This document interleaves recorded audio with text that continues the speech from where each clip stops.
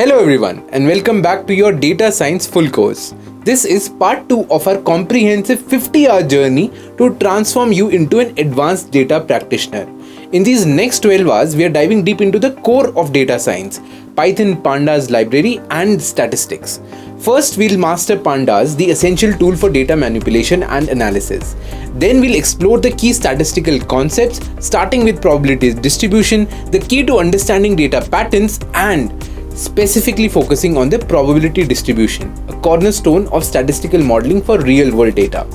By the end of this video, you'll have the skills to find signals in the noise and make confident data-driven decisions. So without any further ado, let's jump in. Let's look at our learning objectives. So by the end of this 12-hour tutorial, you'll be able to understand the essential library for cleaning, manipulating and analyzing structured data, that is Pandas.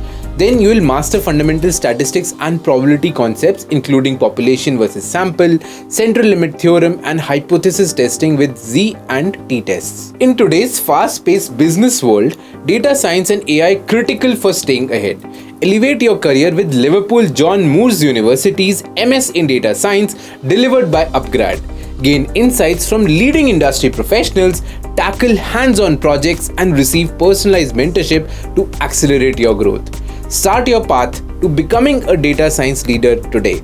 Click the link below to take the first step towards mastering data science.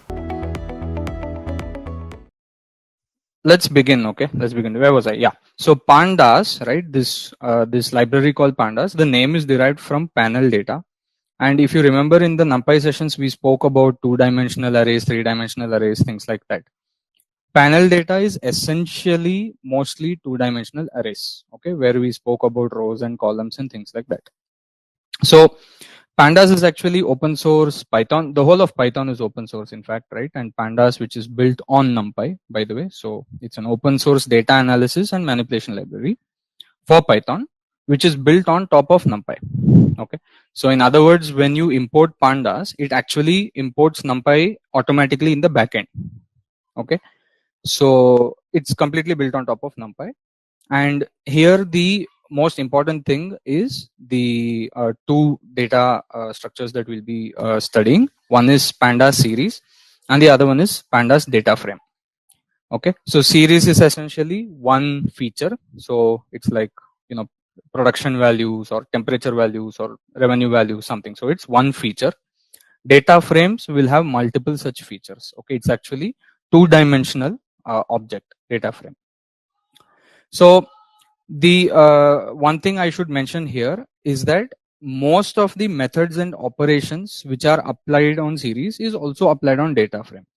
The reason for this is that Pandas data frame is nothing but collection of Pandas series. We will see this when we go to data frame, but because the methods are so similar and the application is so similar, we will spend only some time investigating Pandas series. Okay, and the rest of the experimentation with series, it is left to the audience, right? But we will study Pandas data frame in detail. Okay, and as I said, most of the methods are similar between the two. So once you understand data frame, and when I show you what's happening in data frame, you'll understand even better. Then you will easily be able to connect all these methods with series methods. Having said that, we will still spend some time doing Pandas series. All right. So again, the expectation is that you run the code along with me so that we are on the same page. Okay, so that we know everything's working out and we are learning together, right? That's the expectation.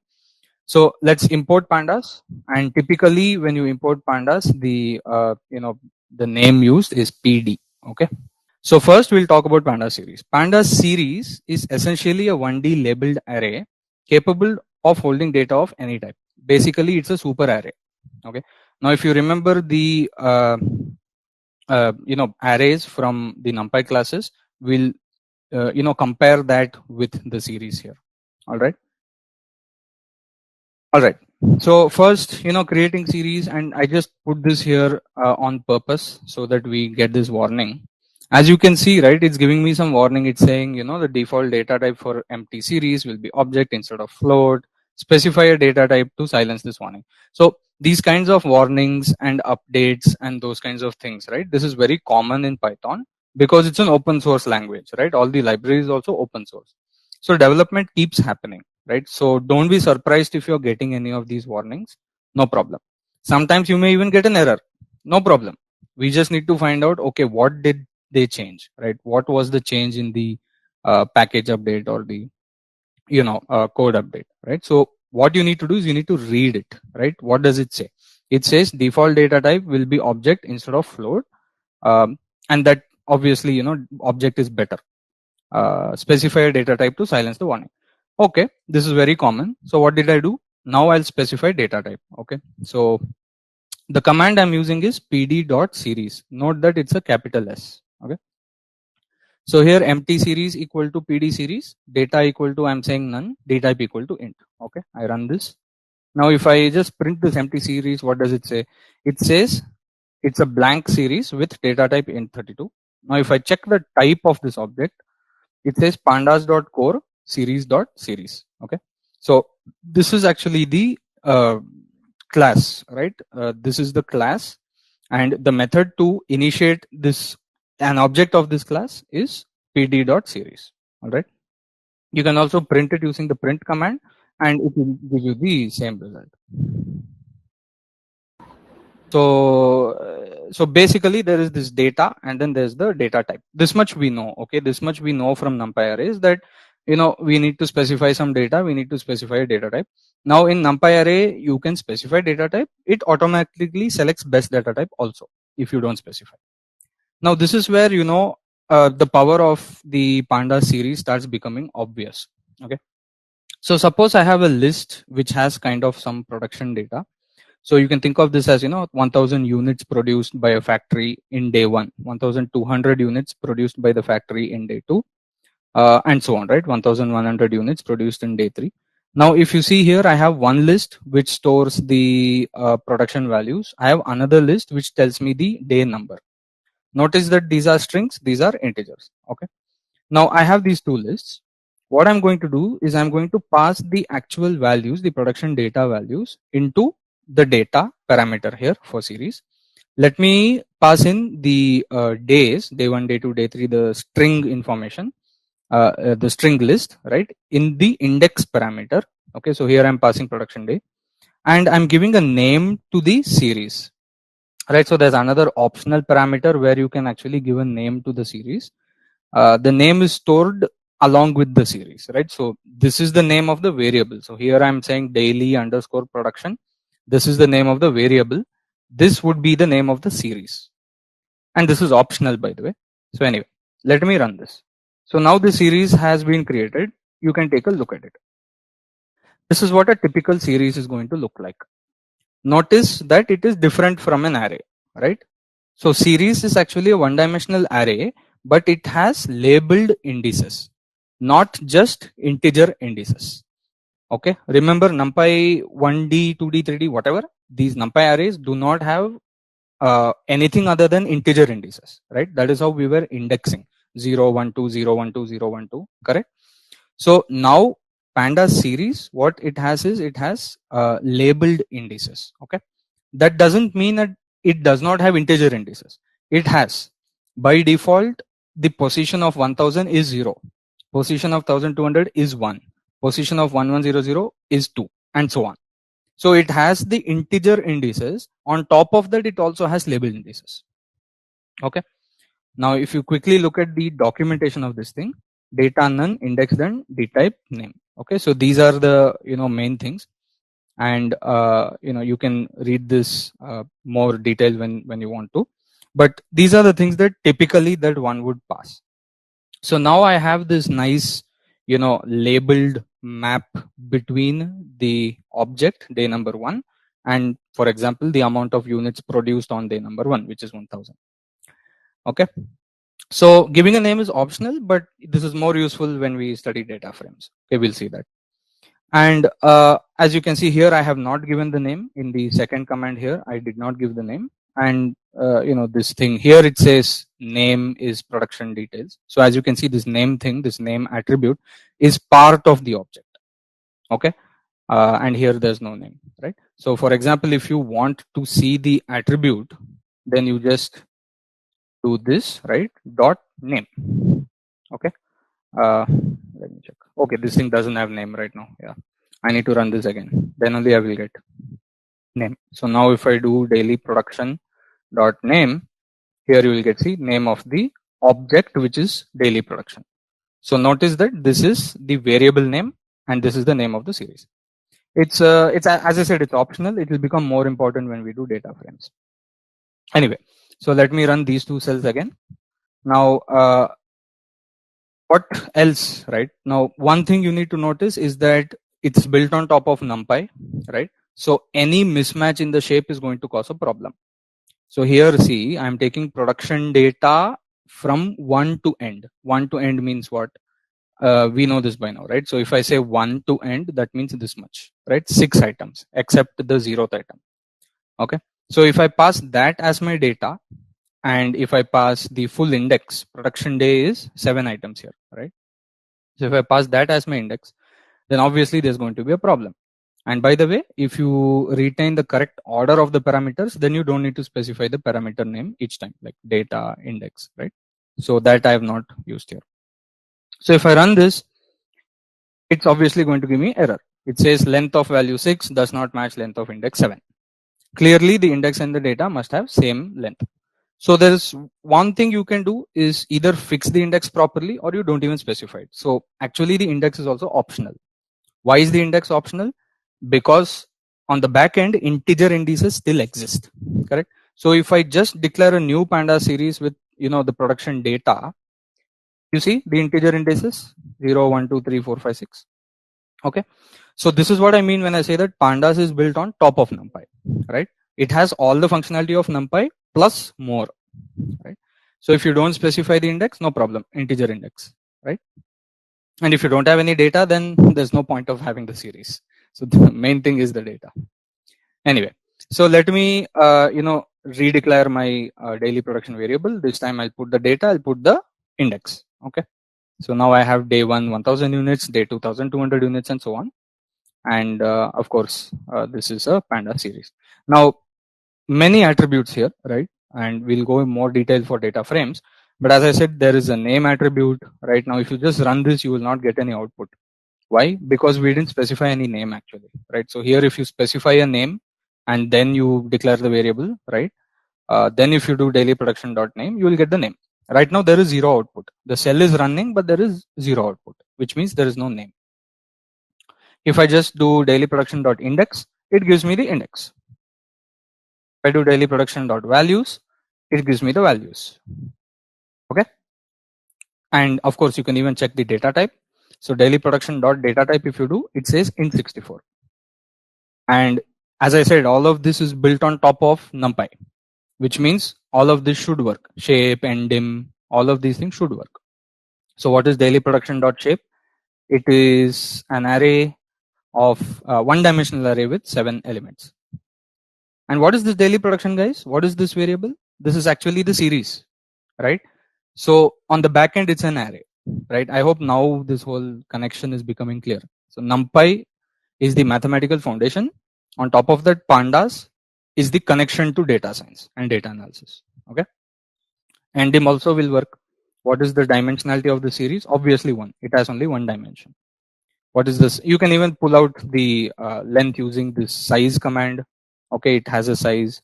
I think NumPy arrays also have a size. Maybe we didn't explore it, but you guys can check it out later. Okay, I believe it should have a size. Maybe I may be wrong, but yeah, check it out. Then you can even use length, right? If it's a one-dimensional object, you can use len, and len is a Python method, right? It's a basic Python method. So this also gives you 7. So notice, if you want to understand your series and in terms of its attributes, you can use these commands to do that. Shape and dimension, data type, values, index, right? Everything is here.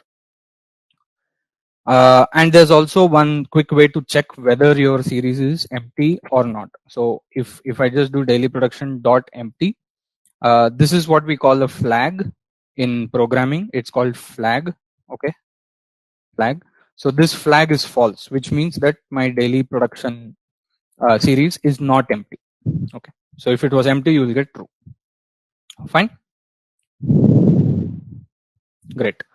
So another way of defining series, for example, is to use dictionaries. So here in the previous case, if you saw, we used two lists. Okay, we used two lists, and this list we used for values, that is data, and then this list we used for the index, right? Very nicely, we can connect this with dictionaries. Okay, so suppose I have a data like this, which is monthly expenses. It's a dictionary. As you can see, it's a dictionary. I have the keys January, February, March, April, May, and I have the values 2567, 2809, 3001. These could be in like rupees or dollars or whatever, right? So I've stored my data in dictionary, correct?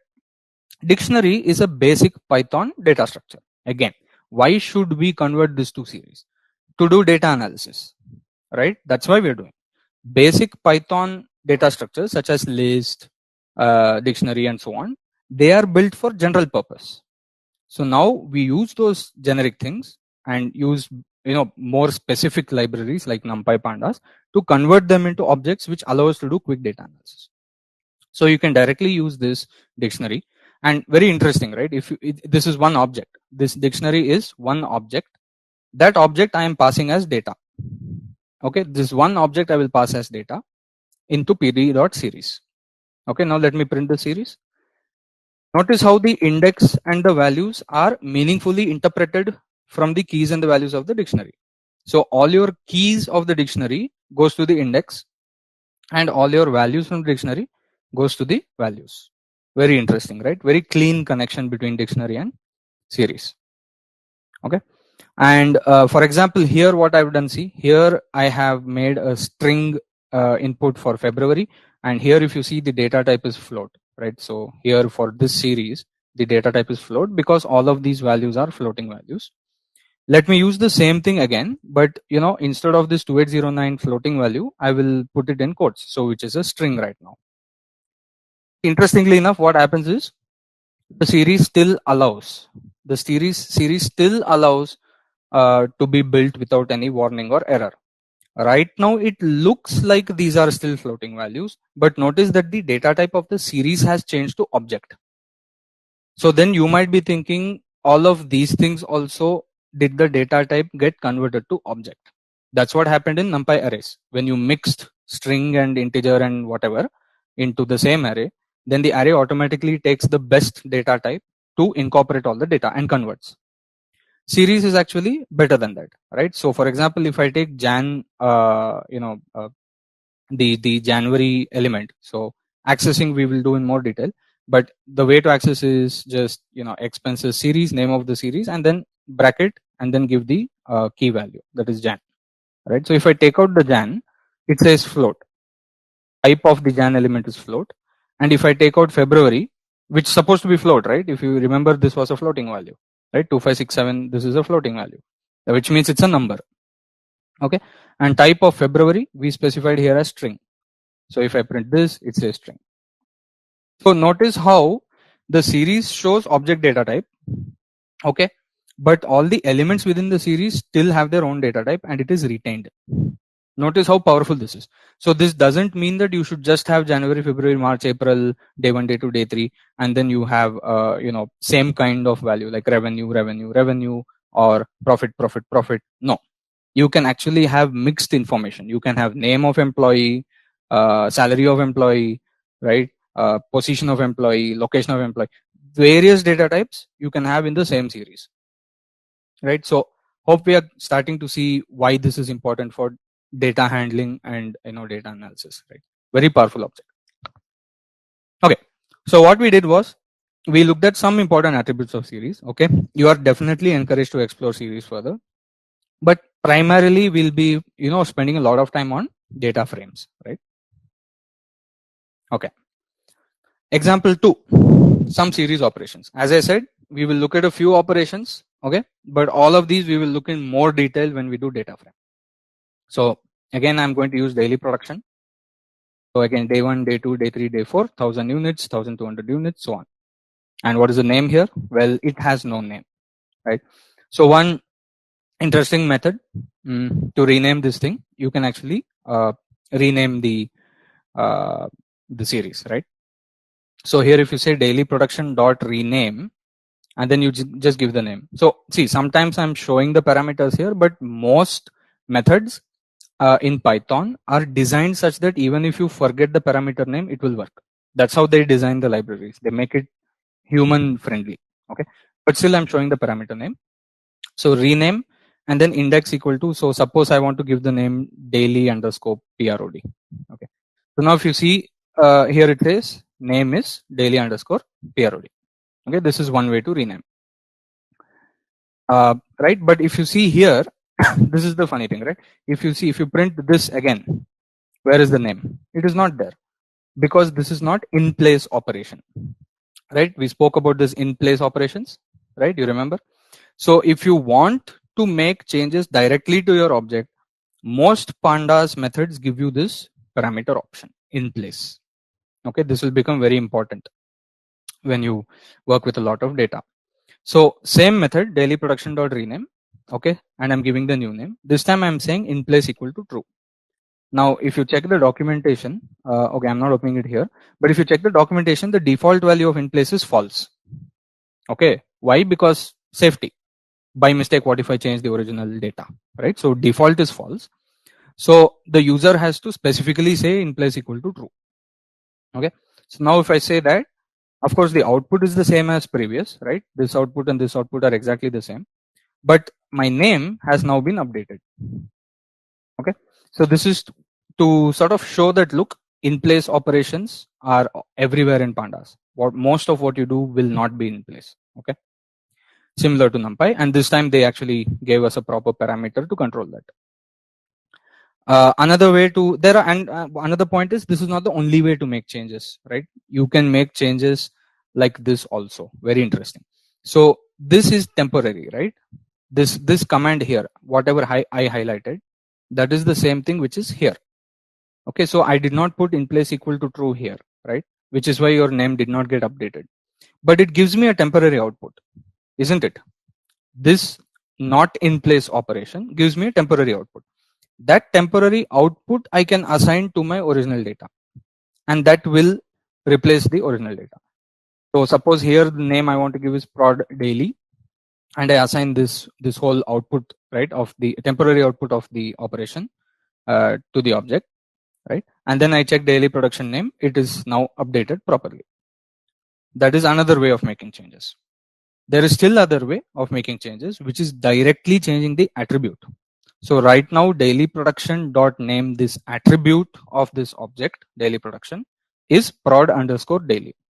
You can directly change the attribute of the object. So here, daily production underscore name, I'm giving a new name, which is daily underscore production. Okay, so this I'm using to change the attribute itself. Now if I print the updated attribute, as you can see, the name has been updated.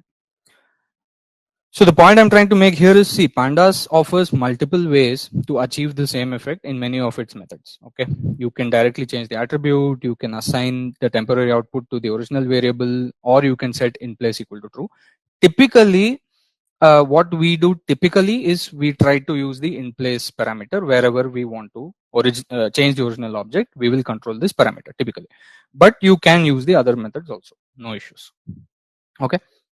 And one small thing to notice here is that the very interesting part is that the index of the series has a name and the series can have a different name. Okay, so this is not very important. It's just for people who are interested a little bit more in all these things. You can check these methods. Okay. Now, for example, right now daily production, you see these are the index, right? Day 1, day 2, day 3, day 4, day 6, day 7. There is a method called reset index. So object dot reset index. If I do this, very interesting. What you're looking at here is called the data frame. Okay, we will study this in greater detail a bit later in the session, but this is what a data frame looks like.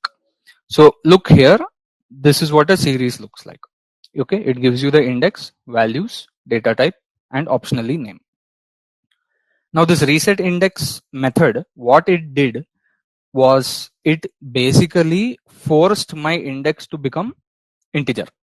So my previous index was day 1, day 2, day 3, day 4, right? It kicked out that index and stored it as a separate column, and it forced the actual index to become integer. Now if you check the type of this object, so I'll just take this command because it's a temporary output, right? It's not in place operation. So if I copy this whole thing and then again I execute the command and this time I check type, here you will see it says pandas.core.frame data frame. Okay, so this is the thing that we'll be working with a lot. Anyway, so now obviously these are not in place operations again, right? These are not in place operations. So if I print daily production again here, I will get my series, because all of this is like, temporary outputs, not in place. Okay, so currently my index is day 1, day 2, day 3, day 4, whatever. So the same reset index method, if I say drop equal to true, there is a parameter called drop, and I think we can all understand what it's for. It's choosing whether to keep the old index or drop the old index. Okay, so previously I did not specify, right, the drop parameter, which obviously by default is false, which is why the old index has been retained. I can choose to drop it. So if I now drop, as you can see, the old index is gone and you can only see the integer index now, 0, 1, 2, 3, 4, 5, 6. Again, this is obviously not in place. Okay, now if you check the type, and it should be obvious, this by now we know what a series looks like and what a data frame looks like. This is a data frame, this is a series.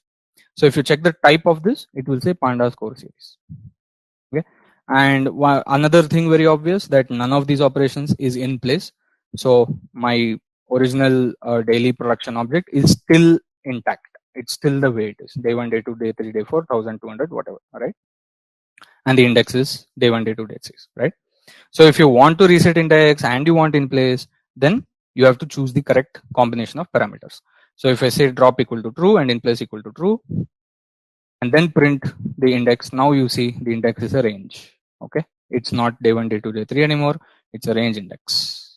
Okay, and if you print the daily production object at this stage, you can see that it has changed. The object has changed. Now, as I said, there are multiple ways to change things in pandas. In place is one way. I said another way is assigning. So now if I want to assign a new index, what I can do is I can use a list, right? So Monday, Tuesday, Wednesday, Thursday, Friday, Saturday, Sunday, instead of day 1, day 2, day 3, right? So this list I can assign to the attribute itself, right? So daily production, the pandas series object has an attribute called index. So I can change that attribute directly. So here I am assigning this list to this attribute. Currently, what is the attribute or index? 0, 1, 2, 3, 4, 5, 6. That you can see here. Range index, start 0, stop 7, step 1. Okay. So currently this is it, 0, 1, 2, 3, 4, 5, 6. Now I can just assign this and see what happens. As you can see, the new values are updated in the actual variable. Okay. All right. Typically, see, pandas library, as I told you, calls NumPy by default in the backend, but we can import it explicitly if we want, which is typically the general practice. Now, in this notebook and maybe tomorrow's session, we may not be using NumPy more directly, right? But more or less, when you do more advanced analysis, these two things will always be imported. Import NumPy as NP, import pandas as PD. These two will almost always be imported together. Okay. So for now, let's just import them to show some things. Basically, I want to show that it's not just lists that you can use for data and index. You can use arrays also, right? So in Python, we call this list-like or array-like objects, right? So many of these packages allow for multiple similar behavior data structures. So when I define the values and the index for the pandas series earlier, I use lists. The dictionary one is separate, that is another method. But if you want to do it separately, I specified lists. That doesn't mean I cannot use arrays. I can use arrays. Okay. So suppose if I have now employee names Arti, David, Mahmood, and Pranjal. This is an array, and I have employee IDs 7634 something something something. These are also arrays. So these two are actually NumPy arrays now.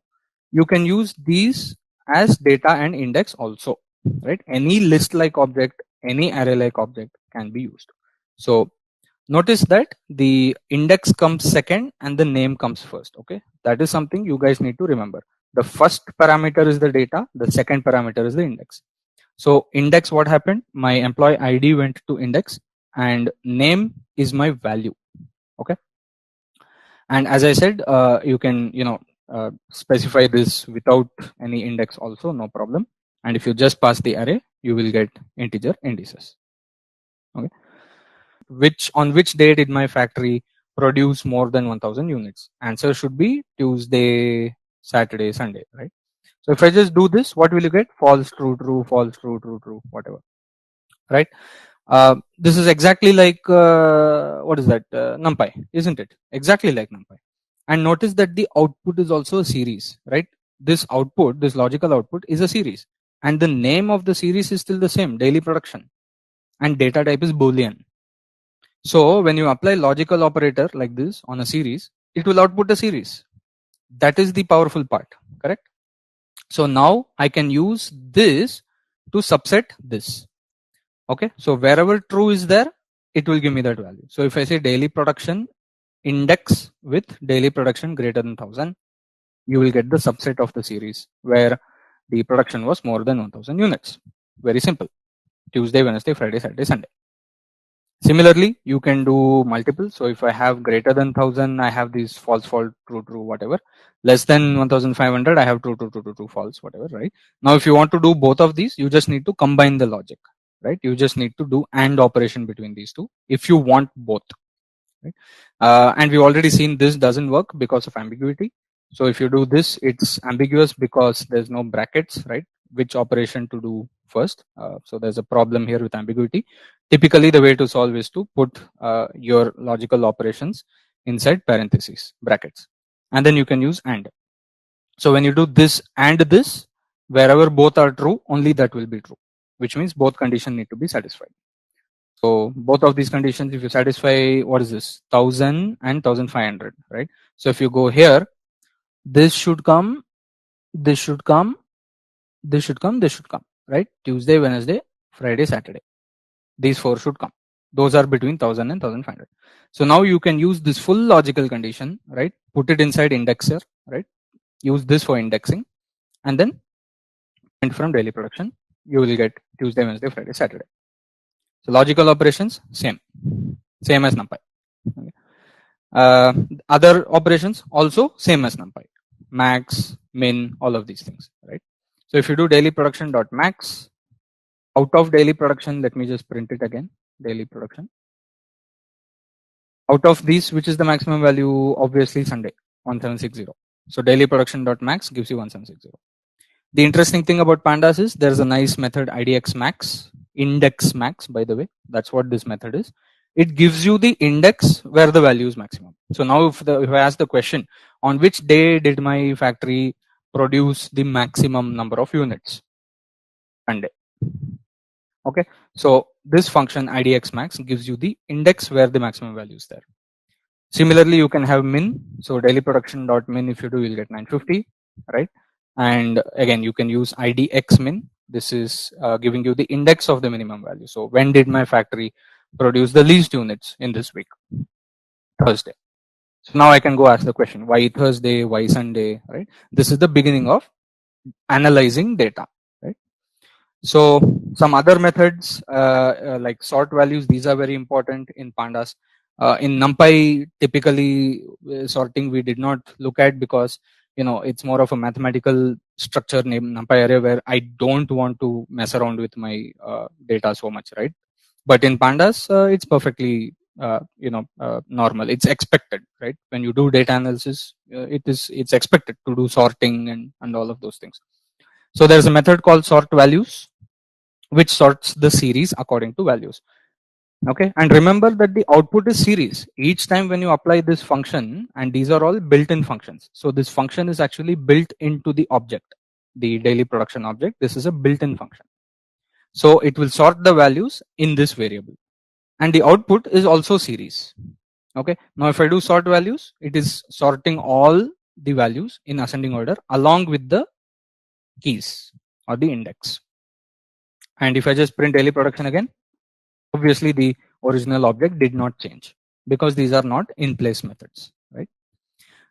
This is ascending, and if you want descending, you just choose ascending equal to false. How do I know the parameter name? We have to study the documentation, guys, right? So whenever we are using any function, method, whatever, please go look at the documentations. Okay, so there's a parameter called ascending, which by default it is true. So if you want descending, then make it false. So then if you use the method, now it will give me descending. Again, this is not in place, so my actual object did not change. If you want descending and you want to change the object, notice that this method sort values, again there is this parameter in place equal to true. Notice many methods wherever we are working with pandas, you will get this in place parameter. Okay, almost all methods will give you the in place parameter, and default is false. Okay, so if you want to change, you have to put equal to true. So let me do descending and let me change in place. So, and notice one more thing, when you choose in place equal to true, it does not display the output. Okay, understood that?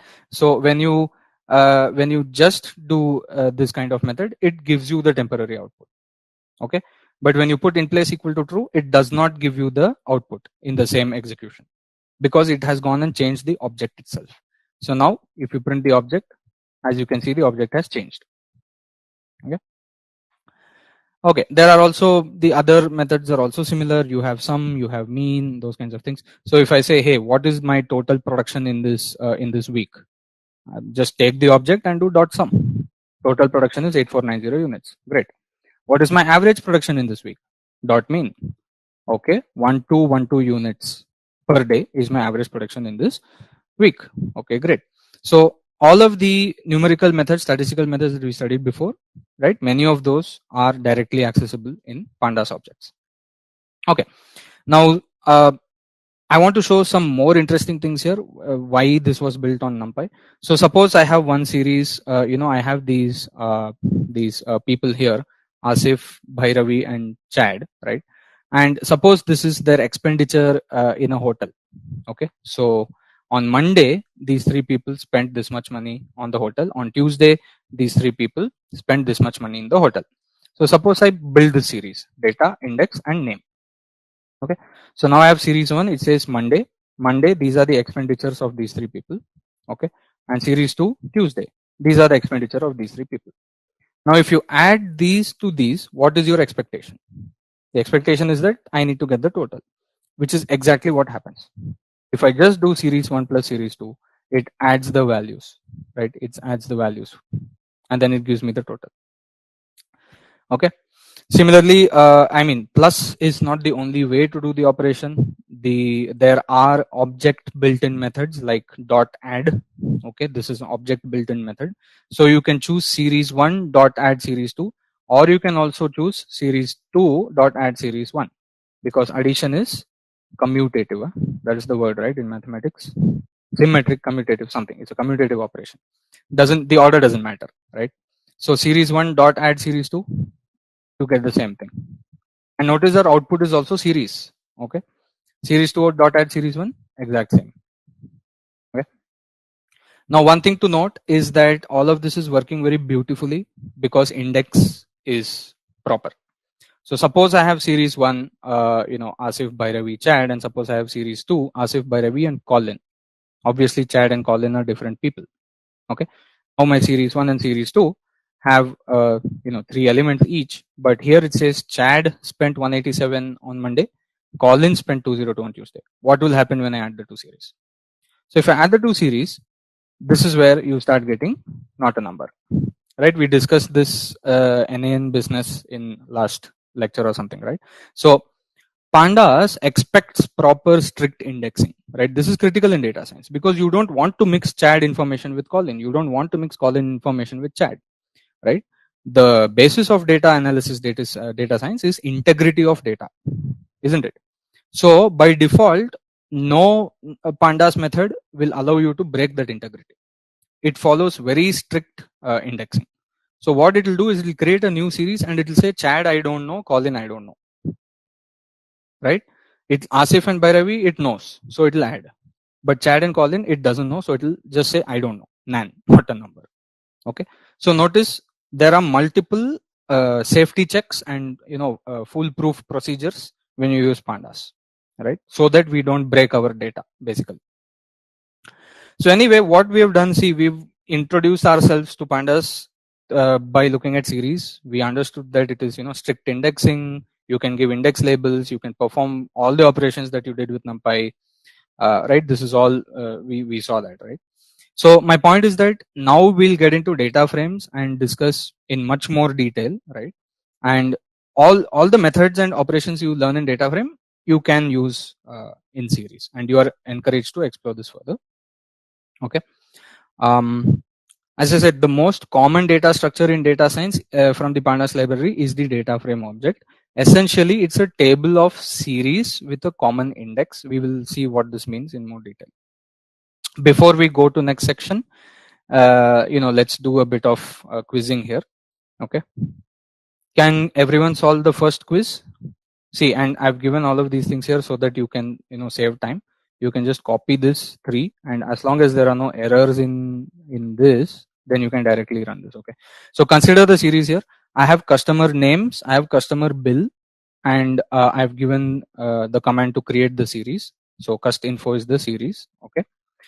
Use any series operation that you understood to find out which customer spent maximum amount of money. Share your command in the chat. So you can use NP matrix if you want, but as I said, arrays are more powerful. That's why we didn't study NP matrix only. Okay. So I've given you the documentation link for matmul. Okay, check it out. It multiplies matrix. It uses arrays as for matrix multiplication, not scalar multiplication. So typically we don't even use np.matrix so much. We just use np arrays.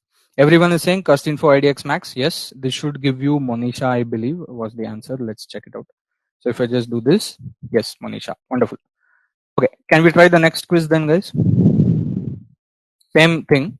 You have the same information as before, but now you have some additional information. Okay, so here you have customer names, customer bill, and this is the series customer info. Suppose that customers have already prepaid the following amounts in the hotel. Okay, so I have new set of values here, 500, 1000, 750, 500, right? The customers have already prepaid this. Now use whatever series operations that you have learned to find out which customer has crossed the prepaid balance.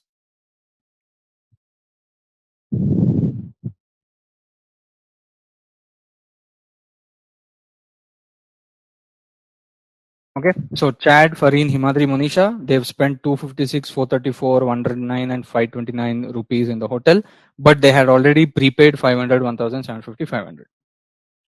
So obviously, like, who has crossed their prepaid balance means what mathematically. Think about that and use series operations to output the answer. We went up until cust info. Then obviously up to this point it is my original series. So if I just print this, right, cust info, that should give me a series. Okay, cust paid is a list. Now here, very good, right? We have now guys, see, now this is where I can see that you guys are understanding data analysis, right? You have converted the list into a series with the correct customer names. Wonderful, right? That is perfect. So now there is absolutely no way of going wrong.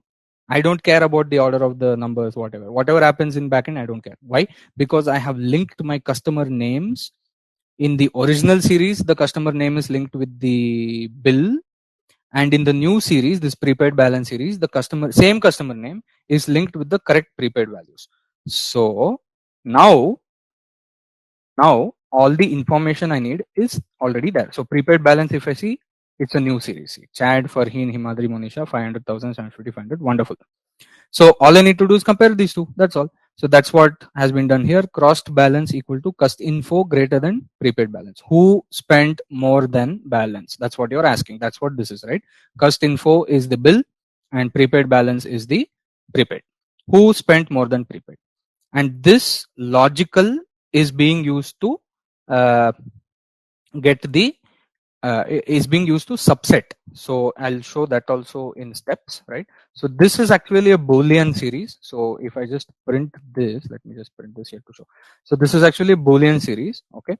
So this Boolean series is stored in this variable. Now you can use this variable as an indexer, which is what is done here, right?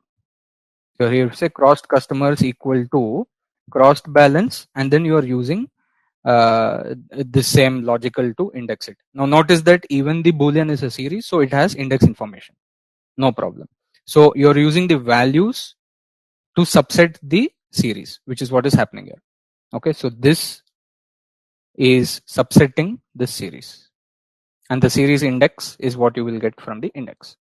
Now if I just remove this index part and just print this, okay, crossed customers, if I just do this, you will only get the subset where it is true. What is true? Which is true? Cust info greater than prepaid balance. So wherever the bill is greater than the wherever the bill is greater than the prepaid, only that subset you will get. So here if I just do dot index, I will get the name. One step further, guys, if you want the string, just use bracket 0. Okay, one step further, if you want only the string, use bracket 0. Pick out the element inside the index. Okay, the index object is also list like object.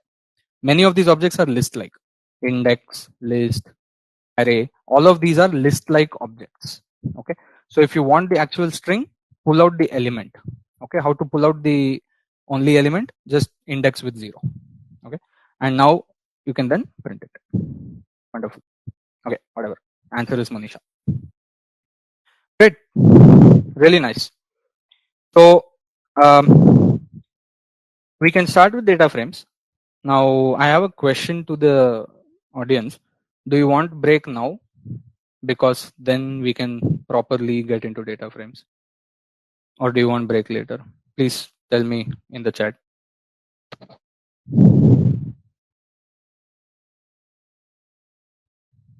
You can take it now, no problem. Okay. So it's 10:12. We can reconvene at 10:20. Okay. And I think again we have all the learners here. Before you go on break, guys, just reiterating the feedback that I gave in the beginning of the session. Please, if you can, give your feedback to us at the end of the session. Okay, that is quite valuable to us to understand what's going right and what we can improve. All right. So it's more of understanding the audience, right? So just keep giving that feedback for each session. It's really valuable. Just a request from our end. Anyway, we can go for a break now. We'll reconvene at 10:20 around. So see, a data frame is a two-dimensional table made up of multiple series. Okay, we will see how. But basically, these are many series put into one table, which is what we saw in example previously also. Okay. There are, as I said, many of the methods operations associated with data frames are also applicable to series, and no surprises here, right? Since a data frame is a two-dimensional version of multiple series, then of course most of the methods will be shared between the series object and the data frame object. So suppose, how do you create a data frame? The command is pd.dataframe. Remember D capital, F capital, that is the name of the method, right? So if I just create a data frame like this, df equal to pd data frame, it executes, right? It executes, and if I just print, it gives me blank. Obviously, there is nothing in this data frame. It is blank. What is the type of this object here? Pandas.core.frame data frame. And as I said, we already saw this empty attribute in series. Notice that we can use the same attribute to check for data frame. So if I do df empty, it says true. My data frame is empty. Okay. Now, how to actually use data frames? See, the thing is that in data frames, we are talking in terms of rows and columns. Okay, multiple series. Where are these series? Each row is a series, each column is a series. Now, when we build the data frame, I'll explain a little bit in more detail.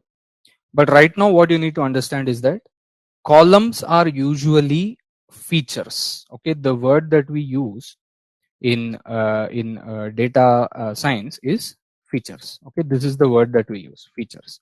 So and each row, the word that we use is observations. So features will be in the columns, observations will be in the rows. Okay, so for example, in this case, these are my features of the data set: customer ID, name of the customer, email of the customer, phone number of the customer, and total purchases made by the customer. These are the features. Okay, what are the observations? These are the observations for these features. So for example, I have this customer here whose customer ID is 001, name is Alice, email is something, alice@example.com, phone number is a string, that's okay, no problem, 1 2 3 4 5 6 something, and then the total purchase is 20. My next observation is this customer 002 Bhushan, bob@example.com, 987 whatever 15. Okay, so notice that this is a list within a list. So please remember back to two-dimensional arrays, right? So 2D arrays, if you remember, they were list within list, and each of these is rows, correct? Each of the lists within the list is one row. So right now this one row should appear as one row in my data frame. This should be my second row in my data frame, and so on, right? And these things are columns. So 001, 002, 003, that's one column. That should come under customer ID. Alice, Bhushan, Carl, this should come under name, correct? So that's how I set up my data. Now I say df equal to pd.dataframe and data equal to customer data, this one. This is the data, all the observations, right? This is my data. And columns are these names here, customer ID, name, email, phone, total purchase. Now I'll run this and I'll show you what happens. This is what happens. So if you see this list here, it has been taken for the column names, customer ID, name, email, phone, total purchase. And each of these observations is now stored in a row. See, 001 Alice, Alice at example, whatever, right? So each of these observations, each of these lists is stored as a row here. Notice that a generic index has been generated. Okay, so of course the integer index exists. Okay, even at this stage, customer ID, name, email, phone, total purchase, these are label index, which Pandas gives you the the option to do that, correct? Backend NumPy is storing integer index. So customer ID is 0, name is 1, email is 2, phone is 3, and so on. Same way, you did not give actually names to the rows. You gave the rows directly, right? Each observation you gave it directly. So what Pandas does, it takes the integer indexing in the backend, which is done by NumPy, and pushes it forward, which is why you're seeing here bold, right? 0, 1, 2 in bold. So whatever integer index is behind, it has been generated as the label index also. Okay. Because we did not specify names for the rows. Now, of course, there is a way to specify names for the rows. And for that, you can use the index parameter. So in data frame, the word index refers to the rows and the word column refers to the columns. Okay, that is the parameter names that you need to remember. So data is basically all of these observations. Columns gives you the column names, and then index, it's the index names. So suppose I use A, B, C, okay, customer index, and I provide that to index. So now I have data, columns, index. Now if I print this, you can see here the NumPy integer index went back and the label index is what you see, but the NumPy index is still there. Okay. Okay.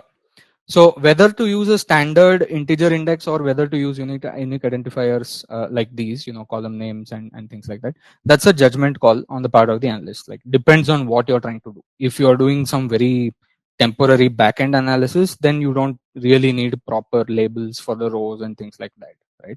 But if you're doing data reporting, if you're showing reports to the business team and things like that, definitely you need proper names for the index and the columns and things like that. Okay. Okay. So typically column names are something that we retain. Even if we are doing internal analysis, column names we retain because it's easier. So I need to know, feature analysis, one of most important thing, right? So total purchases, for example, if I have 1000 customers and I have all the total purchase value, I don't want to remember which location, integer location my total purchase column is. My data set may be having 20-25 columns, 10,000 elements. Each time I cannot go find out where is my total purchase. But analyzing total purchase is important to me.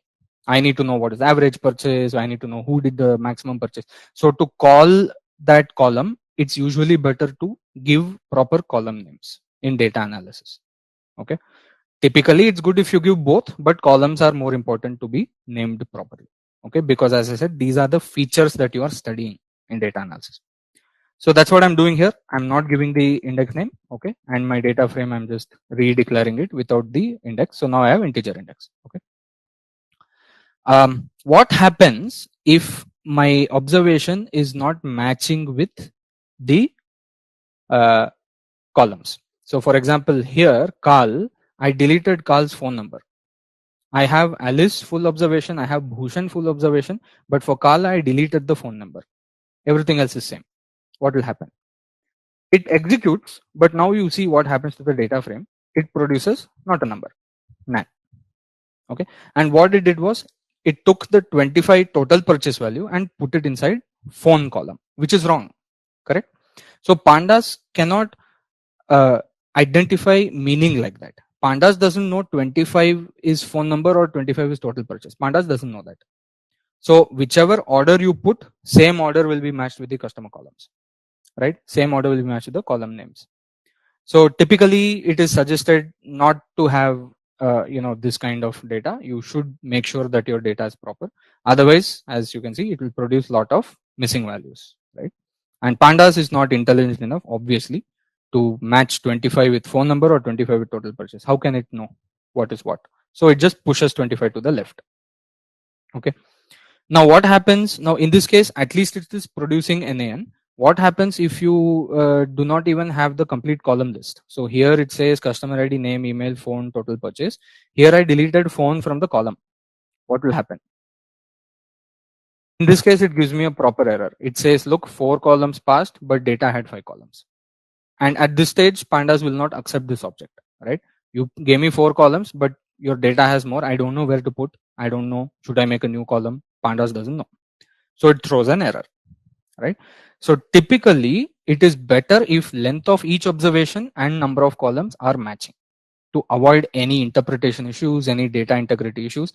Always it is better to match the lengths of the observations with the length of the columns that you're specifying. Now, I have shown you this method with nested lists and things like that. Typically, the dictionary method is used more often. What I have seen is the dictionary method is very clean. Same way, if you remember in series, we just passed the dictionary. The keys of the dictionary went to the index and the values went to the values, right? A similar kind of thing happens in data frame. Not exactly same, similar. So here what's going to happen, if you can see this dictionary here, notice that the key of the dictionary is actually the column name. Customer ID, name, email, phone, total purchase. These are the keys of the dictionary and these are the column names. And your complete column list now as a column vector, not row wise observation. Okay. So if you go back to any of these data frame, what is the column vector for customer ID? What is the column list? It is 001, 002, 003. What is the column list for name? Alice, Bhushan, Carl, right? That full column list you can pass as the value. So customer ID is the key in the dictionary and then you have the value which is a full list. Okay. So and then the next key is name and then you give the full list. Alice, Bob, Charlie, whatever. So now you have all the column names in the keys and then you have all the values as column wise features in lists and directly you can pass this dictionary to Dataframe command and as you can see, very nice. Customer ID, these are my customer IDs, these are my customer names, email, so on. So notice how the column names are directly interpreted from the keys and the full list of the rows for each column is interpreted from the lists that you give. So typically this is a cleaner method to create data frames from scratch. Okay. And of course, if you don't like this NumPy backend integer index, you can always specify the index. So same thing if I do here, now I can have as you can see here the labeled index for the rows. Okay, great.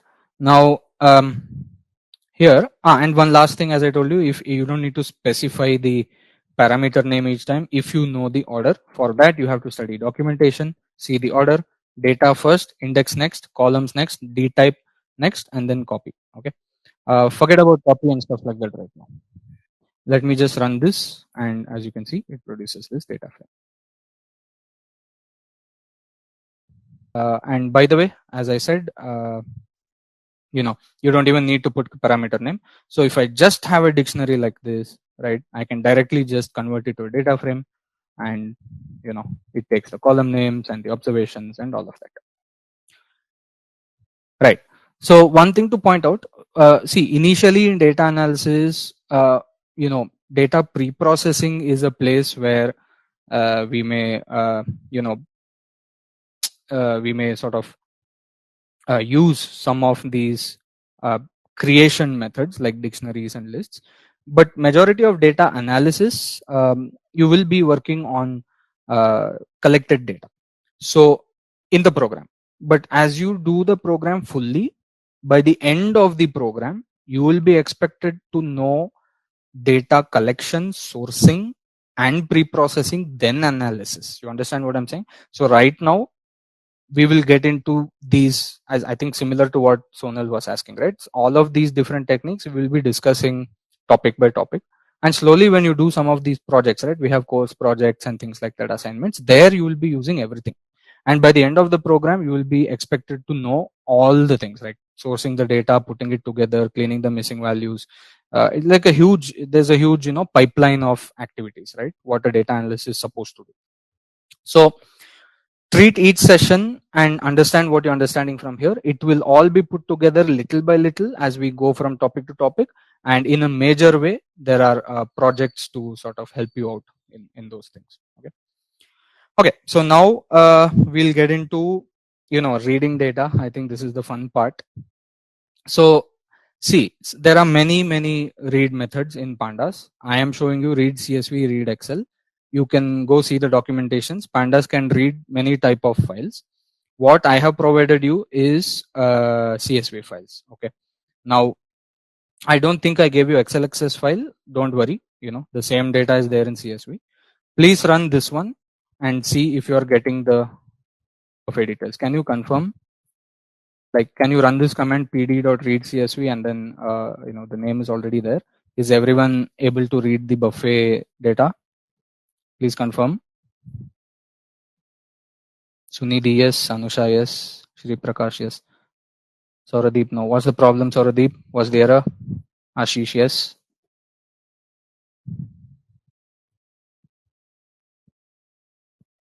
Others, we are able to read it. Rajat, no. Can anyone just tell me why? What's the error? No such file.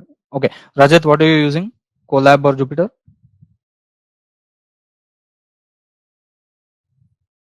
Then please check whether buffet details CSV has been downloaded into the same folder where you have the notebook. Sauradeep, please check whether you have uploaded the data file, CSV file, into the Colab folder. So on the left side, you have some menus, right, in Colab. So there you will see a folder icon. You need to drag your file and upload it there. That's for Sauradeep. And for Rajat, just go to your system folder, wherever you downloaded the notebook. Just check in the same folder whether you have buffet details.csv. Okay, these are the advice I can give you guys based on what I can see from your responses. Okay, right. Now what I want to sort of show here is that, see, there are some parameters of this read function, file path or buffer and then things like that. And see, when you deal with different types of data, it will ask for delimiters, right? So what is CSV? Comma separated variables. Okay, CSV means comma separated variables. So this CSV is an Excel CSV. So it is storing as comma separated using Excel. You can have different delimiters. Okay, you can have space delimited, comma delimited, so on and so forth. All of this will be explored a little more detail when you do data sourcing and things like that. Right now, we'll just read the file. Okay, so read CSV has that parameter file path or buffer, which is where I gave my file name. Please note that this is not file name, it is file path. So the only reason that my code is able to read this file is because this file is in the same folder as my code. If the file was in a different folder, you can just provide the file path. Okay, so that's something that we'll not get into in this session, but you can Google it and read more about it. We will see file paths, things like that, in a later data pre-processing, things like that. Okay, so the reason that this is working is it's in the same folder as my code. Now there's another very nice parameter that I typically like to use. So if so look at the data. Okay, the data has room A1, A2, A3, A4, name Shilpa, Jaspreet, Dominic, Ahmed, age 1832, 1922, cuisine Indian, American, whatever, expenditure 24, 18, 27. These are in dollars. So what is this? This is basically the amount of money spent by these people, and then it in a hotel, right? And they have also stored the room number which they are staying in, the age and the cuisine. Okay. So now here, just do one thing, right? Just make a new cell here and write pd dot read csv and put empty brackets. Just do this much. Can everyone tell me after doing this much? Just say yes. Create a new. Okay, 1 second. I think some sharing issues. 1 second.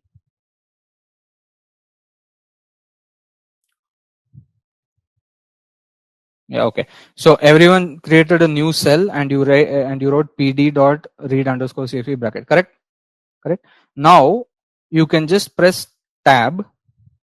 Okay, and it will give you all sorts of things. Don't worry about that, right? Instead of tab, what you do is you put string.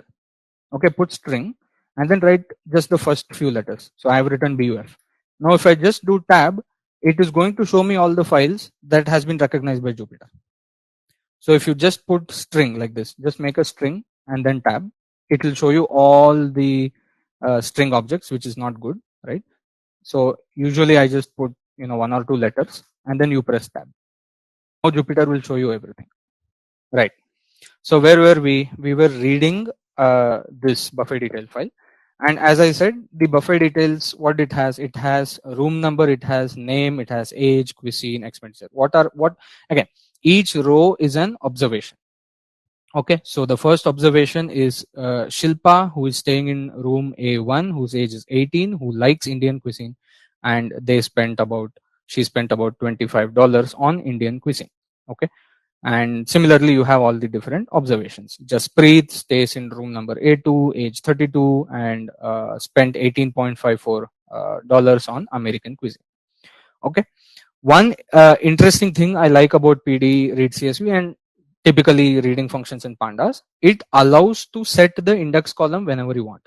So notice that again here what happened, it has so if you open the csv file, which I'm not showing right now, but you can open it using excel or something, it does not have these numbers. The 0 1 2 3 is not there in the data. Okay, these are the NumPy indices, correct? So the 0 1 2 3 4 5 is the NumPy backend integer index. So what pandas does, it gives you option. If you want to set one of these features as the index for the data frame, pandas allows you to do that. So there is a parameter called index underscore column. So again, if I do pd read csv and file path buffer, this is my name path of the file, this is the same, right? Same as before. I can specify index column to be one of the features. So if I say name and then I read the file, now the index is name. Okay, and that feature is now not there inside the data frame. It has become the index.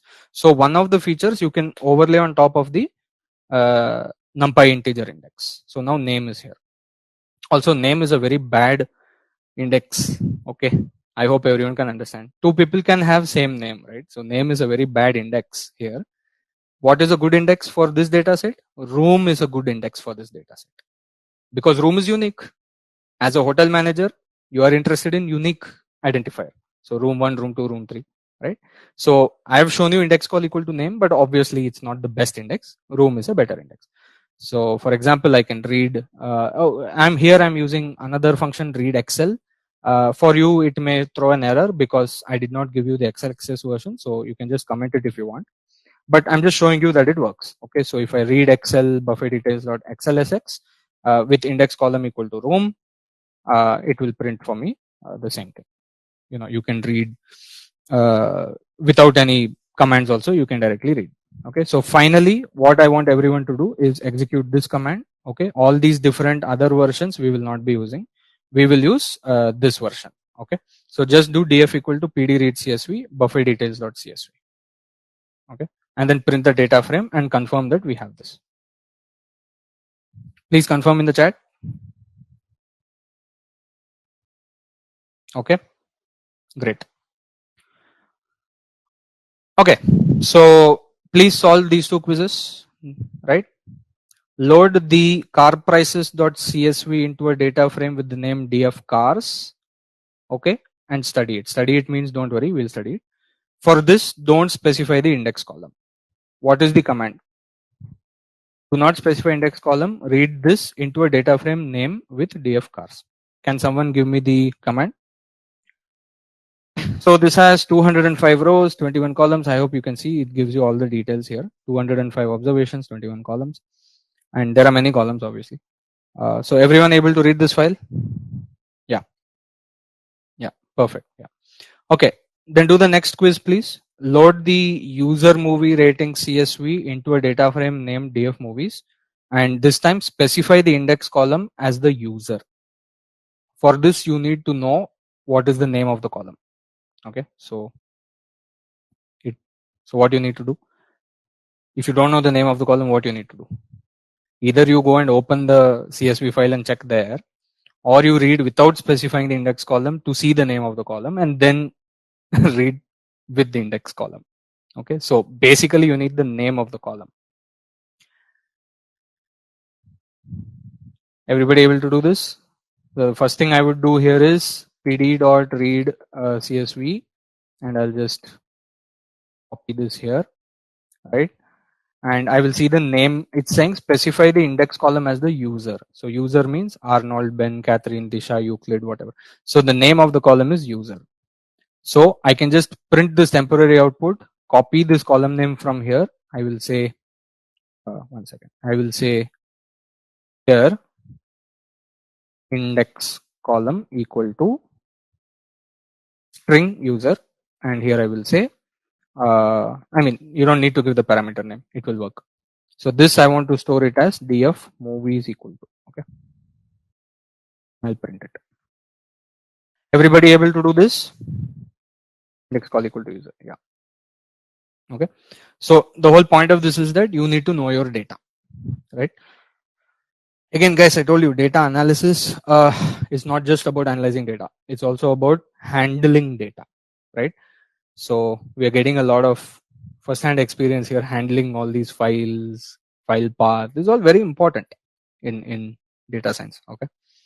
So great. The index column I have specified as user, which is the name of the column here, which has the users. Now I want to go through these two data sets, then we'll move on. See, this data set car prices, what it has is it has 200 cars of different models. Okay, so you can see car name Alfa Romeo, Audi, something Volvo. All these are car types or names. Okay, then you have various features like number of doors, type of car body, engine location, wheelbase, car length. This I think is inches. Car width, again these are in inches. And then you can see dot dot dot because there are too many columns to display. Okay, so we can't see all the columns here right now. It's giving me number of cylinders of the car, engine size, bore ratio, all sorts of things. And then, one of the most important feature is the price of the car. And I think this is in dollars. You can also see mileage, miles per gallon, right? Obviously this is not metric unit. This is American unit. But yeah, miles per gallon mileage is here, highway mileage, city mileage, horsepower, all these things. So this one is actually, a fairly standard data set. It's a real data set which is used to train ourselves in data science. It's a very, very nice data set. It has many type of feature and really nice. This other one, this is a smaller data set slightly. What it has is it has usernames. First, let me just print without the index column. So what it has is it has the usernames here: Arnold, Ben, Catherine, Disha, Euclid. It has a few movies. Thor, Justice League, Spider-Man, whatever, Casablanca, Kissing Booth, Annabelle, Insidious. So it has the ratings given by each of the user on a scale of 1 to 10 for these movies. So Arnold gave rating 6 to Thor, 5 to Justice League, 6 to Spider-Man. Clearly Arnold does not like action movies. Ben gave 9, 10, 8 to Thor, Justice League, Spider-Man. Ben really likes action movies. So on, right? So 1 to 10 scale, you have ratings of all the different movies by these users. Okay, so let me put back the index column. All right, so everyone was able to load both, right? We can move on with studying data frames now. Please put yes. So to study data frames quickly, right, there are some very interesting, nice methods. One of the method is called head, and notice these are all built-in functions. Okay, so this object called df, which is where I loaded the cuisine thing, right? That object has multiple built-in methods. By the way, these methods will work for series also. Go try later. Okay. So df.head, what does it do? Basically, it gives me the top 5, right? First 5 observations of the data set. Why do we need this? Of course, our data may be very big, right? Maybe we have thousands of observations. So if you quickly want to know what does my data look like, then you can use the head command. Okay. And here you can specify how many observations you want to see from the top. So if I say df head n equal to 3, then it will give me the top 3. So top 3 means first 3. So 0, 1, 2. Okay. Similarly, there is a tail command. This gives you the bottom. Default is 5. Okay. Default is 5. So 1, 2, 3, 4, 5. So from the bottom, it gives me 5. Again, you can specify from the bottom how many you want to see. df.tail. What are the things we need to remember here? 1, the output is a data frame. 2, these are not in place operations. Main things that you need to remember with these commands. Output is a data frame. In place, not happening. So if you now quickly just print df, of course your original data is still there, right? Purpose of data analysis is to analyze, right? Of course, when you want to mess with your data, you can do that. But typically you want to analyze what's in your data, study what's in your data. So a lot of methods, as I said, will not change your original data. Okay. So head and tail. Now, again, if you want to know the axes of your data frame, I told you there are 2 axes, right? One is the rows, and one is the columns, right? So it shows you here the observations, the index of the observations. Right now, it is a labeled index of 0, 1, 2, 3, 4. Why? Because we did not provide any, index for the rows. So what is happening? The NumPy integer index 0, 1, 2, 3, that is being pushed forward. So that is what is being shown here. Okay. And what about the column? Column is here. Room, name, age, cuisine, expenditure. So this rows go from 0 to 9. Okay. So stop equal to 10 means exclusive. Okay. 0 to 9. And then index for column is room, name, age, cuisine. Don't get confused with the word index. Okay. That's why I said this is called observations and this is called features. This is an index object. This is also an index object. Both are indices. According to NumPy, both are indices, right? But in Pandas language, that changes little bit. So if I do df.index, it will give me the row index. So for NumPy, index means everything. First dimension, second dimension, third dimension, whatever. For NumPy, all are index. For Pandas, df.index specifically, that variable name is, attribute name is reserved for the rows. Okay. And here, of course, there are 9 observations. So you can directly check len of data frame. Length gives you the rows. Okay, len, not 9 observations, 10. So length of df gives you 10, right? For columns, what do you do? df.columns. So if I do df.columns, this attribute provides me the column index. So again, no confusion. Here the I is capital. This is the index object. Here the I is small. That is index attribute of the data frame. Okay. And as I told you, this is all NumPy based business. So df.shape should work. I have 10 observations. I have 5 columns. df.size also should work. It says 50. df.size, why does it say 50? All the number of unique elements in my data frame. So 10 into 5 equal to 50. So totally I have 50 data elements in my data set. You can also check DFD types. So for each feature, it will tell you what is the data type. So room has been loaded as object. So room, if you see, it is A1, A2, A3. Ideally, it could have been string, but Pandas has loaded as object. Okay. Name is object, age is integer, expenditure is float, obvious, right? Age are all integer values, expenditure are float values, and so on. Now, typically, there is this one very powerful method to study the features, not feature, characteristics of the data frame. It is called info. So df.info, and notice this is not an attribute, this is a command. So you need to put info with brackets. Okay. So if I just do df.info, it gives me all sorts of quick characteristics of the data frame, right? It tells me what are the columns. Okay, it tells me how many values each column has which are not null. It tells me the number of rows. Okay, so number of rows is 10. It also tells me what is the row. It is 0 to 9, right? And since I have 10 rows and each column has 10 non-null features, that means there is no null value, there is no missing value in my data. It also tells me the type of each of the feature: object, object, integer, object, float, right? And it also tells me how much memory it's right now using.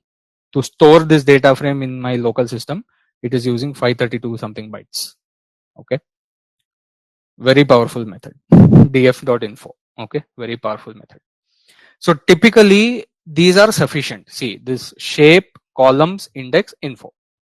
These are sufficient to study important characteristics, but there are some methods which have been imported from NumPy, which gives you similar things like df.keys. If I do, it gives me the column, df.values, it gives me each of the observations. Typically we don't use these so much, but these also exist. So in some situations maybe it is useful. So df values giving me all of the observations, right? And df keys gives me the what is this, the column names. So this is again the, if you remember, when we created data frame, we gave data equal to something, list within list, right? And then we gave columns equal to this, right? So those keys and values we are getting here. Typically it's just easier to use these methods: shape, column, index, info. Okay, some cases maybe you need this, but not very frequently. Okay, so okay, I want everyone to run this now. So if I do temp df, just please run this command. Okay, this time we are reading the buffet details, but this time we are specifying room as the index column. Okay, so read this and let's call it temp df and then print temp df. Can everyone tell me, are we getting this with the room as the index? Okay, great. Now again, if you do the same method, what will happen? So if you do head will still behave the same way, right? It will only give you the first 5 values of the data frame. Now if you do shape, notice that it is 10,4, not 10,5. If you do shape, you get 10,4. Why? Because your room feature has now gone and sat on top of the integer index for rows. So that feature is now an index for the rows. So now the shape is 4. Okay, so 1, 2, 3, 4. Name, age, cuisine, expenditure. Why? Because we use room for the index. Now if you do temp df.columns, you will not find what is that, room. Room you will not find. Okay, and if you do temp.index, here you will find name equal to room. Interesting, right? So room we have used as the index column. df.index, if you do temp df.index, if you do, here it says name equal to room, and here is the value. So data is not lost, it is there. So if there's a very, we'll do some methods later. There's a very nice method. You can just pop out this room feature back to the data set and push forward the NumPy integer indexing back. Okay, it's all there, right? Here if you do info now, what does it do? Very interesting. See this. It says my index is 10 entries starting from A1 to A10, and it says I have 4 columns. Okay, so we are all understanding what's happening here with the data frame and studying the data frame properties.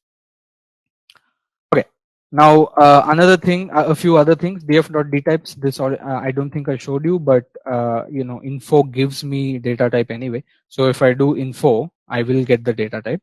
But if you want the data type separately, you can just do df.dtypes. and that gives me the data type for each feature. Okay. Transpose, same as NumPy. What will happen if you do df.transpose? As you can see, columns became rows. Okay, now the columns are 0, 1, 2, 3, whatever, and now the rows are room, name, age, cuisine. Okay, so now if I do df transpose d types, what's going to happen? It will give me the d types of the columns. So you can see here column 0 object, column 1 object. And why is this object? Obvious, because in each column you have integer, float, string, you have everything. So as far as Pandas series is concerned, it is object data type. But at the same time, each element still retains its data type also. So you have not lost your integer information. You have not lost your float information. Yeah. So again, what will happen if you use temp df now? You remember, this is the data frame in which we have, what is that? The room as the index, and just do transpose. What happens? Now the room becomes the columns, and then the previous columns, whatever name, age, cuisine, this become the label of the index. Okay. So basically what this shows, what this whole thing, what we learned is that, look, Pandas data frames are nothing but intersection of series. Okay. Think of it as a 2D array, but each slice is a series. Each slice. So A1 Shilpa 18 Indian 24.65. That's a series. Name Shilpa Jasprit Dominic Ahmed Joseph Saju Monica. That whole thing, that is one series. So it's essentially collection of series, and a pair of series will intersect at an element. So room number A5, how much expenditure? $17.32. Okay, so pair of series intersecting at an element. Okay. Okay, time for quizzes. Please solve these right now. These are pretty straightforward. Print the top 4 observations in DF cars. How do you do that? I want to see some commands in the chat, guys, please.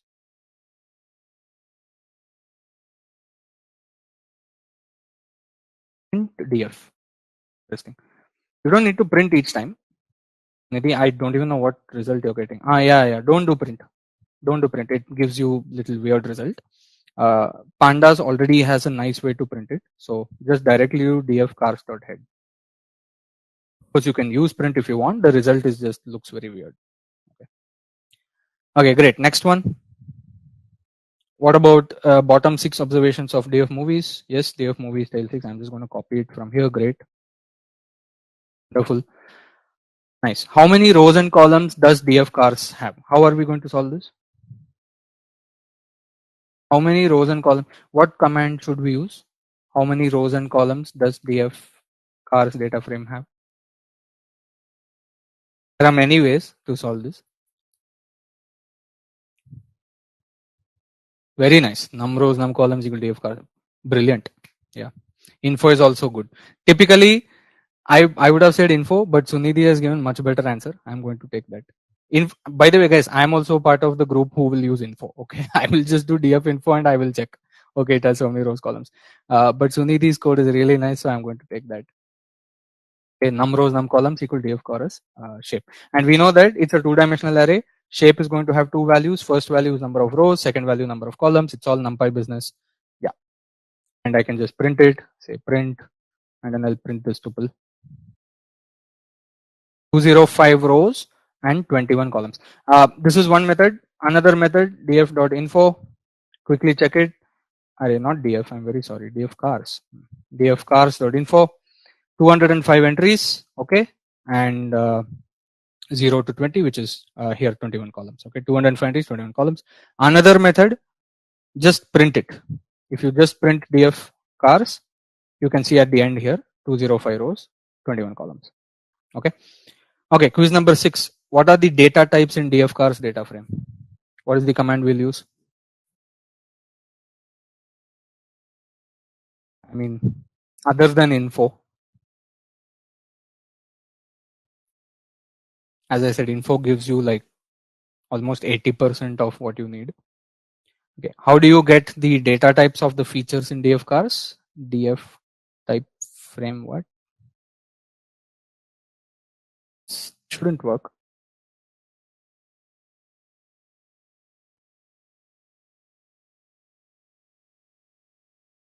It's already there. Okay. I think the answer is already there. Whatever. So just print df cars.dtypes. I don't know where this came from, guys. Yeah, df cars.dtypes. Now, is everyone able to print that? Df cars.dtypes. Did we print it? Yeah. So in that, now you can see very nicely. You can see all the features: car ID, integer, symboling integer, car name, object, whatever. Great. Yeah. Wonderful. Okay. Now comes accessing. Biggest pain, isn't it? NumPy accessing. Now pandas accessing. Okay. All right. So in this section, we will study access methods. We'll focus a lot on the fundamentals here. Okay. And some of the important other methods we will go in detail, but we'll kind of do it in an introductory way, because accessing is something that we will study in detail in pandas session, right? Later in topics such as data processing and all of that, the other methods you will anyway be using more and more often, in data visualization, data analysis, data processing. In all of that, you will be using some of the other operations and methods more and more. So this is the right time where we should learn the accessing. Okay, fine. Let's print df. This is my buffet data.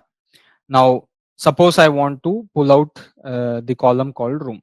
Okay, so one way to do that is you can use the key name, which is why here room with a capital R is actually an attribute of this data frame, right? Because it's part of the list of keys. This is not typically used so often. You will find that, okay, this is one way of accessing the columns, which is used sometimes. But here, if you notice, all the column names are a single word. If your column name was two words with a space, then you cannot use this method. So for example, room number, if that was the name and then there's a space, then of course you cannot use this kind of method.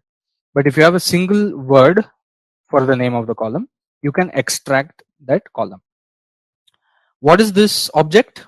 What is this right now? Can everyone tell me? df.room I have printed. Can you tell me what does this look like in the chat? We have seen this data structure before in this session. Exactly, it's a series. So now if you just check the type, pandas core series. Okay, hope it's making sense now, right? No magic going on. Whatever series are there, each column is a series, each row is a series. So you pulled out a column, you got a series. Okay. Okay. Another way to access column is this. Okay, single indexing, indexing method with the square brackets. So if I just say df and then say the column name, it will give me the age column. So you can see here 1832, and the index it is giving is 0, 1, 2, 3, 4, because I did not specify a separate label for the index. So that same index is coming 0, 1, 2, 3, 4. Okay. Now, if you want to retain the shape, we already saw in NumPy what you need to do. You need to use square bracket 2 times. So now if you use square bracket 2 times and you use age, what's going to happen? It is going to give you a data frame. Okay. So this is a data frame with one column called age. Okay. If you want more than one column, then you can use methods like this. Now, one problem you need to remember is that this format in Python, remember, it is a tuple, isn't it? This a comma b business in Python, it's a tuple. So the argument to df is not a tuple. Okay, the argument to df should actually be a list in case you have two items. So if I want to get cuisine and age, then I have to create a list which has the two column names, and then I have to access with another square bracket. Okay, now if I do that, I will get both cuisine and age. All right. Now suppose I pull out df cuisine. So let me just just get cuisine from here. How do I access the first element? Just remember NumPy. Okay. So if I just do bracket 0, it will give me the first element, Indian. df cuisine, this is the series. So df cuisine 0 means what? The first entry in the cuisine feature. Okay. Notice that this is an integer right now. Okay, it's an integer. So here I have put string 0. This will not work. Obviously it will give error because it's a key error. Okay, the word key in Python is used typically for indexing, right? So the key is pointing to some object. So here the integer 0 is pointing to this object called Indian. Okay, and we remember that, I hope we remember that this is the 0 1 2 3. Where did this come from? I did not specify. It is the NumPy integer indexing which has been pushed forward. Okay, so that is why if you try to use a string here, it will not work. Only the integer will work. In case that it was a string with 0, or suppose instead of 0 you can say a1 a2 whatever, right, the other data frame, then you have to specify it as string. For example, here temp df, if you see, the index is room a1 a2 a3 a4 a5, and we have name age cuisine. Now suppose I pull out temp expenditure. Okay, suppose I pull this out, temp expenditure, it is a series. Notice that now it is retaining the label, right? And don't say that it is not retaining label in previous case. It is. The only thing is that you did not give any index label for the rows. So NumPy 0 1 2 3 has been pushed forward. So in a sense, you can think of it like there is a layer in which there is integer index. On top of that layer, there is a label index for both rows and columns. Okay. In the temp df case, now I pulled out this expenditure column. Notice that the integer indexing will also work and the label indexing will also work. Okay. So if I do bracket 0, it will give me 24.6. Why? Integer indexing still it is existing. Okay, in the backend NumPy. And A1, will this work? Yes, Pandas. Okay, the label indexing also works. So there are two types of indices. In Pandas data frame, there are two types of indices. In NumPy arrays, there is only one type of index, integers. In Pandas data frame, there are two types. The integer indexing, on top of that, you have the label index. Okay, very powerful data analysis methods, right? So, yeah, the point about this is that, you know, this kind of accessing may seem clean. Okay, this kind of accessing may look clean, but it is not. Let me show you some proof why it is not reliable. Okay, so suppose I do temp df a1, error. Why error? Because there is no such thing as a1 in the column. If you see this, it's all row index, correct?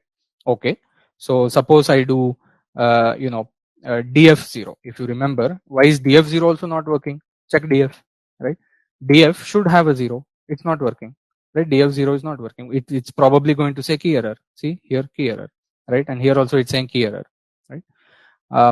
What I can do is probably transpose it and then access 0 if I want the row, right? I can do that. And for temp df also I can do transpose and then get it, right? But this kind of, obviously, why should I transpose my data and get the row and things like that, right? Why should I do that? In fact, let's just look at, for example, let's look at temp df. Suppose I want the first row. Okay, suppose I want the first row. Now I've obviously shown you that temp df indexed with a1 is giving me error. Okay, so maybe you think that, okay, what if I do temp df bracket colon a1 something, right? What if I do this? Absolutely not. Okay, it's again going to give you error because I just told you tuples are not allowed. Okay, let me put it in a list and, okay, invalid syntax. See, so this kind of indexing may seem clean, but it is not reliable. It is not powerful. Okay, so this is called direct access. It is okay sometimes to pull out the columns, and then from the column you can pull out things because one column is a series. So from series, then you can access again like a series, right? It's okay in some cases, but the more powerful methods are something that we will see soon, right? Which I will mention soon. But first, can we solve these quizzes? Okay, let's solve these quizzes, guys.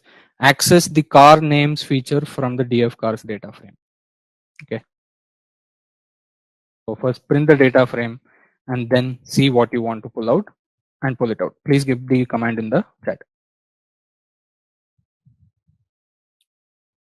Just print it, no need to assign it, Sunidhi. So directly you can just, so for example, df cars dot car name. That's all. No need to assign. That's one method. Any other method?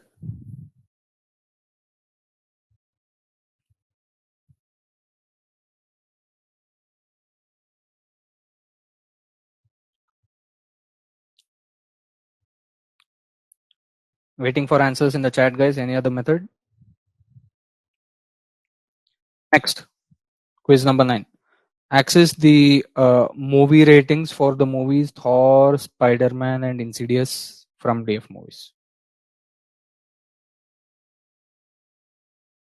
Prakash, that is correct. Again, is that a comma? Yeah, fine. I also make all these mistakes, guys. Dot, comma, colon. Just this is a practice, right? More practice. Sri Prakash is correct, by the way. I'm just saying that I've become used to checking each syntax. Okay, next quiz. Quiz number 9. Access the movie ratings for Thor, Spider-Man, and Insidious. DF Movies.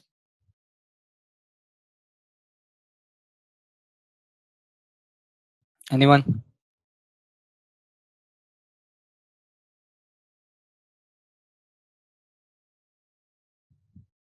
So I'm just going to copy the command in the chat and put it here, guys.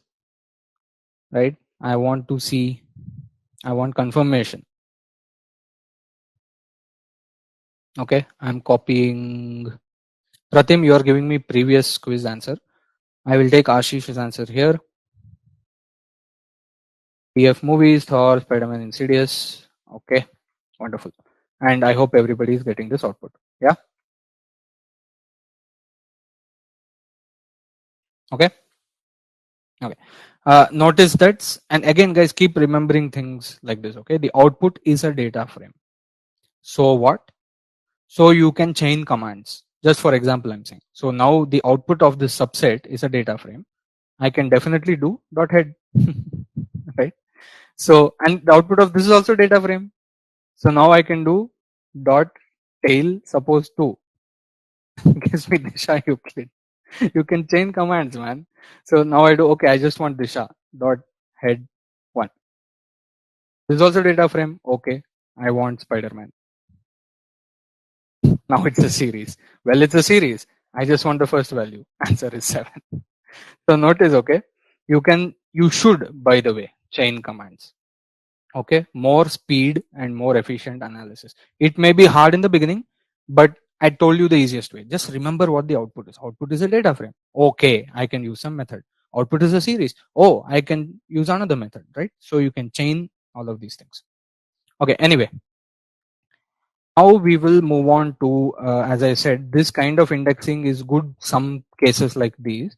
But if you really want a strong indexing, then we have to do, we have to go through as much mental effort.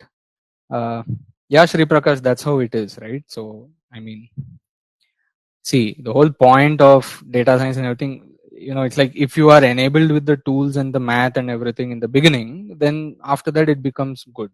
So what I'm trying to say is, if I directly taught you, Sri Prakash, if I directly taught you some data analysis, I would not be able to fully impart what I'm trying to say. But if I teach you the math and the programming and the NumPy and all of that, and then when I teach you some data analysis, you will understand what exactly I understand, right? So that's kind of the reason that the program is designed in this way, and kind of the reason that the initial part we have to put a lot of effort in getting familiar with the tools, the programs, the math, and those kinds of things, right? Anyway, thanks for pointing that out, Sri Prakash. Okay, so this kind of indexing method, direct access, it's nice, it looks clean, but it's not powerful. So in Pandas we have two powerful indexing methods. Okay, one is called LOC, location, other is called ILOC, integer location. I think the second one everybody knows what it is. ILOC, it is NumPy integer index, full stop, right? Then if you know what ILOC is, then you know what LOC is. What is LOC? It is the Pandas label. So A1, A2, A3, A4 column names. That's all. So now let us see how to use this. So suppose I take my buffet thingy, right? And suppose I also take the buffet data frame with room as the index. So I'm taking two versions. Okay, I'm working with this version of buffet in which the row indices are just copies of the NumPy backend 0, 1, 2, 3, and in this version the row indices are labeled. Okay, so df.loc 0. If I just do this, what I will get the first observation. So df means this data frame. So in this df.loc0, 0 is the name, and notice the language I'm using, name of the first index element, not number, name. The only reason it is working is because NumPy index was pushed forward. So df.loc with the name of the first element in the row index. In this case, it is 0. In df case, it is 0. That will give me the first observation, which gives me the series A1, room number A1, Shilpa, 18, Indian, 24.56, whatever. This one, right? The first one. Now, what about tempdf? Can I try tempdf loc0? Let me just try tempdf loc0. It gives error. Why? Because it's a key error. LOC is expecting the pandas label, not the NumPy label. So in tempdf, what is the pandas label for your first observation? The pandas label is A1. So if I do tempdf.loc A1, that will give me the first observation here, Shilpa, 18, Indian, whatever. Okay. That is pretty clear. Fine. So the LOC indexer is not exactly positional, it is nominal. Nominal meaning name. Okay. Positional means very strictly positional, it is your integer index. Okay. So for that there is a separate method. The similarity to NumPy is that the first, if you give a integer, not integer, if you give a single element as the argument for LOC, then it will take the row, 0th dimension. It will take the row. Okay. If you want the column, for example, if I just print here df, right, and I want the column age, so you may think, okay, df.loc age, let me do that. No, age does not exist in the rows. If you give a single element, that is the row indexer. So age, if you will get a key error because age does not exist in the rows. So now remember NumPy. How did we do the column access? We did colon, comma, and then you give the name, right? Colon, comma, name. Now for NumPy, it was all integers, correct? For pandas, this works with whatever name you give to the columns. So here I have to do df.loc. What does this colon mean? It means give me all the rows, right? It gives me all the rows, comma, give me the column age. So now it will give me all the rows for the age feature, and the output is a series. Okay. So the LOC indexer defaults to observations if the argument passed is not a tuple. Okay. Now, for example, if I want one element, suppose, so as you can see here, this df.loc age, this is a series, and suppose I want this one 32. So what I can do is I can do like this, right? df.loc colon age, this gives me this complete series. Now I know that the output is a series, therefore I can use bracket 1 to access the element 32. This whole thing you can combine as a tuple, right? So df.loc 1, right? Row with name 1, and then column with name age. Now similarly in tempdf, what you should do? In tempdf, remember that the names are strings, proper strings, A1, A2, A3, these are strings. So here if you want age of the person in room A1, which is 18, so I can get it by tempdf loc A1, comma age, which is 18. Now if I want all the details of the person in A1, then I can just do tempdf loc A1, comma colon. In fact, you can directly do tempdf.loc A1. This also will give you same. I usually do this. I mean, if I'm doing very quick analysis, maybe I do this. If I'm writing a more bigger code, I might do this, right? For consistency. And if somebody else reads, they will at least know that it's a tuple. Okay. Anyway, so you can also, so this is, we know all this. This is all NumPy business, right? Same way, if you want, age and expenditure of the first element, first observation in df. Notice how language is getting hard. If I do not give name label to rows, the data analysis language is getting harder. I'm saying first, 0th, second, third. Isn't it easier to say, get me the expenditure of the person who stays in room number A2? Much faster, much easier, right? So that is the transition from NumPy to pandas, right? From mathematics to data analysis. So anyway, we will study both in this session, as I told you before, right? Then slowly you can transition into the analysis part.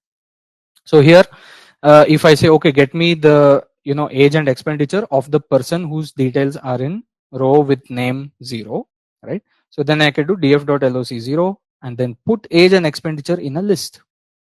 So now it's a tuple. Now this is the, so in NumPy also we could specify that, right? So inside the tuple, the first element is the row index, second element is column index. The second element you can put a list with the column names. So here I put age and expenditure and I put 0. Now I'll get age and expenditure for whoever is in observation named 0. Okay. For example, in tempdf, if I take tempdf now, and I want the age and the expenditure of the people who stay in room A1 and A7. Then that's very simple. Tempdf loc, create a list with A1, A7. For the rows, create a list with age expenditure, print. You'll get A1, A7, age expenditure. Okay.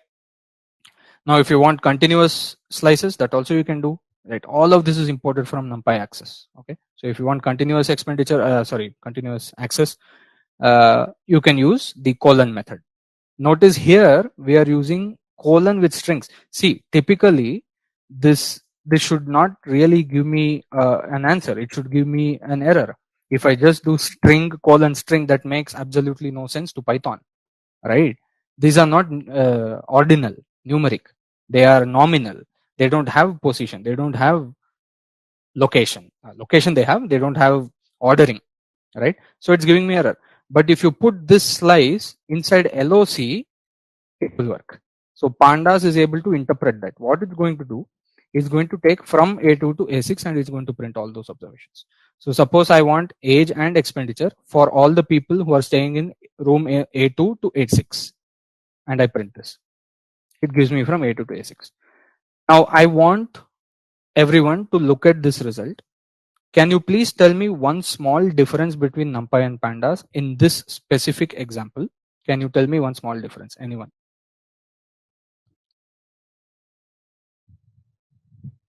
Notice the output in terms of behavior. Can anyone tell me one small difference?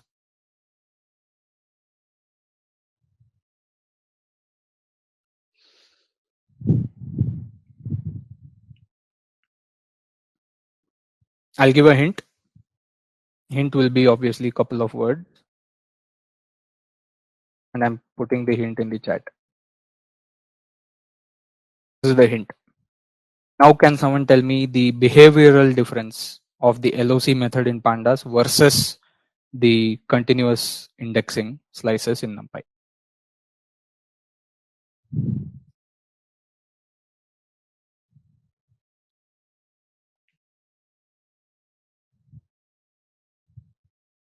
Nobody?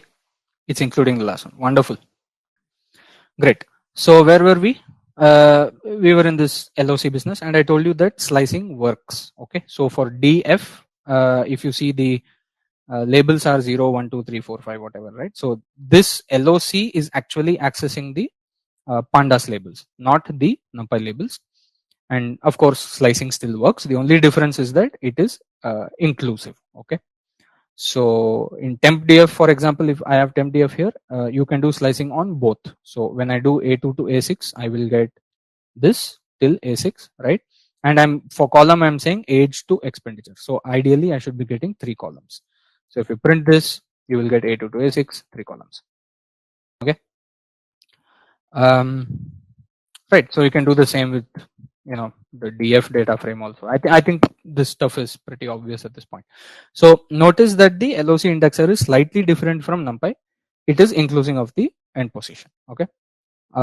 Everything else is the same. So for example, if you do A4 colon, this means what? This means from A4 till the end.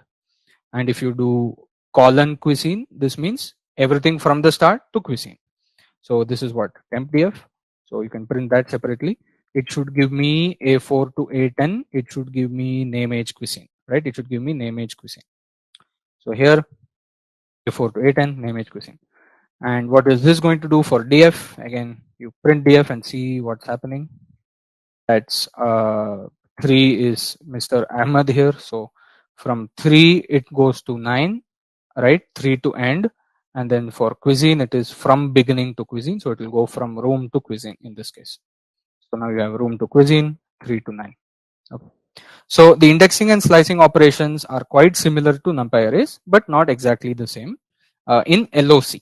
Okay, fine.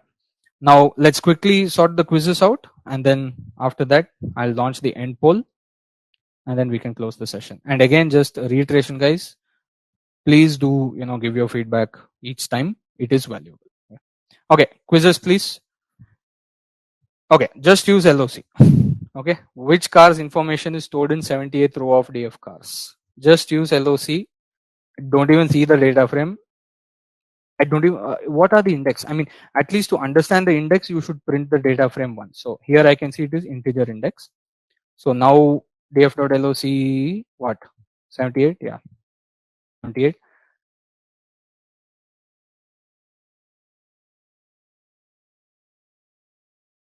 Okay, I have a small doubt here.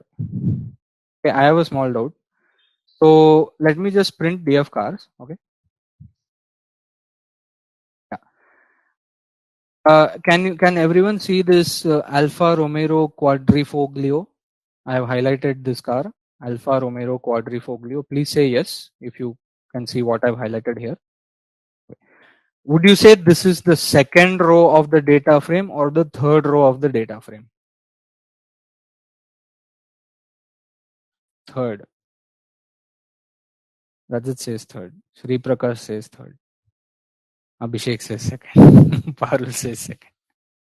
Right. This is where the language starts getting a little dicey. But see, most people are saying third row. Let's be honest here. Most people are saying third row. So for third row, the LOC should be 2. For the third row, LOC should be 2. Then if I say find 78th row, yeah, df cars.loc 77.car name. Okay, Mitsubishi Lancer. If I had said row named 78 or row number 78, then you will get the 79th row. But in English, if I'm saying get 78th row, yeah. So this is a distinction that we should all be careful about. Okay, distinction we should all be careful about. I'm not saying there's any exact right answer here, guys. I'm saying most people, if I say get the third row, you're getting with LOC2, not LOC3. Okay, that's all I'm saying. Okay, great, nice. What about the next quiz? What rating did Indira give to the movie Annabelle in DF movies? Can we extract this value, please? Give me the command. Indira has rated Annabelle something. What is that value? What is the command?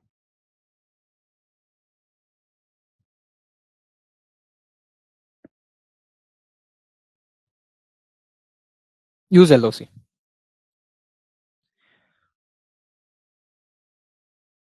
Yeah, perfect. DF movies, Indra Annabelle. That's all. So that's how simple LOC is, and that's how it is for me, right? The kind of analysis that I've seen, I've done for data analysis purposes. It's important to have proper names. Okay, it's not necessary. It's important. Okay, it's easier. So I'm just copying one of the things here. df.loc Indra Annabelle. That is 6. Right. Now I think somebody had asked the question: if I have 1,000 rows, I have so big data, what to do in that case? See, I think it was Sonal, right?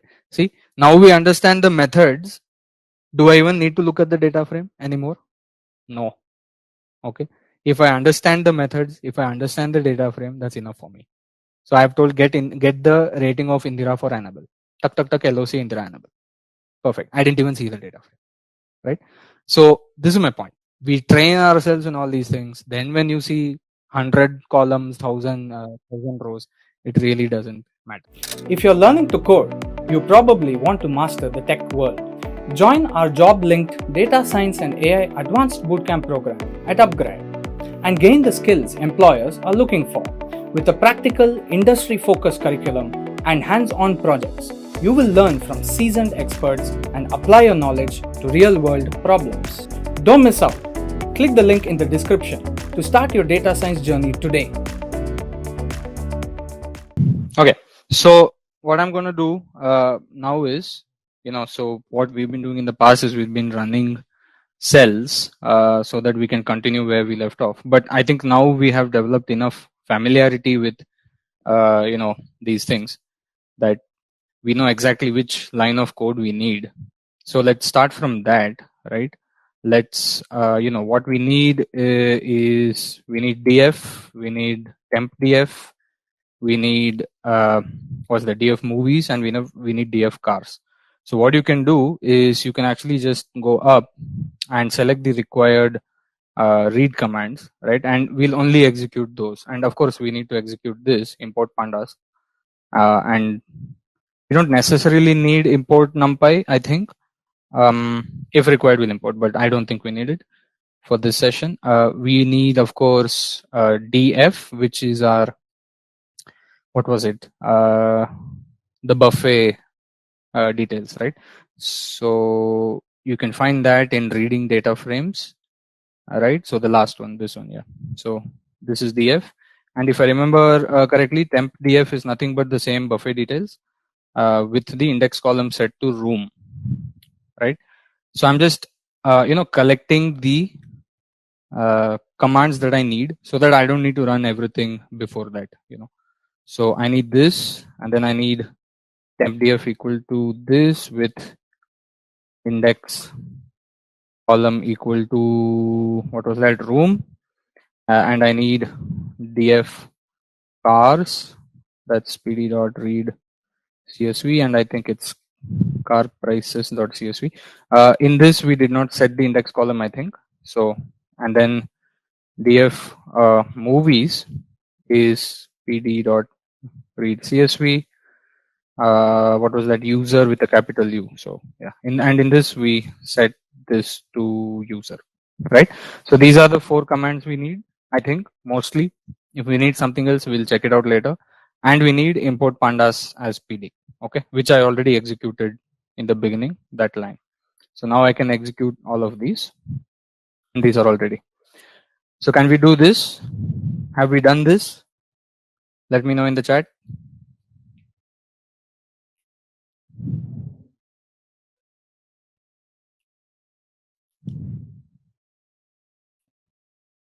Okay, and always test your outputs. So does df look the way it's supposed to look? It's the buffet details with the integer indexes. Okay, then temp df is the buffet details with room indices. Then df cars is the cars data set with integer indices. And then df movies is the movies data set with user indices. Okay, always check that. So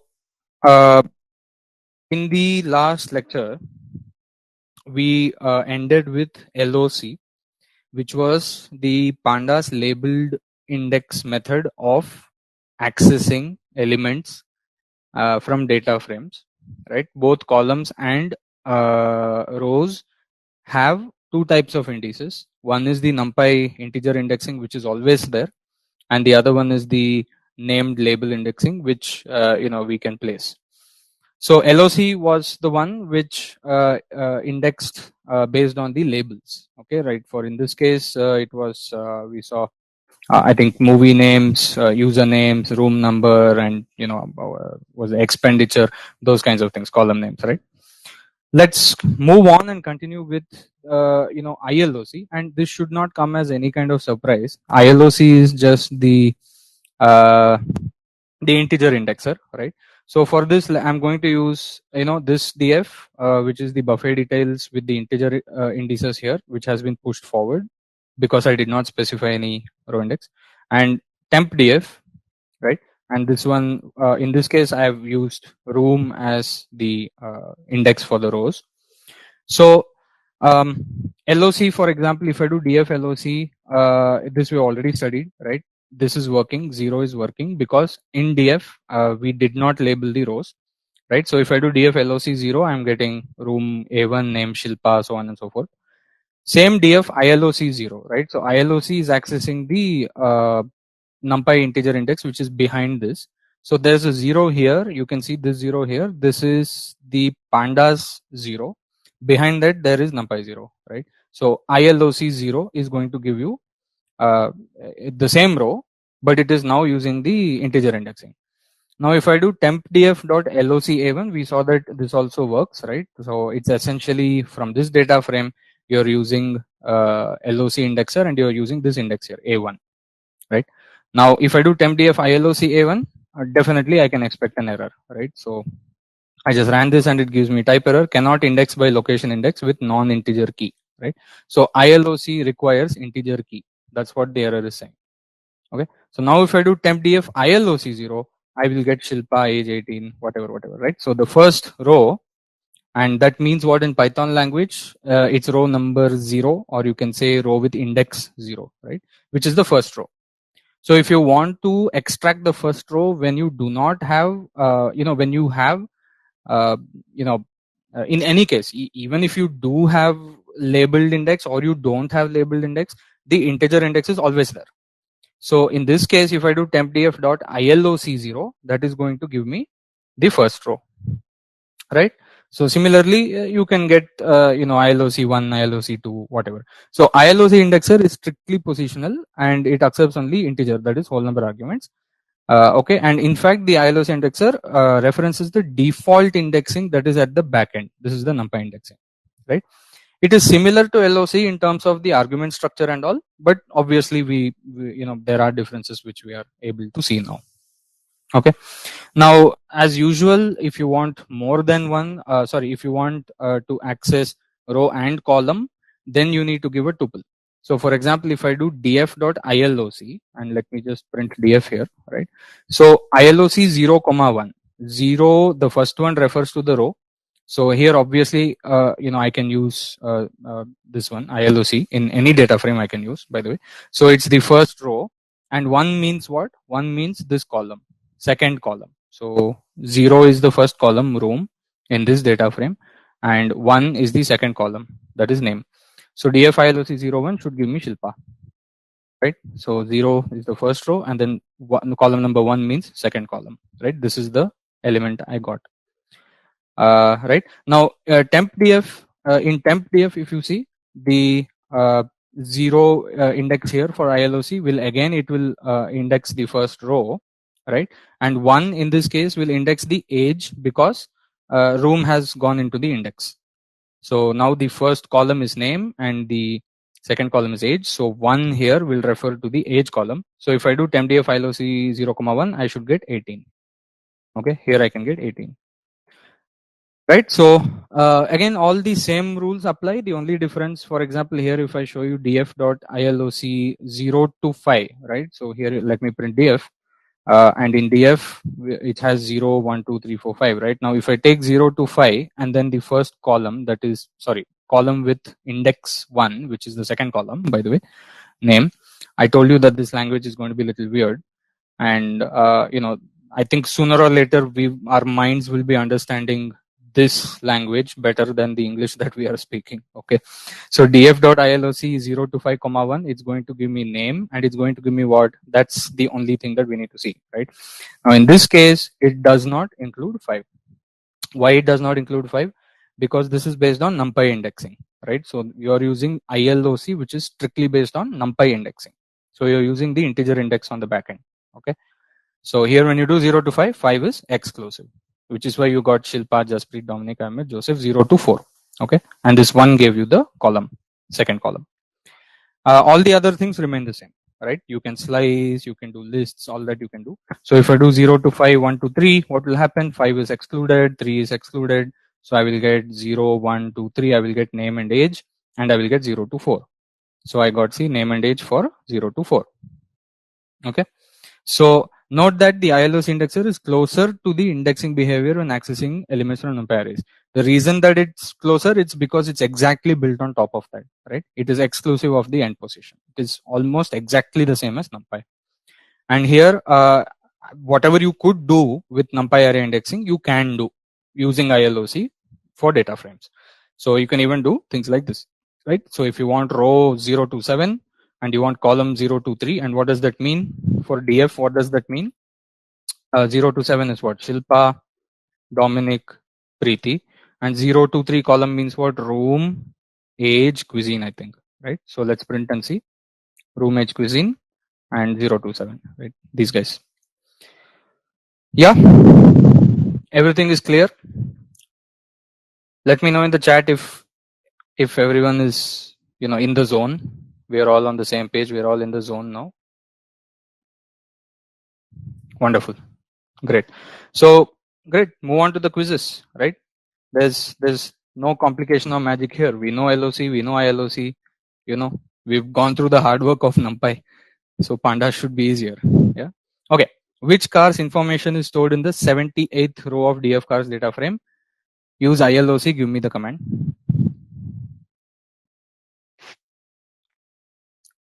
Remember, 78th in English language means what in Python language? Okay. So, and sure, you can try printing the data frame, but try challenge yourself that without printing the data frame, can you just imagine and get the command? Okay. But yeah, typically it's okay to print and study the data frame. It's fine. Just an additional challenge.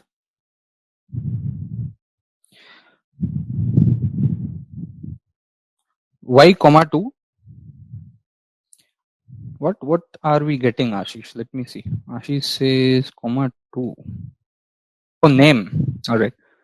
Nice. Good. Yeah. Wonderful. That is right. So, I mean, yeah, that's a really specific answer, Ashish. Theorian, your answer is also correct. No problem. Your iLoc is correct. Ashish, your answer is more specific, which I think, yeah, that's quite interesting. So I think that's much more pinpoint answer, right, to the question. Which car's information is stored here? So now you're telling to someone which car's information is there, then to the point, if I have to say, then yes, iLoc 77,2. Correct. So yeah, this may be a bit hard if you do not print and study the data frame. And by the way, you can just print the data frame. I usually just print head 2 so that it does not occupy too much space. Then you can see actually, what columns are there. And car name is obviously 0, 1, 2, which is why 2 is here. And 78th row means we are using iLoc 77. So the integer column index is 8 for Annabelle. And then count again from 0 here. 0, 1, 2, 3, 4, 5, 6, 7, 8. Start from 0. So I think it is DF iLoc 88. Yeah. DF movies iLoc 88. Yeah. Okay. Right. You have to do the counting. And there's a reason that we are doing these quizzes. First, let's solve the quizzes. Then I'll talk about it. Right. Next, what ratings did Manish and Ravi give to the movies Thor? Same question, but use iLoc. Please give me the command. Again, remember the integer index exists, but we can't see it if we have given labels. And both row and column starts with 0.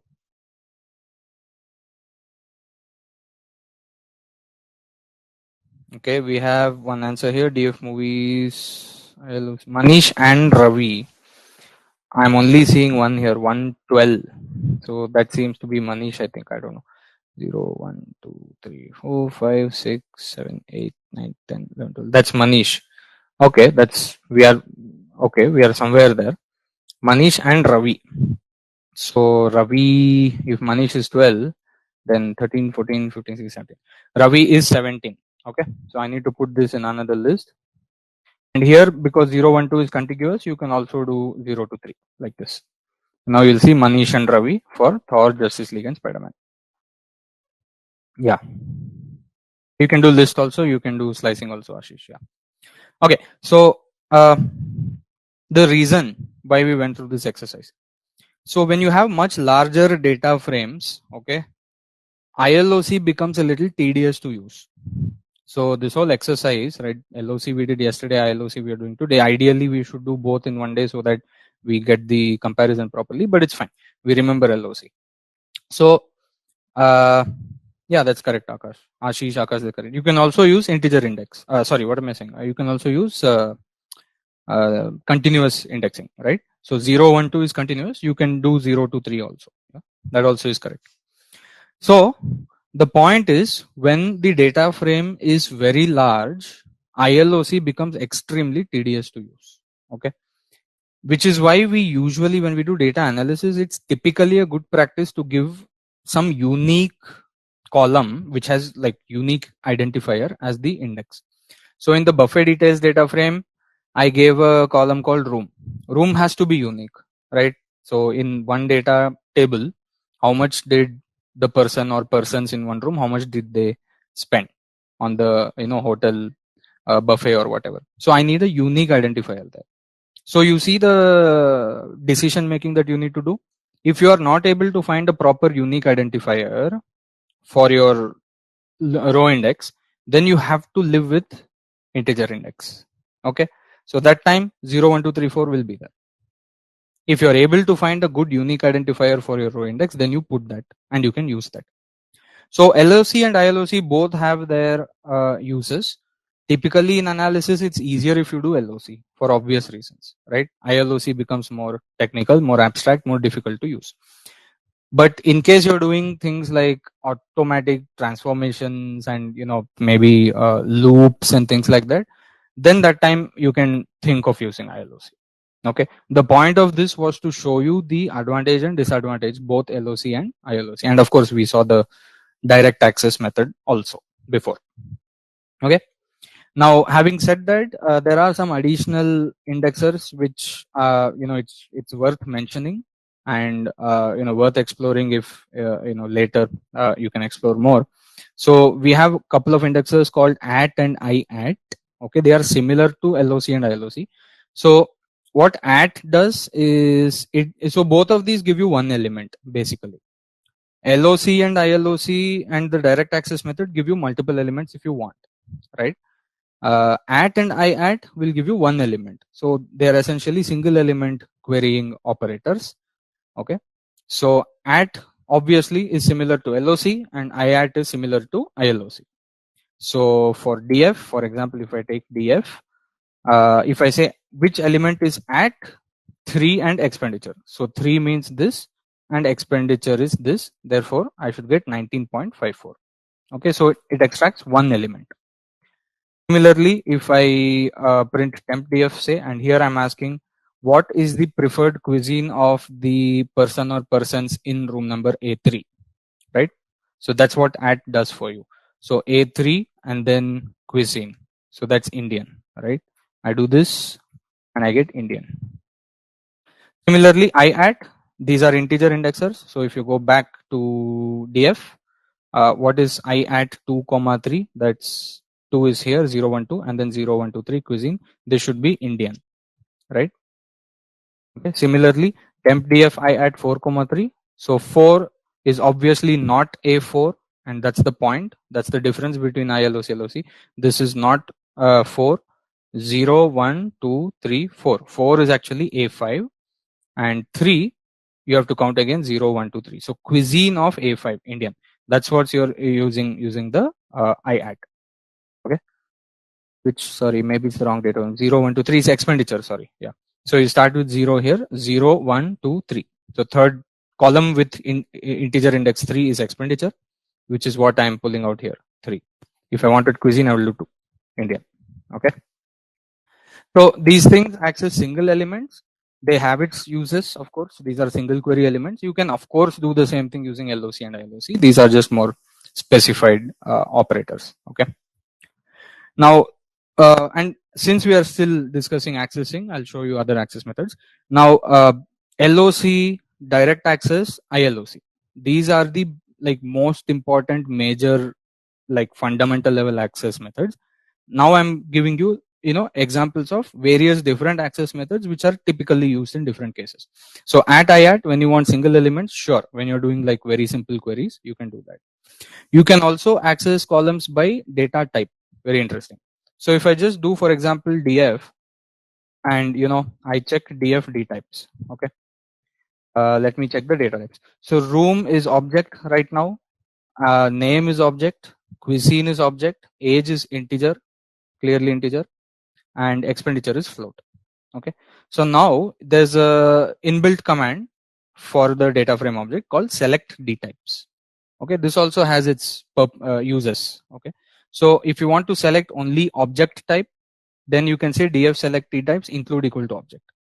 Okay, so the basic parameter here is include, and if which is the first parameter. So if you know the parameter, you don't need to use it as long as you know that it's the first parameter. Okay, the parameter name is include. So select D types include equal to object. So if I do that, it will not give me age and expenditure. So it is only giving me subset of the data frame where the columns are object data type. So here you can see these are all object. Okay. I can also use this command to get integers and floats and things like that. So if I do df select d types integer, this gives me the integer features in my data set. Float, if you do, you will get float features in your data set, and so on.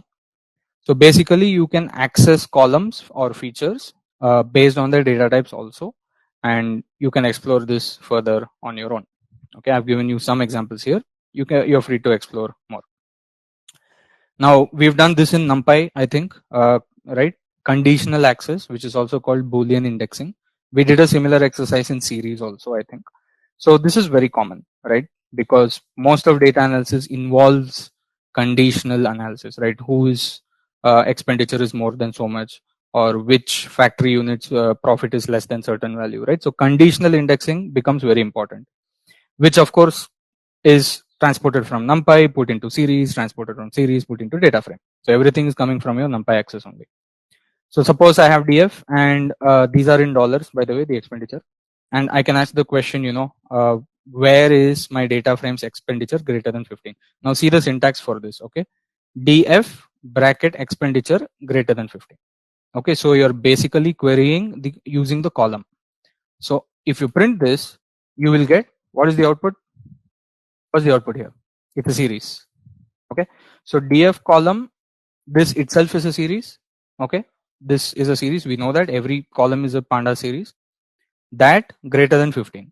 So then it gives you an output series with the row indices 0, 1, 2, 3. These are your row indices. So wherever the expenditure is greater than 15, it will be true. Wherever it is less than or equal to 15, it will be false. Okay.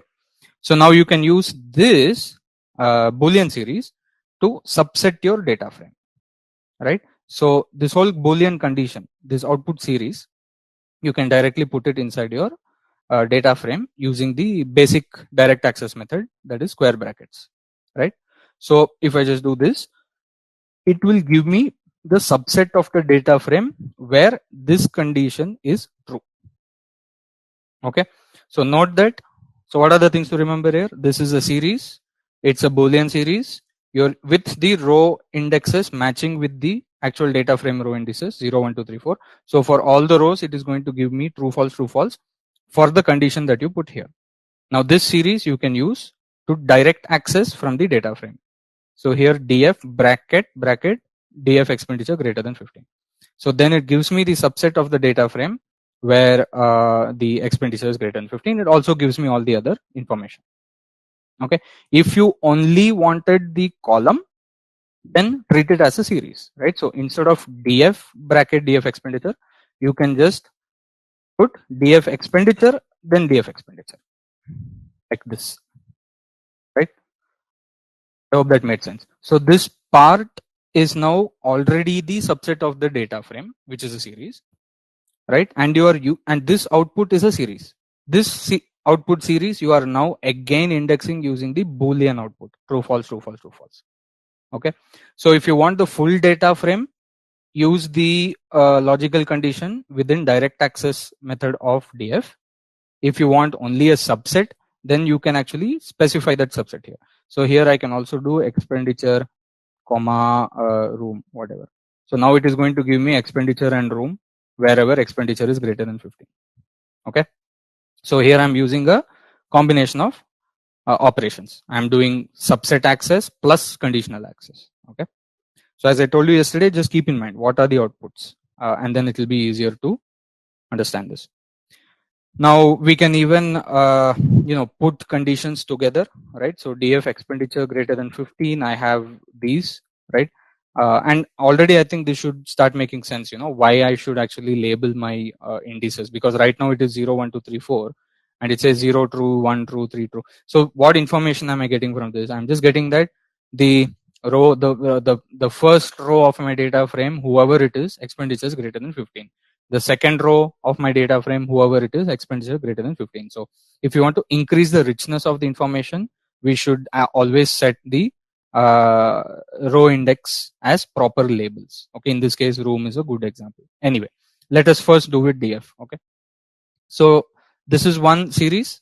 Now we can also use other logical conditions. So suppose I want to know cuisine, and I want to know which of the observations in my data frame have spent money on Indian cuisine, right? Their preferred cuisine is Indian cuisine. So I'll say df bracket cuisine. So what is this actually? This is a series, isn't it? This is actually a series output. So this series output, now you're checking whether it is equal to Indian. Okay, so here you're going to get wherever it's Indian true, wherever not Indian false. Now this condition and this condition, you can put it together. Okay, so if you want both to be true, then you will put and. So here you can see and. If you want either or condition, you can see here there is a or. So for or, we will use this straight slash operator, right? Shift and then backslash. So you'll get the straight slash operator. For and, we know we will be using the and operator. So now if I take these two series and do a and operation between them, then true and true will be true, false and false will be false, true and false will be false. So wherever both are true, it will be true. So you can check that output. So you get true, false, true, false. So if you see here, true and true is true, true and false is false, and so on. Okay. So now you can use this complete logical condition to subset your data frame. So take this whole logical condition, right? Take this whole logical condition and use it as direct subset from the data frame. Okay. So now you will get wherever expenditure is greater than 15 and cuisine is Indian. So what is this subset really? Who of my customers in the hotel are spending a lot of money on Indian food? Basically, this is the answer to that question, right? Now I can even do more on top of this. Now I have the full data frame and I want to answer the question, give me the room numbers of the people in my hotel who are spending a lot of money on Indian food. Then I will do something. Then as hotel manager, I can provide to those rooms additional pamphlets of more Indian food, isn't it? So this is where data analysis is used. Okay, hope it's becoming clear. So if I just do df whatever, this whole condition and then room, I'll get A1, A3, A5. Now I'll just take this list and tell to my the management services in the hotel, you know what, these rooms, I think they really like Indian food. They're spending a lot. Just can we come up with a quick pamphlet of our new Indian delicacies, and we'll just give the pamphlet to these rooms, right? It's becoming clear, yeah? Data analysis, how useful it is, right? So another thing is that you don't need to put this at the end. As I told you, you can subset first, then you can put the condition, or you can put the condition first, subset, then you can take the subset, right? All that you can do. All right. So what does this command tell you? This command tells you that you can do the data frame subsetting with the conditional access first. Output is a data frame. And obviously, if the output is a data frame, you can do whatever you want with the data frame, like accessing, LOC, everything you can do, right? Because this output is a data frame. Now, what do I want from this conditional data frame? I want the room number. So this whole thing, how do we read it? It says subset my original data frame, use and keep all the columns wherever expenditure is greater than 15 and cuisine is Indian. And then from the data frame, give me the room column. That's how you read this. And that's what it is doing. Now the interesting thing is what? That you can actually subset the data frame first and then you can put the logical condition. So for example, here I've shown you, see, this is the same logical condition with the square bracket access method, right? So I'll not remove it. I'll remove this and I'll print df room. Now you will say this is a series, correct? This is a series. Now this is my logical access condition, isn't it? This is my logical access condition. Let me just remove the square brackets so that I can print it. So this is my logical series. Now I have done basics of Pandas series before. We have done this before, right? You can access the original series if your indices match and you have the true false logical values of that series based on some condition.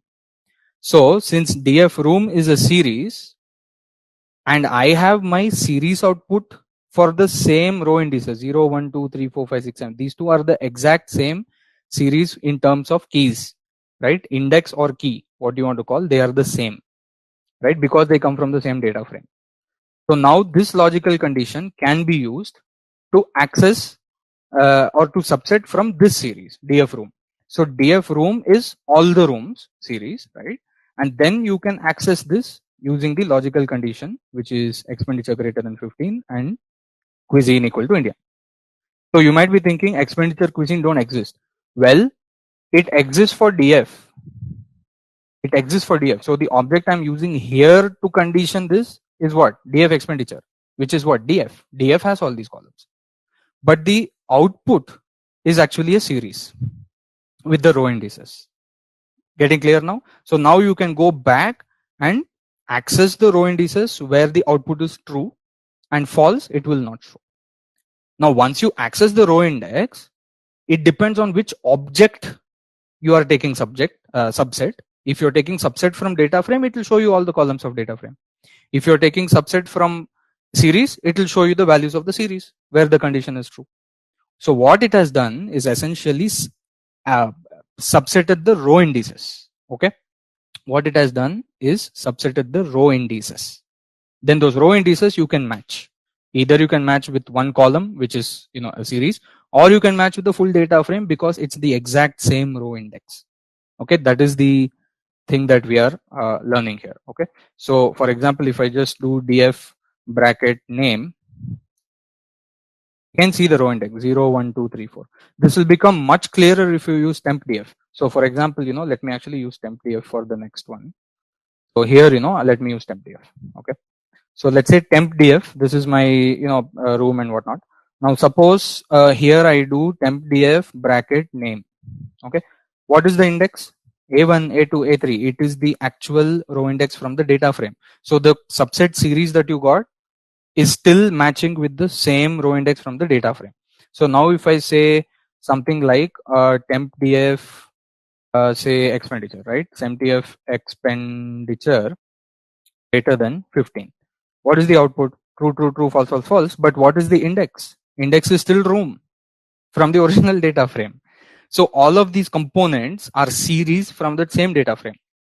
Now this logical output series, the Boolean series, true, false, true, false, true, false, it's essentially saying A1 true, A2 true, A3 true, A6 false, A7 false.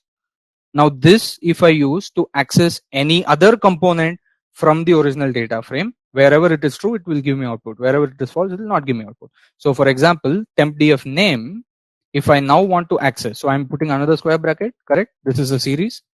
So square bracket for, calling out the index. Now here, if I say A1, it will give me Shilpa. If I do A2, this will give me Jasprit, correct? So I'm indexing using the keys. Now if I delete this and print again, it will give me the full series. So inside the square brackets, I can actually use the Boolean series. What will that give me? It will give me the subset of wherever it is true. So the index, row index, wherever it is true, that row index will match with the original. So here you see A1, A2, A3, A4, A5, A6, A7. So wherever this is true, that will be retained. So Shilpa will be retained. Whoever A6 is not retained, Saju is not retained. So now this logical condition, I can put it here. Shilpa, Jasprit, Dominic, Ahmed, Joseph.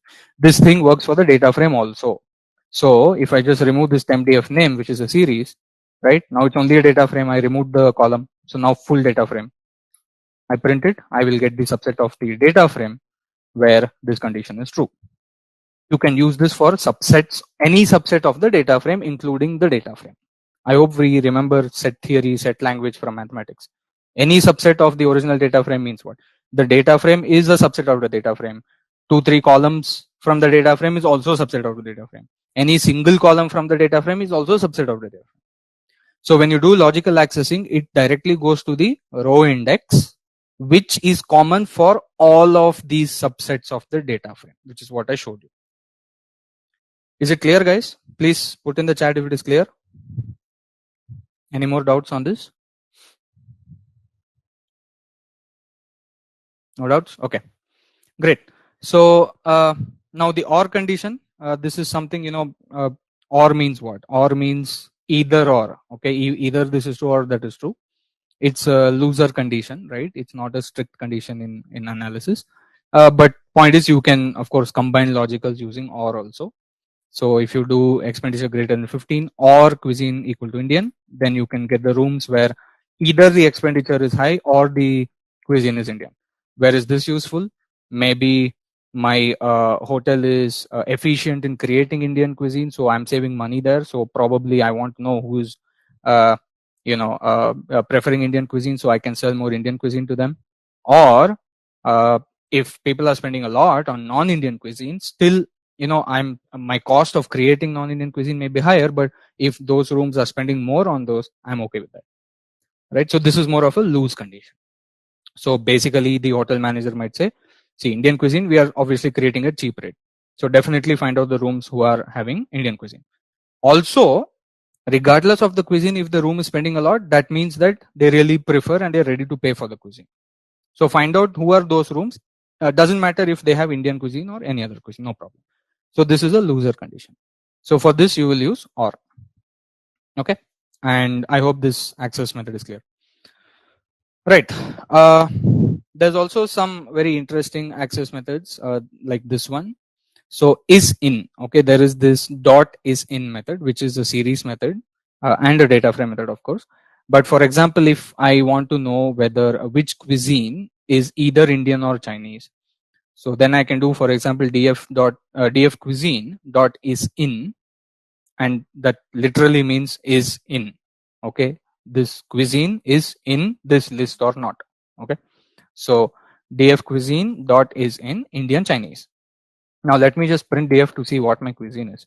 Indian, American, Chinese. Okay, so df cuisine dot is in Indian Chinese. So obviously I should get, Shilpa, Jaspreet, Dominic, Ahmed. No, I shouldn't get Jaspreet. Sorry, Shilpa, Dominic, Joseph, Saju, Monica, so on. So everyone except American, right? If I do that, again you will get a series.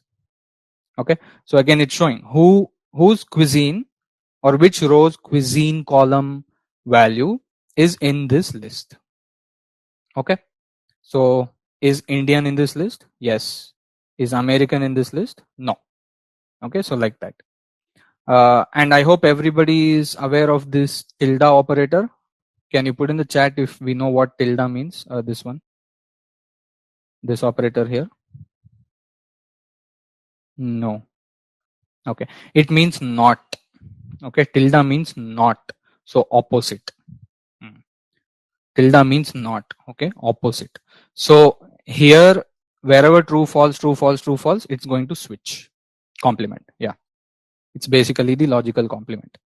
So if you want to know who is not in Indian and Chinese, who is not having Indian Chinese cuisine, then you use not in front of the Boolean series. So not df cuisine is in Indian Chinese means American, by the way. So I should get true for this one, that is index 1, and I should get true for Ahmad. I should get true for Preeti. So I should get 1, 3, and 7. Let's see, right? So here true you will get at 1, 3, 7. Okay, so not is basically the complement operator, opposite. Okay, so obviously you can now use these series. Not in. Good question. You can check that. I don't remember whether not is in. You mean not is in? I don't think it's there. So the reason it's not there is probably because it's so simple to complement the series. I think, right? Check it out. Pandas not is in. I don't think so. No, is in operator is there, but not will not be there because it's simple. It's just not of the output series. And by the way, logical operations are the most easiest thing for a computer to do. Correct? 101010. So that probably there was no reason to build it because is in operator is there. So function is there. So you don't need the not is in function. What can we do with these Boolean series, guys? I just explained to you. You can do, you can subset your data frame, then apply the Boolean series. You can apply the Boolean series on the data set, then subset the data set that you get, right? Chain the commands and see what's happening. Okay. By the way, just to clarify, I am chaining commands very easily because I have a lot of practice with these things and a lot of experience with these things. If you're feeling that you need to break it down into steps, please break it down into steps, get a feel for how it is working, then start chaining commands. Okay, so please feel free to learn that way. All right. Anyway, so this Boolean series, what can I do? Subset the data frame. That's all. So this is just, and by the way, I hope we know, that this is not the only way to do. This is a more sort of user-friendly, efficient way to do, but this is not the only way to get this series. Can someone tell me, is there any other way to do this? This one, DF cuisine is in, take this one for example. DF cuisine is in Indian Chinese. Is there another way to access and get the same output series?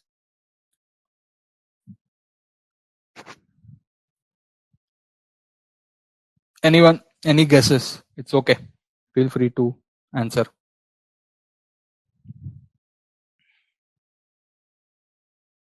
Or operator. Exactly. Yeah, equal to with or. Correct. So if I just do df cuisine equal to what? Indian, and then bracket, I have to put bracket, otherwise it will get ambiguous.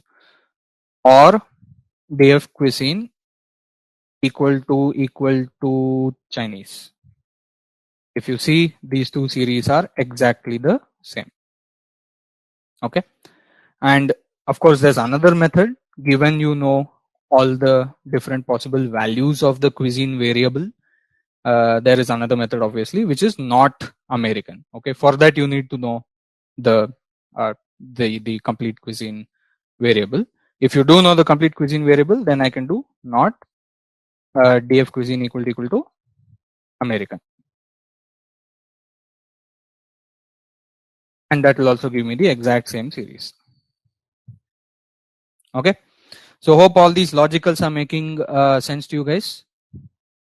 Let's practice this. That's the best way to get a feel for it. How many cars in the DF cars data frame are sedans? Please feel free to print the data frame and study it. And please give me the command.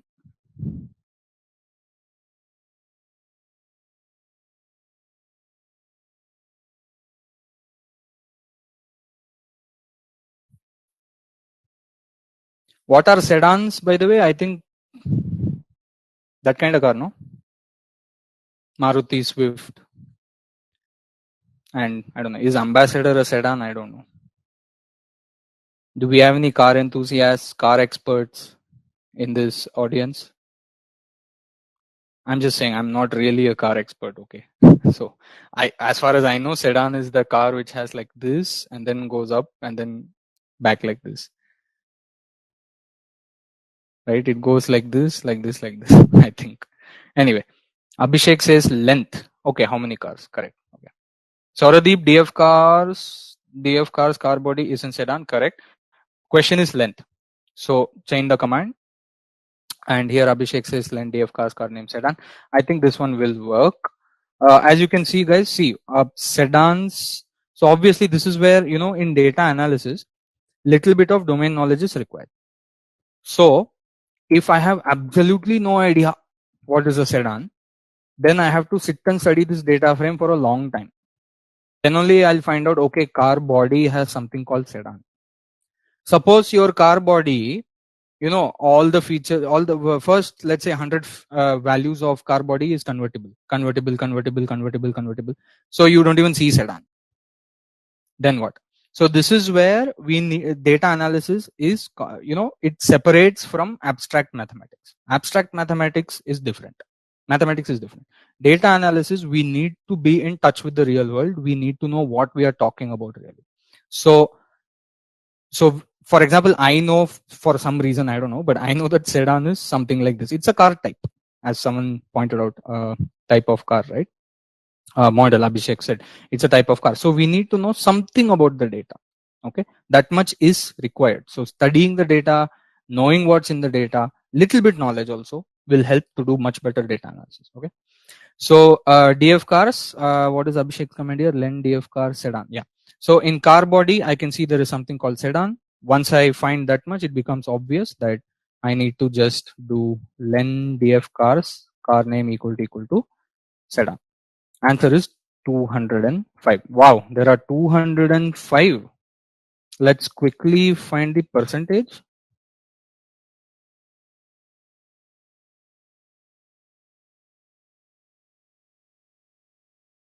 What? Her name, Abhishek, you made a mistake.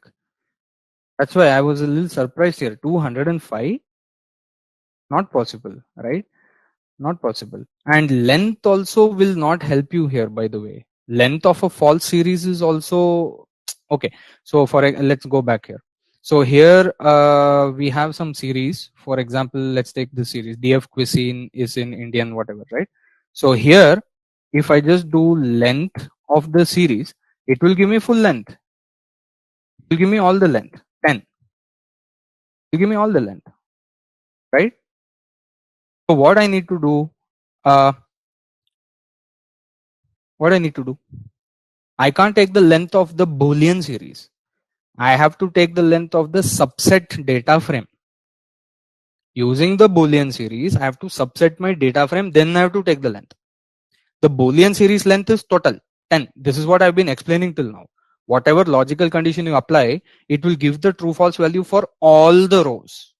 So the length of that series is what? Equal to the length of the data frame. Right? Only when you use that Boolean series to subset your data frame, then only you will get the subset data frame. And from that I have to find length. So this is point number 1. Second point, car body is not the one I have to use.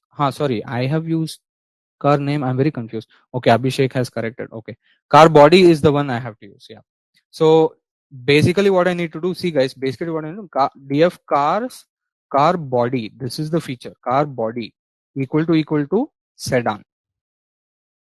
Okay. So now it will give me false true, false true, false true. Now I have to use this condition to subset my original data frame. Okay, what happened here? Boolean series key will be reindexed to match data frame index. Yeah, fine, whatever. Okay, df is wrong. Yeah, that's why I'm getting warning. Df cars. So df cars car body equal to sedan. Now this gives me the subset, and in subset you can see 96 rows here. So now on this I can apply length. Yeah, this new one I think is the same. Yeah, this is correct. Equal to sedan. Answer is 96. Are we clear? So there are 96 cars in my data frame which have car body sedan. Okay. Next, let's try this one. How many users in the DF movies data frame rated more than 7 for Thor and Spider-Man both, but rated less 7 or less for Doolittle? Okay, these are all movies. So just print it. Take your time, guys, and give me the command for this one. This one. DF movies Thor, Spider-Man greater than 7. That's the only thing that looks suspicious. And the reason is ambiguity. Okay. See, Boolean logic is the most fundamental type of logic, most atomic type of logic. It's the Boolean logic works in 0, 1 bits. It's not capable. So Boolean logic is a very low level, right? Only the atomic bits. So when you have written Thor, Spider-Man greater than 7, how does DF movies know which one you are asking greater than 7? Is it both? Is it any one? We don't. DF movies does not know. Right? So Boolean logic is a very atomic level logic. So you have to break that into 2 parts. Because of ambiguity, it does not know. Are you asking both 7? In that case, you should use AND. Are you asking, what is that? Any one greater than 7? In that case, you should use OR. Correct? So this will give you error because Boolean logic cannot handle such complex things, right? So you're saying 2 things greater than 7. This syntax is not understood by Boolean logic.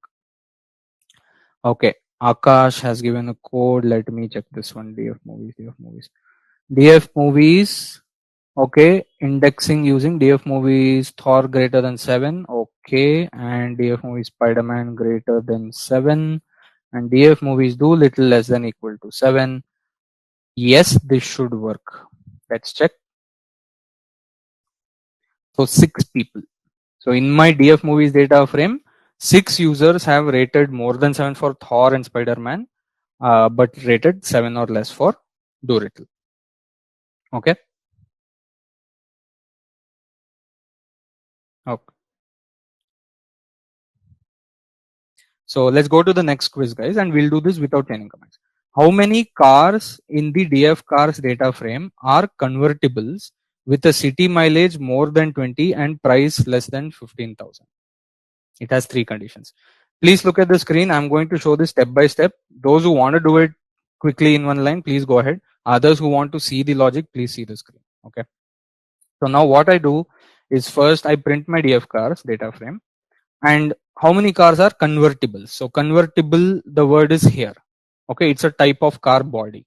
So that is one condition that I need. What is that one condition?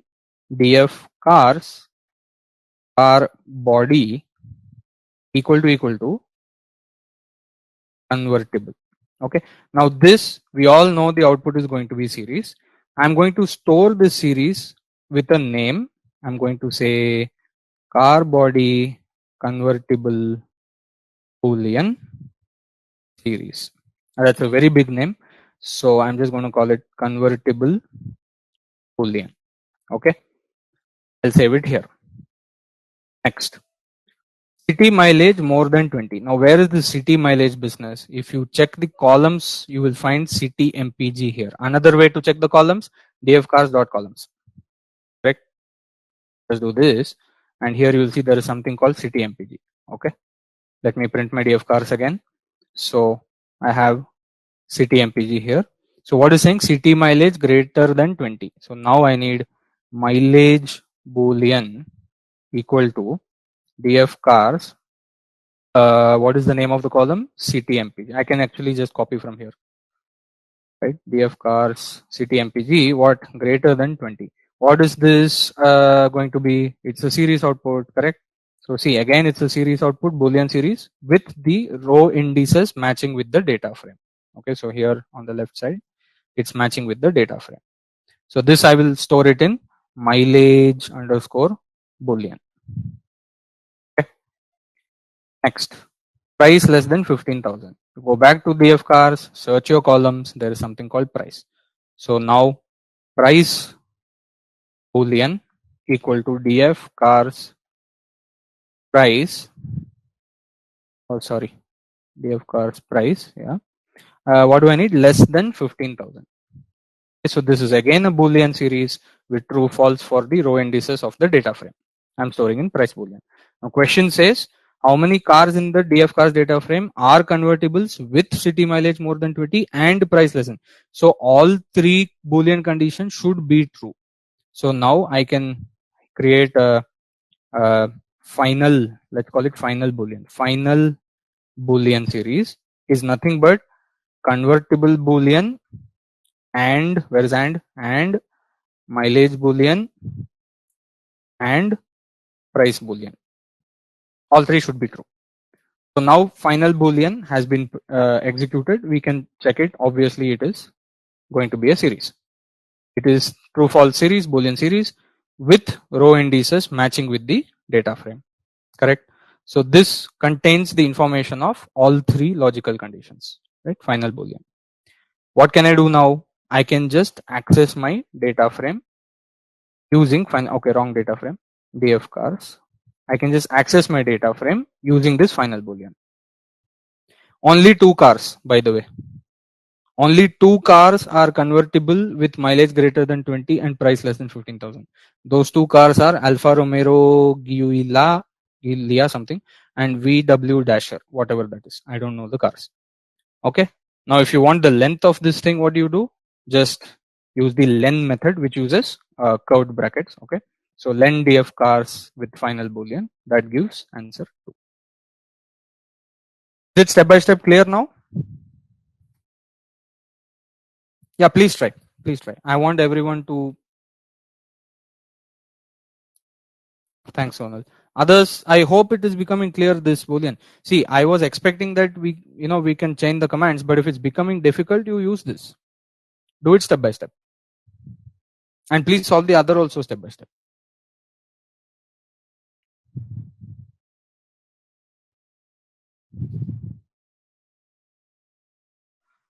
Okay, so as I said, if you are able to solve one of these, then definitely you can solve all of these, right? Okay, let's now move on to the next part, and let me just see, right? I have operations, then I have statistics, I think, yeah, and then other data frame operations. Okay, let's do some basic arithmetic and data type operations. There is Tom here due to his network. Unfortunate. I understand though. So now we move on to standard operations. You can say standard operations in data frame. So we will study some important methods used to manipulate data in data frame. So changing the values and things like that. Okay. So we will look at some important methods, while briefly looking at some other important methods. So most important methods we'll go in detail. Other important methods which are maybe situational methods we will go through briefly. And I think there's a bit in the end which I feel is moderately important. So that's something that I might choose to leave it to you for self-study, which is at the end, because anyway we'll be using that in later topics. Okay, so as written here, as I'm saying here, you will work with all these methods throughout your data science journey, learning journey and beyond. Okay, right. So we'll start with example 1, working with data types. So we already know this, right? Print your df, you saw your data frame here, print df.dtypes, you will get object int, whatever. So the thing is, you can convert data types very easily in pandas.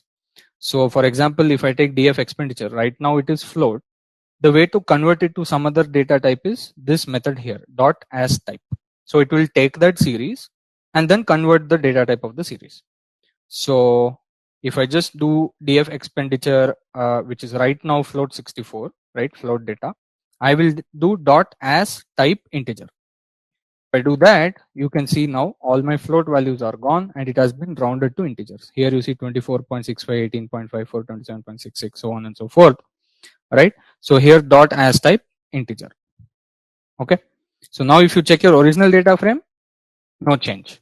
Why there is no change? It is not in place. Akash, excellent question, right? It is not in place. Okay, definitely not in place, right? The original data frame has not changed. Okay. So if you want to do in place, you should overwrite the column. Okay, so if you really want to do in place, which I don't want to do here, the command that I'm not going to execute this command, but if you want to do in place, this is what you should do.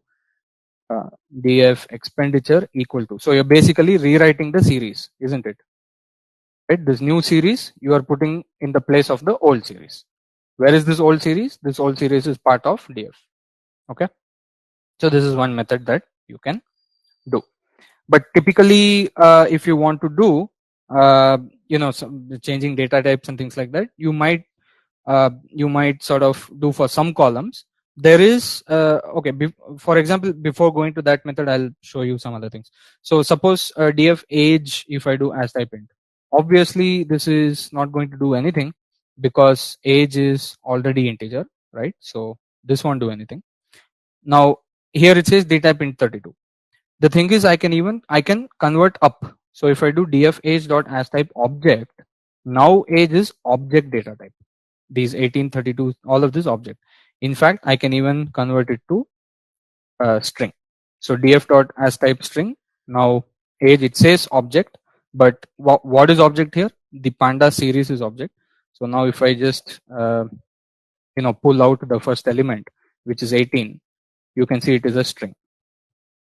How did I pull out the first element, guys? I just used indexing method.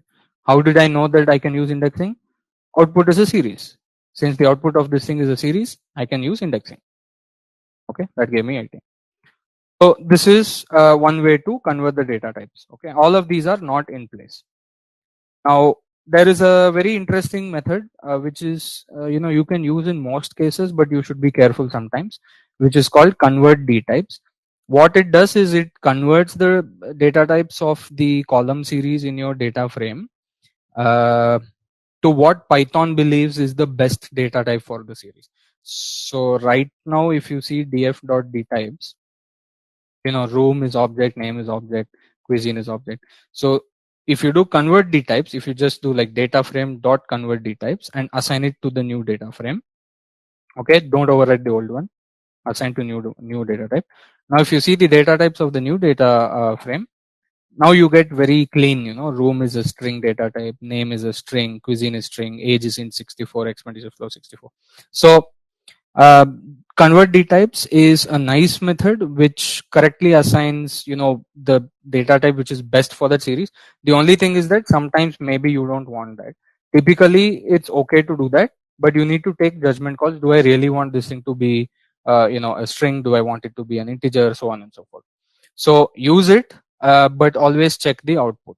If you are satisfied with the output, then take the new data types. Okay. So as I say here, converting data type as per suggestion from Panda is generally fine. Okay, these are universal libraries, NumPy, Panda.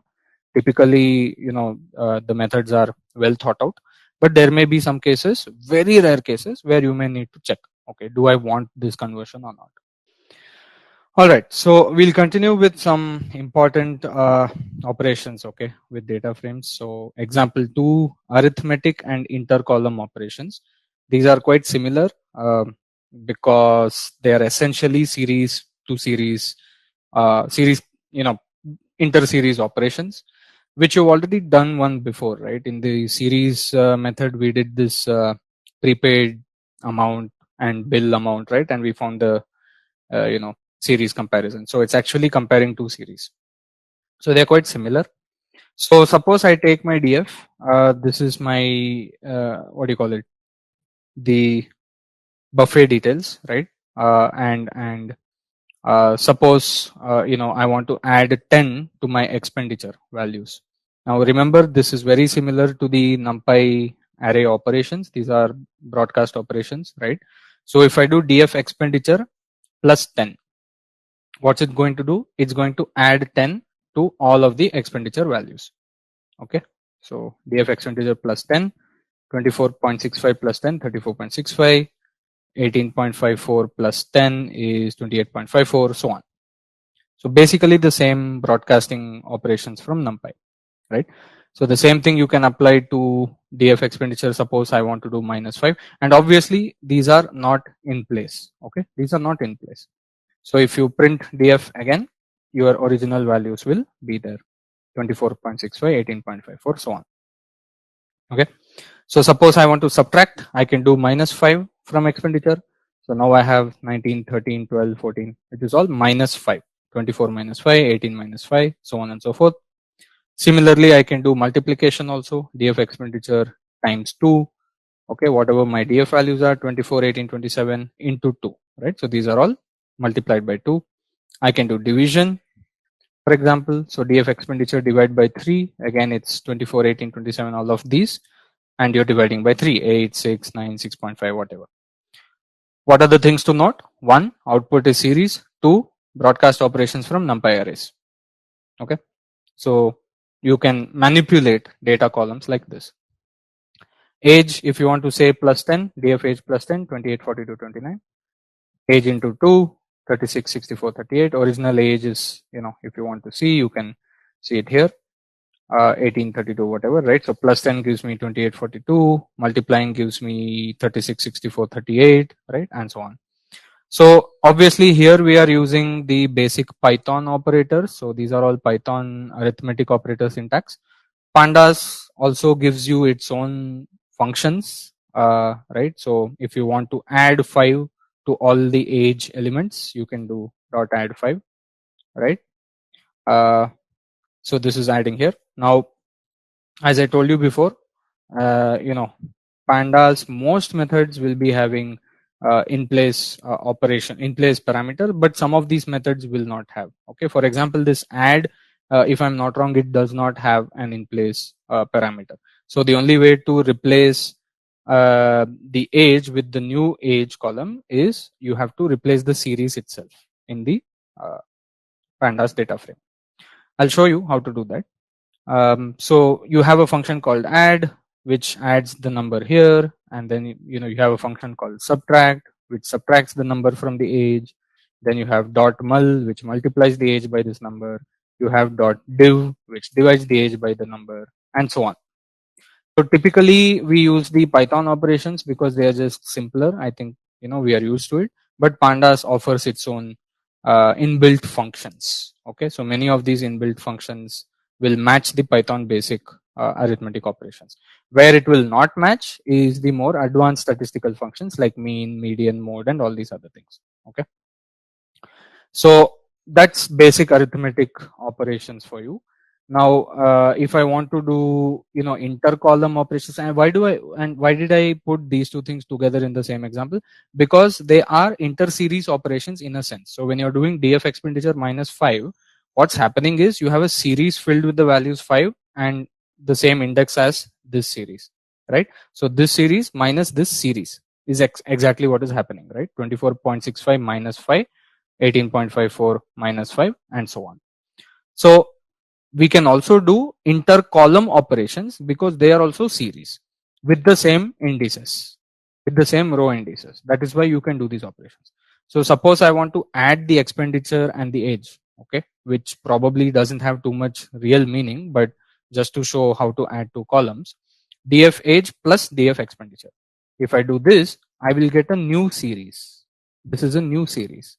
Okay, so this is 24.65 plus 18, which is here 42.65, 18.54 plus 32, 50.54, and so on. So what you're learning here is that with the same indices, if you have different values, you can add them, subtract them, divide them. Similar to what we did in NumPy, the same thing is being used here. Okay.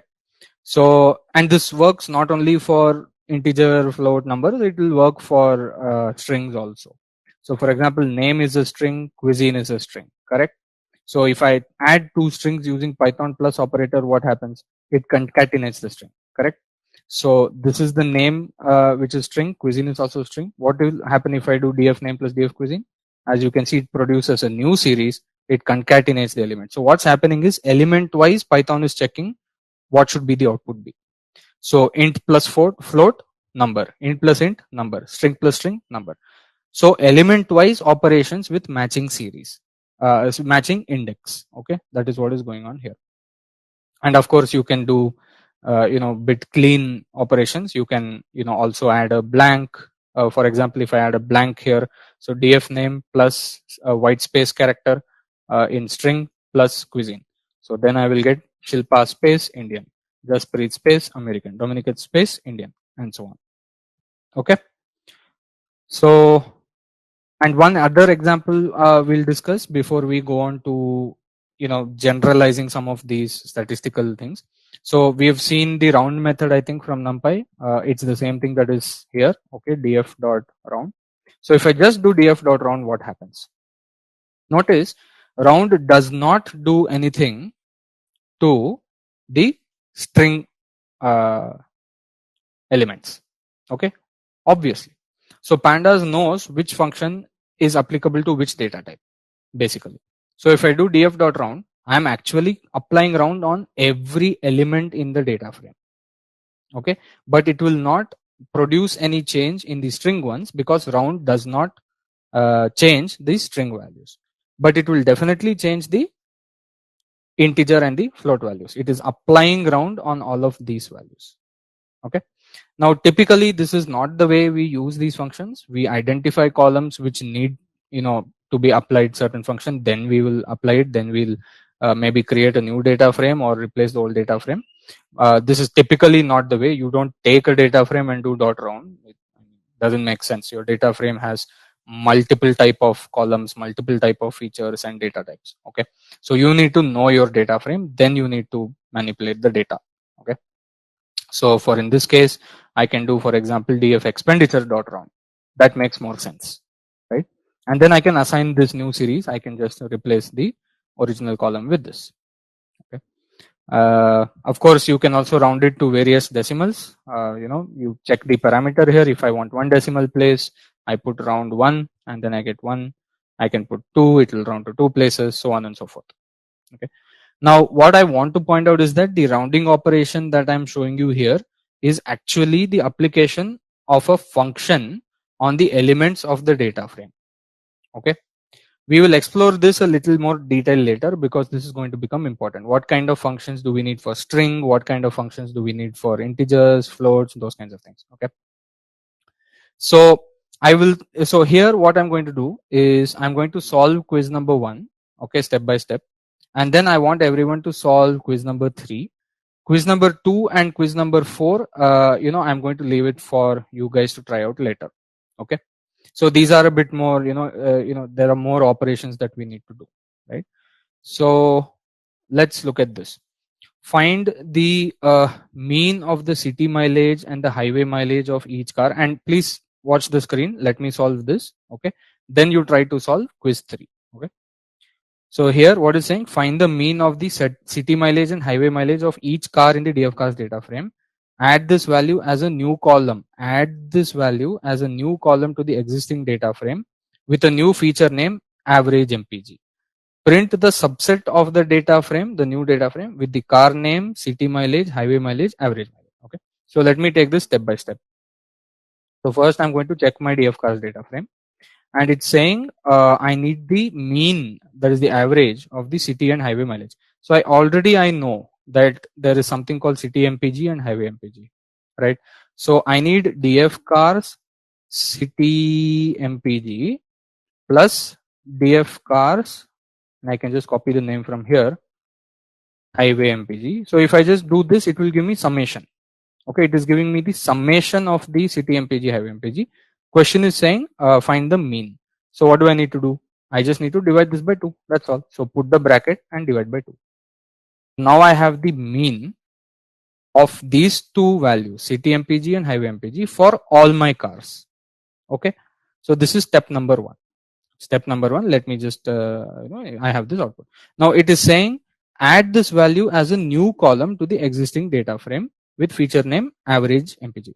Now adding and deleting columns, there is a section at the end of the data frame which I propose that you guys should try to learn that and practice that on your own. I'll give you one instance here. Okay, so here I'm going to say df cars bracket and I'm going to give the new column name here. That's all. So avg mpg, this is the new column name. So notice that this is a series. We all agree. Do we all agree? Please tell me in the chat that the highlighted part is a series. We all agree? Okay. Do we all also agree that the series has the exact same row indices as my original data frame DF cars? We agree? Wonderful.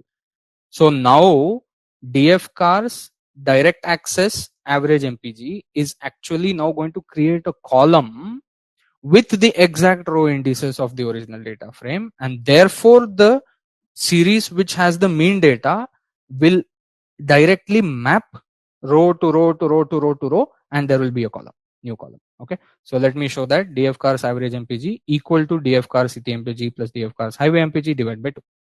I execute this, and now if I just print df cars, and before I print df cars, I'll show you the columns.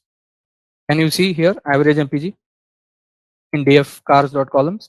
So I have changed my data frame, and I think this is the first time in the complete pandas workbook we are changing our data frame, isn't it? This is the first time we are changing our data frame. Yeah. So notice that when you change your data frame, you should be very careful. Okay, you should not lose your original data, and you should be quite clear why are you doing this, and so you should be careful when you change your original. Okay, so and that's what I add this value to the existing data frame. That is what I've done here. Okay, so as you can see, average MPG column exists. So now if I just print df cars, and ideally what happens typically is that the new column always goes to the last. Okay, so there's average MPG, which is essentially the average of these two. So 21 plus 27, 48, divide by 2, 24. 19 plus 26, what is that? 45, divide by 2, 22.5. 24 plus 30, 54, divide by 2, 27. Okay. No, Akash, it will not change the data in the CSV file. No. When you close this notebook, everything is forgotten. So you need to save. So there is pd.toCSV. Okay. So those who are interested, I'm not going to get into this right now, but pd.to, so CSV, just search for pd.toCSV. I think it's not pandas function, it's an attribute, as in it's an inbuilt function. So df.to to CSV. I believe that is how it is. But pandas, if you check the documentation, it will say pandas dot dataframe dot to CSV. I think this is the way. Check the chat. I'm giving you the things, right? So if you Google it, this is the way that you will find the name of the function to CSV.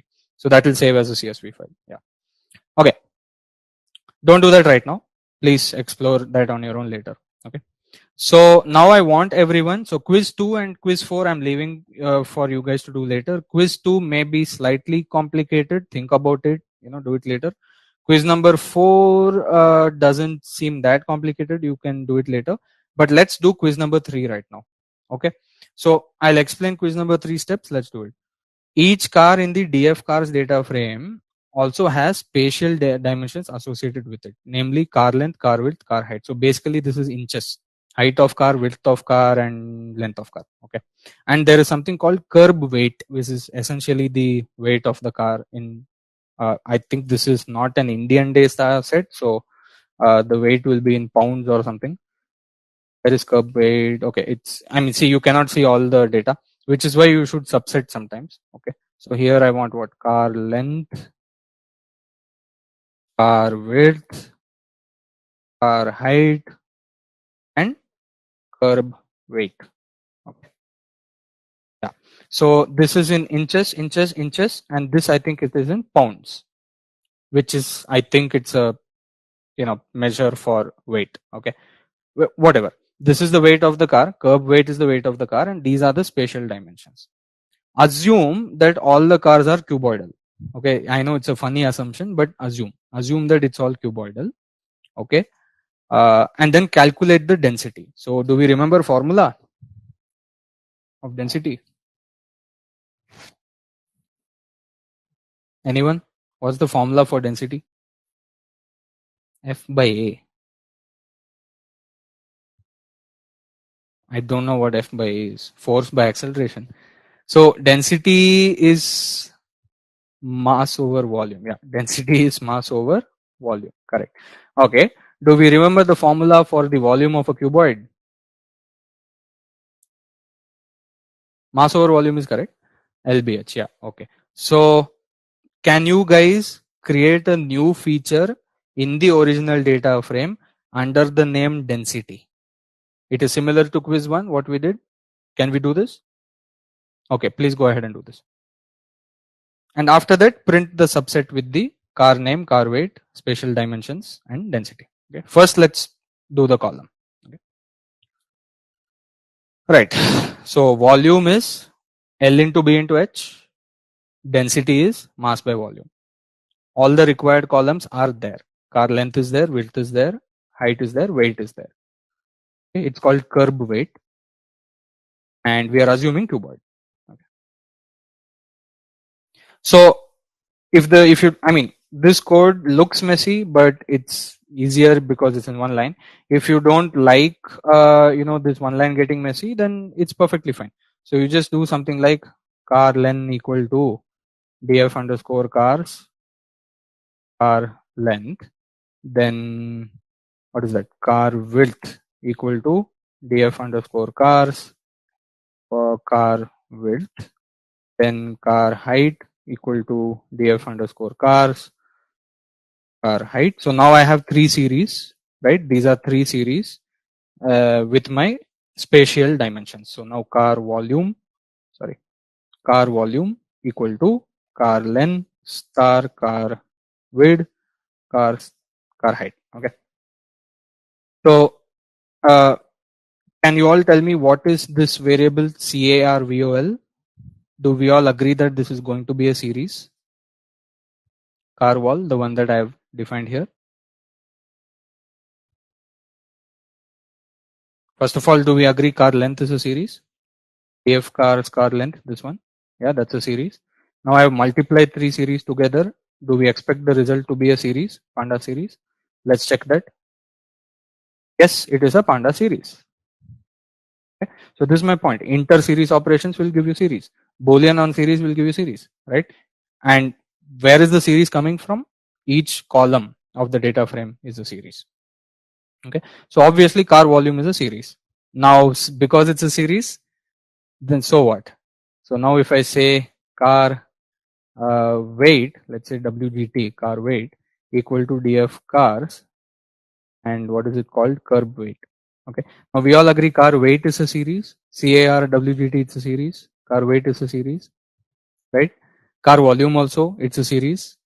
Yeah, so what is series divided by series? That's also series, right? So if I just do, for example, car WGT divided by car VOL, output is a series.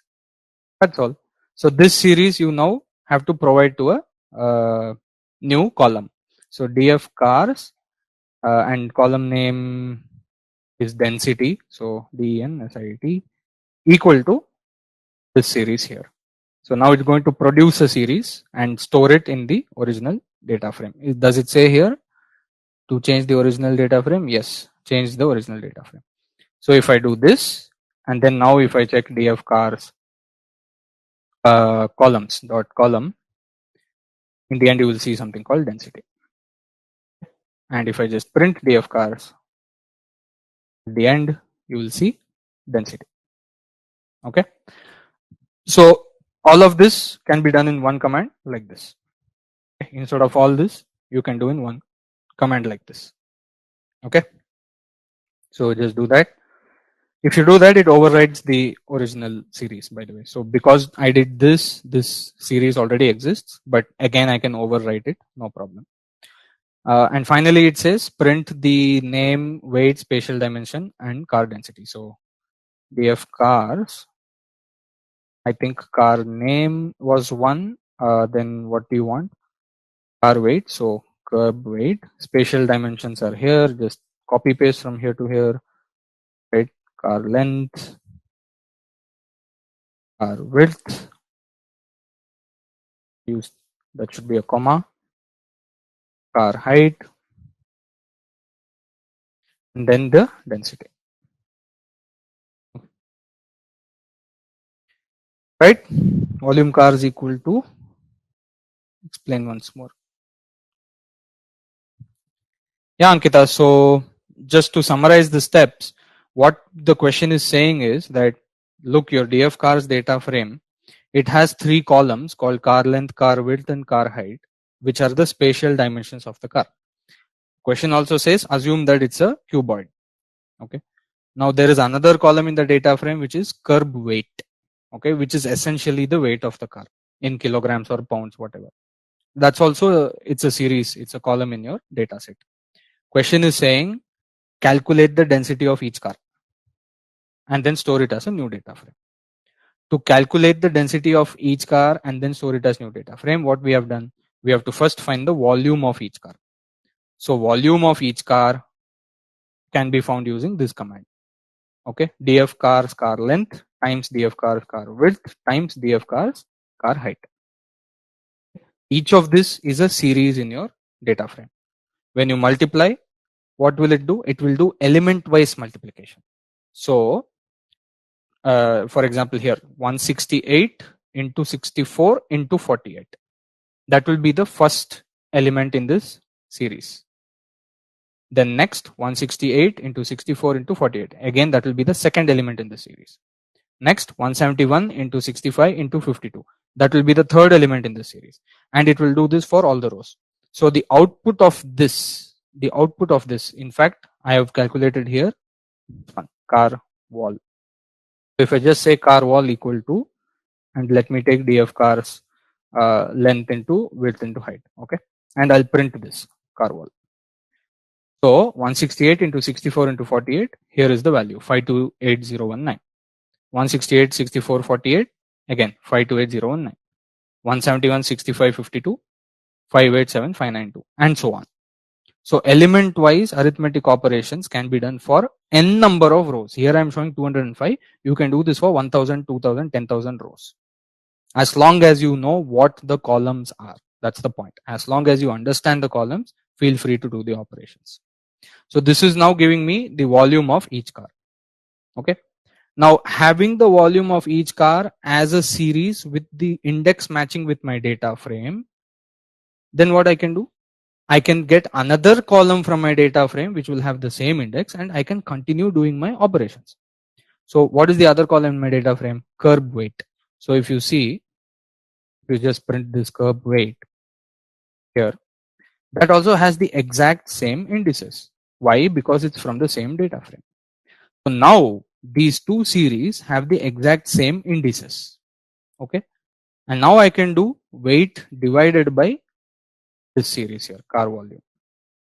What it's going to do is going to do 2548 divide by this value. Then next one 2548 divide by this value. Next 2823 divide by this value. And we know that the set of arithmetic operations that we are doing is basically finding density. So what you have done is essentially calculated density for each row in the data frame. Finally, you have this series. We can now put this series in a new column in the data frame, which is what we have done here. df cars bracket density. This thing density doesn't exist. If it did exist, it will overwrite. Be careful. That's the whole point. When you're changing your data frame, be careful. If there was a column called density, by mistake you will be overwriting it, right? So since this column doesn't exist, I'm more than happy to create it, and these are my density values with the exact same indices as the data frame. Okay, so now I can just assign this as a new column to my data frame. Again, note guys, the index that I'm talking about here, this is the LOC index. We are working with DF data frame. That is why you may be thinking 0, 1, 2, 3, 4 looks like integer. The index I'm working with is LOC. So later, please try this for tempdf. Go to tempdf and try some of these operations. The LOC indices need to match. Then only the operations will be done element wise. Okay. If the LOC indices do not match and what you're doing, the operations will go wrong. Okay. So what's happening here is the LOC indices are being matched. All right. Yeah. So hope that summarizes this. Yeah. Okay. So as I said, quiz 2 and quiz 4. Quiz 2, you know, little bit of logic involved, little bit of GPT involved. Which command, Rajat? I have many commands here. In fact, I have used, you know, somebody's command here, Akash, I think. Yeah. Here, let me just give Akash command. This is the one Akash used. The one I am using in step by step. Here it is. I'll show you. Where is it? This one. Yeah. So this is the set of commands. Yeah, step by step here. You need to copy paste and, you know, put it in separate lines. Okay. So this is the one that I have used step by step. You can investigate each object. That's good if that's what your interest is. Great. So yeah, quiz 2. Think about it a little. You know, it requires some math and logic. Quiz number 4 is a little bit more straightforward, I think. So you can try it yourself. We are going to move on with statistical operations. So we've seen some arithmetic operations, inter-series operations. Now we'll go to statistical operations. Okay. So again, I'm going with my DF data frame, and we have seen some of these methods before. Dot sum, dot mean. We have seen these methods. So suppose, for example, I do DF age. Everyone tell me? I have highlighted part of the code in my cell. Can you tell me what is this object? So DF age is series. Now we know that series has statistical operations like sum, mean, and all that. We saw that, right? So directly apply it. So now if I do DF age dot sum, and by the way, sum is not an attribute. Sum is a function, which is why we are putting the brackets. Okay. So if I do df age sum, what is it doing? It's giving me the summation of the age column, 318. Typically, can we say it as array? No, Pratim. I would like to call it a series. So the difference between array and series, I made it clear, right? Series is going to have these labels. Arrays only have integer index. So when you do data analysis, it's important to talk in terms of labels. Okay. So yeah, let's develop that, right? Which is why I have included that temp df in this workbook as well, right? Typically you will see that some, so typically you will see, you know, some learning resources, they will use 0, 1, 2, 3 as the, you know, the row indices. And I told you that what NumPy index 0, 1, 2, 3 is already there. If you don't specify the pandas index, this thing comes forward. Okay. So some learning resources will use that. And my sense on the matter is that we should know both and we should understand what's happening.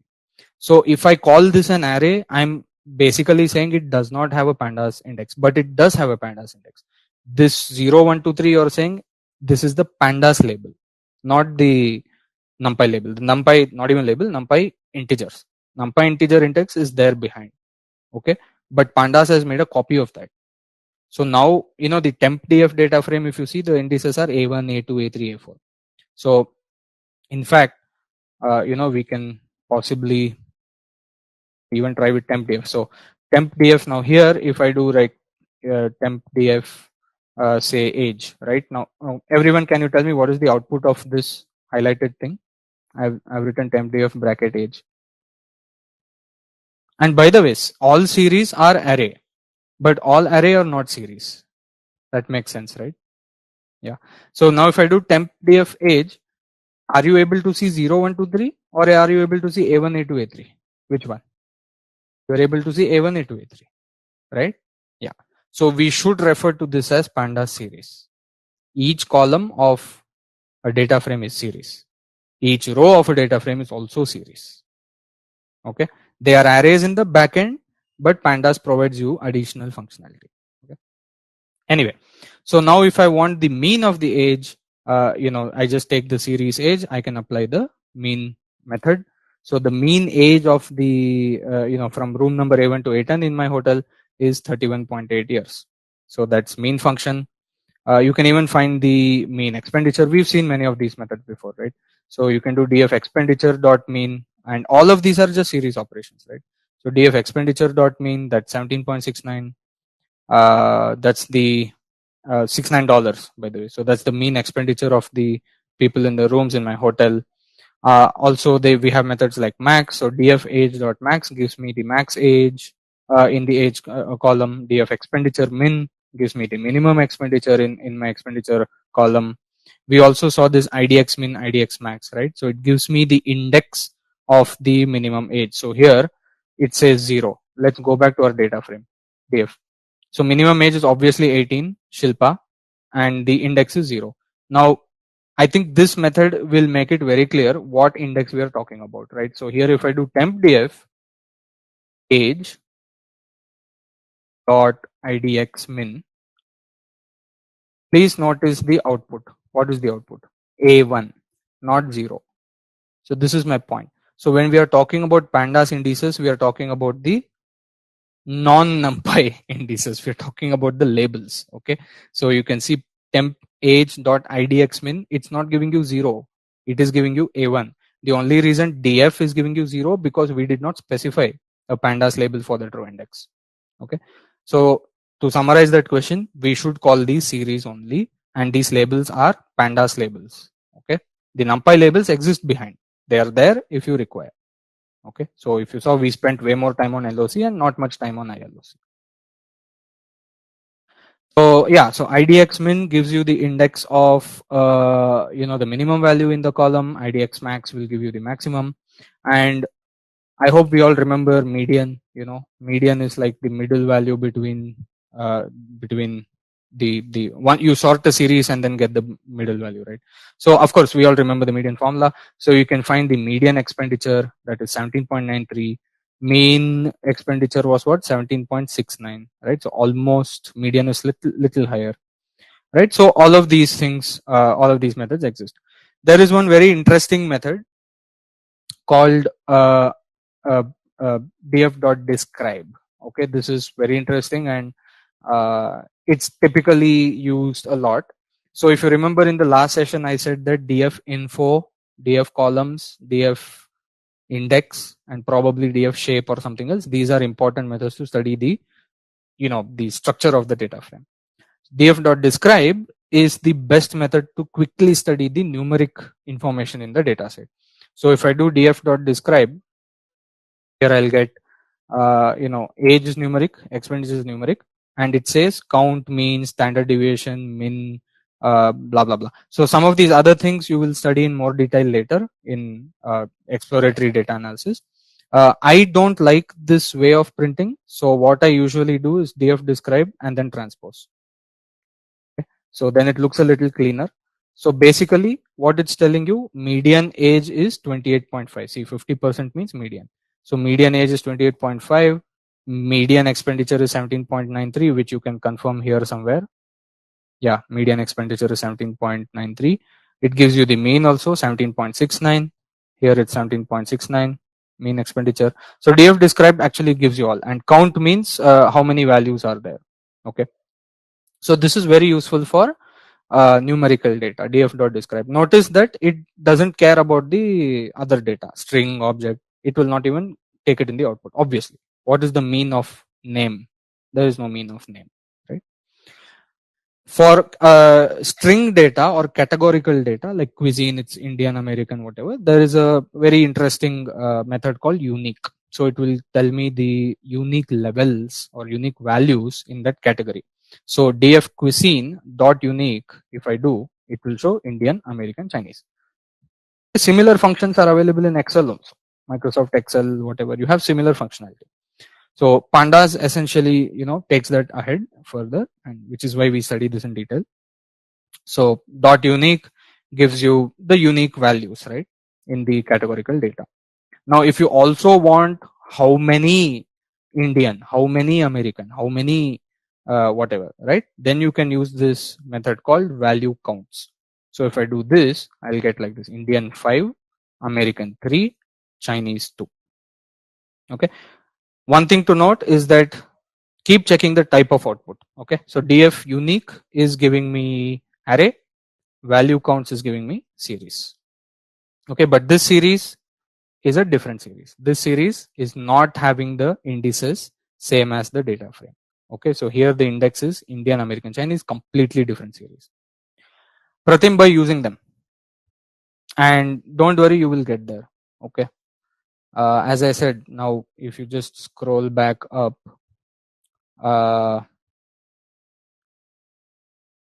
and I'll scroll for a while because this is important. Please read this. You will work with all these methods throughout your data science learning journey and beyond. Does that answer your question, Pratim? I'm not expecting you to remember in one session at all. We will be using this again and again and again and again. Visualization, analysis, and a little bit of maybe stats, machine learning. Again and again we'll be using. Okay. So don't worry, nobody is expecting to memorize in one day. Not possible. Not possible. There are way too many methods. I agree. All right. So value counts is done. I think mean and median we spoke about. We know another statistical thing called mode, right? So mode usually it is applied to numerics. I think in school we were doing for numerical data, but typically speaking, you can apply to both. You can apply to categorical data like cuisine, Indian, American, whatever, or you can apply to numerical data also. No problem. This is, yeah, max number of observations, correct. So if I do df cuisine mode, what is the answer? Indian. And I guess if you look at this, Indian is 5. Okay, so you can do this for numerics also.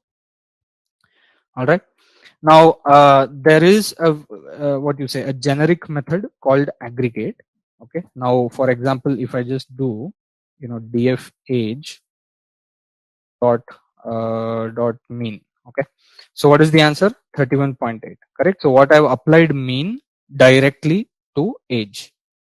There is a function called aggregate, which essentially what it's doing is all this mean, median, all these different aggregation functions. Those will be parameters of these functions.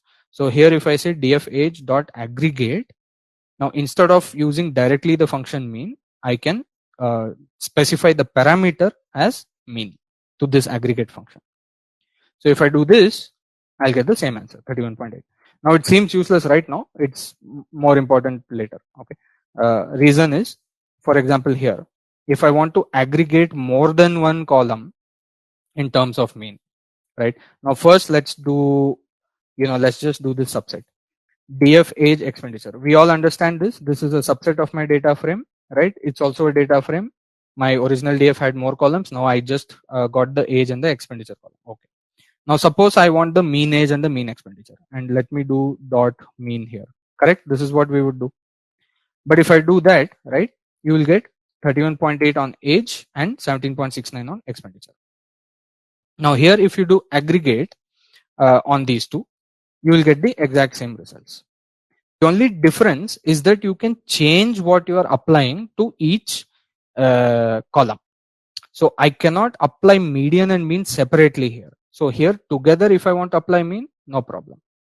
This aggregate function, what it helps me is, here for example, it's a dictionary. See the parameter, okay? It's a dictionary. So take the complete data frame dot aggregate, then put a dictionary inside, okay? And here take the column age and specify that, look, I want to aggregate by median. Take the column expenditure and say, look, I want to aggregate by mean.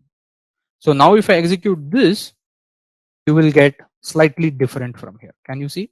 This value is slightly different. So these two are exactly the same because you've been using mean for both columns.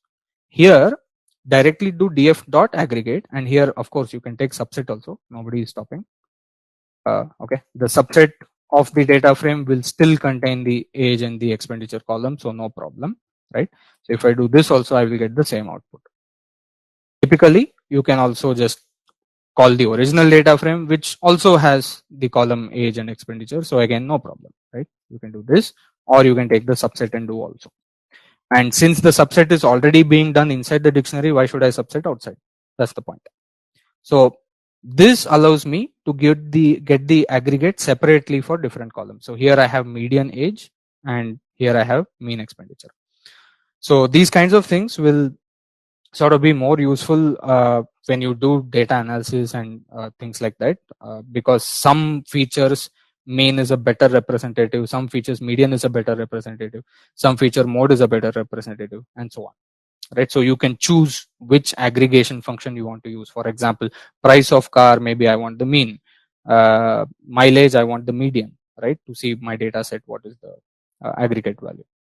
So that's where this aggregate function plays a role. Okay, to summarize, I think some of these are obvious, like sum, mean, median, all of that. IDX min, IDX max, there was a little bit confusion between LOC, LOC. I hope that is clear. It is LOC. It is giving me the pandas index, right? IDX and all these things. And describe is something that we saw for numerics. Value counts is very useful for categorical variables, right? Like cuisine and things like that, which have fixed levels, Indian, whatever. Other type of categorical variable is what? Gender, male, female, right? Those kinds of things. So that's useful there. And aggregate is useful to choose, to pick and choose what kind of aggregation that you want for various features. All right. Are we ready for quiz? The first one. What is the price difference between the most and the least expensive car in the DF cars data frame? Let's try this quiz, quiz 5.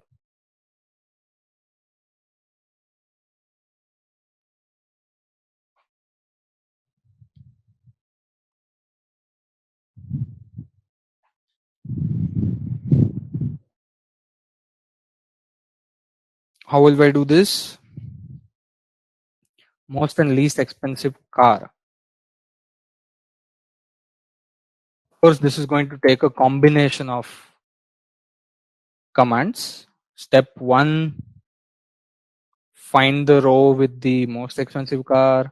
Step 2, find the row with the least expensive car.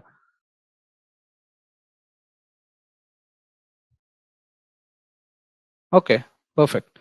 Let me check this. DF cars max, DF car price max minus the min. Yeah. So Ashish, I think this is the right answer. Really nice. DF cars price dot max. This will give me the maximum value in price. DF cars price dot min. This will give me the minimum value in DF cars price. Correct. Now I just need to subtract. So answer is $40,000. Okay.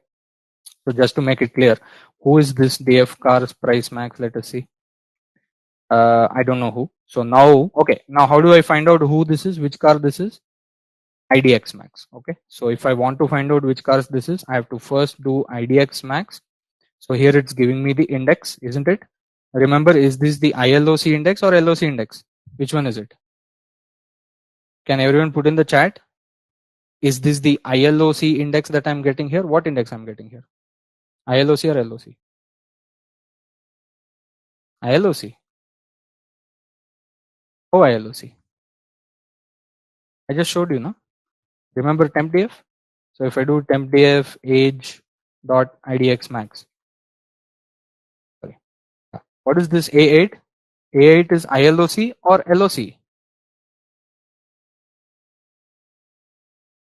What is A8? LOC. So IDX max gives LOC. IDX min also gives LOC. Now why are you saying ILOC? LOC only. So df cars.idx max is giving you the LOC index. So I can just do dot LOC, isn't it? I can just do df cars dot LOC df cars price IDX max. Yeah, LOC, we all agree? It's LOC, okay? These methods are giving you the pandas labels, LOC, yeah. So df cars price IDX max 74, which is the LOC index. Now I can do dot LOC with that index and subset the data frame. So you will get the row. And why does the row look like this? Can someone tell me this is one row? Can someone tell me why does the row look like this?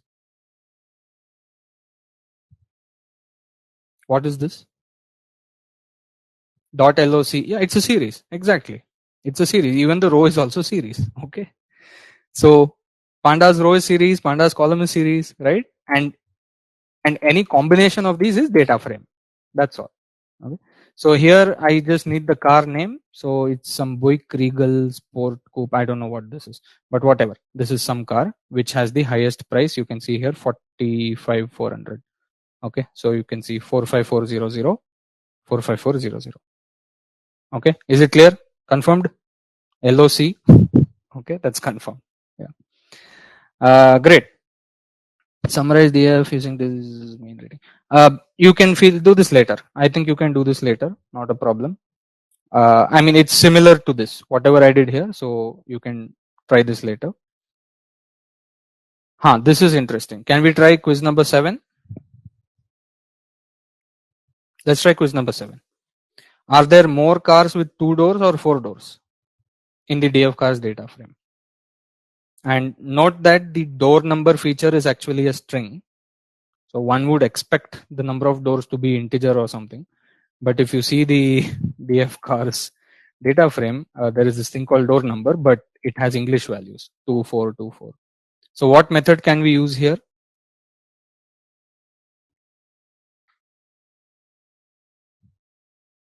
What do I need actually? I need to know, are there more cars with 2 door or 4 door? So I need the number of cars with 2 door and 4 doors. How to do that? I'll just scroll my screen to the hint. Here is the hint.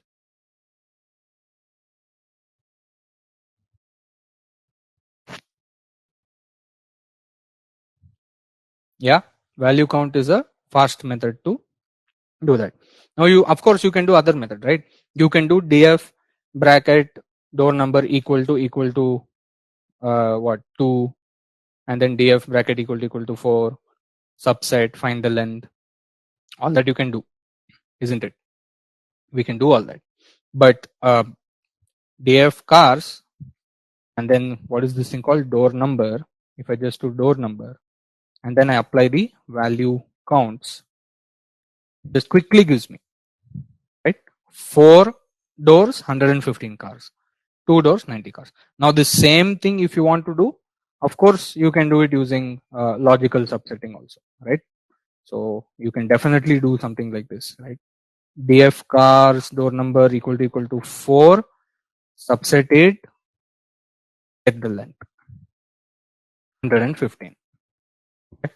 Similarly, same thing, df cars door number equal to 2, subset the data frame using the logical, get the length 90.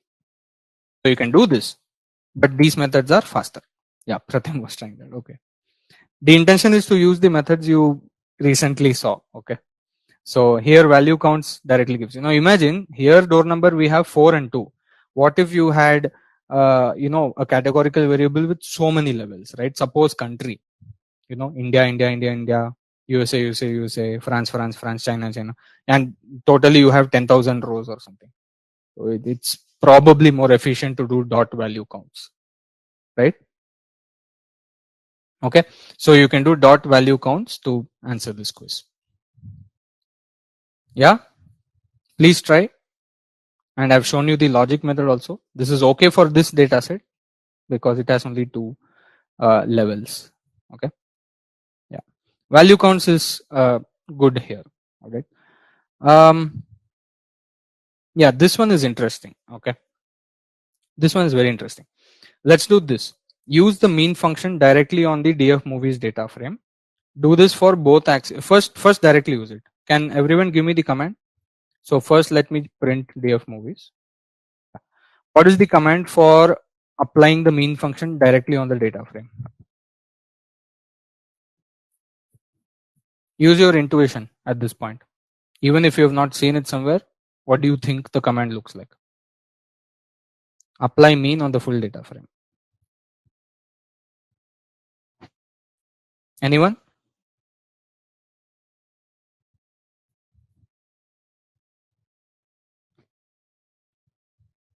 Yeah, df movies mean, correct. So I'm going to apply df movies dot mean. Now please execute this. So Akash, Ankita, you guys have given the correct code. Execute it.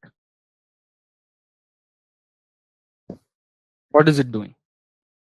By default, it is executing for what? Columns or rows? What collapsed? Answer to me, what got collapsed? Rows or columns?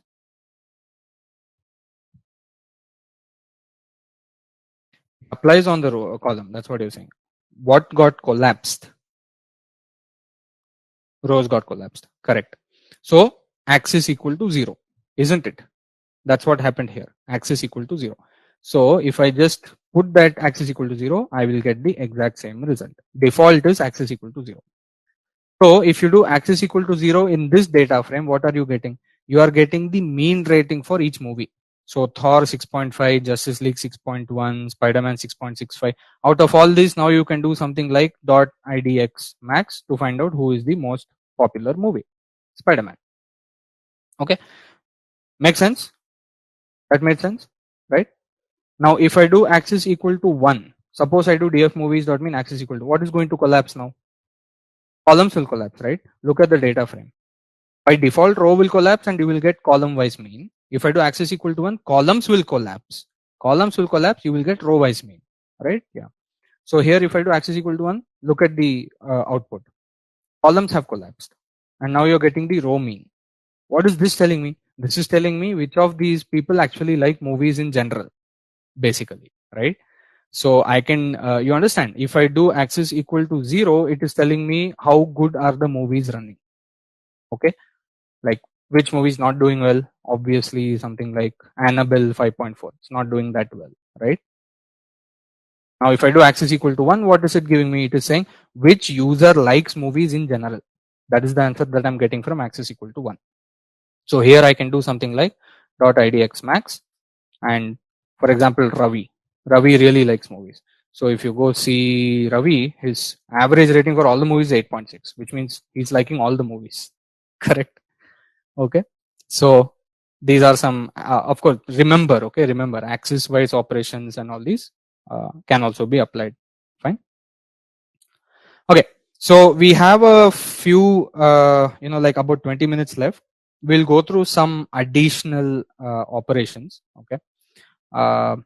So first thing is sorting, and as I said, sorting is very common operation. I think we saw something for series. We can see it for data frame also.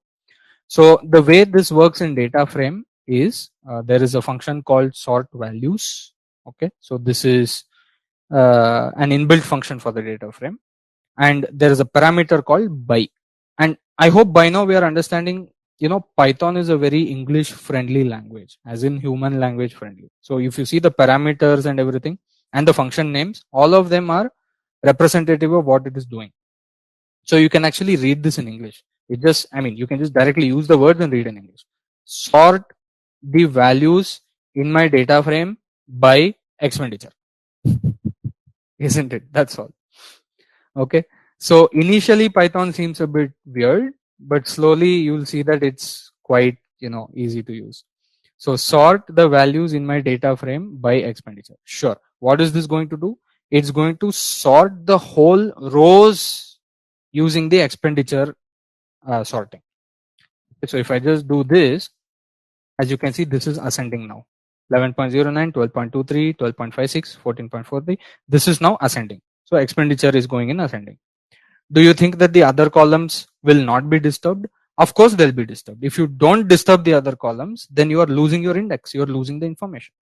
So it is sorting all the observations according to one variable, right? So that's what's happening here. Expenditure 11.9, 12.3. The rest of the information has to match with the same LOC. Okay. Now, just to make things really clear with this LOC business, can everyone tell me what is the LOC value for the first row that I'm highlighting here in this output data frame? Put it in the chat. What is the LOC index for this? Is what? No. Guys, see the index. Index is 6759. See, 6. 6. Do we agree it is 6? Is it a reading issue? Can't you see? Is it zoom? 6, right? Yeah. So 6 is the LOC. Okay, wonderful. So what I'm going to do at this stage, I'm going to just save this in some variable called temp.df. Okay, I'll save this data frame. I will print it. Okay, you all agree that this is the exact data frame you just saw, correct? And the first row is 6, correct? Now if I do temp.df.loc6, tell me the name of the person which I will get if I do .loc6. Monica, correct? Wonderful. So if I do LOC6, I will get Monica. Okay, very good. Now can you please tell me what is the iLoc for Monica in this data frame?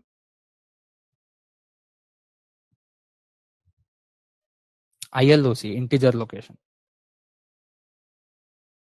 Room is a column, guys. Rajat, room is a column, not even an index right now. Room is a column. The index you are seeing is here. Okay, I'm getting 0 as the answer for iLoc.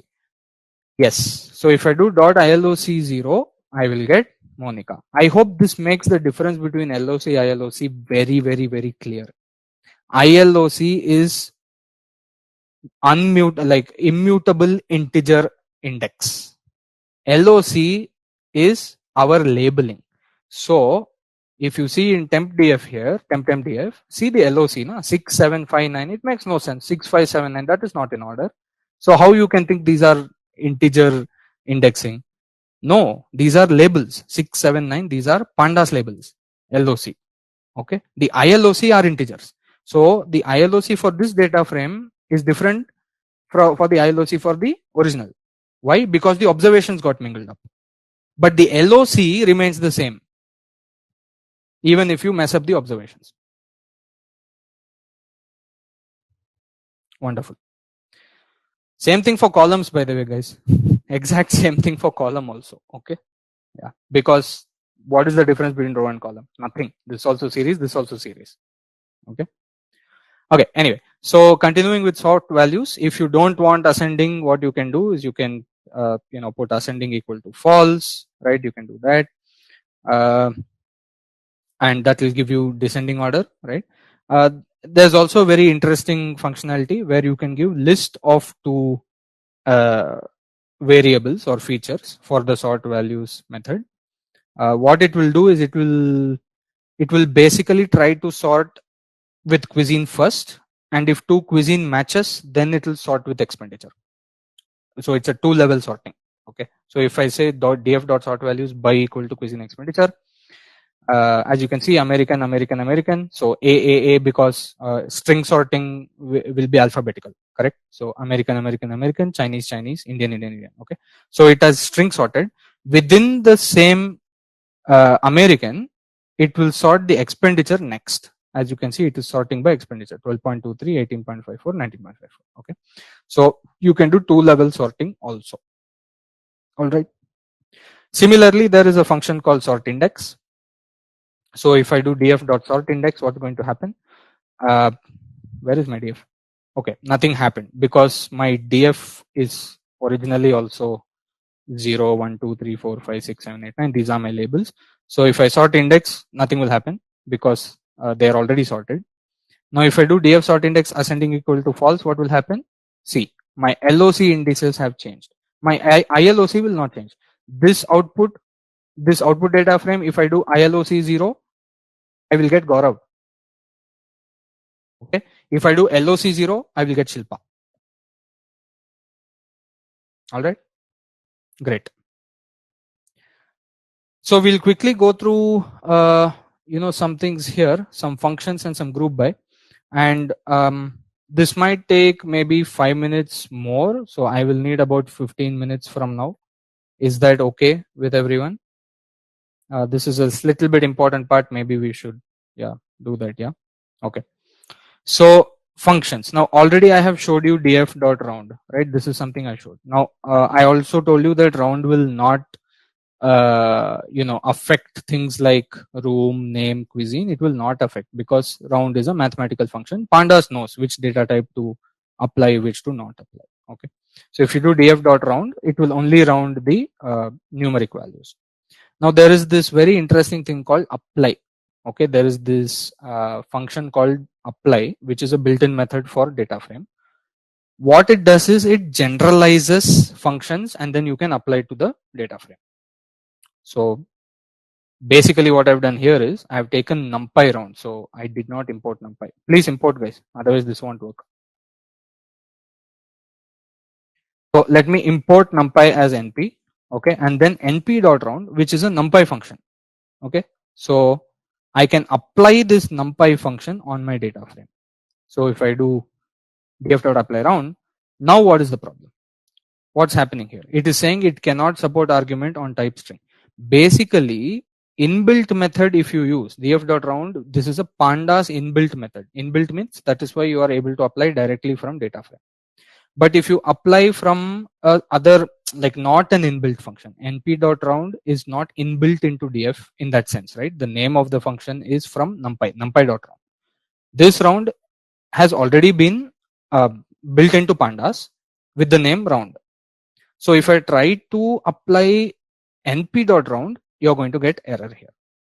Okay. So now how do you generalize? That is the question. So if you take expenditure and round, and why this is giving error? Because np.round does not know that it should not apply round on name, room, cuisine. NumPy doesn't know that. Only pandas knows that. So here, if I use dot round, this is pandas, obviously. So this is a panda series, and this is the built-in round method. It is rounding my expenditure. Okay. Now if I take that same expenditure series and I apply NumPy round, it works. So when you're using an external function, not pandas, not inbuilt to the object, if you're using external function, it won't know. That function doesn't know whether you should apply to only one column, two column. That function doesn't. That you have to specify. Okay.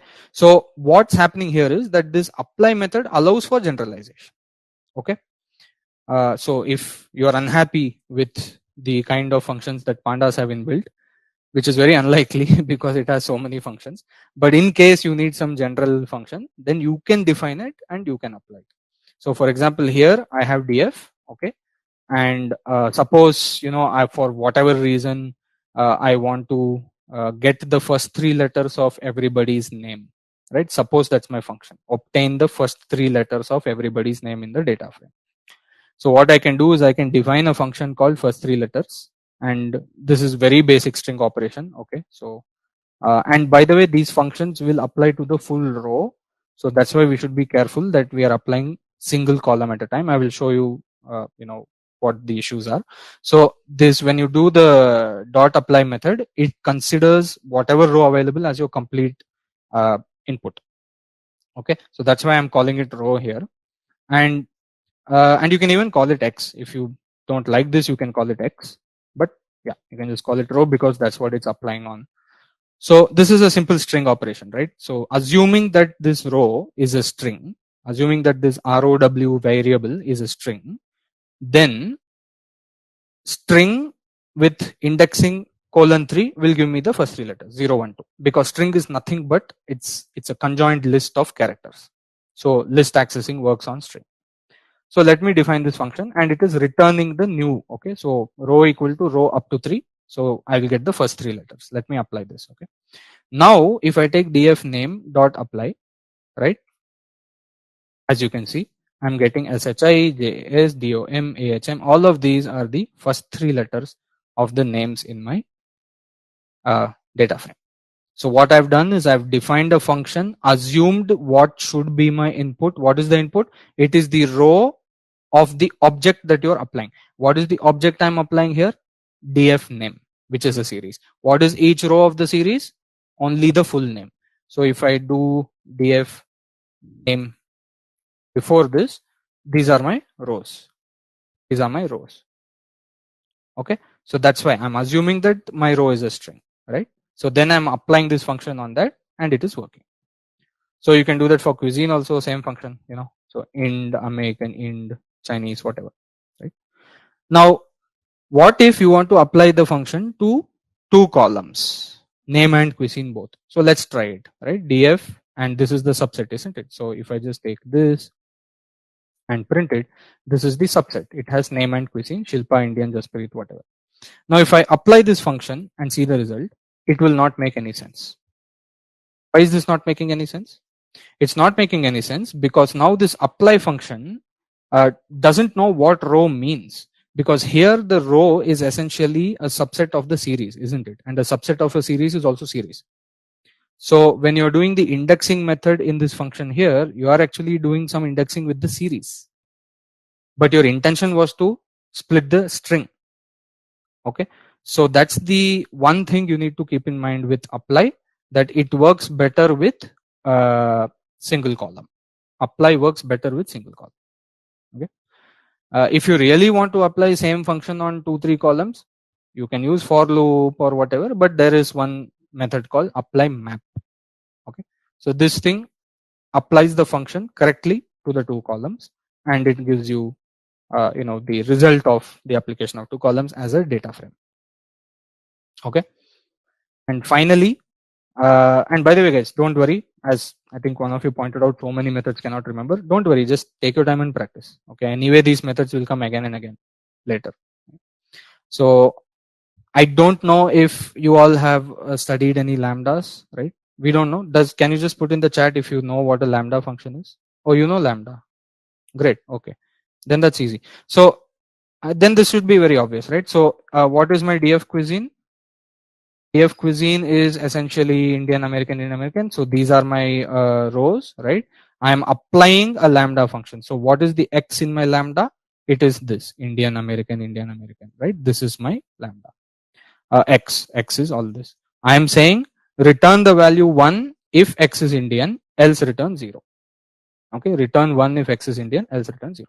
So if I apply this, wherever it is Indian, it will return 1. Wherever it is not Indian, it will return 0.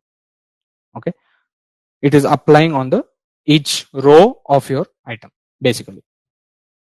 Okay, I won't go into the quizzes right now because of time constraints. I would like to discuss group operations. This is quite important. Quizzes you can try on your own, right?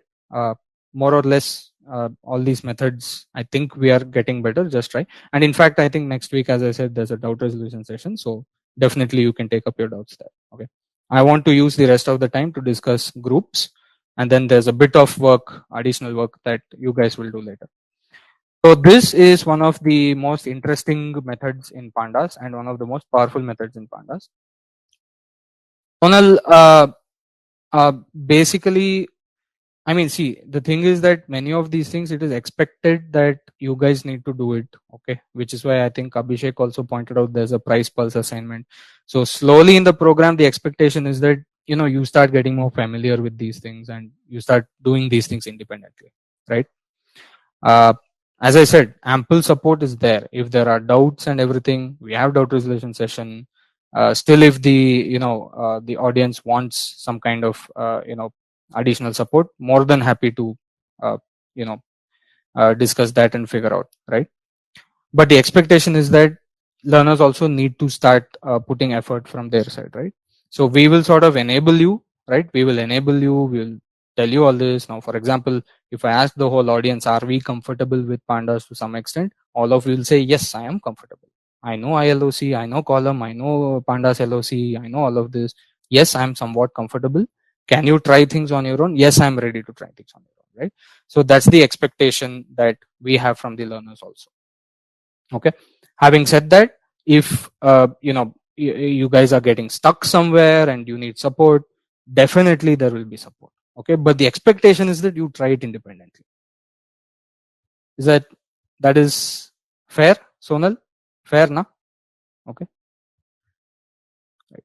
So yeah, the last one thing that we want to discuss is group by, and after that, I'll just discuss what the additional work is. So there's this function called group by in it's an inbuilt function to Dataframe. What it does is it creates a temporary object. So if I just do df group by and by equal to cuisine, you can see the output here. It says pandas core group by generic data frame group by object. Basically this data frame group by object. This is a temporary object. It has no output. Like as you can see, where is my data? Where is my expenditure? Where is all this? It's not there.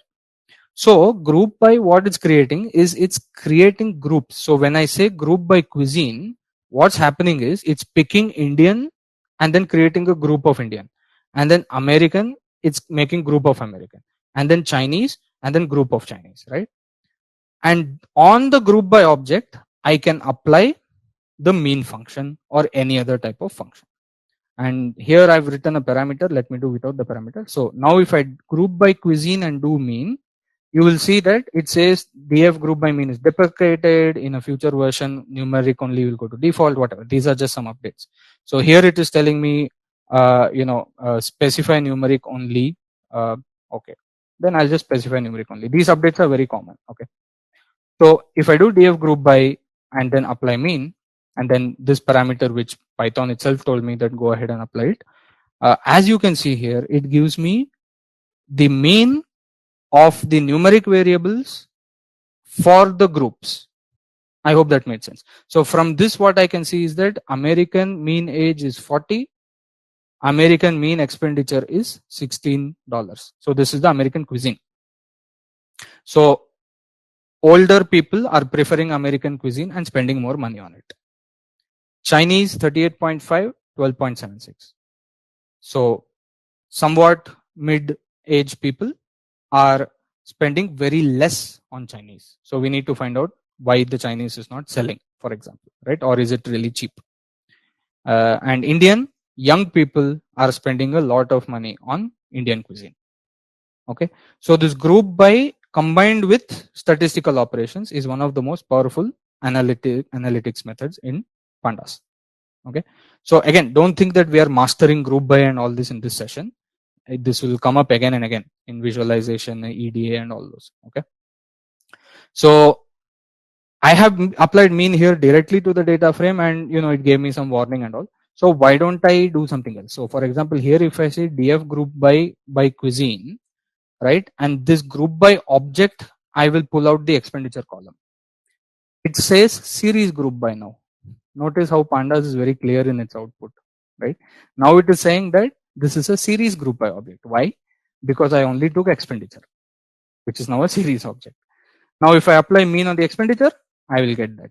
American people mean is 16.77 in the expenditure, Chinese is 12, right? So I'll get the mean expenditure for each of the groups. Now, even further, what you can do df group by cuisine, then expenditure. Okay, that's a series which is grouped series. Then I can apply external function such as np.mean.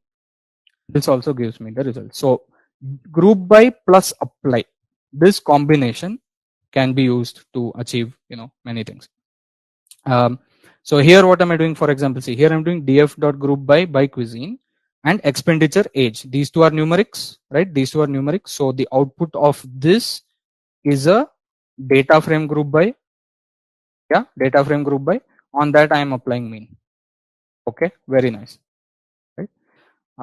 And of course you can do the same using np mean, but here there will be some updates. Data frame mean blah blah blah. What's it saying? To retain old behavior, use frame.mean access equal to 0. If you want to go through all this trouble of using np mean, we can do that, right?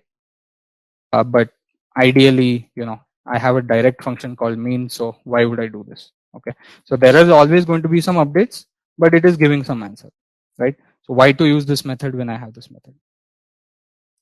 Finally, what I want to show is the combination of group by and aggregate. Okay, So here, for example, I'm doing df.group by cuisine. So this is a grouped data frame group object, which is grouped by cuisine. Then I can aggregate on this group by. So I'm using this aggregate function on group by, and I can aggregate. We all remember, right? Aggregate is where we had a dictionary, and you can specify column value, and you can say what you want to aggregate. So if I do this, right, it gives me the exact same result. American 16.7, Chinese 12.7, so on. But now if I want, and this one is obvious, right? Expenditure mean, age mean. So if I use aggregate on the grouped object with expenditure mean, age mean, I'll get mean of expenditure and mean of age for American, Chinese, India. But suppose you want different aggregation method, right? So expenditure, suppose I want median, and age I want mean. So maybe I want to change this to mean, suppose, right? So I have expenditure median, age mean. So what I'm doing is grouping by cuisine and then putting aggregate function on it. Expenditure I want median aggregate, age I want mean aggregate, print it. And now it will give me the mean ages of these groups, cuisine groups, and the median expenditure of these groups. Okay. So, I typically in data analysis, you might want to find the total expenditure. So if just think you are the hotel manager, and what do you want? You want to know the mean age group, mean age. What is the mean age of the people who are preferring American food? What is the mean age of the people who are preferring Chinese food?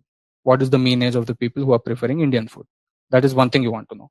Another thing you want to know is what is the sum of the money spent on American cuisine by the people in the hotel. What is the sum of the expenditure spent on Chinese, right? So on aggregate, you can now use expenditure sum, age, mean, group by cuisine. You do that, and this is what you get, right? You have the mean age of the people preferring American, Chinese, Indian here, and you have the total amount of money spent on these cuisines here. Okay. So just to summarize, right? We have spent a lot of time familiarizing ourselves with the behavior of pandas. We've done the fundamentals in great detail. Okay, I have introduced you to some methods which you should start exploring, and try to work it on your own. Right? There are ample practice questions. So once you finish NumPy and all of that, you can do the pandas practice also. And please note that, again, I need to repeat myself. We are not mastering these techniques in one session. These are techniques that we will need and we will use in further topics also. Okay. So there are a few quizzes here. You can try them on your own. And so again, these are all, using group by, using apply. Try to use the different methods. Okay. Try to use whatever methods you feel comfortable, but try to use the different methods. Okay. And here in other data frame operations, here I've kept some operations which maybe you will not use too much, which is why I kept it at the end. So you have things like deleting elements from data frames, changing elements in data frames. When I say changing elements, I mean changing one by one, right? So some of these methods, I have given some examples here. You can try it on your own. These will be done in more detail when you do data pre-processing and things like that. Okay. So it doesn't make too much sense to study all of this in pandas, because anyway we will be using these methods when you do data pre-processing, exploratory data analysis, things like that. Okay, so adding new rows, columns, all of that. And finally, inter data frame operations, I just kept a very short bit here, and as you can see, I'm just showing two methods, join and merge. No need to worry too much about this right now, because it will become more important, as I said, in data pre-processing. The reason I've left it here is so that you guys can start exploring these things, and when we go to visualization, pre-processing and all that, we know, okay, we have seen these methods before, let us see it in more detail. All right. So just want to summarize this, that the whole section, right? We started with NumPy. We understood NumPy arrays, we understood indexing, the data types that are stored. Then we understood that pandas is built on NumPy, and panda series is a very, improved version of array. It can store data of multiple type, and it has labeled indices. And now you can take these pandas series and put them together to create what we call a data frame. And data frames are typically the most common type of data structure used to read analyze, manipulate tabular data.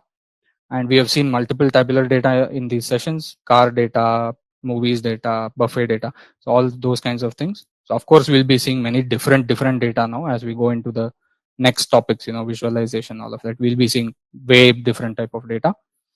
And the way you need to think about all of this is that fundamentals we have spent more time, and applications we have done introductory, and these applications we will be using again and again in the future topics. And second point, yes, effort from the learner side is definitely expected. You guys need to try out all these things. So we will sort of enable you to some extent that, okay, are you comfortable enough with these tools? Are you comfortable with these concepts, right? And then the learners are expected, okay, go and do some additional things on your own. Okay, so that provides for the best sort of learning experience, is what I feel. So today we are going to expand the concepts which we have learned from the first two sessions, and we'll deep into the world of central limit theorem. We'll go much deeper into the world of central limit theorem, which I believe is one of the most powerful inventions in the world of statistics. Apart from that, we'll also understand how we can use actually z-score and p-value.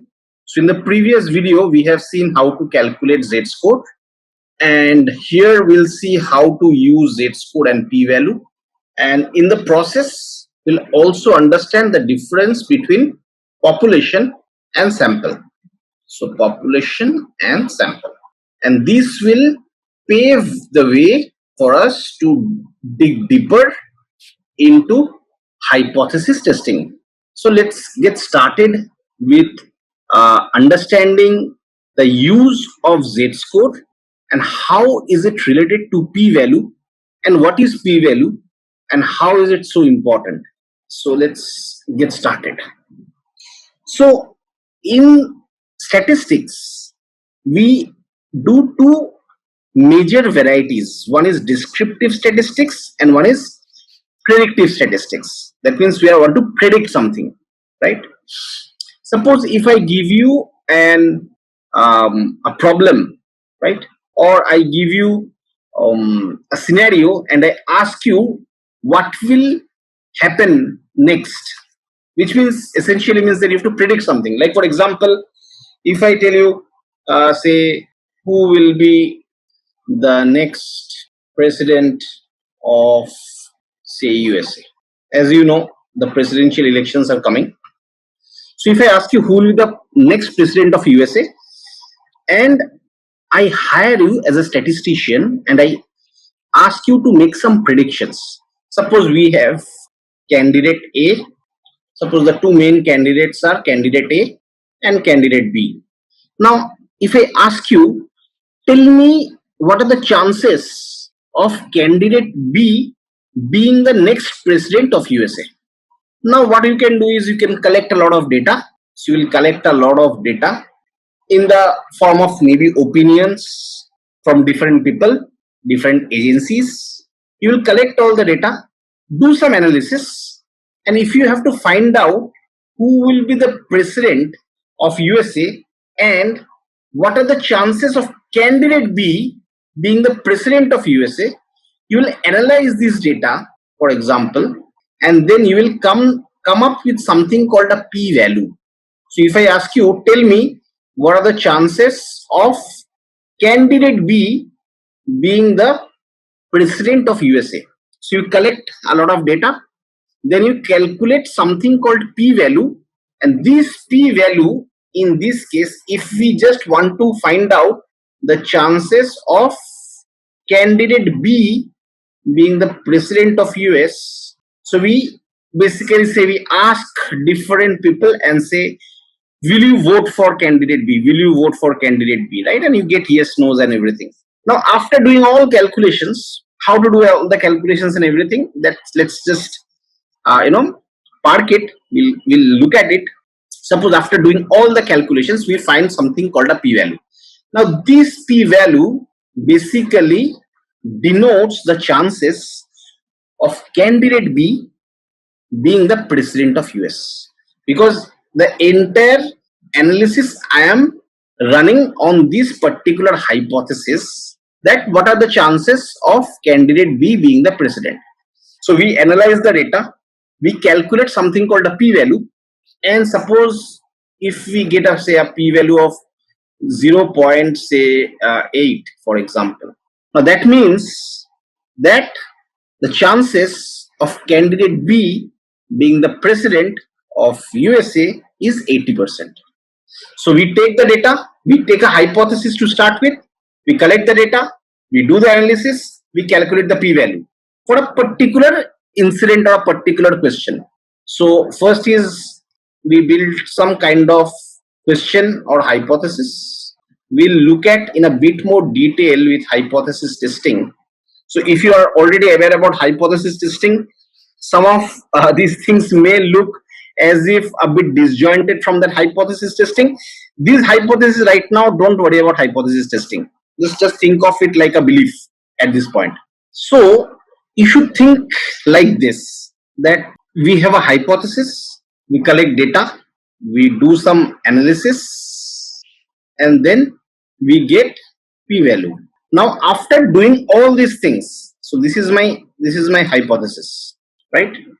This is my hypothesis with which I am working, and after doing all this I get a p-value of 0.8, which means that the chances of candidate B being the next president of USA is 0.8.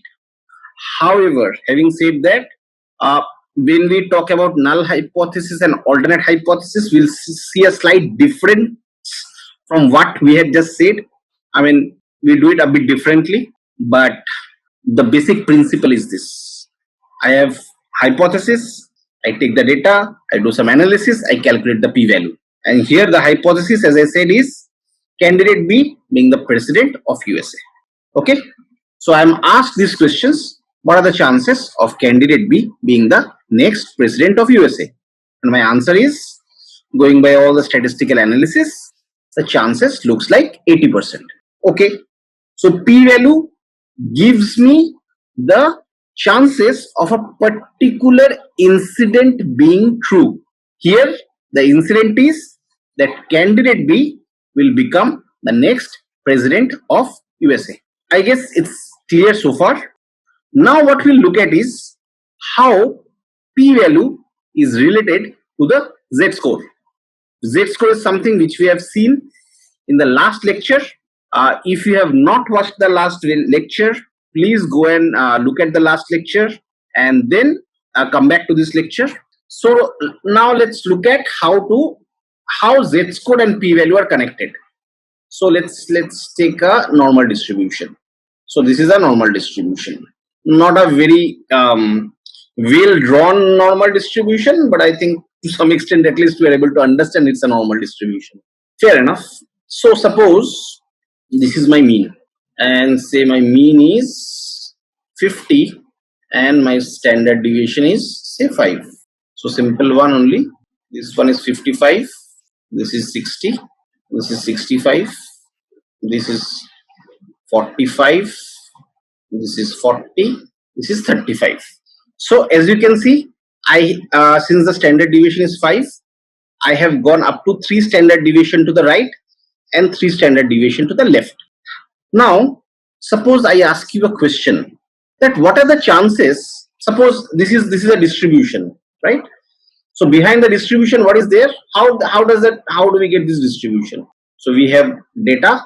From this data we can draw this distribution, and this side this side is my actual data elements, and this side is my frequency. So from the actual data, which has got rows and columns, and the actual data can probably range from say 0 to 70, 20 to 70 for example. Suppose this is my data. From this data I have drawn this graph which looks like a normal distribution. Now I ask you that suppose from these data I pick up a random data point. Okay, these data Suppose here I have data which is nothing but rows and columns, right? Any data is nothing but rows and columns. In this case, this is only it is only one column which we are looking at. Actually, I should not call it as a rows and columns. In this case, this is just one column, multiple rows, right? So now, if I ask you that what are the chances if I randomly pick up one row from this particular data, which looks like this, what are the chances that that will be less than 65? Will it be very high? Will it be low, or what? So if I ask you that, hey, you know what? I have this data and I know that this follows a normal distribution. What are my chances that I will pick up a data point which is less than 65? When I say I pick up a data point, I can randomly choose a data point. I do not know what the data point is. I just want to understand what are the chances of it being less than 65. Similarly, say what are the chances of a random data point being, say, greater than 45? What are the chances of a data point being less than 30, say 32, for example? So let's look at these examples. Okay. So in this case, what are the chances of me picking up a random point which falls anywhere in this distribution? Think intuitively. Right now, nothing. Don't worry about anything. Intuitively, do you think the chances should be more or less? On a count of 3, 2, 1. The answer is the chances should be very high, because the entire distribution is on this side, right? So if the chances are high, it is very good. How high? How much? Just quantify. Let's quantify with a number. So what we'll do is we'll calculate first the z-score of 65. What is the z-score of 65? That is x minus mu by sigma. So in this case, x is 65 minus mu, that is 50, divided by 5, which is 15 by 5 is 3. And we also know that it's 3. So this is 3. The z-score is 3, which is okay. But how do I convert that into a probability, into a p-value? So for that, we use something called a z-table. This z-table you can just Google and you will find. You can download this z-table. It's not something which I have built. It's already there in the internet. You can download it and you can use it. So if I come to z-table, the way to read z-table is, so here we got a z-score of 3. So from z-table, what we get is p-value. So in z-table, what we can do is we can pass the z-score and get the p-value. So let's look at the z-table. So here the z-score is 3.0, and here is 0, 0. So that is fine. So 3.00 will be this point.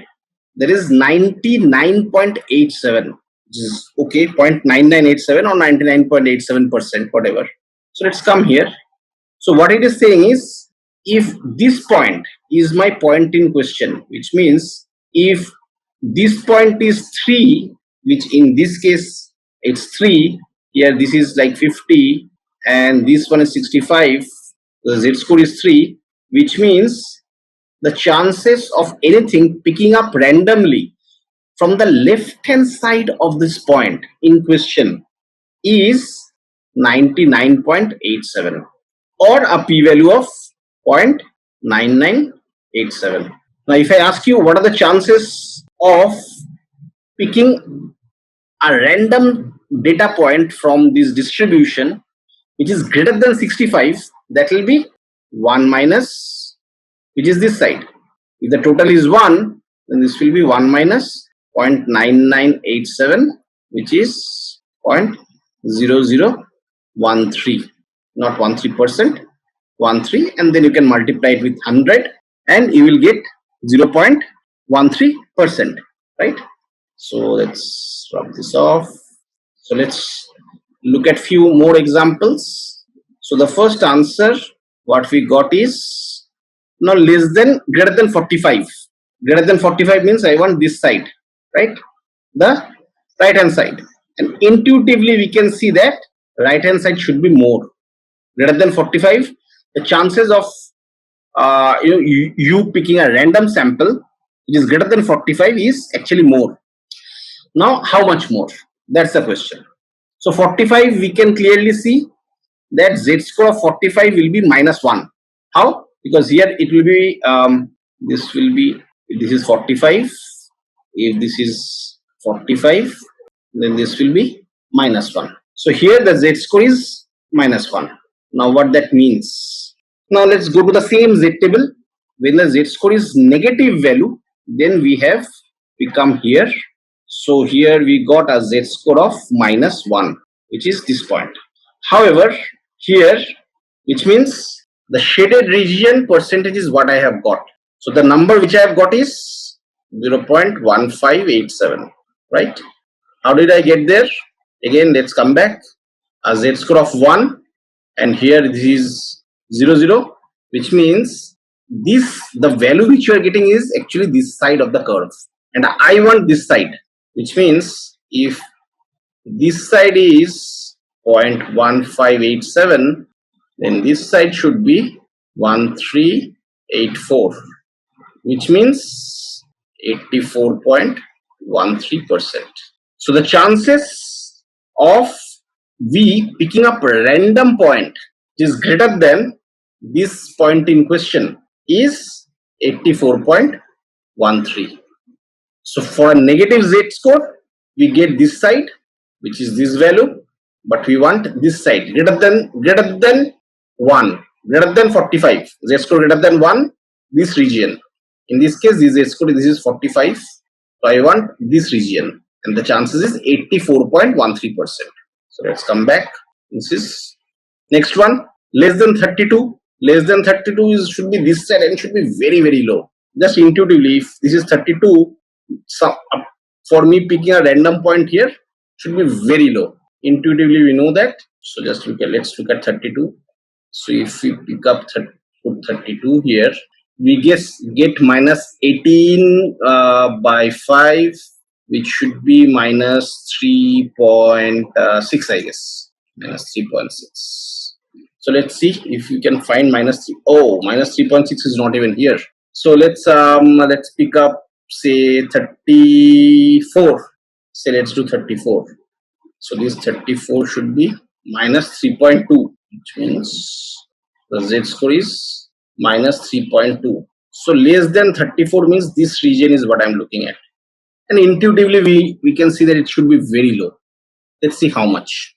So 3.2 is this much, which is this value. So 3.200. Had it been like say 3.21, then we would have picked up this value. Say let's say, can we pick up -2.77? So -2.7 is here, and 77 should be this point. 2.7 and 77, and that should be this point. 2.7 minus and 7. Similarly, say -2.14. -2.14. That's how you should read the z table. Okay.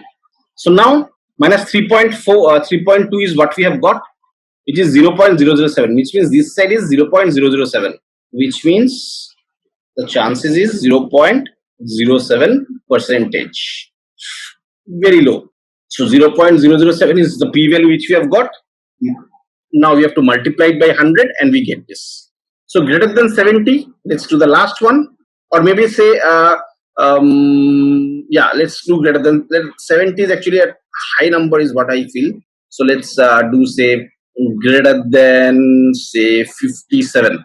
Greater than 57 means this point, this should be 57, and greater than 57 should be this region, which technically through naked eyes looks very small, but how much small? Let's figure out. So this is now 57. So this is like 7 by 5. 7 by 5 is 1.4. So now let's come to the z table. Let's take 1.4. So 1.4 is this much, which means region to the left is, so what I want is this point, right? This is my z-score of 1.4. I want this region. However, the value which we'll get here is actually this region. So this is this region, right? So this one is 1 minus 9192, which ideally should be 08.08, which means if I just multiply it, it should be around 8%, a bit more than 8%. Okay, I hope this part is clear now, because this is the foundation, this is the base which will help us to solve a lot of problems. So we have completed now understanding z-score and p-value. Now we'll understand what is a population and what is a sample before we go to central limit theorem. So population and sample. So in very simple terms, population is my superset and the sample is my subset. So population is a superset and sample is a subset.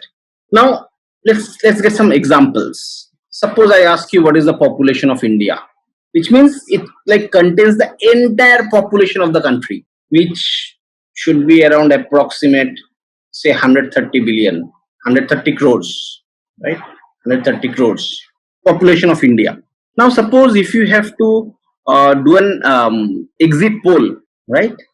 If you want to do an exit poll, do you think it's feasible that we go and ask all these 130 crore people that whom did you vote for?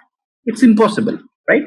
So what we do is we create subsets. We create subsets where we divide people by age, gender, occupation, mother tongue, and so on. Lot of criteria, not only these four. And then we pick up few people from here. We pick up few people from here. We pick up few people from here. We pick up few people from here and ask them. So suppose here we have got say multiple age groups. So suppose for age group 60 and 70, we have say 5 crore people. So we'll not ask all those 5 crore people. We'll go and ask say 2000 people who will represent this 5 crore people. That's something which we assume. Now, while sampling, a lot of errors can come if the sampling is not done correctly, right? So by age, gender, occupation, mother tongue, and so many other criterias, that's the statisticians uses, and then chooses a subset from the superset and does the statistical analysis on the subset, because it's impossible to go and ask 130 crore people whom did they vote for, right? So maybe out of these 130 crore people, they will ask say 1 lakh people, and with good statistical agencies, they can, if they do the sampling correctly, if they choose the right set of subsets, then 1 lakh 50,000 or even less. I mean, the more expertise you have, the less subset is what you require. And then based on that, based on these 1 lakh, we make decision for these 130 crores. That's the power of good statisticians. In some agencies, it's even less.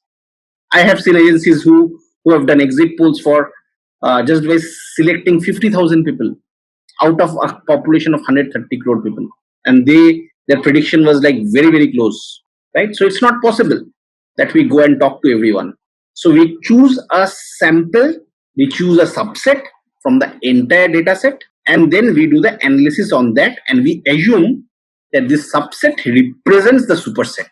Like for example, suppose all these are my data points. All of them are like one individual and ... Now we can choose subsets like this, and it's important that the same subset can be repeated, which means the person who represents a certain age can also represent a certain gender. There is no hard and fast rule that for each experiments or while choosing each subsets, we only choose the unique set of people. Not necessary, right? So we can choose like this. Here we are just choosing 4, one set with 4 people. So For each sampling criteria, we are saying say pick 4 people. Though in exit polls they do not pick 4 people, so don't mix it up with that. This is just for representation and for this purpose, just for understanding purpose. Suppose for example we pick up 4 people each, and we choose from here. Say here also I say choose 4 people, and then we do the analysis independently on these guys. We do some calculations, and then whatever result we find, there is something which we can tie back to the main population, and we can say that the results which we have got from these samples or this subset is a representation of the entire population. So now I think we have got a fair idea on population and sample. Now keeping this in mind, we are going to understand central limit theorem. So let's look at central limit theorem through an example. Say I have a data set where I have around 20 records. So here, as you can see, I have got 20 records, around 20 records. Now what I'm going to do is I'm going to randomly choose. By the way, here the word which is very important is random. I cannot pick and choose at my wish. I cannot say, okay, I want this, I want this, I want this, I want this. No, that will not work. I have to randomly just close my eyes and pick up 4 people. Similarly, in the previous example, when I was showing is when they sample, when they create subsets. Suppose they have created a subset where all the occupation is say IT professional, right?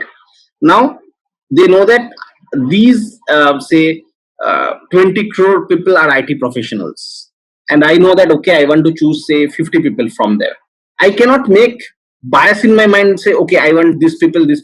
I'll suppose think like this, as if I am closing my eyes and I say okay, number 21,000, okay, number 15, okay, number 30. So it's like randomly I'm choosing, because if I do not choose with random or randomness, then the entire purpose gets defeated. The tests cannot be done on bias. It has to be random. So suppose I have randomly picked up, this is something which I have already done before, so that I don't lose time in doing that. So just assume that okay, I have not done any cheating and I have randomly picked up. So suppose I have picked up these four numbers randomly from here, 5, 7, 32 and say 11, last one. And once I have picked up these 4 people, what I have done is I have calculated the mean and the standard deviation. So this is like a mini distribution. This is the main distribution. Main distribution, I call it as a population, and say this is a mini distribution. So I pick up these 4 numbers. After picking up these 4 numbers, I take the mean and I take the standard deviation of just these 4 numbers. Again, I pick up again 4 numbers from here, which are these ones. Again 4 number picked up from here. I calculate the mean. I calculate the standard deviation of these 4 numbers. Again 4 numbers here, the mean and the standard deviation.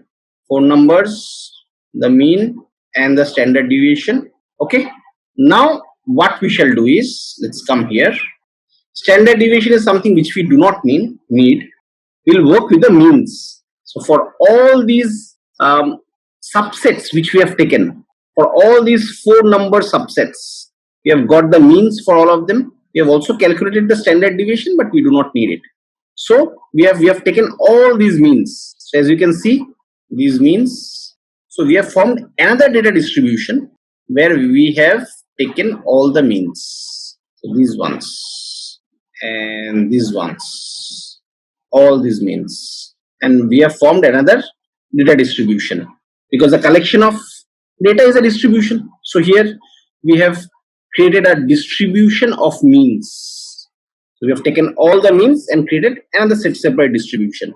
Now what central limit theorem says is that when we have formed this distribution of means, if I plot them, then if I plot them of plot of frequency, what I get is a normal distribution. Of course, I have to do some some amount of sampling, which means if I just take 2 samples, if I just take this one and this one, I'll of course not get a normal distribution. So we have to do substantial amount of sampling, and it depends on how much data you have. The more data you have, the more number of sampling you need to do. So central limit theorem has got three distinct and very important formulas. First formula is when you form a distribution of means, if you plot them, if you plot their frequency, you will find that they are following a normal distribution, which is, that means these particular distribution, if you plot, we find that it follows a normal distribution. That's the first hypothesis. Second hypothesis is, since this is also a distribution, I can take its mean also. I can take the mean of all these numbers, and suppose I have done that, and I can see that this is 44. So this mean is 44 is what we have found. Ignore all this right now. I'll talk about it in a moment. So all these numbers, all these particular numbers, like for the distribution of means, if I calculate the mean, which means mean of the distribution of means, if I calculate, I get it as 44.86. Now if I call this as a mu bar, this mu bar is 44.86. Central limit theorem says that these mu bar and the mu, which is the mean of the population, right? After some time, these two will come very close and can be equal also, or even if it does not come, even if it does not equate, it will like come very close. So this mu bar will come very close to mu. So here this is 4.86. Let's look at what is the original mean. It's 45, and we can see that after 20 iterations of randomly picking up numbers, what we find is that the mean of this distribution of means, they have come very close to the original population. That's the second hypothesis. So we have learned two things from central limit theorem. One is distribution of means when plotted will form a normal distribution. This mu bar is mean of distribution of means, and this is population mean. Point number 3, third hypothesis is sigma x bar is equal to sigma by square root of n. Sigma x bar is standard deviation of distribution of means. This is standard deviation of the population, and this n is number of samples. So in this case, if I have to run the central limit theorem, I have to ensure that this n is constant, which means every time I have to pick only 4 or only 5. For one iteration, if I just pick 4, second one I pick 5, then I will not be able to apply central limit theorem. So here also, if we see, if we calculate the standard deviation, this is 14.34. What is the standard deviation of the population? 25.5. If I divide it by square root of 4, which is 2, it should come to 12.77. And we can see that here we are 14.34, and it's coming very, very close. So you must be wondering, what is these numbers? So when I had taken the first two data point, first two means, this was my mean of the distribution of means. Then first 3, this, then first 4, this. And as you can see, with time and time, the more iterations we do, this is coming closer to the original distribution. Here also we can see that this is decreasing and coming close towards this 12.77. Ideally this should be 12.77, right? Because if you look at the formula, sigma is 25 and we have taken 4 samples, so 25 by square root of 4 is 2, that comes to 12.77. so this side is 12.77, and after a few iterations this is like 14.3, and it's coming closer. If you take few more iterations, it will eventually go and come very close to 12.77. So in essence, these are the 3 formulas of central limit theorem. Now, couple of things which we have to understand, which are the assumptions. So, number one, the population can be of any sample, or sorry, the population can be of any kind of distribution. Does not mean that the population has to also be a normal distribution, not necessary. So, the first assumption is population can be any distribution, can be skewed, can be normal, can be anything, can be any kind of distribution. Number two, when we choose the sample, we have to choose them randomly. So random selection, that's important. Number three, samples should be independent, which means if I pick one sample, the selection of other samples should not have any impact. So let me independent, which means, for example, if I choose 5, this 15 has no impact. So I have chosen 5, then I've chosen 15. 15 has no impact whether the previous number we chose was 5 or not. It's independent. It got independently chosen. So we have closed our eyes and said, okay, 5, 15, 12, 14. So 15 has no relationship whether we chose 5 before it or 32 after it. So that's another assumption. So the next assumption is the sample size which we should choose, that should not be more than 10% of the population, should not be greater than 10% of the population. And number 5, if the population is like asymmetric in nature, like right skewed or left skewed, this is not left skewed by the way, if they are asymmetric, which means say this one or this one, then we need to choose more samples.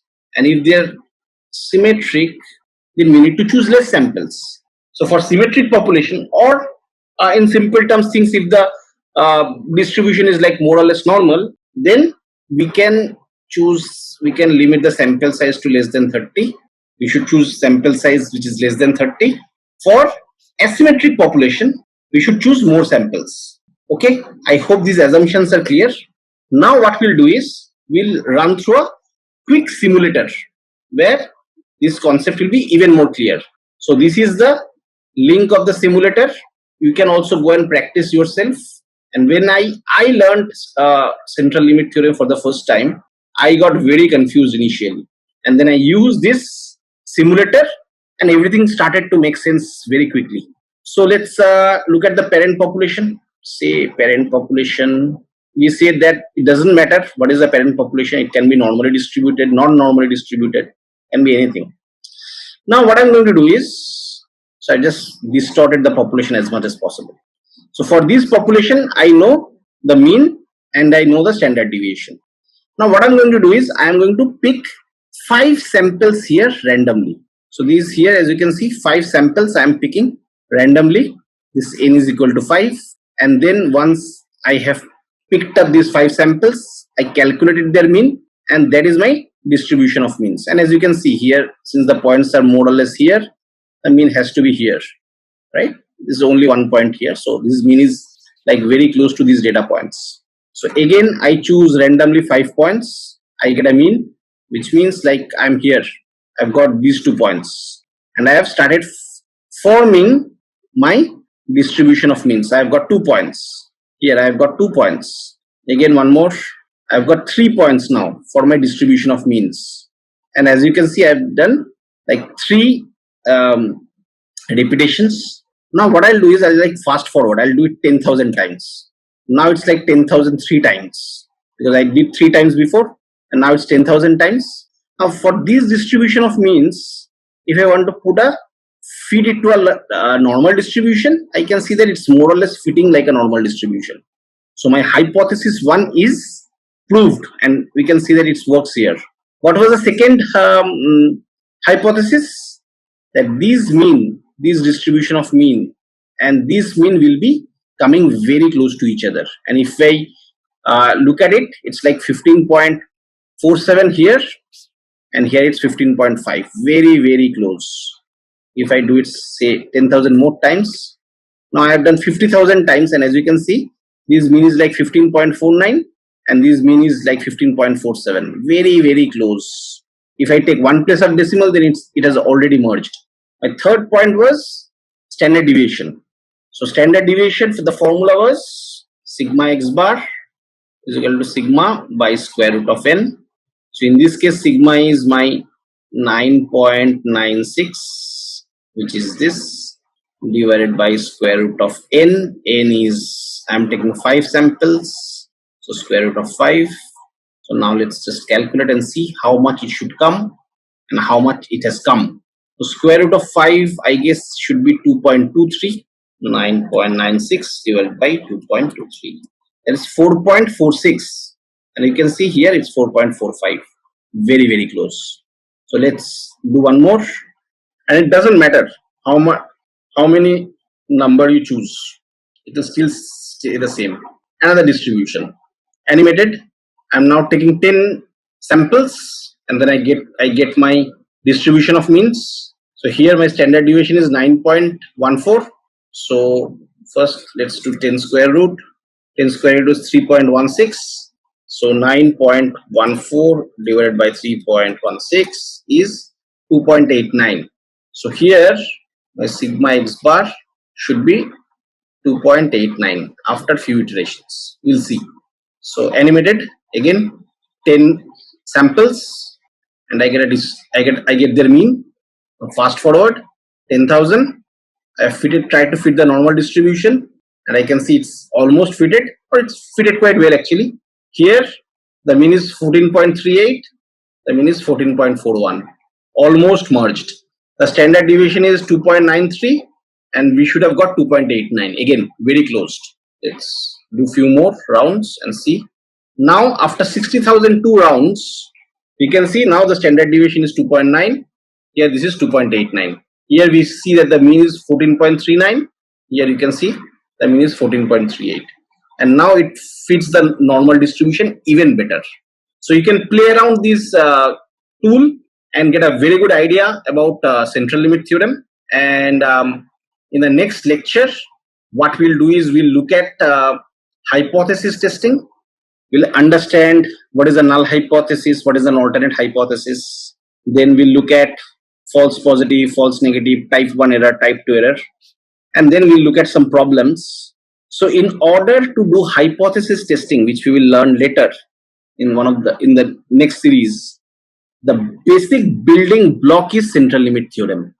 So we apply central limit theorem and get answers of hypothesis testing. So here, this analysis, under a lot of scenarios, we use central limit theorem.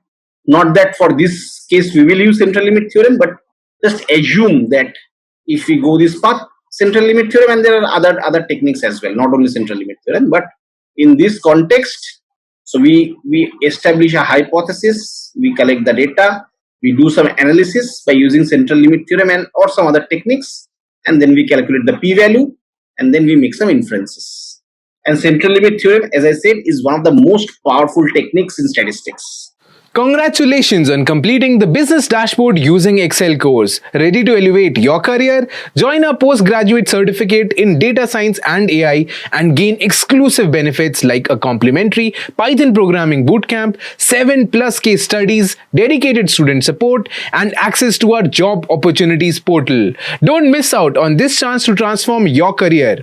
Invest in yourself today and join our program. Click on the link in the description to enroll now and take the next step in your career journey.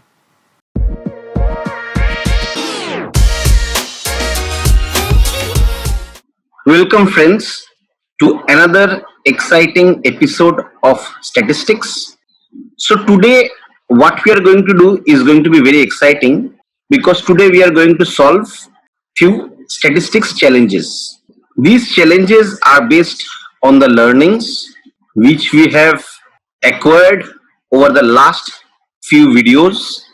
So I assume that you have watched our last few videos, as this video is an extension of those videos.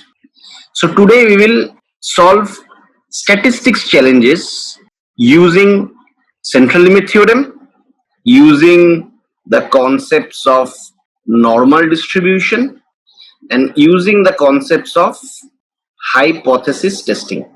So this is central limit theorem, normal distribution, hypothesis testing, and of course central tendency like mean, standard deviation. So let's get started with our challenge. So let's look at the first problem. So the problem says that batsman A scores 50 runs on an average with a standard deviation of 5. So in this case, the scores of batsman A has been compiled and it has been found that he scores 50 runs on an average and his standard deviation is 5. Now what we want to find out is what is the probability that he will score less than 40 in a given match. So he scores 50 runs on an average with a standard deviation of 5.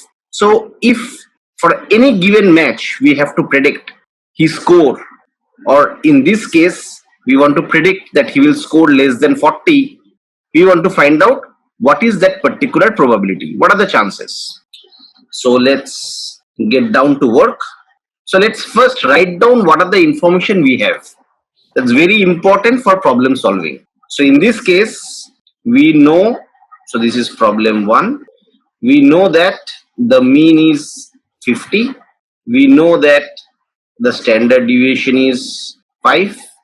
So now since in this problem nothing is mentioned that what kind of distribution does the runs of the batsman is plotted against, let's assume that these 50 runs with a standard deviation of 5 follows a normal distribution. Since nothing is mentioned, let's assume that it is following a normal distribution. So let's draw a normal distribution. So this is 50. So if standard deviation is 5, then one standard deviation to the left is 45. So 2 standard deviation. So what we want to essentially find is the probability of the batsman scoring less than 40. So friends, one thing which I want to tell you is statistics is a subject which mixes numbers with intuitions. So you should not look at just dry numbers. You should always try to visualize the problem and apply a lot of intuitions. This is, by the way, not a very good normal distribution. Let me just, yeah. So essentially, if you look at the problem is the probability of the batsman scoring less than 40. So what are we trying to find? We are essentially trying to find the region shaded in red. No, I mean, in this case, before you even apply the formulas and crunch numbers, just look at the graph. If you look at the graph, what you will see is that intuitively the chances of the batsman making less than 40 is very less, right? So it's more likely the batsman, if this is a normal distribution, the more likely is that the batsman is going to score mostly in this region, the region shaded in green here, right? Now let's find out what is the probability. So the first step, what we'll do is we'll try to find the z-score of 40. Now z-score, as you know, just a quick recap, z of x is x minus mu divided by sigma, which means 40 minus 50 divided by 5. Though intuitively we can see that it has to be minus 2, but still let's calculate. This is minus 10 by 5 equals minus 2. So now we know the z-score of 40 is minus 2. Now what we are going to do is we are going to look into the z table and find out the p-value. So this is step 2. Step 3 is use the z-score to calculate p-value. So let's come to the z table. Here we can see that the z-score is 2, which means the p-value is 0.0228.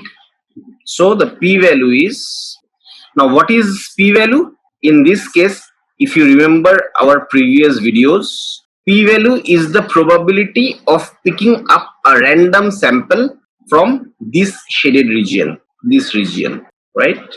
Which means the chances of scoring if this is 40, the chances of scoring less than 40 in a given match is 0.0228. If I convert that in terms of probability, I just multiply this number with 100 and we will get 2.22 or 2.23%, right? So this p-value of 0.228, we can say that the chances of the batsman scoring less than 40 is 0.228 multiplied by 100. Just to calculate it in terms of percentage, it's 2.23% up to 2 places of decimal. I hope this problem is clear. Now let's just slightly tweak the problem. Suppose this is not 40, or rather this is 40, this is fine, this is 40, and suppose we want to find this place, say 39. In that case, this part is not what we are looking at. We are looking at only this part. So z score of 39 is 39 minus 50 divided by 5, which will be minus 11 by 5, which will be minus 2.1. So here if we come, 2.1 is 1.79%. Now if I ask you what is the probability of it scoring, say, greater than 40, since this part is less than 40, if I ask you what is the probability of the batsman scoring greater than 40, it's not very difficult. So 100% minus 2.23, and that is 97.77%. All right, I hope this is clear. So now let's move to the next problem. So let's look at problem number 2. So let's read the problem. You're a businessman doing grocery business. The supply of your stock is sporadic at times. Maybe you are not getting the supply from the vendors or the suppliers which supplies goods to your grocery store. You do not receive it very regularly. It's sporadic. At times you receive it on time. At times you do not receive things on time. So you even suffer losses at times if the goods are not sold within a certain period. Probably they cross expiry periods, which is very regular, especially with dairy products, right? Milk and all those stuff. If they are not sold within a certain period, you cannot sell it again because that's harmful. So you suffer losses at times and you make profits also. So profits have a mean of 2000 and a standard deviation of 1000, which very clearly shows that the business is very topsy-turvy. Though you make profits, but at times you do make losses because the standard deviation, if you look at it, it's 1000, quite high. So your team makes 100 trades per week. So you do 100 transactions. Actually, transactions will probably be the right word.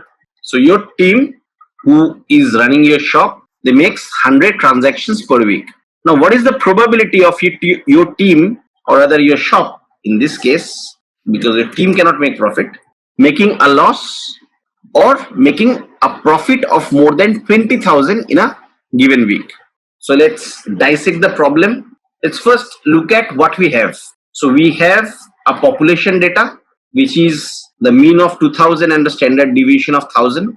So let's write down mean of 2000 and standard deviation of 1000, right, for each transaction. So your team makes 100 transactions per week. Okay. Now the probability, what we need to find out, the probability that you make a loss and the probability that you make a profit greater than 20,000. So here, when we look at a profit of 20,000 in a given week, considering that we are making 100 trades, you can actually say that per trade, if you want to look at, it should be, because this is for the entire week across all the trades, we want to find out per trade, because mean and standard deviation, all of them signifies per trade. So we want to find out the probability of making a profit greater than 200. Actually, let's make the problem a bit complicated. Let's make this, say, let's make this, actually this is fine. Let's go with this is okay. Or let me just change these numbers a bit, maybe. So let me make this, say, profit of greater than 50,000, for example. Or rather, let's make it 5 lakhs, so that it becomes more interesting. 1, 2, 3, 4, 5. Yeah. So 5 lakhs, or rather, let me make it 3 lakhs actually. So here now we are looking at a profit of greater than 3,000 and a loss. Loss is less than 0. So let's draw the normal distribution. So this is my mean, 2000. This is my standard deviation, which is 1k per 1000. Just to avoid a bit of space, 2 standard deviation will be 0. And in this side, I'll just call it 3k just to save space. So now what do we need to find? Let's look at the problem. Probability of you making a loss, which means this particular region, and probability of you making a profit greater than 3000, which means the region. Actually, let me draw profit with a good color. It's profit, so let's use green. So we want to find out the probability of a random sample being picked up from the green zone and the red zone. Eventually that's what we are trying to find, right? If I pick a random sample, what is the probability that it will be from this green zone and it will be from this red zone? Now again, as I said, first visualize the problem intuitively. That makes life very easy. So it's intuitively very clear that the chances of you making a loss is less, and the chances of you making a profit greater than 3000 is not very high, but at least it's more than you making a loss. So let's quickly crunch the numbers. So for the first problem, let's find out z is equal to 0, and we want to find this region. So loss means less than 0. That's what we wanted to find, a loss and a profit of 30,000, right? So loss is 0 minus the mean is 2000 divided by standard deviation 100, which is minus 2. And a z score of 3000 is 3000 minus 2000 divided by, it should be 1000. So now from the z score, let's figure out the p-values. So just to make the problem interesting, I will make a bit small changes here. I will say, suppose this is 3200, say this is 3176. So this is, the reason is I just want to show you how to look at certain decimal places in z score. So this will be 1.76. all right. So here we are looking at not this region, not greater than 3000 fully. Probably I'm looking at this region. This is 3176 and this is the shaded region. So now let's come here, minus 2, same 0.228. So the p-value is 228, which means less than 0 is 2.23%. Now this one is 1.76. So let's come down to the positive side. So this is 1.7 and 1.76 is this one. So 1.7 and 0.6. This is 1.7. This is 0.6. So this is the p-value when the z-score is 1.76, which means this particular region is 0.9608, which we found from here. However, we need this region because we are looking at greater than 3176. So this region is 0.9608. So this region is 0.0392. So this part is 3.92% because I am looking greater than z, and less than z is 96.08%. So let's go down. So here the p-value is, because I am looking at this side, and the value which we get from the Z table is always on the left hand side. So the p-value in this case is 1 minus 0.9608, as we are looking for greater than this 3176. Here is my 3176, right? The z-score the p-value which we get is always on the left side, but I did on the right side. I did more than greater than 3176. So in this case, this is 0.0392. So this one is 3.92%. Now from this, if you want to further derive that, if I ask you what are the chances that the shop will make profit, which means I am looking at this, and from here this should be 100 minus, let me use the same ink for calculation, so it's 100 minus 3.92%, which is 0896. No, my bad, we should take this one, not 3.92. 100 minus 2.23, my apologies. So it should be 97.77. we are looking at this number. I hope this is clear now. So now we have solved two problems using z-score and p-value. Now let's take one step further and let's look at hypothesis testing. The steps are not going to be much different, only some small tweaks here and there. So let's start by looking at a problem of hypothesis testing. A quick recap before we start hypothesis testing. H0, H1. H0 is my null hypothesis, which is my anti-belief, which is something which I don't believe. H1 is my alternate hypothesis, which is my belief, which is something more likely to happen, right? Also, what we know is that we cannot test this directly because there are no statistical tests available to test the alternate hypothesis. So this can't be tested directly. So we test this, we test null hypothesis. When we test null hypothesis, we get a p-value. And what we want this p-value to be low. How much low? Ideally less than 5%. If that is the case, then we reject H0 and accept H1. So this is the high level flow of hypothesis testing, which I have already explained in deep detail.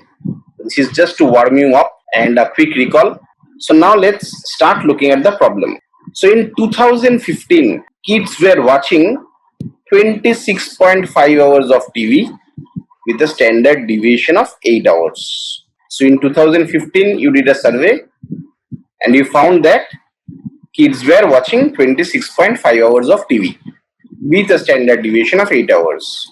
Since nothing is mentioned about what kind of distribution does it follow, we will assume that we are talking about normal distribution. So today, you randomly surveyed 70 kids and you found that they are watching 24.5 hours of TV. So in 2020, you randomly surveyed 70 kids. By the way, here the word randomly surveyed is very, very important. While doing any survey, it's very important that you do it randomly. Okay? Else you can just ask your kid, their friends. That doesn't work. You have to randomly pick up 70 kids and then you have to do the survey. And you found that they are watching 24.5 hours of. So now the question comes is, are the kids watching less TV these days? So in 2015, they were watching 26.5 hours of TV. Probably we are talking per week average. So today in 2020, which means after 5 years, you randomly surveyed 70 kids and found that they are watching 24.5 hours, which is less than 26.5. So the question is, are the kids watching less TV these days? So here, let's break down the problem one by one. So what is the information we have? This is problem number 3. So in 2015, kids were watching 26.5 hours of TV and standard deviation is 8 hours. So we assume that this is my population. Since we have not mentioned anything, always assume that this is my population. Now in 2020, you randomly surveyed 70 kids and you found that these 70 kids are watching around 24.5 hours. Now mind it, you have only surveyed 70 kids. Is that enough for you to say that the kids are watching less than 26.5 hours of TV? So in this case, what we want to find out is the probability of the kids watching 26.5 hours of TV, right? Given this arrow, this vertical bar represents given, means what is when I am looking at another condition, which in this case is n is equal to 70 and x is equal to 24.5. So what do we want to find out? The probability of x being less than 26.5 when I found that n is equal to 70 and x is equal to 24.5. N is the number of kids I surveyed and x is how much TV they want. So this part I know that this is true because I have done it. I want to find out if this is true, what are the chances that this is true? We want to find. Okay. So we want to find the chances of this part being true given this particular condition. So let's go step by step. Let's first write down what is our belief. It's from the initial indications, our belief is that kids are watching less TV, less than 26.5, because this was my benchmark. So if you look at the problem, we are saying, are the kids watching less TV compared to this 26.5, because this was my initial population. Here I have not mentioned what are the number of kids we have surveyed, so always assume that this is the population, and any hypothesis is always done on the population, not on the sample.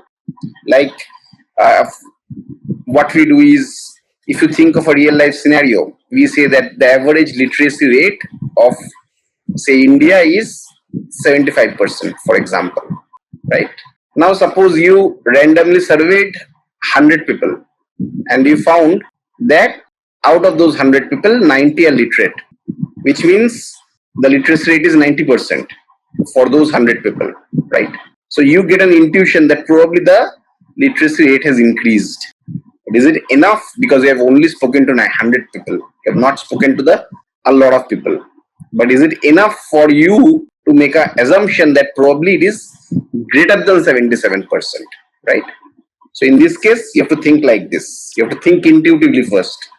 Is it enough for you, by surveying 70 kids, that the population data, which in this case is 26.5 hours, has dropped? So what is my belief? What is more likely to happen? That is my alternate hypothesis.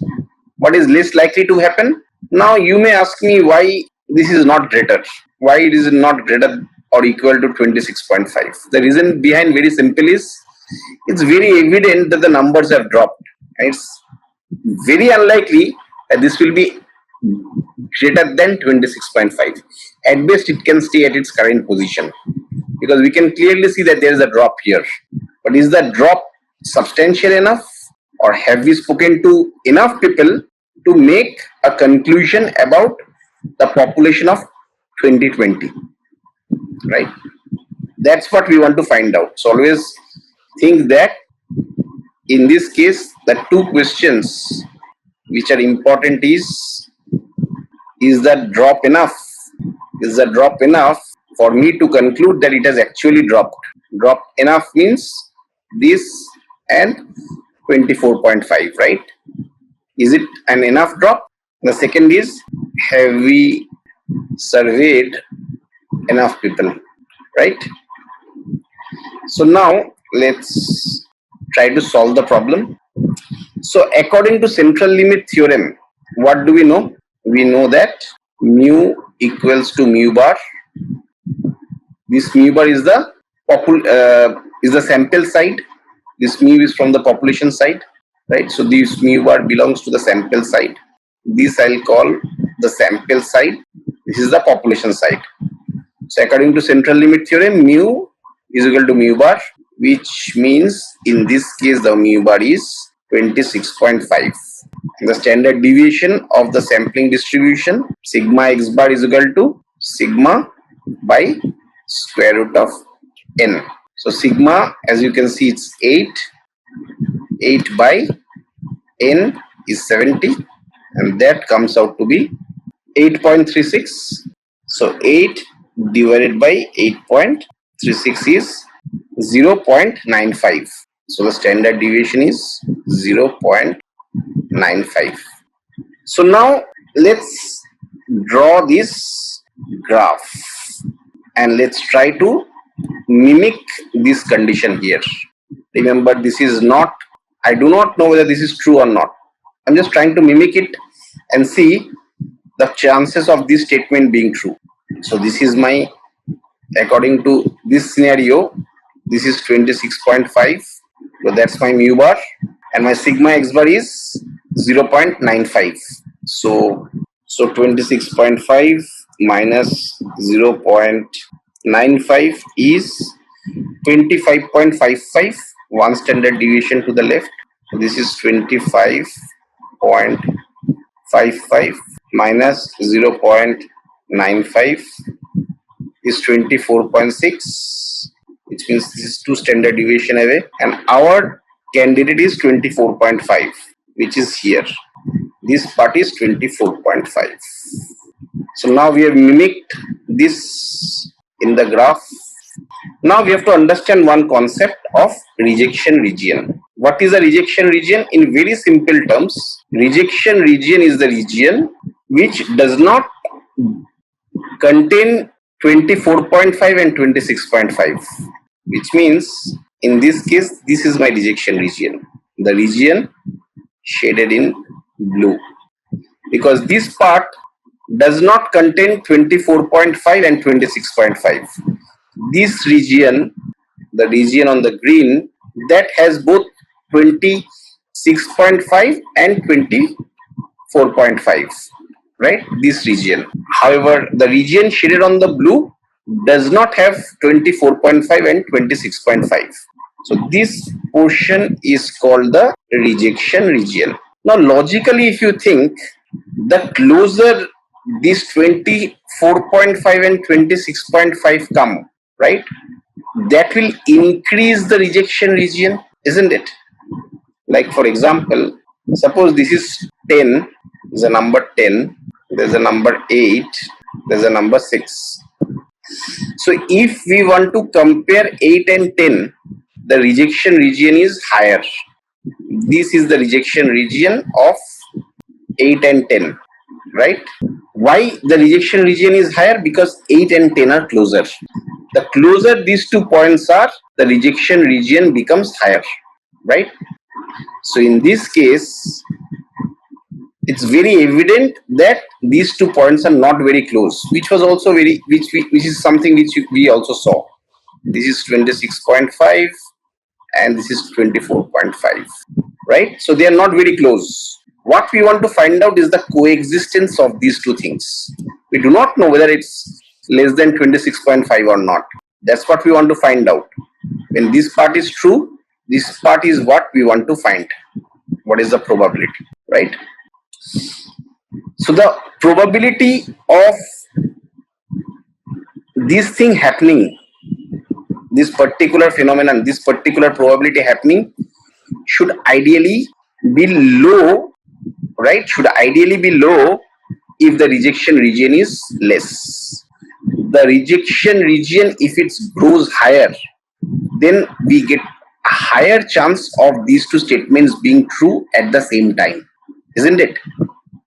So logically think, in this case, the chances of 8 and 10, since they are closer to each other, the rejection region is higher, which means, for example, if I say that what are the chances, what are the probability of mu being 10 if I pick up a random sample which is 8, right? And the chances of mu being 10, suppose if I pick a random sample which is 6. In this case, this chance is higher because these 2 points are closer. And a closer point means a higher rejection region. The lower rejection region indicates that probably the chances will be very, very low. How much low? Let's figure out.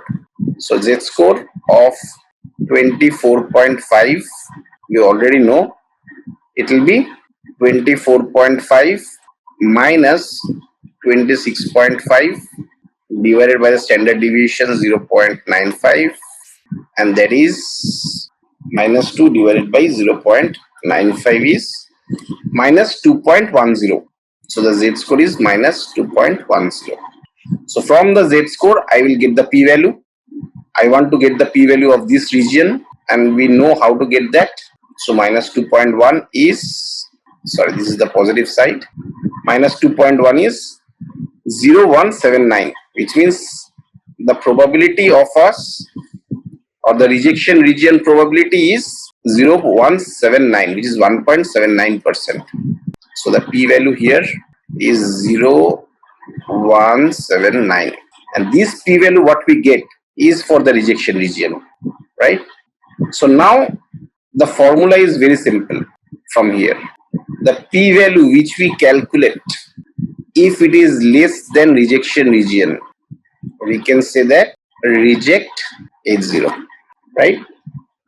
In this case, what is my H0? My H0 is this. That is very, very, actually, you know what? This is not correct. This should be the ideal formulation. That it is 26.5, the total, actually even this is not correct. Yes. So the probability that the mean is 26.5 given that this particular thing is true, right? So the probability that this is 26.5, which means the probability of these 2 statements coexisting, co-occurring, and this can only be high if the rejection region is high. When the rejection region can be high? If these 2 points are closer. If these 2 points are closer, what will happen? The Z score will be lower, right? So think about this sequence one by one. So p-value is less than rejection region, I reject H0. Why? When the p-value can be less than rejection region, when the p-value can be less, actually you should know, it should not say like this, and this rejection region ideally should be 0.05. Now it's complete. So the p-value what we calculate, if it's less than the rejection region where which should be 0.05, then we reject H0. When the p-value can be less, if the Z score is high, isn't it? When the Z score is high, if chances of 2 statements coexisting is high. Now what do I mean by that? Like in this case,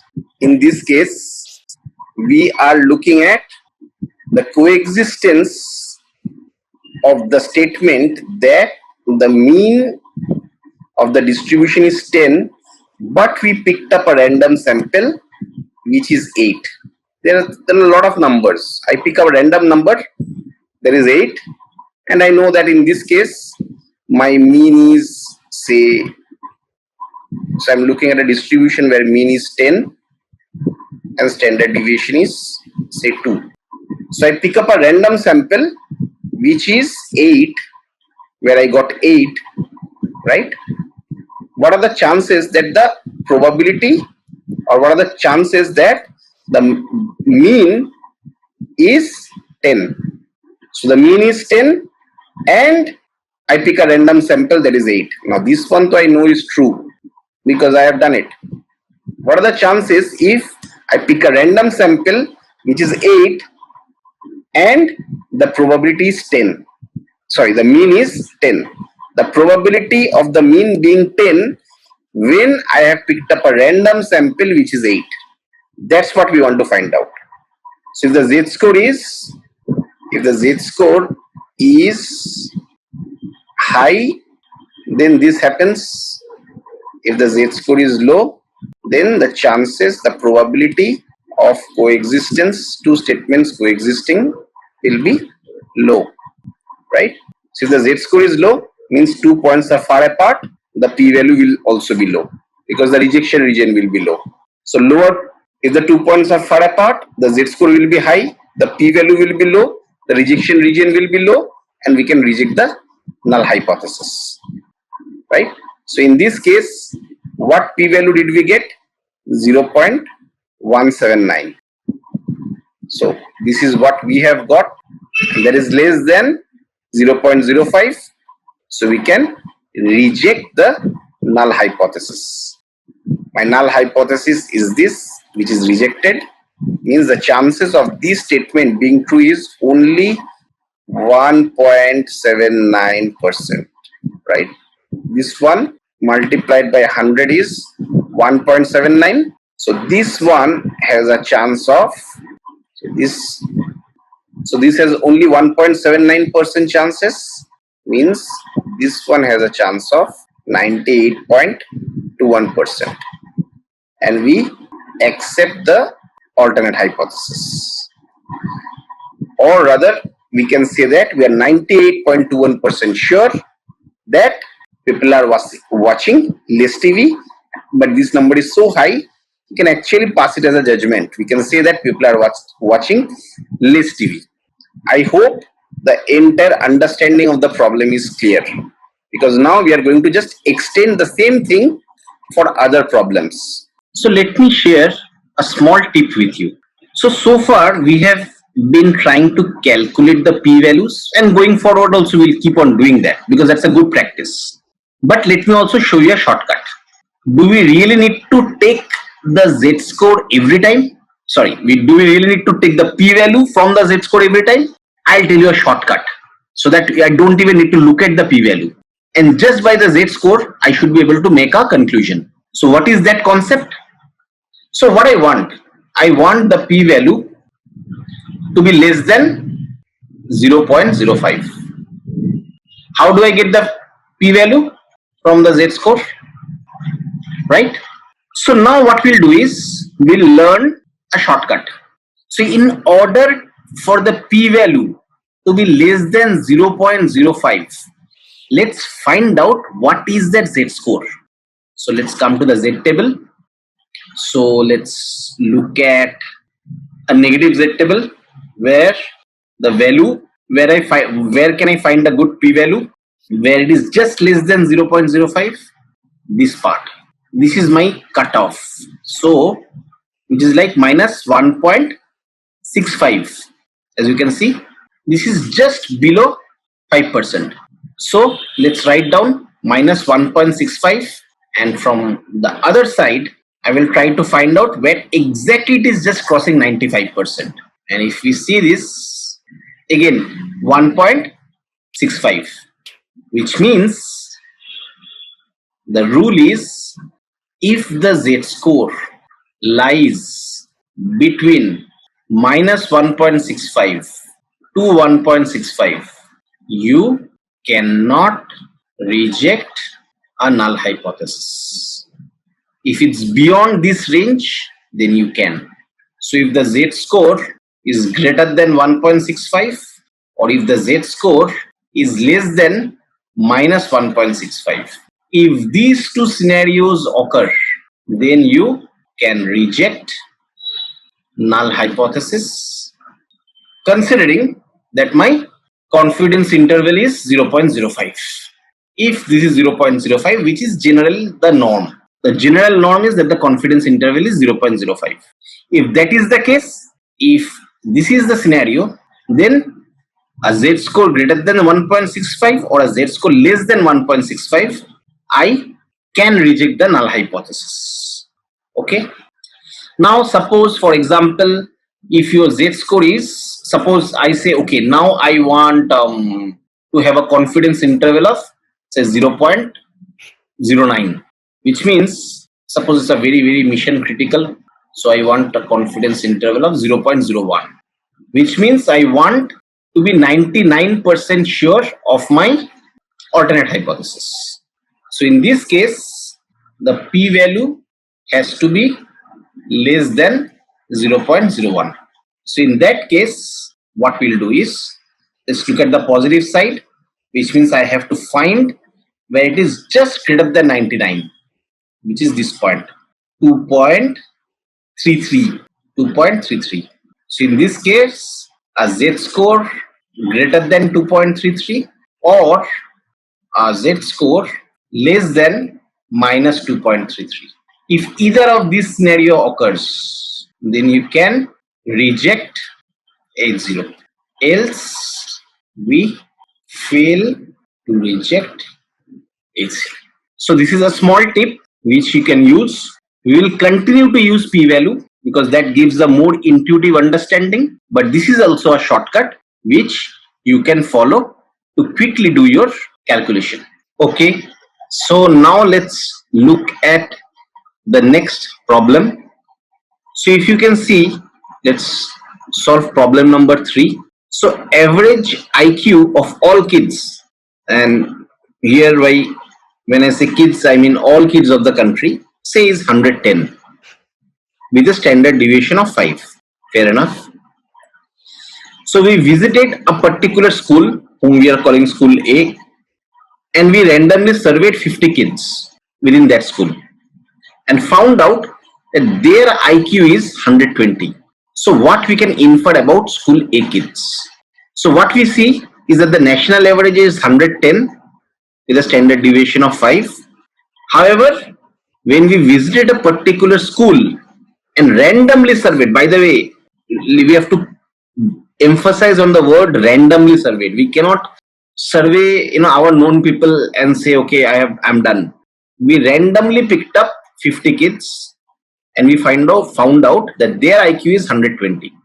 So my first impression is that probably school A kids are having a higher IQ. That's my intuition. But is it true? We'll find out. I have surveyed 50 kids. Is it enough? We'll find out. Initial impression looks like it is high. But is it really high? Let's find it out. So let's write down the problem. So for population, we have a mu or a national average of 110. Sigma is 5. As far as sample is concerned, we know that n is equal to 50 and x is equal to 120, right? Now if I apply central limit theorem, so mu is equal to mu bar is equal to 110 and sigma x bar is equal to sigma by square root of n. So sigma is 5 divided by square root of 50. So we'll first find the square root of 50, which is 7.07. So 5 divided by 7.07, and that is 0.7. Okay. Now what is that we want to find out? We want to find out the probability that even before finding out the probability, let's write down the important step. That is the alternate hypothesis and null hypothesis. So alternate hypothesis is that mu equals to, or rather mu is greater than 110, and alternate hypothesis is mu is equal to 110. Now I have said before, there is no point in doing less than, right? At best it can be equal. It's very unlikely that it will be less than, for these kids it will be less than 110, right? So now what we are trying to find out? We are trying to find out the probability that the average IQ of school A kids is 110 given for randomly surveyed 50 people it is 120. This is what we want to find out, and this is nothing but the probability of my null hypothesis.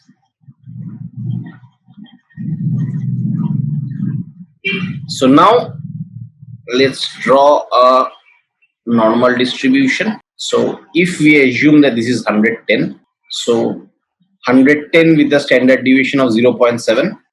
So 0.7 is 110.7, then 112, right?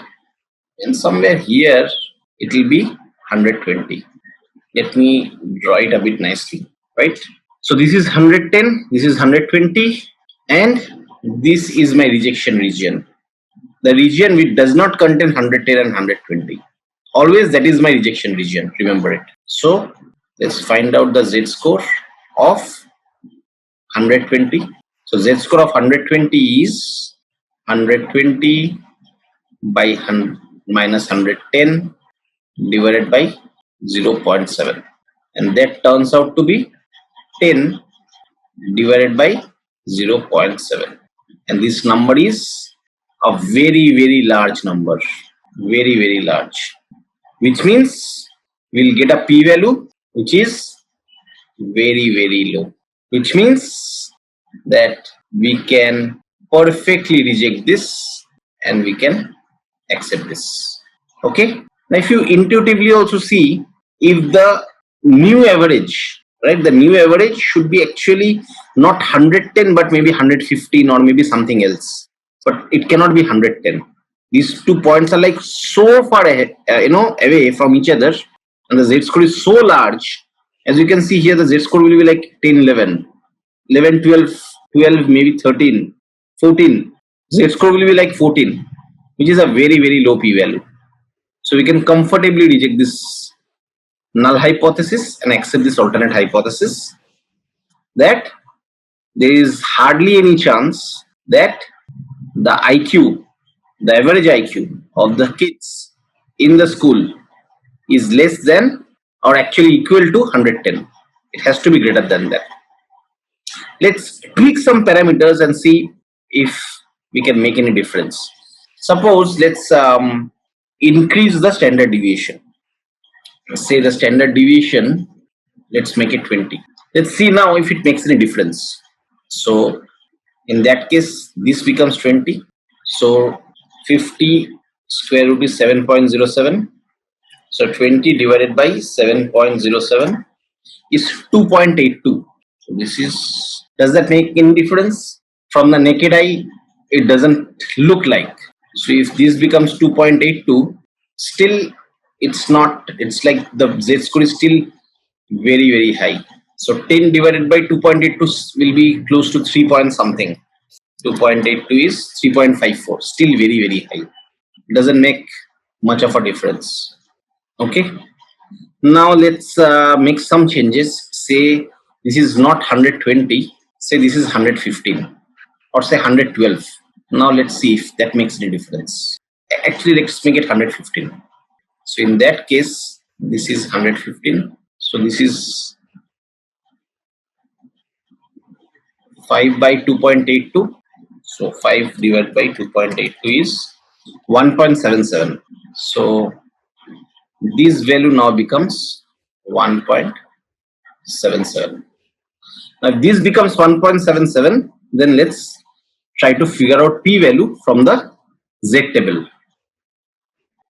So this is the z table. So 1.77. So 1.77 will be, no, this one.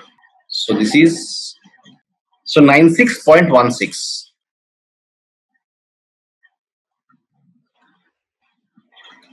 So this side is 96.16 and this side is 1 minus 0.9616, which equals to 84, which means here the p-value is slightly better, slightly respectable.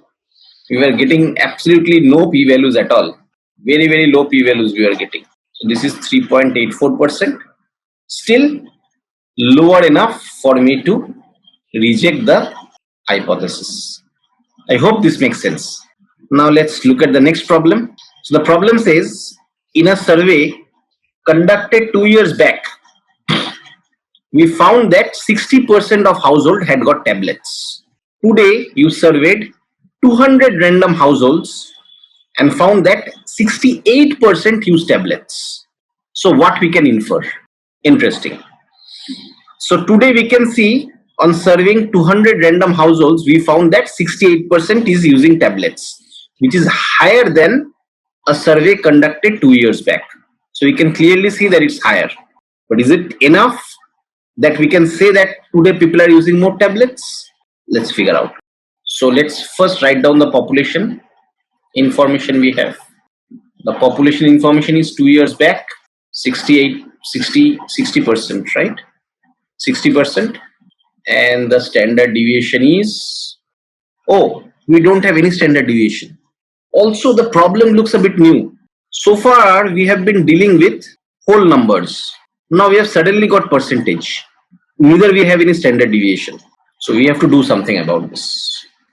First, let's convert it into decimal. And in this case, the standard deviation is 0.6 multiplied by 1 minus 0.6. So square root of mu.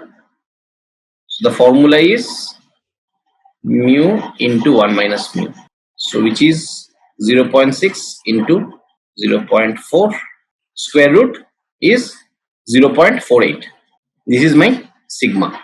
Now when we talk about sample, we have surveyed how many people? 200 households, and we found 68% are using tablet. So this is 200, and we found that 68% are using tablets. Okay. Now, according to CLT, central limit theorem, mu equals mu bar equals 0.6, and sigma x bar is equal to sigma by square root of 200. Actually, let's try to make the problem a bit interesting. Suppose this is not 6.8, say this is 6.3. That will make the problem a bit interesting. So 0.48, first let's take square root of 200, 14.14. So 0.48 divided by 14.14 is 0.03. So according to central limit theorem, we find this as 0.03. Now let's look at the null and the alternate hypothesis. So my alternate hypothesis is that mu is greater than 0.6. Very evident. Here this is 0.6, 0.63, and null is 0.6. Now what do I want to find? The probability of mu is equal to 0.6 given n equals to 200, x equals to 0.63. So now let's find out the z-score. So z-score of 0.63 is 0.63 minus 0.6 divided by 0.03. 0.63 minus 0.6 divided by 0.03, which is 1. So the z-score is 1. So now if this is 0.6, this is 0.63, and this side is my rejection region. So let's find out the z-score. 1 is 0.8413, which is this side. My rejection region is this side. So I have to do this 0.8413, and that is equal to 8715, which means my p-value is 0.1587, which means this one is 15.87% p-value into 100, just to take it in terms of percentage, which means, sorry boss, I can't reject I do not have enough evidence to reject the null hypothesis. I cannot accept alternate hypothesis. I do not have enough evidence to reject the null hypothesis. I cannot say that mu is not equal to 0.6, or I cannot say that mu is greater than 0.6. So that's it for today. we'll continue with few more variations of this problem. Congratulations on completing the business dashboard using Excel course. Ready to elevate your career? Join our postgraduate certificate in data science and AI and gain exclusive benefits like a complimentary Python programming bootcamp, 7+ case studies, dedicated student support, and access to our job opportunities portal. Don't miss out on this chance to transform your career. Invest in yourself today and join our program. Click on the link in the description to enroll now and take the next step in your career journey.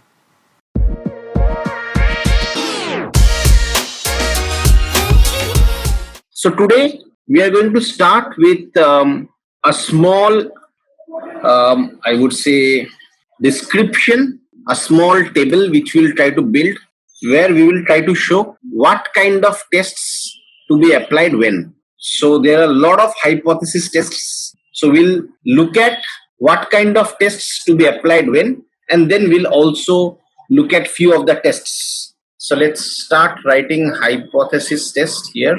What we already know is that hypothesis test is where we test a hypothesis which we call as an alternate hypothesis, and we try to form a null hypothesis. Then we try to find out the probability of the null hypothesis, and if the probability of the null hypothesis is low, we reject the null hypothesis and we accept the alternate hypothesis. Second scenario is we may not have enough evidence to reject the null hypothesis. So let's look at the hypothesis tests which can be done. So first division is between continuous data, and here we have categorical data. So when it comes to categorical data, we use a chi-square test, which we will see in one of our lectures, maybe in this lecture as well. And then we have continuous data. So within continuous data, we have normal distribution, continuous data which follows a normal distribution, and non-normal distribution. So there are certain tests which only works with normal distribution and certain tests which works with non-normal distribution. So let's look at these tests, and here within normal distribution we can further subdivide these tests. Actually, let's do it in the next slide. So we'll continue with this thread. This thread will look at normal and non-normal. So let's start with normal distribution. So within normal distribution, if we want to test with mean or if you want to test with variance, that decides what kind of test we actually want to use. So if we are testing with mean, then we have some tests. If we are testing with variance, then we have some test. So the test with mean are z-test, which we have extensively done in our previous videos, t-test, which also we have extensively covered in our previous videos. So if you have not watched them, please go ahead and watch. Then we have ANOVA, which we will cover. When it comes to variance, we have something called an F-test. We'll have a test called Berlet's chi-square. We are not going to cover these tests, at least in these videos. They are not much used because when we are dealing with normal distribution, mean generally suffices. Now when we deal with normal distribution, as I said, mean tests generally suffices. Now let's look at non-normal distribution, which is this side. So we have covered this, we have looked at this. Now non-normal distribution, if we look at it, so here we deal with not mean but median, right? And that's makes a lot of sense because non-normal distribution, the data is going to be skewed left, skewed right. So mean may not be the right matrix to deal with. So we deal with median, and we also have some test with variance. So here, if we want to test for variance, we use something called a Levene's test, which we are going to see. And the other scenario is if we want to test with median. So if you want to test with median, we have tests like sign test, then we have Wilcoxon, then we have Mann-Whitney. Wilcoxon and Mann-Whitney we are certainly going to discuss, and there are a couple of other tests as well. So one is called Kruskal-Wallis. So it's called Kruskal-Wallis. We are not going to discuss this test, but just good to know. Then we have a test called Moore's median. This is all for when we want to test with respect to median. And last but not the least, if we want to test with median, we can also do a Friedman test, or I would say Friedman test. So a quick recap. From hypothesis test, we can do it on continuous data, we can do it on categorical data. Within continuous data, we can have normal distribution, we can have non-normal distribution. For normal distribution, if you want to test with respect to mean, then we can do these three tests. If you want to test with variance, then we want to do these tests. For non-normal data, if you want to test with median, then we can do sign test, Wilcoxon, Mann-Whitney, Kruskal-Wallis, Moore's median, Friedman. For variance, we do Levene's test. Now you may ask, okay, why so many tests for median? Because they are tested, these tests are useful under certain scenarios with some other conditions as well. It's not only mean or median. Like in this case, as you remember in the last session I had said, that there are certain scenarios where we can do Z test, there are certain scenarios where we can do T test, and there are certain scenarios where we can do ANOVA. However, all of them are related to mean. Okay, so though we are testing for mean, but still these tests work for different purposes. The purpose is very, very different. So having said that, let's start the series of tests which we are going to discuss. So a quick recap on Z test and T test. So Z test is used when the number of samples are greater than 30, when the population distribution is normal. And how do I know whether the population distribution is normal? We'll use something called a Shapiro test, which we'll see. Number 3, when the population standard deviation and the population mean are known. And number 4, when the observations are independent of each other. So in order to do a Z test, these 4 prerequisites must be met. What are the prerequisites for a T test? Population should be normally distributed. For that we'll use Shapiro test, which we'll see now. The variances should be comparable. For that we use Levene's test. And yes, you're right. It's the same Levene's test which we are talking about. So we'll see what this means. And number of samples are less than 30. If these 3 scenarios are met, then we can do a T test. We can also do a T test in case population mean and standard deviation are known or can be derived. For Z test, we cannot do a Z test if the population standard deviation is not given, right? Even if the number of samples are greater than 30, but if the population standard deviation is not known to us, you cannot do a Z test. So now let's take our hands at a Shapiro test. So we are going to remove everything. We are going to do it from scratch. So let's start. So now we have Shapiro test. So here what we want to do is we want to find out whether the weight of apples in grams, what we are seeing, do they follow a normal distribution or not. As we have seen, normal distribution is a must have prerequisite for both Z test and T test. So now we are going to check how to determine if a particular distribution is normal or not normal. So here we have taken weight of apple in grams. So here I have sorted them in ascending order. So first let's look at it in a crude way, which we have done it previously as well. Just a quick recap. So what we are first going to do is we are going to calculate the standard deviation, as you can see, for all these 55 samples. And then we are also going to calculate the mean. So we have a total observation of 55 and we have standard deviation and mean. Now, in order to adhere to normal distribution between one standard deviation to the left of mean and one standard deviation to the right of mean, we should have 68.2% of the data. So out of 55 records, 68.2 is 37.5. So between 13.53 and 20.97, we should ideally have 37.5 records.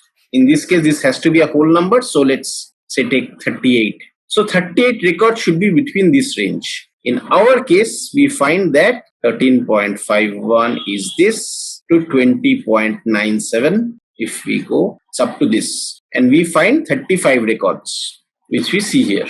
Now between 2 standard deviation to the left and right of mean, that's what we have done. 2 standard deviation to the left of mean and 2 standard deviation to the right of mean. If that is the case, we expect 52.5747. And if I take an absolute value of this, absolute value will not give me the whole number. I was trying to find the whole number.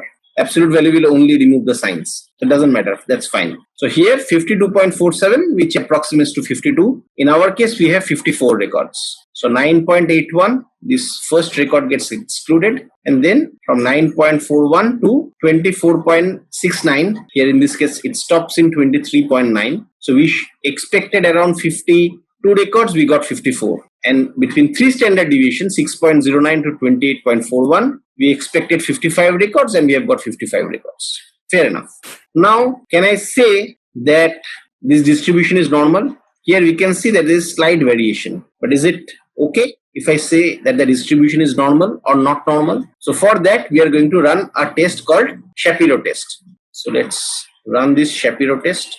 So now what we are going to do is, we are going to copy these comma separated values and we are going to calculate the Shapiro test. So first let's look at the histogram. If I look at it, it looks more or less like a normal distribution only, more or less. So now let's decode this slowly and steadily. Here we have got the mean, we have got the standard deviation, we have got the variance, we have got the kurtosis, all are okay. Now let's understand these 3 particular statistics in detail. Okay. So now what we are going to do is, let's understand these things in a bit more detail. So let's come here. So first, since this is a hypothesis test, what we are going to do is, we are going to form the null hypothesis and alternate hypothesis. So as I have said before, null hypothesis indicates stability. So it says data is normally distributed. Alternate hypothesis is that the data is not normally distributed, which is a state of some change, right? So whenever we observe change, we test that hypothesis, we form an alternate hypothesis and we test that hypothesis. So here my null hypothesis is that the data is normally distributed. My alternate hypothesis is that the data is not normally distributed.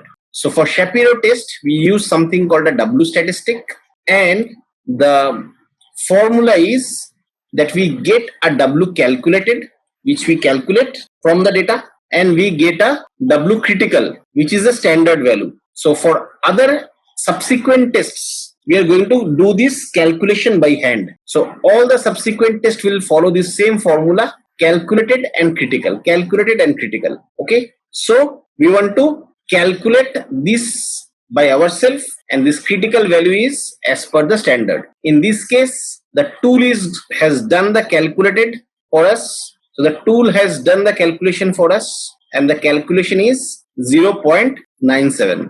So I'll copy this calculated Shapiro-Wilk statistic W, that is 0.97. Here the tool has already calculated it for us. So this is 0.97. And then what is the critical value? The critical value is 0.95, right? So the critical value is 0.95 and the calculated value is 0.97. Okay.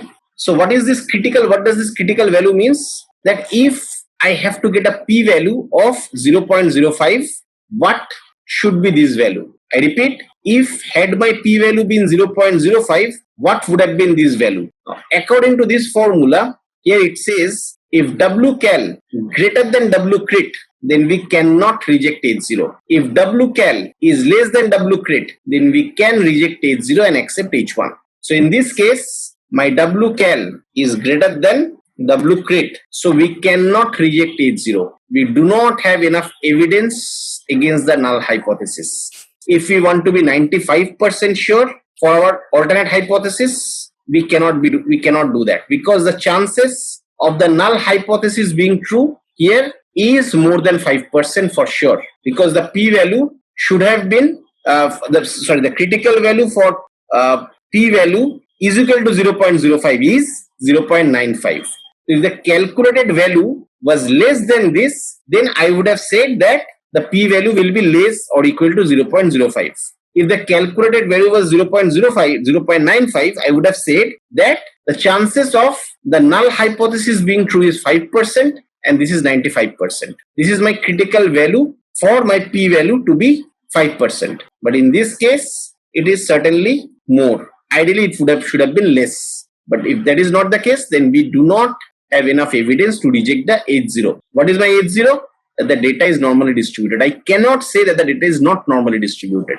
at least from here. Okay, I do not have enough evidence to say that the data is not normally distributed. So probably I'll tend to believe that the data is normally distributed, right? Now what I want to understand is that what is this actual p-value? Here we calculated again 0.05 and we saw that the calculated value is 0.97. But if it is 0.97, right, then what is the p-value? That I do not know yet. I just know that this is greater than 0.05 for sure. But what is that exact value? That I do not know. So let's try to figure that out from this calculator. So from this calculator, it's the same thing actually. So if we just put this value once more and calculate this test, right? So here, from here, we can try to test the p-value. Let's try to calculate the p-value. So in our case, the W is 0.97 and number of samples is 55. So the p-value is 0.18. That means there is at least 18% chances. So here the p-value is 0.18. So in this case, I will tend to believe that it is normally distributed. It is having 18% chance, which is not very high, but certainly I cannot say that the data is not normally distributed. That is for sure. I have enough evidence against this fact. This is 82%, right?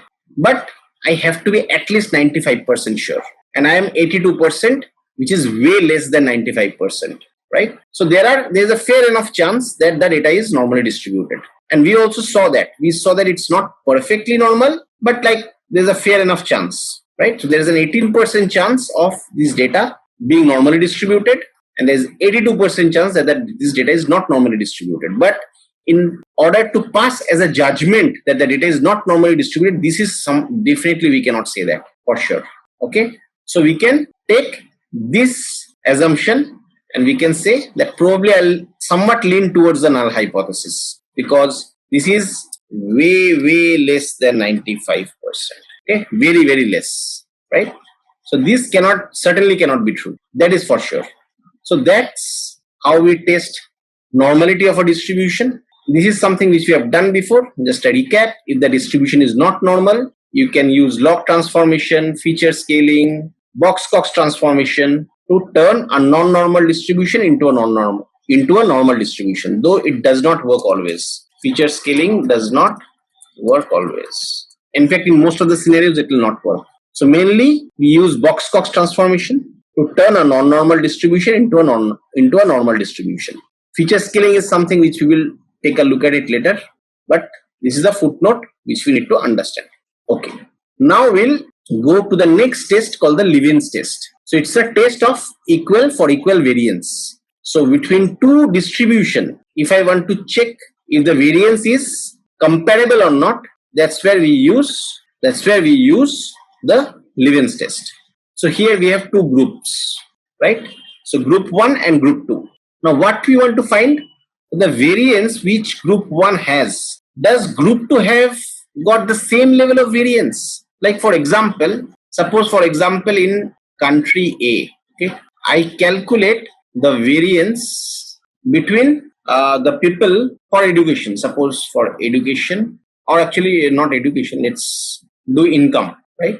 So if I take the variance between income in country A, so this is what I want to find out, and I want to take country B, their variance in income. Can I compare these two? Are these comparable? Which means, suppose for country A, rich is say at 10, suppose an index 10, and poor is at an index 2, which means my gap is 8. In country B, suppose rich is at 15 and poor is at say 6, which means that the gap is 9. And I can say these 9 and these 8, they are like very close. The variances are comparable. The variation within country A and the variation within country B are comparable. That's where we use Levene's test. So let's look at this test. Here in group 1 we have got 9 samples. In group 2 we have got 8 samples. But that's perfectly fine. It doesn't need to be the same. I just want to understand the variance, that the variation which group 1 has and the variation which group 2 has, are they comparable? So step 1, I'm going to calculate their mean. I'm going to calculate their average. So as you can see, this is the average for group 1 and this is the average for group 2. So now what we are going to do is we are going to calculate the variance. So how to calculate the variance? So group 1, so each individual observation of group 1 minus the group 1 mean, and we'll square it up. So for this case, I take this minus this and then I square it up. Then I take this minus this and I square it up. So these are the numbers which we have got for the first one, for the second one, and so on. So as you can see here from the formula, this minus this and square it up. This minus this and square it up. This minus this and square it up. Right? For each observation, I am subtracting the mean, I am squaring it up. Now I do it for all the records for group 1, and I similarly do all the records for group 2. So for group 1, I am done. For group 2, I am done. Very good. Now what we'll calculate is the degrees of freedom for group 1 and group 2. So we have calculated that. This is n minus 1, and here this is also n minus 1. So we have calculated the degrees of freedom of group 1 and group 2. Now we are going to calculate the variance. So the variance is this sum divided by the degrees of freedom. Here we are working with some samples, so we take degrees of freedom. And in fact, in Levene's test, you have to use degrees of freedom. And here we calculate variance, this sum, where we have calculated the sum by taking the difference between two data points, the individual data point and the mean, then squaring them up, then adding them up, and that gives me the variance when I divide it by the degrees of freedom. Now what we are going to do is, we are going to divide the bigger variance by the smaller variance. And if I do that, so this is 17.94 divided by 17.07, and this is 1.05. Just by the intuitive look of things, we think that they are related. They looks to be related, right? The variances looks to be equal, because the closer the F statistics is to 1, the better it is, right? The closer the F statistics is to 1, the better it is. That means the two groups are comparable. Now we are going to look at the F table. So we'll open the F table. So here is our F table. And now, as I had told you, that we have to look at into the degrees of freedom of the numerator and the denominator, right? That's why we were calculating it, because that's required. So in this case, degrees of freedom is of the numerator, which is the bigger variance, which is this one, is 8, and the smaller one is 7. So numerator is 8, because the bigger variance is the numerator, and in this case the bigger variance is this one, group 1. So it's 8 and group 2 is 7. So 8, 7. So this is 8 and this is 7. So 8 will be this one, and this is 7. And if I go right up, I will see 8 is the second right. Yes, second from the right. So what we have done is correct only. Now we are going to look at the critical value for a p-value of 0.05 for the null hypothesis. So if the null hypothesis had to be true, right? The critical value, what is the critical value for null hypothesis? Where the null hypothesis does not need to be true, sorry. If the null hypothesis has to have a p-value of 0.5%, then the critical value is 3.73, not 0.5%, sorry, again, it's 0.05 or 5%. So the critical value is 3.73. So let's take 3.73. That's my critical value. So here my critical value, which I found from the F table, is 3.73. And my calculated value is 1.405. So let me just remove all these things. We'll do it fresh. So my critical value is 3.73 and my calculated value is 1.05. Now what we are going to do is, we are going to look into this formula, and what we see is that the critical value is greater than the calculated value. If that is the case, then we cannot reject H0. What is my H0? So the variance of two groups are equal. And what is my H1? Variances of two groups are not equal. So in this case, I cannot accept this hypothesis, because for that to be true, my calculated value should have been greater than the critical value. If that was the case, then only I could have rejected it. But in this case, I do not have enough evidence to reject it, which is all good. But I still am curious to know what is the exact p-value for this 1.05. I want to know that, right? I know that it is certainly much greater than 0.05, because that, if you see the difference, is certainly greater than 0.05. But what is the exact value? This one I am not able to, I cannot accept. This one I cannot reject. But I am still curious to know what is the probability of this statement being true. So let's do that. Let's pick up this test, this online Levene's calculator. We'll pick it up and we'll try to see and derive the p-value. P-value belongs to the null hypothesis, as you already know. So here my degrees of freedom of one is 8 and the other is 7. We know it. And we are calculating against 0.05. And we saw that it's 3.73, which we have already seen before. Now what I'll do is I'll try to play with the probability value and see if I can get close to 1.05. What is that p-value which takes me close to 1.05? So if it is 1, it is 2.75. So I still need to reduce. I'm still quite far off, say 0.2, 1.93, which means the p-value will certainly be more than 20% or 0.2.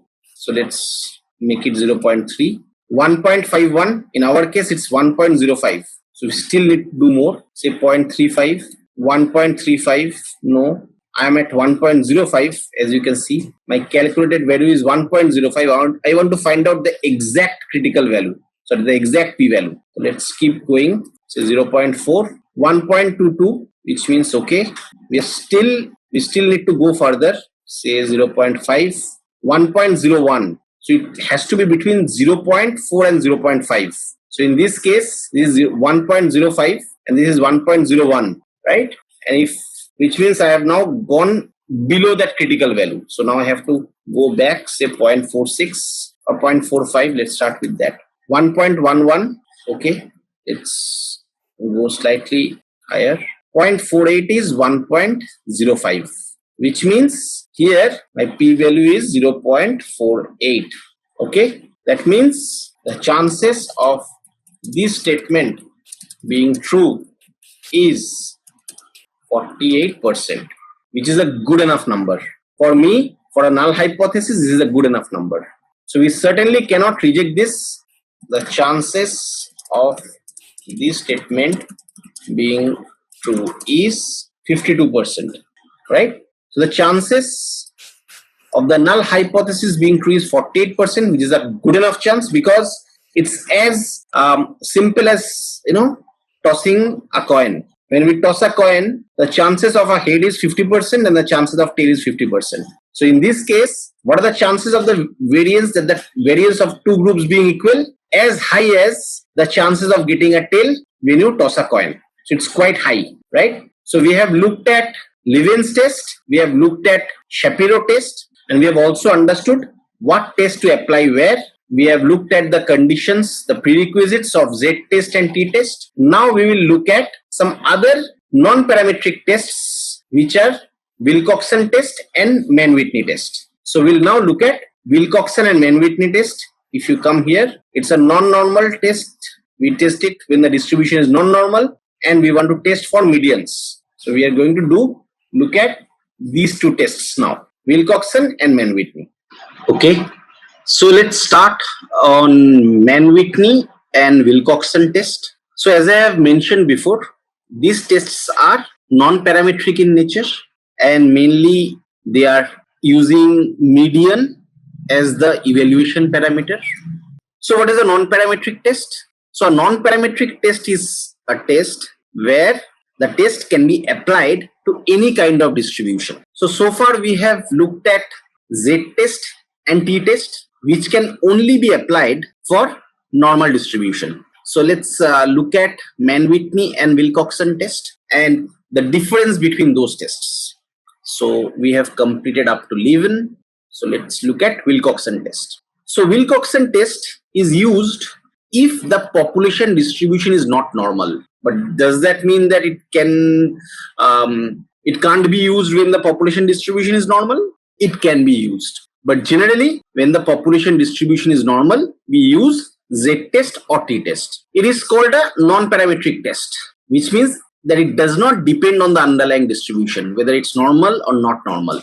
So when it's normal, we use Z-test or T-test. When it's not normal, we use Wilcoxon and Mann-Whitney.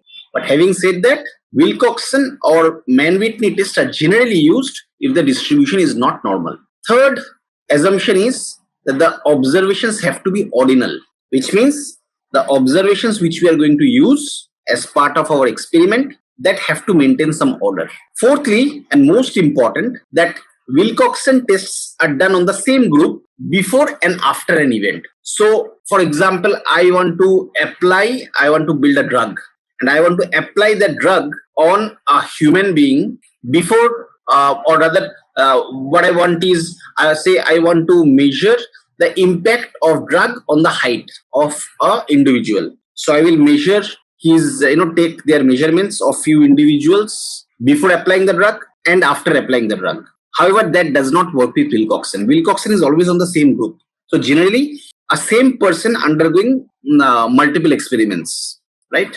Like, for example, let me give you an example. So here we are looking at the performance of students before joining a tutorial and after joining a tutorial. So we have recorded the marks of the students across 13 subjects. As I said, it has to be on the same group. A common mistake what I see is people apply this test on different groups. That cannot work with Wilcoxon. For that we have a different test.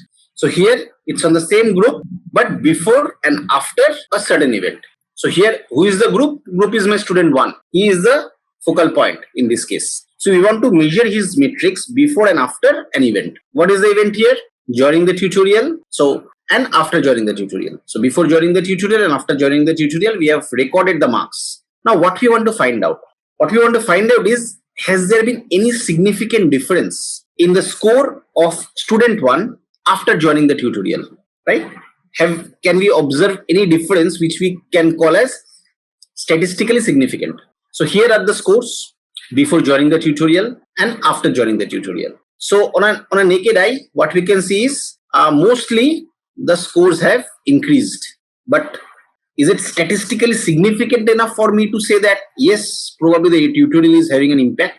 So let's find out. So it's a very simple test actually. The calculation is not very complex. So first step, what we are going to do is, we are going to calculate the difference for each line item.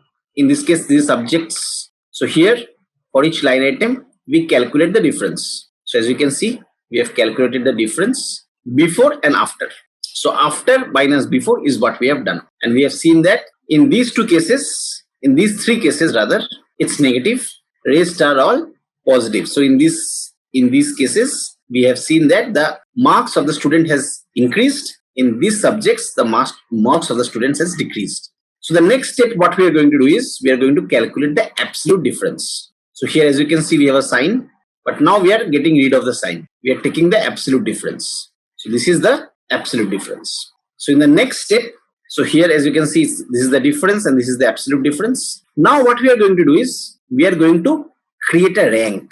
So as you can see, the lowest one is 0.1 as far as absolute difference is concerned. So we have given it a rank 1. Then 1 is a difference where we have given it a rank 2. 1.2 is rank 3. Difference of 2 is rank 4. 2.2 is rank 5. 3.1 is rank 6. 5.3 is rank 7 and so on. Now in the next step, what we are going to do is, we are going to identify where the difference was negative and we are going to add their rank. So as you can see here, we have added the rank where the difference was negative. And we also add the rank where the difference is positive. So from here, it's positive. As you can see that the sum is 75. And here, this is 75 and this is 16. 16 is the 3 negative ones. Now what we are going to do is, we are going to take a minimum value of these two. So the minimum value, as you can see, it's 16. So we are going to take that and we are going to call it as W calculated. So here is my formula. So I have put W calculated as 16. Now, so let's remove this because let's keep that as a suspense. Let's also remove this. Okay. So now we are going to find the critical value. So let's look at a critical value from the Wilcoxon sign rank test. So here, what are my number of observations? It's 13. So am I doing a one-tailed or a two-tailed test? So let's start with a two-tailed test. So if it's a two-tailed test, then the critical value for alpha is equal to 0.5 is 17. So for alpha is equal to, so critical value is 17 for two-tailed test. So we just want to know whether there's a difference or not, right? So now we are going to follow this formula. What does this formula says? if W calculated is greater than W critical, in that case we cannot reject H0, which means there is not enough evidence to reject, or there is not enough evidence against the null hypothesis. However, if W calculated is less than W critical or equal to, then we can reject H0 and accept H1. So in our case, this is true. So W calculated is 16 and W critical is 17. So we can reject H0 and accept H1. Now what is H0 and H1 here? H0, as you can see, it's a state of equilibrium. So which in this case is that median 1 is equal to median 2. What is H1? Median 1 is not equal to median 2. That means the performance of the student has changed after joining the tutorial.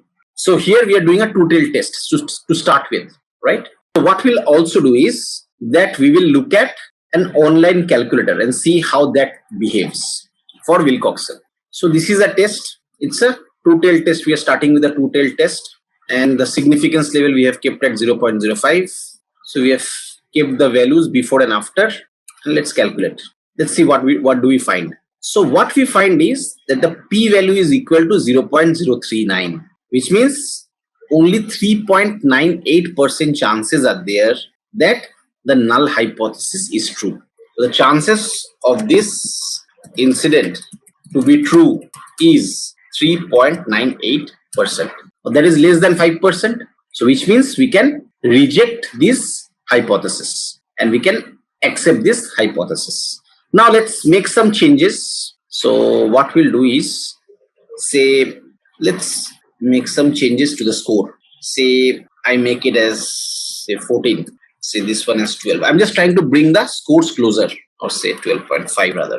Say this is 18. So I have made some changes to the score. Does it make any difference in this case? So let's also make this as, say, 8.5. Okay. So we have made some changes to the score. Let's do a couple more. Okay. So now we have made certain changes to the score. So let's see the impact of that. So I'll copy this entire thing from here and I'll paste it here. Now let's mark all the yellow ones where I have a negative difference. Any other negative differences? Okay, I actually need to copy this as well. All right. So here is one more and here is one more. So we have taken all the negative differences.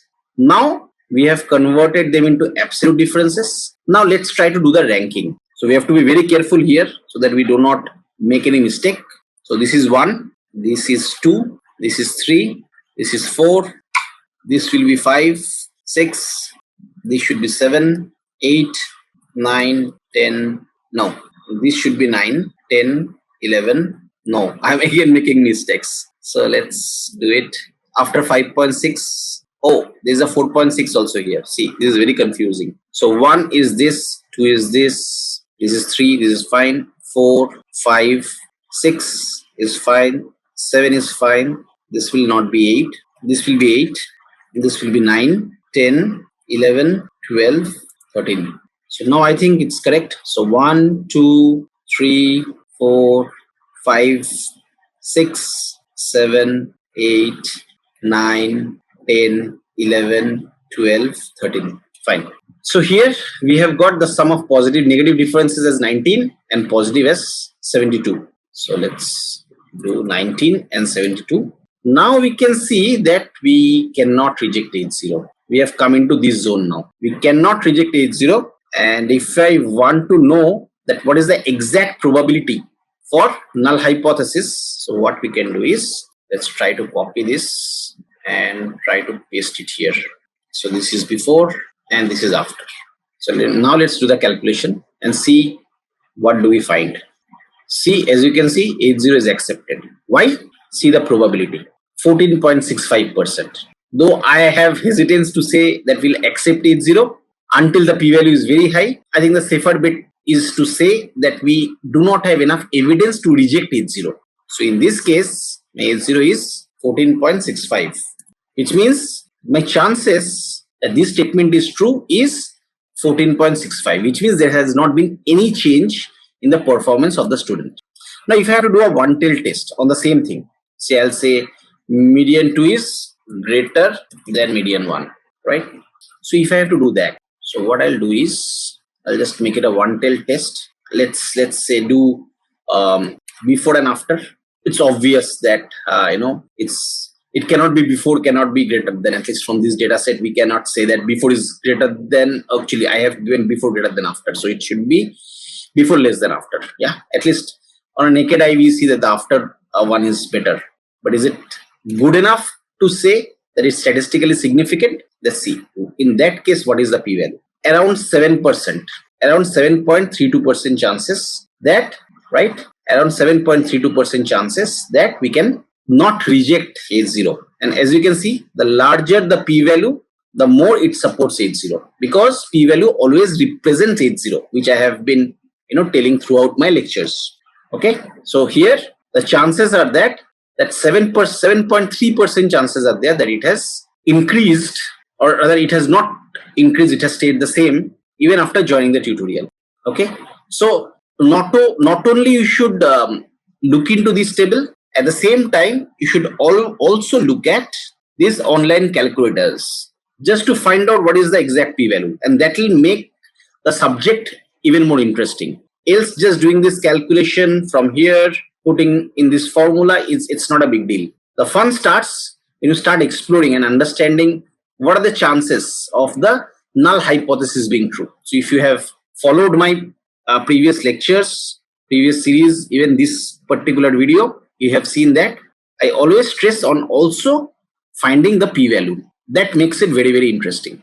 Okay, so in this case, if median 2 is greater than median 1, the performance of the student has increased after joining the tutorial. That's the interpretation. But has it actually increased? Statistically, we cannot say that. We have to be at least 95% sure.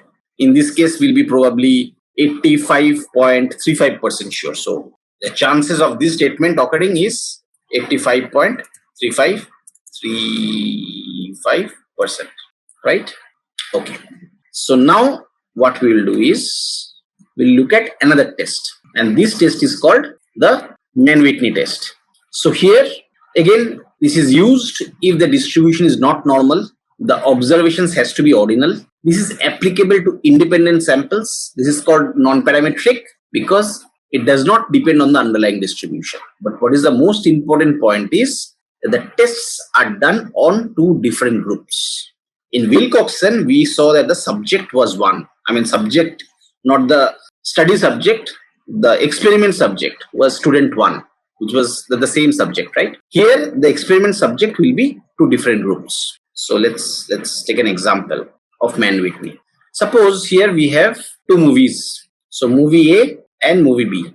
And whatever you see on the these numbers, these are nothing but the ratings of the movie.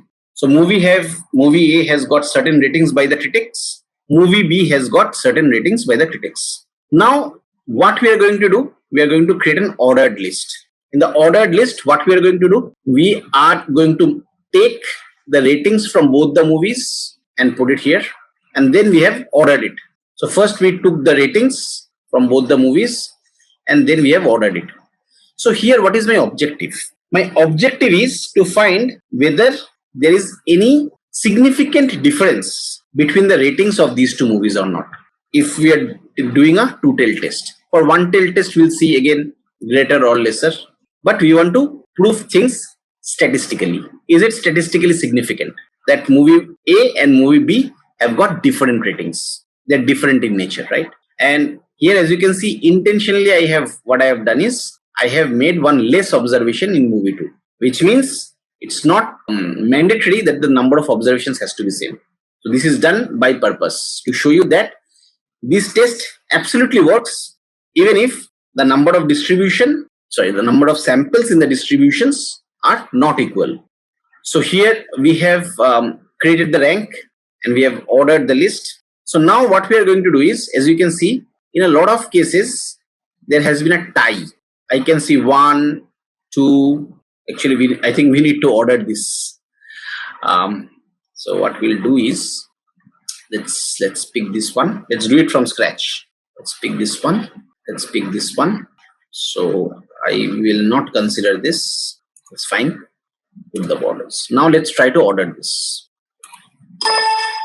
Oh, I think it was correct only. So, oh yes, this was correct only. We had 3 twos. Sorry, my bad.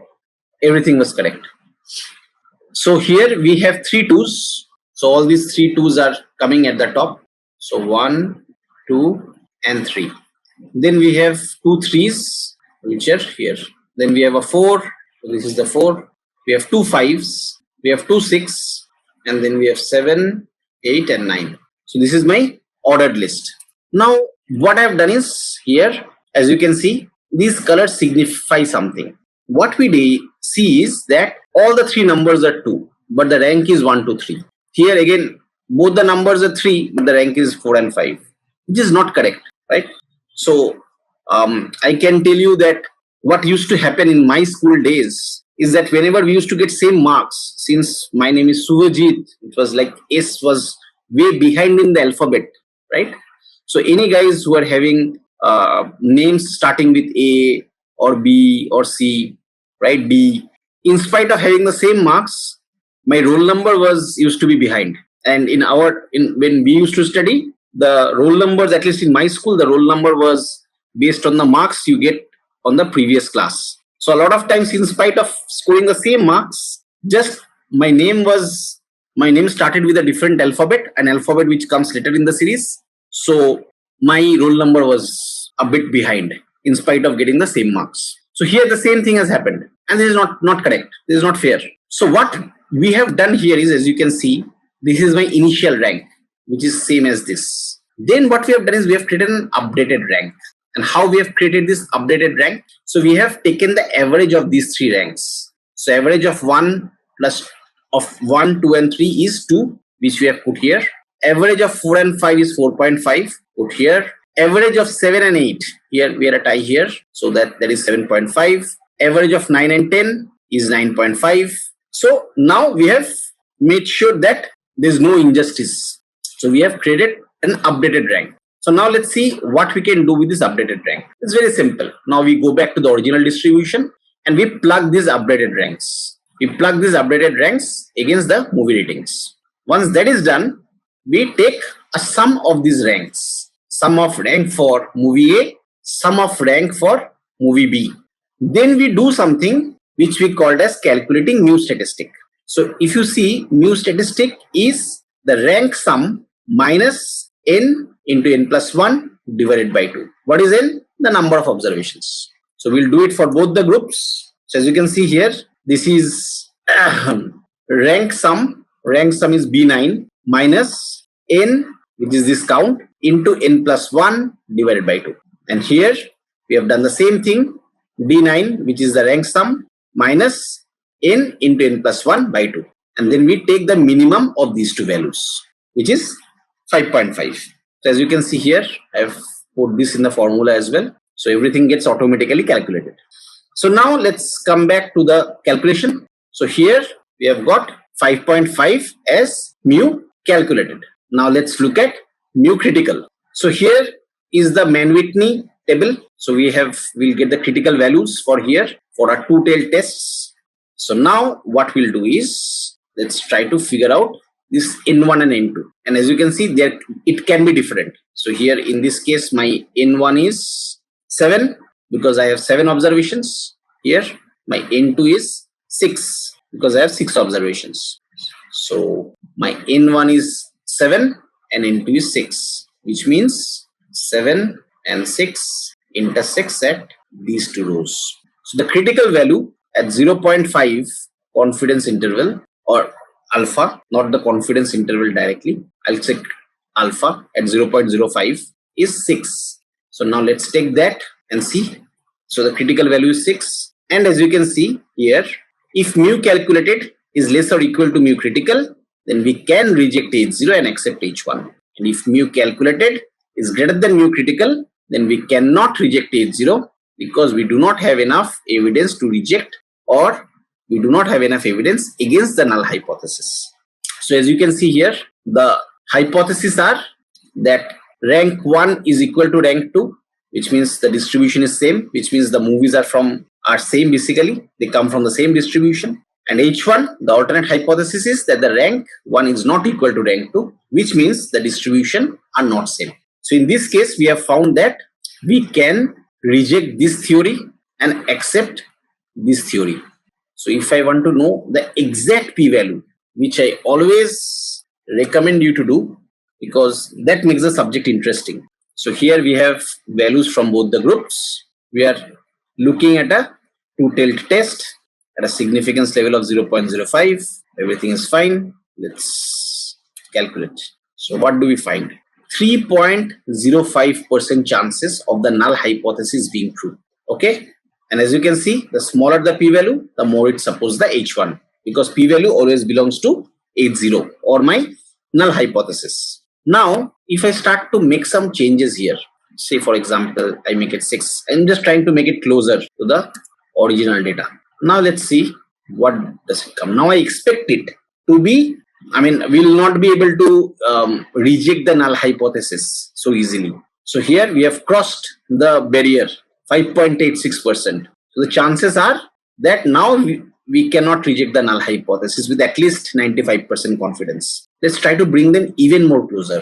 Say, I'll try to increase this more. Let's try to see. Now what we see is something very interesting. The p-value has become very high, 94.16, which means 94.16% chances that the two movies are coming from the same distribution, right? Or maybe two movies are same, or the ratings are actually collected from the same distribution. Or maybe if I just want to distinguish whether movie 1 and movie 2 are actually the same movie coming from the same distribution, you can think of various interpretations of that. But what we see is the p-value has become very, very high, right? So that's it on Mann-Whitney test. Now the last test for this lecture, we will see for ANOVA. So the full form of ANOVA is analysis of variance. So now what we are going to do is, it's a different kind of test. So let's open ANOVA. So as you can see here, we have 3 movies and 4 critics, 3 columns and 2 rows. So far what we have seen is that we are comparing the same subject across 2 groups or maybe 2 different distributions. But with ANOVA, we see that there are 3 distributions, not 2. Moreover, ANOVA deals with variance. So far we have been mainly dealing with mean and median. So what does the basic premise of ANOVA? As we can see, there are 3 distributions. So whenever there is a distribution, they will have some variance. So movie 1 is going to have a bit of variance, movie 2 is going to have a bit of variance, movie 3 is going to have a bit of variance. So the point which we want to prove is the variance of movie 1, the variance of movie 2, the variance of movie 3, are they comparable or not? If the variances across the movie are more or less the same, right? Then in that case, what we can see is that probably the variance is not coming from this side of the data. The variance is probably coming from this side. Let's understand this intuitively. So here there can be 2 scenarios. One is that the critics are very different, which means they are for the same movie they are giving different kind of scores. Like this is movie 1, but suppose for example critic 1 gave 3, critic 2 gave 9, critic 3 gave 5, critic 4 gave 8. So what we see is that there's a huge discrepancy in the way that critics are giving the scores. Like for example, for this movie again, critic 1 gave say 4, critic 2 gave 8, critic 3 gave say 6 maybe, critic 4 gets 7.5. So as we can see, for the same movie, the scores by the critics are very different. Third scenario, third movie, critic gave 3.5, here critic gave 8, here he gave 7, he gave 6.5. So here what we see is that the variance in the data is coming from the fact that the critics are very different. For the same movie, the scores are very, very different. However, when we look across the columns, we do not see much of a difference. So a particular critic have more or less given similar kind of ratings for 3 movies, which means the difference, the variation in the data, the total variation in the data can be attributed from this part, not from this part. So we call it as between or within. So this part is my within and this part is my between. So between the movies or within the critics. You have to think like that. Within is the row the variance in the row, between is the variance within the column. So in this case, let's do the calculation. So we have to calculate three things: sum of squares within, which is within the rows, sum of squares total, the total variance, and sum of squares between, that means between the columns. So how to calculate sum of squares within? So this is the sum of group mean minus each element square. So here, this is the group mean for movie 1, group mean for movie 2, group mean for movie 3. So now what I'm going to do, I'm going to take each individual observation and then subtract it from the group mean, square it up, and then keep on adding them. So as you can see here, for each group, for this group, we are taking this value, subtracting it from this, squaring it up, then adding. Then we'll again do it for this, with this, with this, with this, with this. We'll keep on subtracting, squaring, and then adding all of them together. And that will give me sum of squares within, across the rows. Then sum of squares total is sum of grand mean minus each element square. What is grand mean? Grand mean is nothing but mean of all group means. So if I take all these three group means, I get a grand mean. Now from grand mean, I am going to take each observation, subtract it, square it, and then keep on adding it. So I'm going to have 12 additions. 12, subtract, square, and add. So as you can see here, we have 12 expressions. So that will give me sum of squares total. Now what is sum of squares between? Sum of squares total minus sum of squares within. And as you can see, sum of squares between is very, very low, which is expected because there is hardly any variance between them. But sum of squares within is very, very high. In fact, out of the total variance, it's all coming from within part, not the between part. So here, as we can see, between is very, very low. So now how to calculate ANOVA? So here we have to calculate something called an F statistics. So we have calculated SSB, sum of squares between. We have calculated SSW, sum of squares within. And as we can see, the formula is right here. So let me just squeeze it slightly so that you can see the formula while we do the calculation. I'll bring it here. Maybe here. Yeah. So this should be fine. Right. So N is number of groups. How many groups are there? There is the number of columns is 3. N is number of elements within each group. How many rows? 4. M-1 and N-1, because as you can see in the formula, we need M-1 and N-1. So that is 2 and 3. Now we have to calculate the numerator and the denominator, and then we'll get the F statistic. So the numerator is 0.02. How is it calculated? Sum of squares between divided by M-1. So sum of squares between divided by M-1. Then F stat denominator, sum of squares within divided by M into N-1. So as you can see, M into N-1. So that gives me denominator. If statistic is numerator by denominator, which we get as 0.004. Very, very low. So now let's make some changes to the data and let's see how it behaves. So now let's try to create kind of a balance in the data. So let's try to create some difference between the movies here. So without doing any calculation, we can clearly say that there is no statistical difference, or there is the difference between the columns is absolutely not statistically significant. The value is very, very low, and the contribution is coming all from within, not from between. Now let's try to create some gaps within. So suppose movie 1 or critic 1. So he has given 5 here, maybe say 2.5 here, and say 8 here. Critic 2, say for the same movie, say 6. 7.5, or rather say 3 and say 7. Critic say 9, 6 is fine, or rather let me say this is 7, this is 4. So I'm just trying to create differences between the movies. So this is 7.5, and then last but not the least, so this is 6, this is 5.5, and this is say 9. Now we can see that the sum of squares between is high.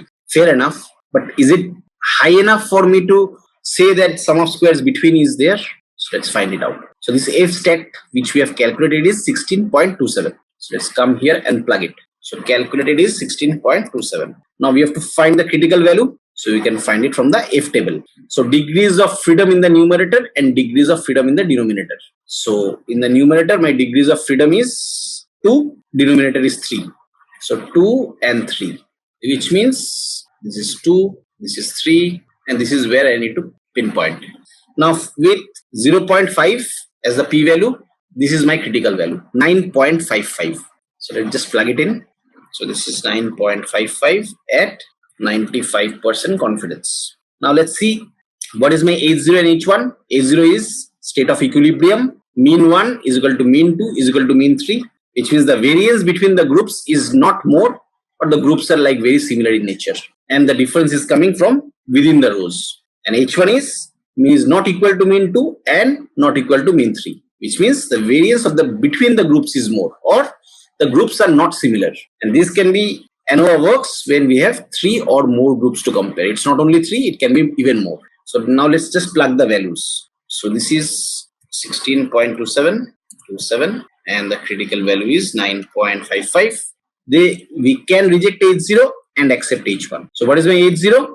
This is my H0 which can be rejected, and this is my H1 which can be accepted. So variance between the groups is more. We accept this theory and reject this theory.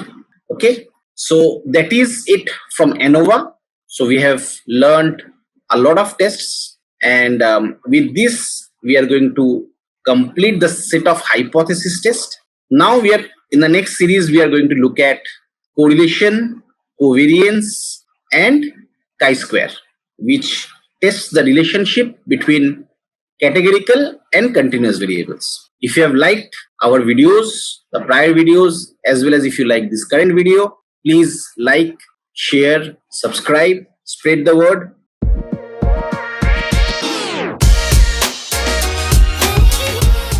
So today we are going to solve few more problems, and we are also going to learn about t-test. So far we have worked only with z-test. So we'll solve t-test problems today. We'll also look at different variations of t-test, one sample t-test, two sample t-test and pair t-test. So let's get started. So we had solved till problem number 4.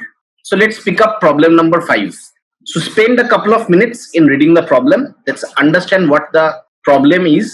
So a chair manufacturer has spent 5 million in upgrading the equipments to lower the defects in chair. So right now, when the chairs are getting manufactured, we are finding defects in those chairs. The current defect rate is 20%. So out of 100 chairs being prepared, we are finding that 20 chairs are having some defects. So the chair manufacturer spent some money, around 5 million, and he upgraded the equipments to ensure that the defect rate drops. So you are asked to develop a hypothesis that the defect rate has dropped below 18%, or rather you are asked to test a hypothesis. So the owner believes that his defect rate has dropped below 18%. So you are asked to test his hypothesis that it has dropped below 18%. So in order to work with it, in order to prove it, you pick up 150 random samples and found 30 defects. Now can you use this experiment to say that the defect has lowered, or rather the defect has dropped below 18%? I think that will be the right question. Okay, so let's get started with our tried tested formulas. So first what we'll do is we'll write the population data. So we'll take mu. So mu here is, just pause the video and tell me what is mu here. On a count of 5, 4, 3, 2, 1. The correct answer is 18%. If you have thought 20%, then this 21% has been given just to confuse you. It has no relevance in the test. We really do not care about this entire statement. Our problem actually starts from here, from this part. Okay. So now we assume that mean is 18% or 0.18. Let's calculate the standard deviation. Here, by the way, this is, let mu be 18%, right? We do not know whether it is or not. So as far as the standard deviation is concerned, into 1 minus 0.18. So that gives me 0.38. So now we have got the mean and we have got the sigma. From the sample side, let's see what we have got. We have n, which is 150, and we found 30 defects. Now this mu is nothing but my defect rate.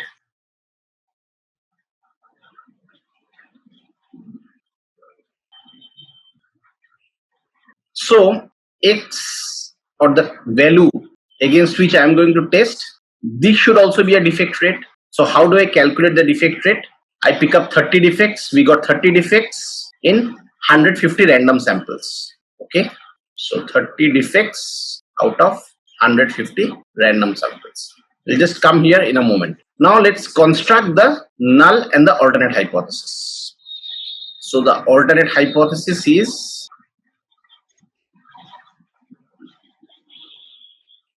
so we need to test this. So this is my alternate hypothesis, that mu is below 18%, mu is less than 0.18, and my null hypothesis is that mu is 18%, right? So let's calculate the defect rate, which will be 0.2, right? So if we get 0.2, now let's calculate the z-score.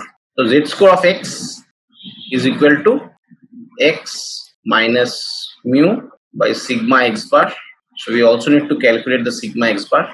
So sigma x bar is sigma by square root of n, which is equals to 0.38 by square root of 150, which is equal to, so 150 square root is 12.24, 0.38 divided by 12.24 is 0.03. So my critical value, sorry, my z-score is of 0.2 is x minus mu divided by 0.03. So if I calculate 0.2 minus 0.18 divided by 0.03, which is 0.67. So we got a z-score of 0.67. From here I have to find the p-value. So p-value is the probability that this particular statement is true. So let's find the p-value from the z table. So this is the z table. So our p-value is 0.67. 0.67 is here. Okay. So 0.67 is 7.7486. Okay. So if this is my distribution, this is 0.18. This is 0.2. So my rejection region is here. So what I have got is a p-value of 0.7486, which means this side is 0.7486. I need this side. So this side is 1 minus 0.7486, which is 1425, or in another term, so this is 0.2514, which means the probability of this statement being true is around 25.14%. Now if that is the case, I cannot reject the null hypothesis. I cannot, right? This statement can certainly be true, right? I cannot reject this. So if I look at carefully into this problem, why I got such a big p-value? It must have struck you that this time the p-value is really high. Ideally we want this p-value to be how much? To be less than 0.05. Then only I can reject the null hypothesis. But this time it's very high. How come this happened? And under what scenario this can happen? So if you carefully observe, when we had formed the null and the alternate hypothesis, here when we had done the experiment, we had found that the defect rate is 20%. However, when we formed the alternate hypothesis, we said that this is less than 18%. So that itself shows that my formulation of the hypothesis is not correct. Here I saw that it's 20%, but my hypothesis says that it's less than 18%. So these two are in stark contrast of each other. And it was expected that something like this can happen. The p-value got very, very high. So which means whenever you're constructing the null and the alternate hypothesis, you should first observe what you are trying to formulate, and you should observe the experiment properly, right? So let's get back to the previous problems once. Like in this problem, my observation is that 68% now is using tablet out of 200 random households, and previously it was 60%. So it's evident that it has increased.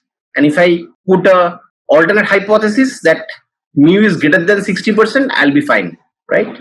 But in this case, I clearly see that this is 0.2.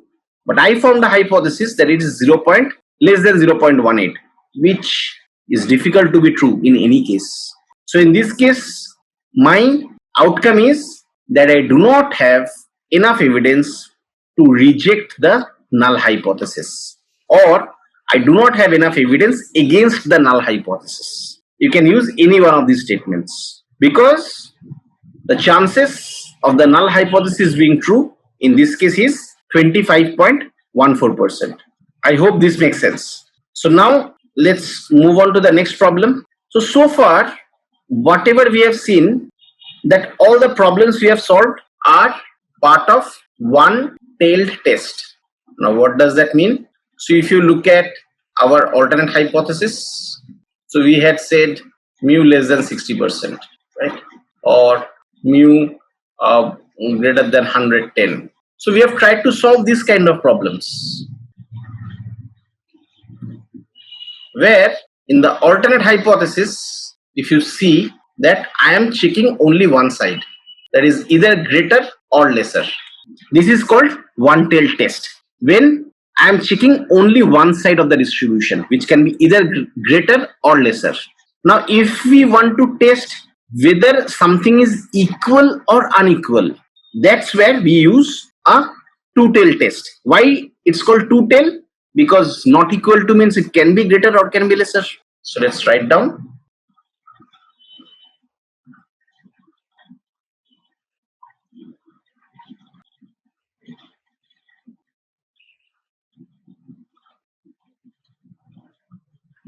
So if you see, it is not equal to, which means it can be greater or lesser both. It can be greater than 60 or it can be lesser than 60. Unequal means that. So here it is testing both the sides. So that's why it's called two-tailed tests. Are things going to change fundamentally? Not much, apart from one minute change. So let's take a look. So let's take this problem. So you have made a new recipe in your restaurant. Okay, so you're a cook maybe, and you constantly innovate. So as part of your innovation, you have made a new recipe,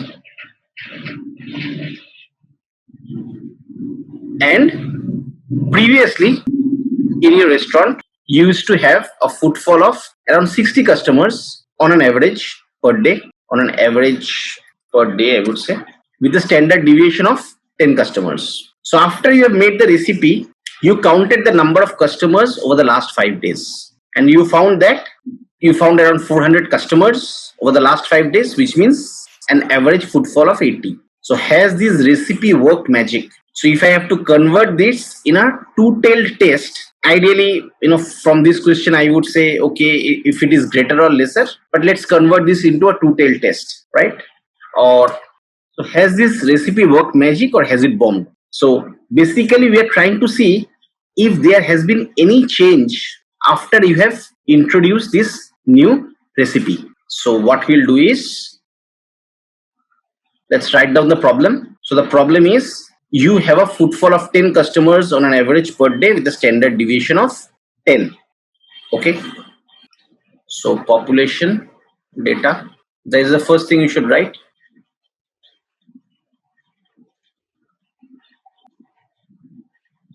Mu is equal to 60 and standard deviation is equal to 10. That is my population data before we introduce the recipe. Now from the sample perspective, you have X and you have N. So X is 80, last 5 days number of customers is 80, and N is 5. So let's write down the alternate and the null hypothesis. Let's go to the problem. So the hypothesis which we are testing is whether it has changed from 60 customers or not. So not equal to 60. Always remember, alternate hypothesis has to always deal with a change. So whenever you notice some changes, then only you want to do this hypothesis testing. And whenever you have noticed a change but you just want to confirm that statistically, that's where you end up doing hypothesis testing. So alternate hypothesis is what your belief which represents a change, and null hypothesis is something which represents a kind of a equilibrium. That means nothing has changed. So let's do the calculation. So first we'll calculate sigma x bar, which is sigma divided by square root of n. So sigma is 10 by square root of n, which is 5. So 2.23. 10 divided by 2.23 is 4.48. This is my standard deviation. So z of x is 80 minus 60 divided by 4.48. So 20 divided by 4.48 is 4.46. It's too high. I don't even need to look at anything. I don't even need to look at the p-value. A z-score of anything, if it crosses 1.6, 1.7, it's like too high. So I can confidently, and in this case what will happen is that the p-value will be too low. So if the p-value is too low, the chances of this statement occurring is going to be very, very low, which means I can reject this and I can accept the alternate hypothesis. Now let's try to make some changes to this and see how it works intuitively. Now if you think this is 80 and here like it's 60 was the previous footfall with a standard deviation of 10, and here we found 80. So what we can clearly say is that it's very obvious that something has really changed. The number, if you see the number intuitively also, it looks to be changed. Now let's take an exercise. What we'll try to do is, let's try to see how we can increase the p-value here. Which means if I have to increase the p-value, I have to decrease this z-score, right? If I have to decrease the z-score, what are the ways in which I can decrease? One way is I can increase this. If standard deviation goes high, then automatically z-score will decrease. So let's come here. If I have to increase the standard deviation, what I can do is I have to decrease this n. If I decrease this, then standard deviation will go high. That's one way. Another way is if I increase this standard deviation, then also sigma x bar will be higher. So for example, let's say make it 20. If this is the case, then what will happen? So 20 divided by 2.23, which is square root of 5, is 8.96. Will it make a difference? So 20 divided by 8.96, it will still be, if this part is 8.96, so 20 divided by 8.96 will be 2 point something. No, still high. So still I am not convinced. So let me make it even higher. Say 30. Let's see now. Does that make a difference now? So 30 divided by square root of 5. Let's try this one. 13.45. Yeah, now I think we should get something meaningful. So this part will be 13.45, which means, so 20 divided by 13.45, that is 1.48. So if that is the case, let's see. So z score is 1.48. Okay. So now the p-value does not, I don't think it will be too low. So 1.48. So let's first draw the diagram. So this is my mu, which is 60. This is 80. And this part is my rejection region. So if I go and find out 1.48, so 1.48 is 0.93, which is this side. So if I have to calculate the other side, this is 1.1 minus 0.93, which means 0.07. That's my p-value. Now for a two-tailed test, so far what we have seen is that for one-tailed test the p-value has to be less than 0.05.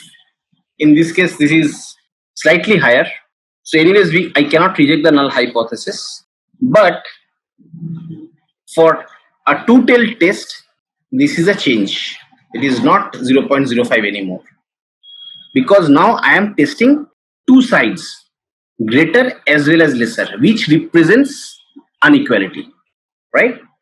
So this 0.05 which I was getting for one-tailed, where I was only testing either greater or lesser, now this 0.05 is going to be get divided by 2, because this will, both of them will take or stake claim in this 0.05. Previously it was only being taken by greater or lesser. So here this is not equal, which means both greater and lesser, and both of them will take a pi on this 0.05. If that happens, then what will happen is for each of them, like this one is 0.05, fine, no problem. Both of them combined is 0.05, but each of them will get 0.025, which means when I'm getting the rejection region, I'm only getting it from one side. So whatever we are getting from 0.07, this is not sufficient for this. It's only testing greater side, but I also need to check the other side. So in this case my p-value will be this into 2, which means it will be 0.14. So we can clearly see that I cannot reject the null hypothesis here. So let's make some quick changes. So let's bring down the sigma, maybe make it 25, just to now check if I want to now reduce the p-value slightly, and I want to reject the null hypothesis. So if this is 25, so 25 divided by 2.23 is 11.2. 20 divided by 11.2 is 1.78. So if that is the case, let's find out the p-value. So 1.78, p-value is 0.9625. So let's write down 9625. So 1 minus, so 3.75 is this one. So in this case 0.03.75 into 2 will be my p-value. So no, it's still we are not able to reject. So what I have to do is I have to reduce this slightly more. So if I say make it 22, I think we should be able to do that trick. So 22 divided by 2.23 is 9.86. So this is now 9.86. So 20 divided by 9.86 is 2.02. So our Z score is 2.02. So 2.02 is 0.9783. And now I can clearly say that yes, we can reject it. Why? Because now if you look at carefully, whenever I'm calculating one side, right, I want one side to be actually less than 0.25, right? Then only if what is my ultimate objective? My ultimate objective is to get a p-value of 0.05 for both greater and lesser, which means each side is getting 0.25, sorry, 0.025 actually.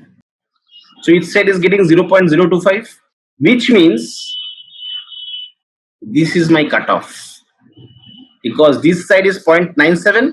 If I have to get a p-value of 0.025, then I have to cut at this point, which means 1.96 is my cutoff. If my Z score goes beyond 1.96, then I can reject the null hypothesis. So for a two-tailed test, the shortcut is a Z score. If the Z score is between this range, then you can not reject H0 or null hypothesis. Okay, and if the z-score is greater than 1.96 or lesser than minus 1.96, then you can reject the null hypothesis. So now let's quickly do one more problem, our last problem in z-test, just to recap our concepts. After this we'll move on to t-test. So your restaurant has got red interiors and the customers were spending before 5,700 with a standard deviation of 3,000. Fair enough. Now you have changed the color. So from red, probably maybe you have done green or blue, whatever.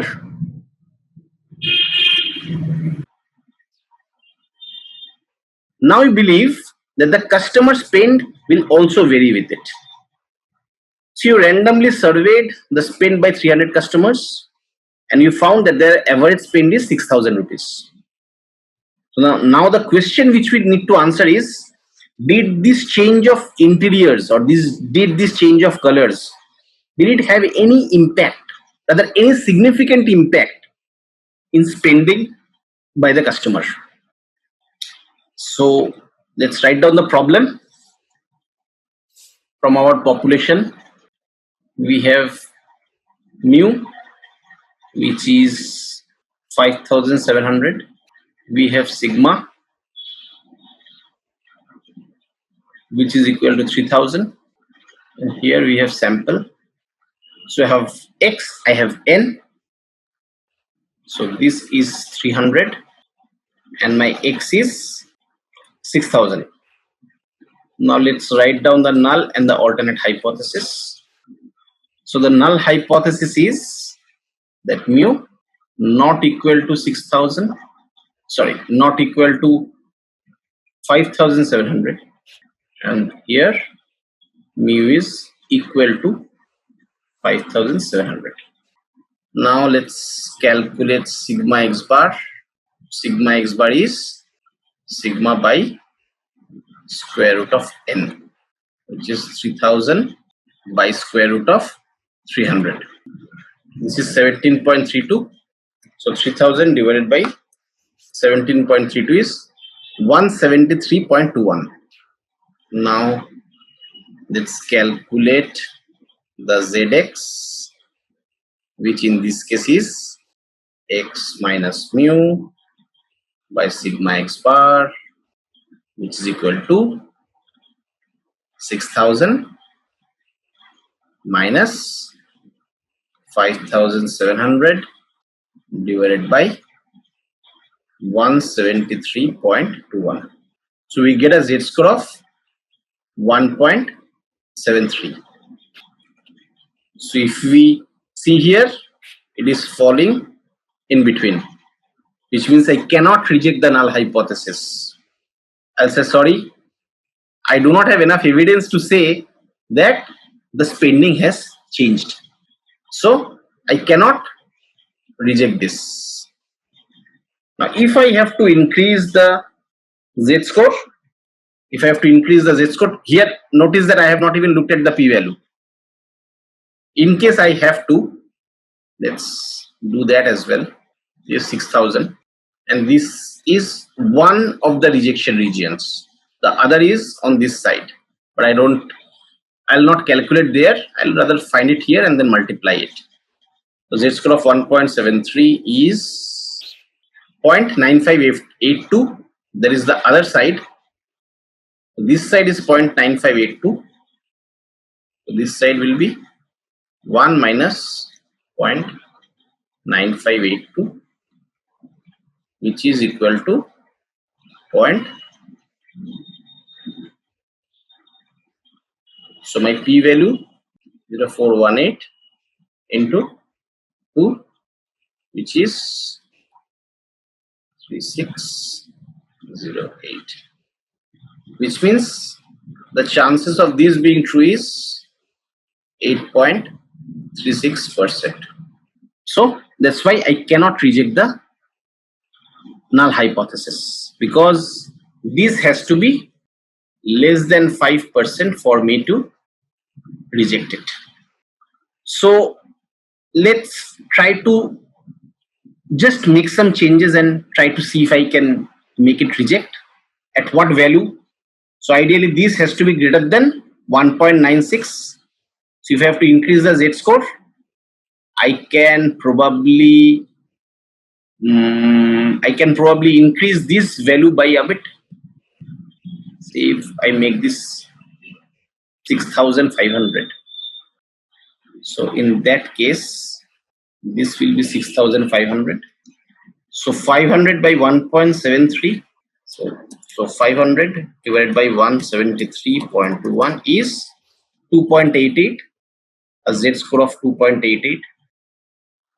If I come here, 2.88 should be this one, I guess. Yes, 0.9999.8. Okay, so this is, if that is the case, then this is 200, which means even if I multiply it by 2, it's not going to be very high. So in that case I can reject. So this is it from z-test. Now we'll continue with or start t-test. Okay, so now let's start exploring t-test. So let's look at t-test.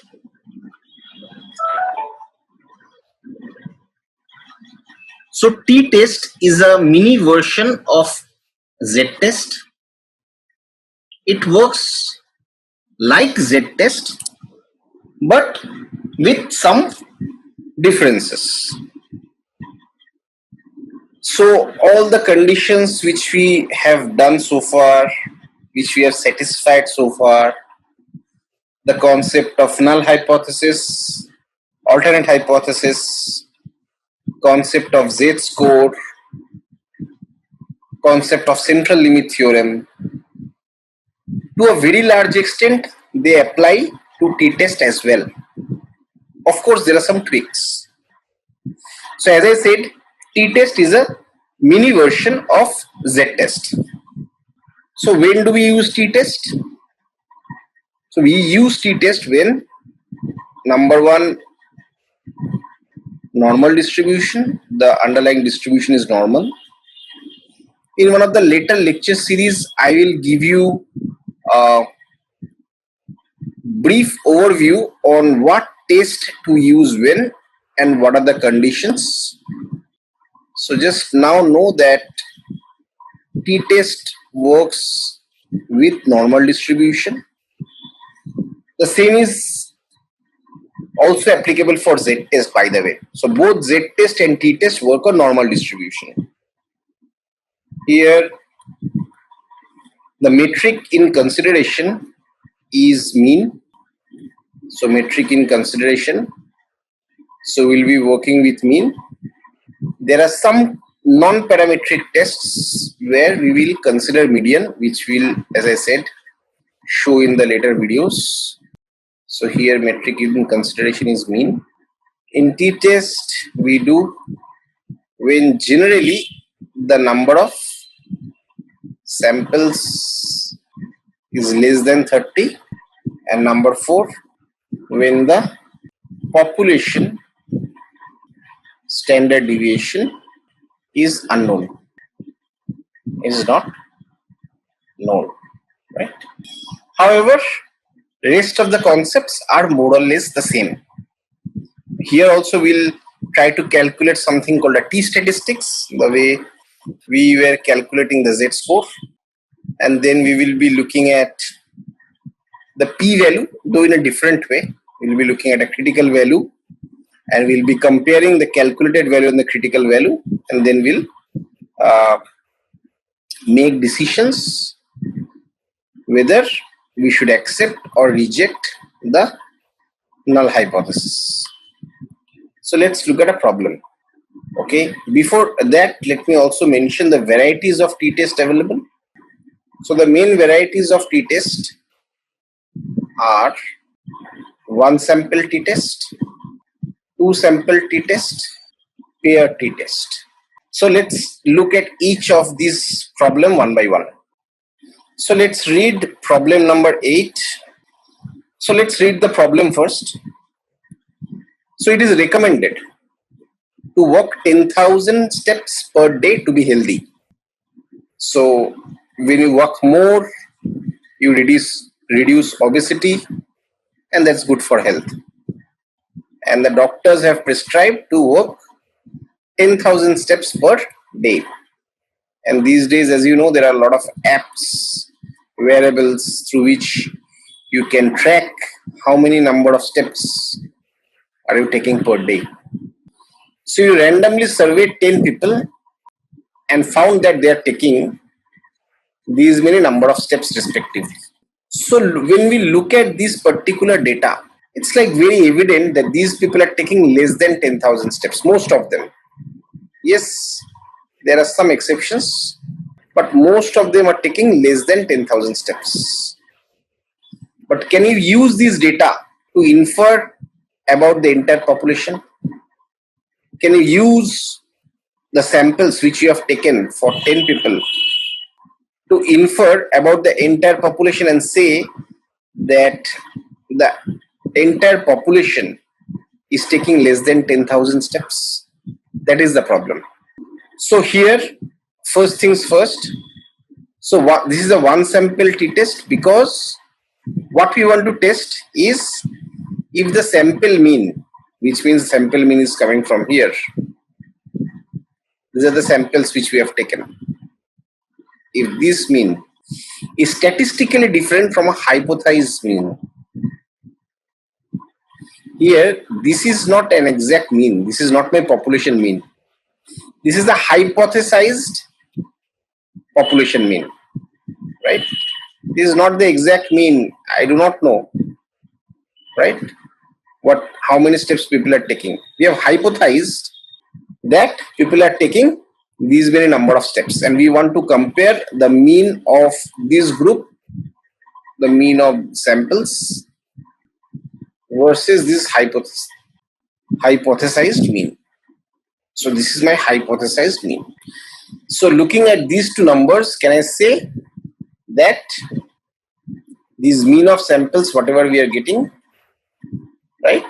And here, mind it, we have worked with only 10 people.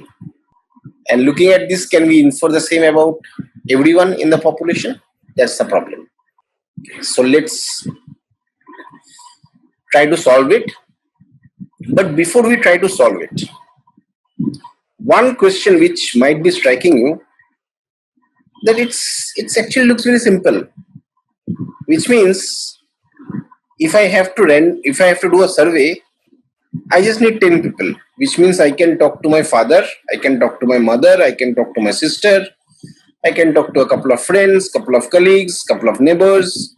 I can collect their data and then infer the same about the entire population. It's actually simple. Why does statisticians take so much of pain in gathering so much of data? It's just 10 people whom we need to talk, and we know more than 10 people, right? That might be coming in your mind. Now, one thing which you need to remember is that these 10 people are randomly surveyed 10 people, which means that it cannot be biased. You cannot say, okay, I am going to pick this person, this person, this person. I know that they are taking 10,000 steps or less than 10,000 steps. I speak to them, I form my hypothesis, I do the testing, and I can give a result. No, because they are not randomly surveyed. You know about them and you are picking up their information. That's not random survey. Random survey means you do not know about that person. Suppose you go stand in front of the road, you just randomly ask people, and that also cannot be from a particular state only or a particular city only. Then you will lose diversification. So it looks very simple that I just talk to 10 people and my work is done. That is not the case. Okay. So now let's try to solve this problem. Let's first see what information do we have in our hand, and then let's try to solve it. So the first information which we have in our hand is a hypothesized population mean. So just for simplification, I say this is my population data. Though this is a hypothesized mean, this is not the real mean. So this is 10,000. So now we'll find sigma. So we come to the problem. We are trying to find a hypothesized sigma, but hold on. This is hypothesized mean. This is not my population data. And in this case, I don't have a standard deviation. And if you remember, I use t-test when my standard deviation of the population is not known. Fair enough. So I do not know this. Let me just put a cross. This is not x, this is a cross. Next thing what we'll do is we'll form a alternate hypothesis and a null hypothesis. So my null hypothesis is that it's less than 10,000. My alternate hypothesis is that it is equal to 10,000. Now I do not know the standard deviation. So this is my sample site. So let's write down whatever we have. So we have a mu bar, which is equal to mu, which is equal to 10,000. Then sigma x bar is equal to sigma by square root of n. But unfortunately, in this case, we cannot do this because there is no sigma. I do not know the sigma. Okay, fair enough. Let's look at n, which is equals to 10. And we also need a critical value, which we can call as x, which is also something which we do not have. So let's try to figure these things out one by one. So let's test. So here I have pasted all these numbers. So all the numbers I have copy pasted, and then I am calculating the mean and the standard deviation. As you can see, the mean is 8595 and the standard deviation is 1428.36. So here from the sample I can calculate the standard deviation. I do not need the population standard deviation. So it's possible for me to calculate the standard deviation. So my standard deviation is 1428.36 and the mean is 8595, which is nothing but this x. So if you remember during z-test, right? If you remember during z-test, this used to be our x, the average in the in the sample site. Here also used to compare it against this average in the sample site. Here we do not have it directly, but we can certainly calculate it from here. So we have the standard deviation and the mean. Either they will be mentioned explicitly, or you can be given data like this and you can calculate the mean and the standard deviation. Now for t-test, we'll calculate something called a t-statistic. So the funda is the same, x minus mu bar divided by standard deviation by degrees of freedom. I'll just explain you in a moment what is degrees of freedom, and you get a square root here. Okay, so we'll just pause here and let's just quickly understand what is degrees of freedom. Again, a common mistake which I see between people is they say degrees of freedom is n minus 1, where n is the number of samples or the population size. That is not correct. In most of the scenarios, it is n minus 1, but let's understand the concept. Suppose I have 4 numbers. Suppose there are 4, 3 and question mark. Now what I tell you is, I tell you that their average is say 5. Now looking at these details, can you calculate this particular missing number? The answer is yes, we can, and the answer will be 9. So as you can see, knowledge about these three numbers was enough for me to derive the fourth number, as long as I know the average or some metric. Average actually works in most of the scenarios. So in this case, out of 4, knowledge about 3 variables or 3 observations is good enough for me. So in this case, my degrees of freedom is n minus 1. For this particular data, it's n minus 1, where n is the total number of samples. However, is it always n minus 1? Let's take a scenario. Suppose I say I have 4 numbers, 4 question mark, and I tell you that the average is 5, and I also tell you that suppose this is 1, 2, 3, 4. I also tell you that number 3 is equal to number 4. If I tell you these two things, can you calculate these two numbers? The answer is yes, we can. And in this case, the answers are 6, 6. Looking at these two scenarios, right? The answer is 6, 6. So here in this case, as you can see, the degrees of freedom is n minus 2. So not necessarily that it has to be n minus 1. That's the message which you need to take over or take home. Most of the scenarios it will be n minus 1, but not necessary. Here it's n minus 2 because knowledge of n minus 2 variables was good enough for me to derive the next numbers when I know this particular condition. Okay. So now we understand all of these things. Let's just plug the numbers.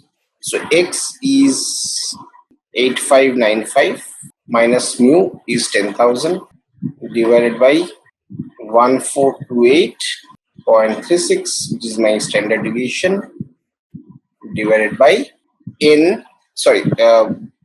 degrees of freedom, square root of degrees of freedom, which means here my n is 10, so 10 minus 1, and that comes to, so let's first calculate the denominator. 1428.36 divided by 3 is 476.12. So this is the denominator, 476.12. Now let's come to the numerator. 8595 minus 10,000 is minus 1405. That divided by 476.1. And we get minus 2.95. So this is my t statistic, and we'll going forward we'll call it as t calculated. You can call it as t calculated. Also, you can call it as t statistic. It's very similar to our z-score. Now, let's find out something called a critical value. So here we have the t table. Now, since this is the one-tailed test, here as you can see, this side is the degrees of freedom.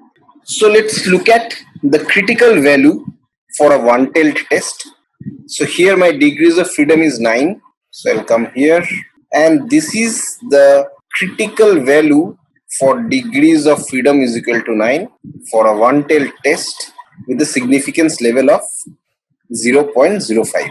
So this is my critical value for degrees of freedom 9, significance level 0.05, being it a one-tailed test.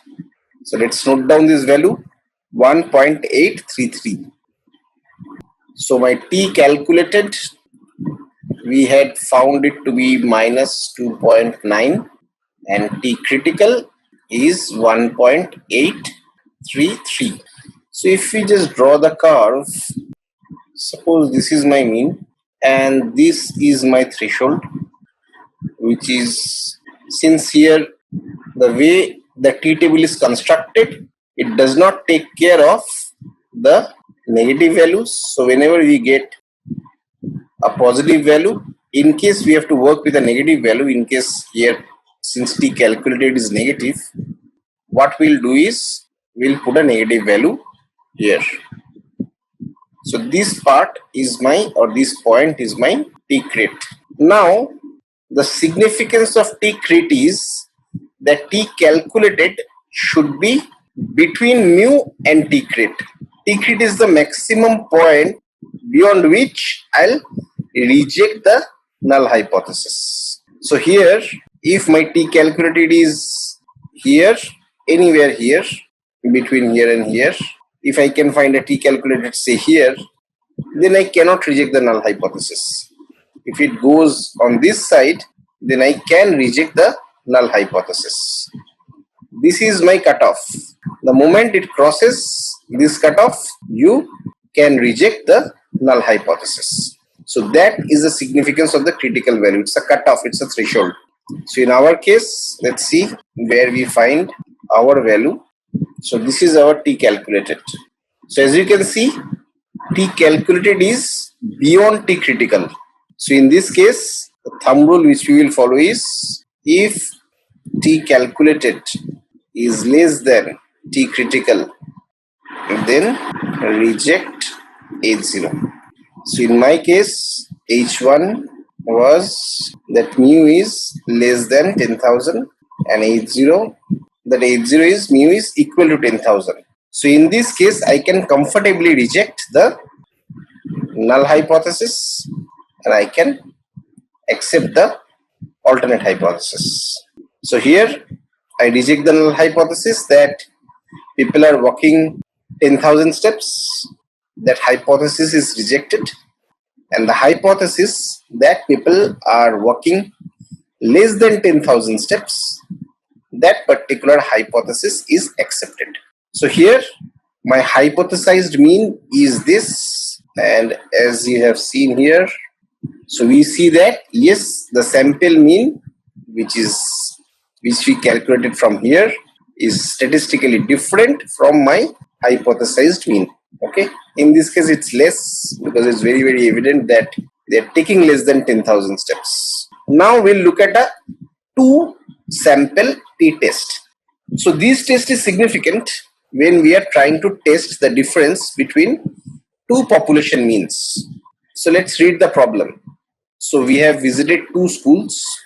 In school A, we randomly surveyed around 30 kids and found that their average IQ is 110 with a standard deviation of 5. In school B, we randomly surveyed 20 kids and found that their average IQ is 115 with a standard deviation of 10. So now we can test the hypothesis that the IQ between the kids in the two schools are not equal. So I have, as you can see here, we test the difference between two population means. So here my two populations are school A and school B. And in school A, I have randomly surveyed 30 kids and I have noted down their average IQ and the standard deviation. I have done the same in school B, where I have randomly surveyed 20 kids and noted their average IQ along with the standard deviation. Now I have to test the hypothesis. The IQ between the kids in the two schools are not equal. So in this case, let's do a two sample t-test. So as you can see here, my null hypothesis is that mu A equals to mu B. Mu A is for school A or group A. Here as you can see, we have two schools. H1 is that the mean are not equal. Now how do I calculate the t statistics or the t calculated? The formula is this. So we take the mean of group A, in this case which is school A. We take the mean of B, in this case which is school B. We take the standard deviation and then we have the number of observations with which we are dealing. So let's just plug it and see what we have. So in school A, we spoke to 30 kids. In school B, we spoke to 20 kids. In school A, the average is 110 with a standard deviation of 5. In school B, it is 115 with a standard deviation of 10. So now let's calculate this step by step. First, I have calculated the numerator, which is mu A minus mu B.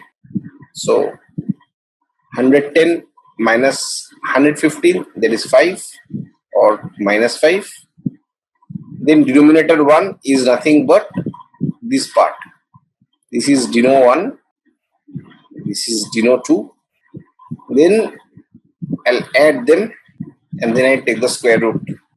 So I've done it step by step. So we have calculated numerator. This is the numerator. So denominator 1 is 0.83 sigma square divided by n1. So sigma square, as you can see, I have taken standard deviation square, which is b4, and divided by b2, which is nothing but n1. Similarly, denominator 2, c4 is nothing but my standard deviation square divided by c2, which is the total number of kids we have surveyed. Then I have added these two, which is this part, this addition, and I have taken the square root, and then I have calculated t statistics, which is nothing but numerator divided by the denominator, and we find that t statistics of minus 2.07. So this is my calculated value. Now what is my critical value? If I do a say a two-tailed test, then my critical value will be this two-tailed test with 0.5 as my p-value, or 95% confidence, whatever you want to say. Here let's see how many records we have actually. So here we are dealing with, here for my bigger case it is n is equal to 30 and here it's n is equal to 20. So in this case both are different. So let's pick n is equal to 20. So here if I look at it, the p-value or the critical value is 2.086 if I pick n is equal to 20.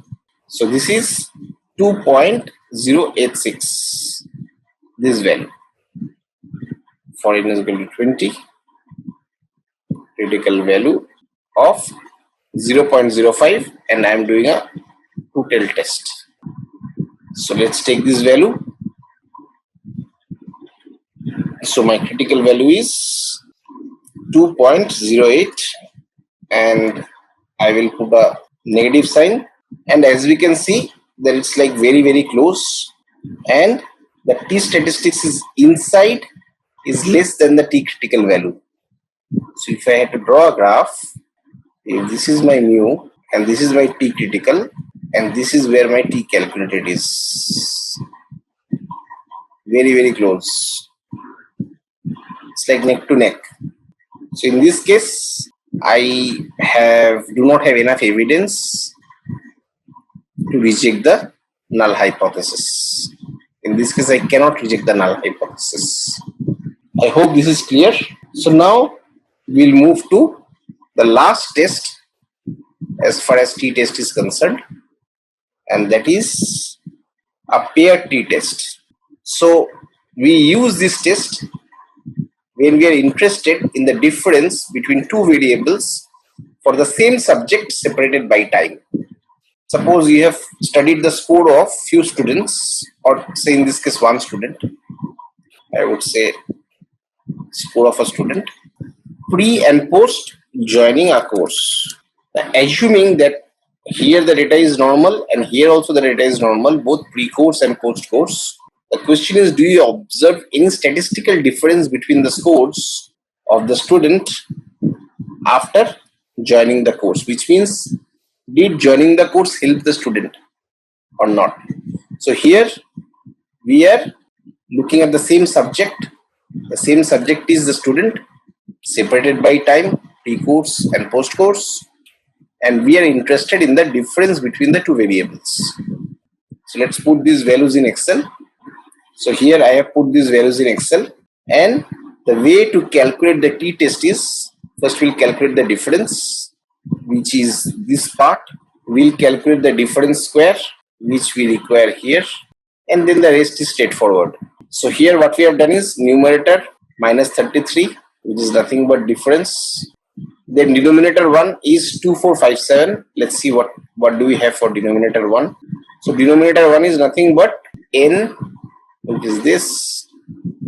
It is nothing but the count multiplied by summation of d square. So here what we'll do is, so multiplied by summation of d square which we have got from here, the difference square, minus summation of d square, which is this part. So I take the summation of difference, which is something which I've got here. Then I want to subtract this minus this. So denominator 1 minus denominator 2, and I get this value.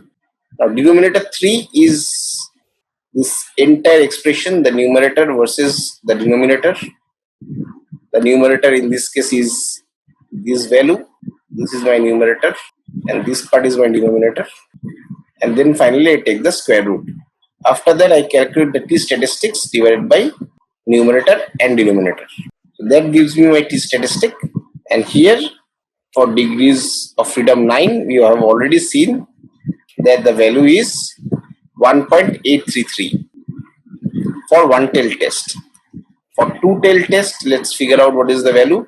This is the value, 0.05, 2.26, and the value which we have got is 2.52, so slightly off, which means I can reject the alternate hypothesis, reject the null hypothesis and accept the alternate hypothesis.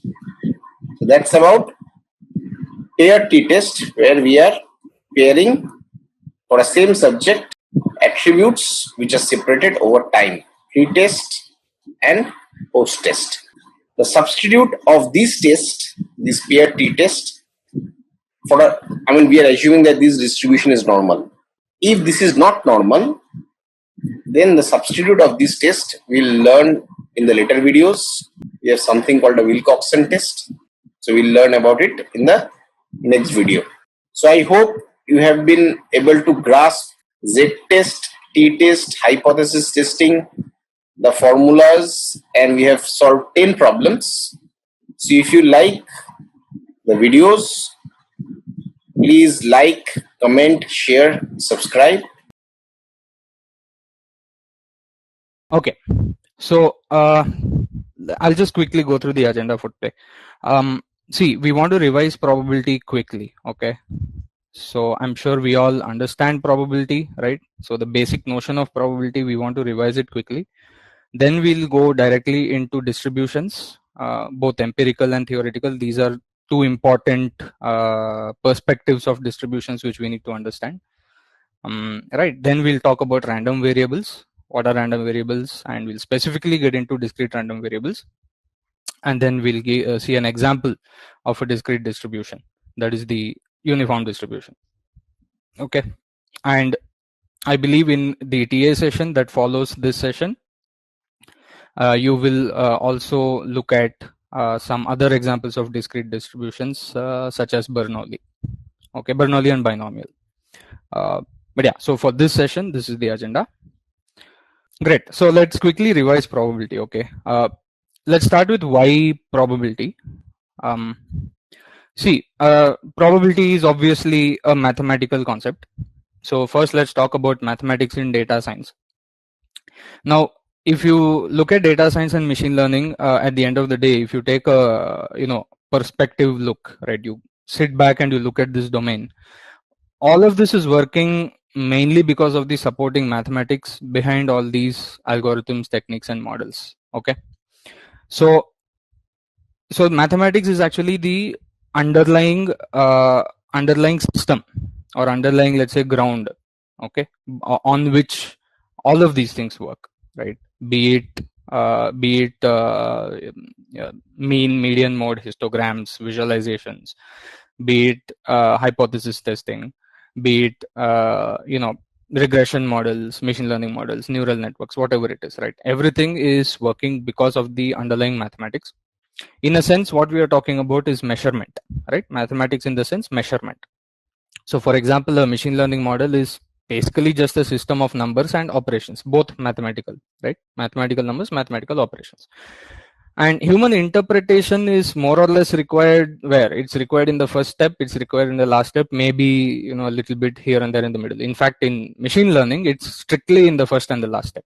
The human interpretation and interference, so to speak, in machine learning is mostly in the first and last step. Okay, So you'll obviously look at machine learning a bit later in the program. So the model itself just strictly works on numbers and not knowledge. So we need to understand how these numbers work and how we interpret these numbers. Now let's get to a subset of mathematics, which is probability, and why it is used in data science. So see, this is your real world, okay, and you're essentially collecting data, right? So suppose this is data of heights, salaries, number of web page hits, whatever it is per day, things like that. You're accumulating all this data. There is always uncertainty associated with the nature or the value of the data, you can say.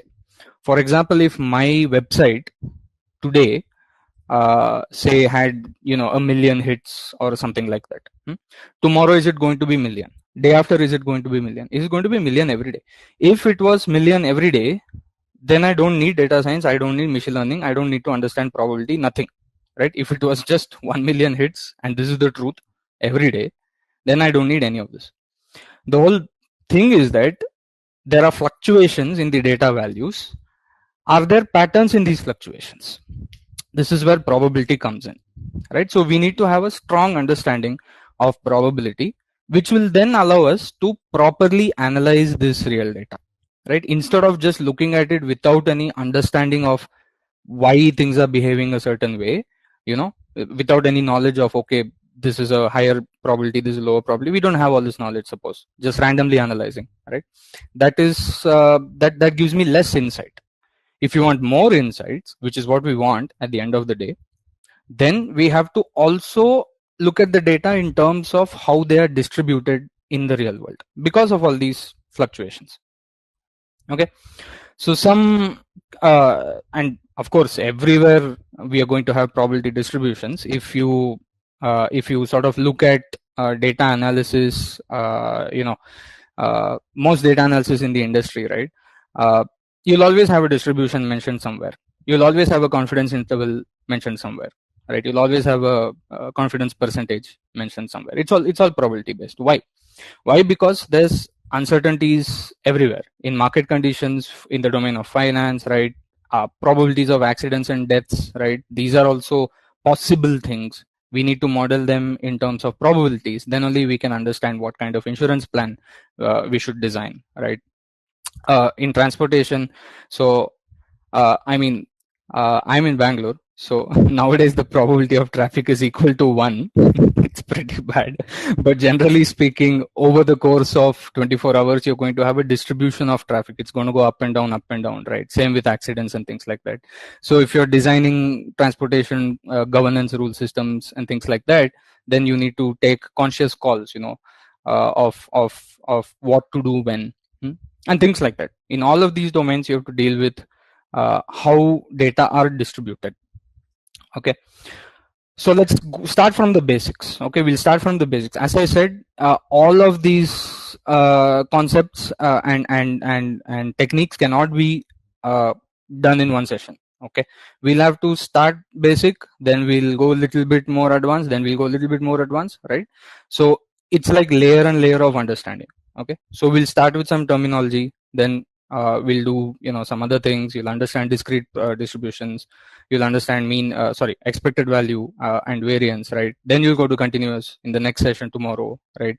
So, and that presupposes that you know this. Okay, so it's easier to go this journey step by step. You may not be able to see the final sort of outcome immediately, but that's the nature of the course. Not the course, maybe the 2 weeks. Okay, probability and inferential stats and hypothesis testing, right? It'll take some time to be able to have all these underlying concepts so that you can immediately use it on a data set.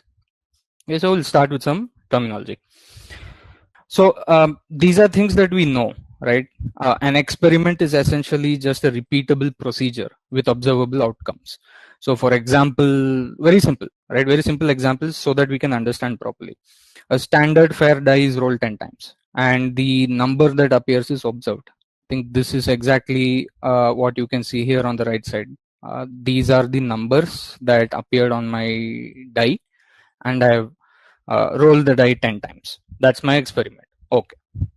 So the description of the experiment actually depends on the problem statement. I have of course taken a very simple experiment here, right?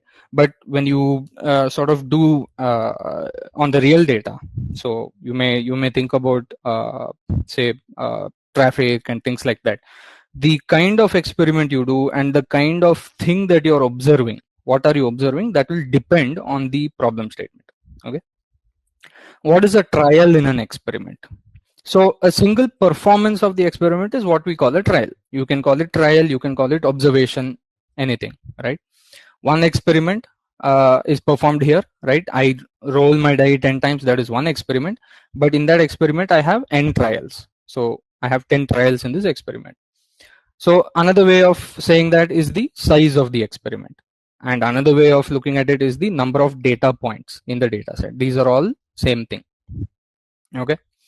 And what is the result? The result is just the result of the trial. So here the result is 2, result is 1, result is 3, and so on. Okay. And one more thing, an experiment may be tried any number of times. So nobody is saying stop at 10, right? You can go on and on. It can be tried any number of times. Hence, we have the term trials. Okay, these are the basic terms. Now, some terms on top of that. What is an outcome as opposed to a trial? An outcome is essentially a possible result. So you're converting this list of results into a set. Okay, if you see the outcome, which is the possible result or possible outcomes, there are only 6, right? If you're talking about rolling the die, right? If you're talking about rolling the die, there are only 6 possible results. That's 1, 2, 3, 4, 5, 6. This is what we know as outcome. So here in this experiment, I have 10 trials, I have 10 results, but I have only 6 possible outcomes. Okay. Now, what is the sample space? I hope we all remember this, right? Sample space is the set of all possible outcomes. So you just put all these outcomes into a set, you get your sample space. And the size of the sample space in this case is 6. Okay. Compare this with this size of experiment. Same experiment, okay. This I went to the previous slide. The size of the experiment is 10. There are 10 trials, right? But the size of the sample space is 6. So keep that in mind. This will become important a little later. What is an event then finally? An event is essentially a subset of this sample space. So you have many types of events, okay? You can have elementary event, you can have compound event, so on and so forth. Right, so you could have the event that the number 1 appears, you could have the event that even number appears when you roll the die.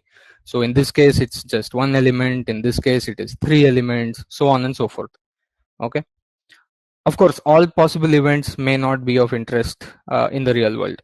When you design your experiment and you collect data for that, and when you define the events, you need to look at important events which are important to your problem statement, right?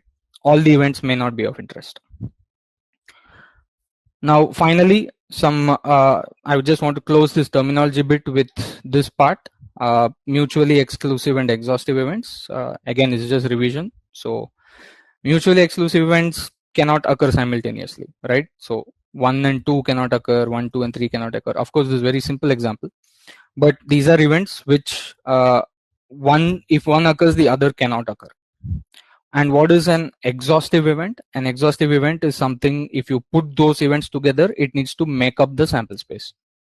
So here you have 1, 2, 3, here you have 4, 5, 6. If you put it together, you will get 1, 2, 3, 4, 5, 6. Same way here you have 1, 2, 3, 4, 5 and 6. If you put these 6 together, you will get the sample space. And what is the set of events which is both mutually exclusive and exhaustive? So that would be the elementary events. Okay, any 2 events from this set, of course they will be mutually exclusive, and all elements together in this list of events will be exhaustive. You will get your sample space. In this session, yes Priyanka, I'll go a little slow, sure. In this session, we will focus on elementary events. Okay, so there's no need to worry about the terminology difference in, one might be called an event, elementary event, outcome, possible outcome, right? The if I have to summarize this, I'll there's a very easy way to summarize this. If you see the number 1 just written like this, then we are talking about outcome. Okay. If you see the number 1 written inside curly brackets, then we are talking about event. It's a very, very small distinction, but why is this distinction there? Because elementary events are not the only kind of events. In the die example, all the outcomes are mutually exclusive, right? But what happens if you define your event as even? So I went to the previous slide, you can see here it says even, right? So then the question comes, are you rolling the die once or thrice? Now if you're doing once, then you have to do what? The two so you have 1 2 3 4 5 6 in your sample space, right? So then you're counting how many times we have 2, how many times we have 4, how many times we have 6, and then you're adding those addition. So things get little bit more complicated in probability when you deal with events which are not elementary. But for this session and for understanding how probability is used in data science, I feel that we should focus on the elementary events. So you don't need to worry about this difference, this curly bracket, you don't need to worry about it. So let's move on to the main track now. Okay, so from now on, from this point onwards, we will focus on all the concepts and techniques that we need to understand, so that we can take this knowledge ahead to the next sessions, to the next week, and so that when you encounter things like hypothesis tests, that time we should be fully aware what we are talking about. What is the distribution? Why does the variance matter? All sorts of things, right? So let's start with the most important concept in data science, probability, whatever it is. This is exactly what we are analyzing. Okay, frequency. Frequency is essentially the number of times an event occurred within an experiment. I would request everyone to look at the rightmost column, the result column. So this is the experiment where I rolled a die 10 times. So you can see 10 observations, 2 1 3 1 6 6 whatever, right? You can of course convert this into a frequency table, right? Now the events here are what? Number 1, number 2, number 3, number 4, number 5, number 6, and the frequency with which these events occur is what I have jotted down here, 3 1 2 1 1 2. Okay, so the number of times an event occurred within an experiment, and the way that generally we write in mathematics is n of 1 equal to 3, n of 2 equal to 1, so on and so forth. Okay, simple. For mutually exclusive exhaustive events, the sum of the size of each event will be equal to the size of the experiment. Okay, this is also obvious. 3 plus 1 plus 2 plus 1 plus 1 plus 2 should be equal to 10, because where did these numbers even come from? They came from you counting, right? You counted from the result, so you got these numbers. Great. What's a frequency distribution? Now see, the word frequency distribution, most people think we are talking about this diagram. Technically speaking, we are talking about some kind of a function. Okay, technically what we are talking about is we are talking about a map. So if you see in mathematics, the word function can also be interchanged with the word mapping. Okay, those who have maybe remember some of these functions are also called maps in mathematics. So when we say frequency distribution, we are essentially talking about a map between the event and the frequency. Okay, this map you can show in the form of a diagram. Visually, of course, all of us will understand better, including me, right? Everyone will appreciate better if you visualize and understand these things. But we should not forget that actually frequency distribution means what? It's actually a mapping. It's actually a function. Okay, what it does? F of event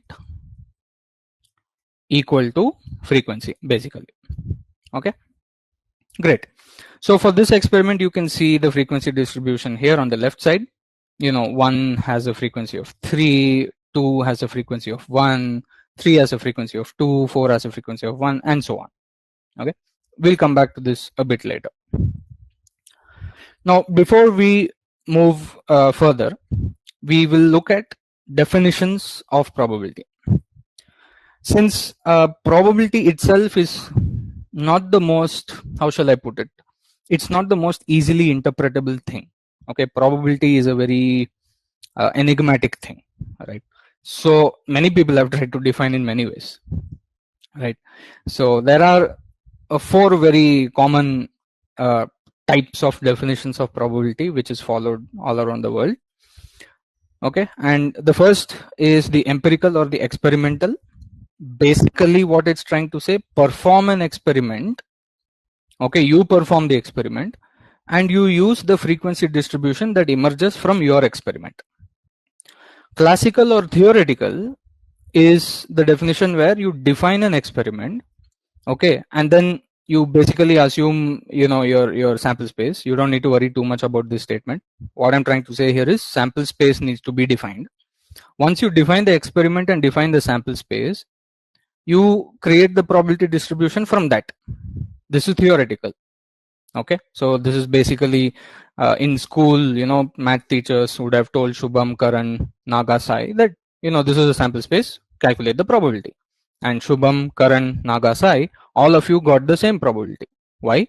Because you derived all those probabilities from the theoretical definition of probability. Okay. Subjective probability. Subjective is kind of niche. It's not very actively used, but nowadays it is being more and more used. It is the measure of belief of a person. So think about surveys, think about polls, think about the end poll, right? After this session you will be giving your feedback and things like that. That's a subjective definition of probability. And then in academic circles, where rigorous research happens, rigorous mathematical research happens, most mathematicians just combine all the 3 previous ones. They combine this, and this, and then they use something called the axiomatic approach. This is purely mathematical. And in this session, we will be looking at empirical and theoretical, and this will help us, set our foundations on how to use data to make conclusions about populations and things like that, right? These are the 2 things that we need. So I've written title here as relative frequency because that is what probability is. Okay, I want everyone to internalize that there is no difference between frequency and probability. Okay, frequency sounds like a very friendly word, frequency, number of things, very nice, right? It sounds like a friendly word. Probability sounds like some sort of a dangerous word. Oh, probability, very difficult. They are the same thing, right? In the empirical case, what you're doing, you can just read this out loud. I performed the experiment n times. I saw the event E occur n of E times. So experiment could be 10 times, event E occurred 2 times, for example. So the probability of event E according to my experiment is what? 2 by 10. Simple. That's all. This is what empirical probability is. What about theoretical probability? You can read this. I haven't performed the experiment even once, but I know how the probabilities of my elementary events are distributed. Question is, how do you know? So there are a lot of assumptions. Okay, according to my assumptions. So according to my assumptions, probability of the event E, maybe it is 3 by 10. I don't know. Of course, here the question is, where do these assumptions come from? Without doing the experiment, how do you know the probability? But of course, here you will refer to things like intuition, right? Physics, things like that. I'm sure all of us have had discussions with our peers, friends, family members, that when you roll a die, why is it that we assume that 1, 2, 3, 4, 5, 6 have the same chance of occurring? Why? Right? So I'm sure all of us would have discussed this. Okay, physics, from the point of view of physics, there's nothing differentiating the 1 side from the 2 side, right? Or maybe some of us said 2 side has 2 dots, more ink, so it should go down more, so its probability should be less, right? Things like that. Anyway, In theoretical, there are a lot of assumptions that you're making. Okay.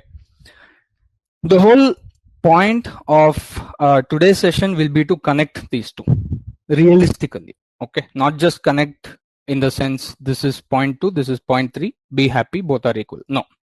We will connect this realistically, and in the next session tomorrow we will import this to continuous distributions, continuous variables, which are lot of the variables floating around, right? Height, salary, traffic, whatever.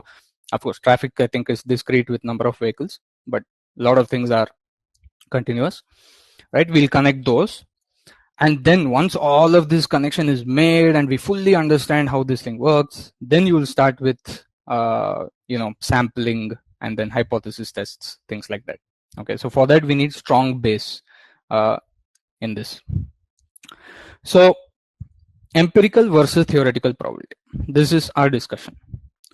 Now if you see on the left hand side, I have a table, and again this is just the rolling of the die. I don't know how many times I rolled it here. You can check the denominator here, it says 50. So I rolled the die 50 times. As you can see, this is the actual collection of the results from the experiment. Okay. In the theoretical case, what the table is just a sample space, and sample space is a set. Sample space is a set. You see these frequencies 1, 1, 1, 1, 1. These frequencies cannot be anything but 1, because our assumption is that the numbers on a die have the same chance of occurring. So all the frequencies will be reduced to the same frequency, right? And then if you want, for example, probability of 2, you will say, okay, 2 is 1 out of 6, right? So this is how you calculate 1 divided by 1 plus 1 plus 1, 1 out of 6. And I get 0.17. This is theoretical.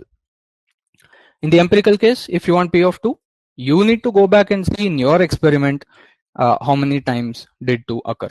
It occurred 9 times. And how many times did you throw the die? 50. So 9 by 50 is 0.18. Well, of course, they look similar, 0.18, 0.17. But then I told you, I would like to convince the audience today that it's not just coincidence that you're getting, equal. There is some kind of law at work. Now, how do we really interpret probability, generally speaking, right? What is the interpretation of this thing?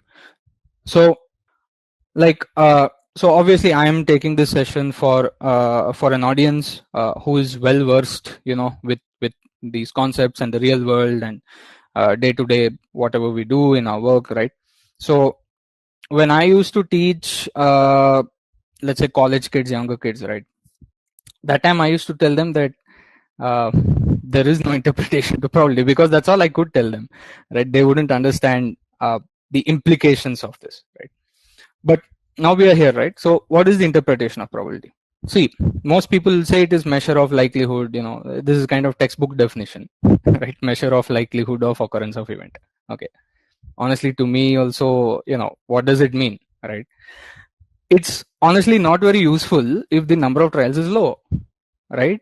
So it's like this. If somebody did an experiment for 10,000 times and they got some probability of 0.6, they say, oh, 0.6 is greater than 0.5. It's a positive probability. You perform your experiment once, you will get the result.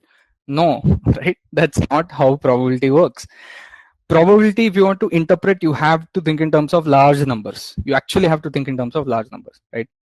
So consider this case of, coin toss with increasing number of trials. So here I have 1 trial, 5 trials, 10 trials, so on and so forth. I'm also recording the number of heads, number of tails each time, and therefore you can get the probability, right? Just divide by the total. What you will see is some kind of fluctuation, right? Initially it will fluctuate 1.4, whatever, and then it will slowly come down to 0.5. Same thing for the tail probability also. It will fluctuate, and then it will come to 0.5. So you need to do this experiment so many times, then only you will observe similar results, right? And this is true. If I have to translate this into, for example, business language, just because I sold one product, I cannot make a comment on whether it was profitable or not, whether the project was profitable or not, whether the enterprise was profitable or not. I cannot comment. I need to sell thousands and thousands, maybe even hundreds of thousands of the product, and then I have to see in terms of probability analysis, was or will it be profitable, will it not be profitable. All of this has to be done not in terms of selling one product, right? You have to sell multiple, and all of that, whether to sell, how to sell, what is the selling price, what's the price point, all of that you need to do proper probability analysis, right? So large numbers, keep that in mind, large numbers, which takes us to, you know, empirical and theoretical distributions. How do we connect these two things? First of all, what's a probability distribution? So just recall this dice experiment in which I, you know, rolled the die 10 times. These are the events, these are the frequencies. I have my frequency distribution here. Great. All I have to do now is divide by 10, correct? I just need to divide by 10 all of these frequencies. So how do you compute probabilities empirically? Just divide by the total. So you convert the frequencies into probabilities. You know, 3 by 10 becomes 0.3, 1 by 10 becomes 0.1, so on. And your distribution is going to look like this. This is a probability distribution. Okay, more or less the same thing. I guess all of us right now are thinking it's the same thing. Yes, more or less it's the same thing. Correct. So in terms of empirical methods, frequency distribution and probability distribution will be the same thing. Okay, they are the same thing, more or less. So if you can see, the two shapes also look similar. You just scaled it down by a factor of 10. How do we move from this empirical to theoretical? Okay, so this is a question to the audience again. I guess this is my 10 size 10 experiment rolling die. So this is n equal to 10, I think. My question to you is, just imagine if n is infinity. What do you think will happen to this probability distribution?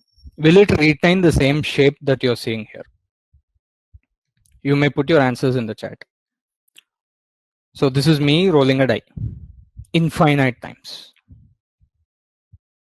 And for the sake of, for those who are realists here, suppose 1 million times. Okay, I roll my die 1 million times. So just imagine that after rolling it so many times, yes, what's going to happen is it's going to become flat.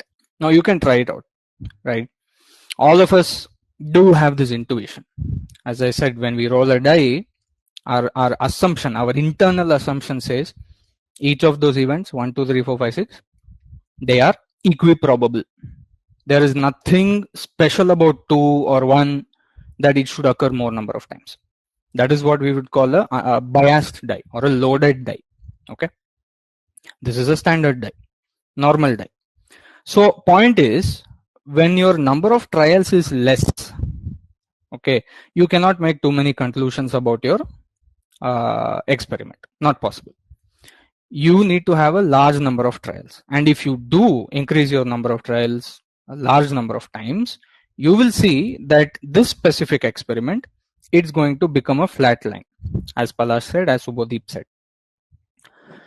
And essentially speaking, every empirical distribution is actually an imperfect copy of the same theoretical distribution. Now this theoretical distribution, which we will study at the end of the session, this is called the uniform discrete distribution. Okay, uniform, which means all the events have the same probability. What is the example of uniform? Throwing a die or tossing a coin, right? These are all uniform. In fact, if I told the audience right now to choose a number between 0 and 9 and put it in the chat, and I get those numbers and I make a distribution, that is also uniform distribution. Why? Because there's nothing special about number 3 that Subodip likes number 3 so much he'll keep putting 333, right? Or say, you know, in general, the class has, I think, what, 27 people. Yeah, we have 27 people. So there's nothing special about the number 3 that out of 27 people, 7 people go for 3, 20 people go for 3. Nothing special about the number 3. So if I told the audience right now, choose a number between 0 and 9, I will generally see a kind of, you know, flattish, this kind of thing. And if we had more audience, if we say 100 or 1000 audience, then it will more or less settle in this. Okay, this is what we call a uniform distribution. So the empirical distribution is an imperfect copy of the uniform distribution. Notice how the tables have turned. Okay, initially we said theoretical distribution, assumptions, you know, no real substance there, right? But if you keep doing the experiment many times, you will see that the empirical one goes to the theoretical one. There's a very strong connection there, right? So theoretical probabilities can be estimated by performing the actual empirical event multiple times. Okay, now why is this important? Why exactly is this connection important? See, once a type of experiment has been performed and performed enough number of times, and you have a resulting distribution which has been studied and verified, you don't need to perform the same experiment ever again. Okay, people in the past have done this, right? They have rolled lot of dice, they've tossed many coins, and they've done all sorts of experiments just to verify, okay, that are these things matching with the theoretical claims, and they do. Okay, and that's quite an interesting point. It's not practical to build frequency tables when you have large populations of data. It's just not practical, right? For each experiment, you might be dealing with what, 10,000, 100,000 data points. So for each one, counting each time, and then making a frequency table, all of that, unnecessary. As long as you make some safe assumptions about the population, then this connection between this empirical theoretical, which is what, n approaches infinity, right?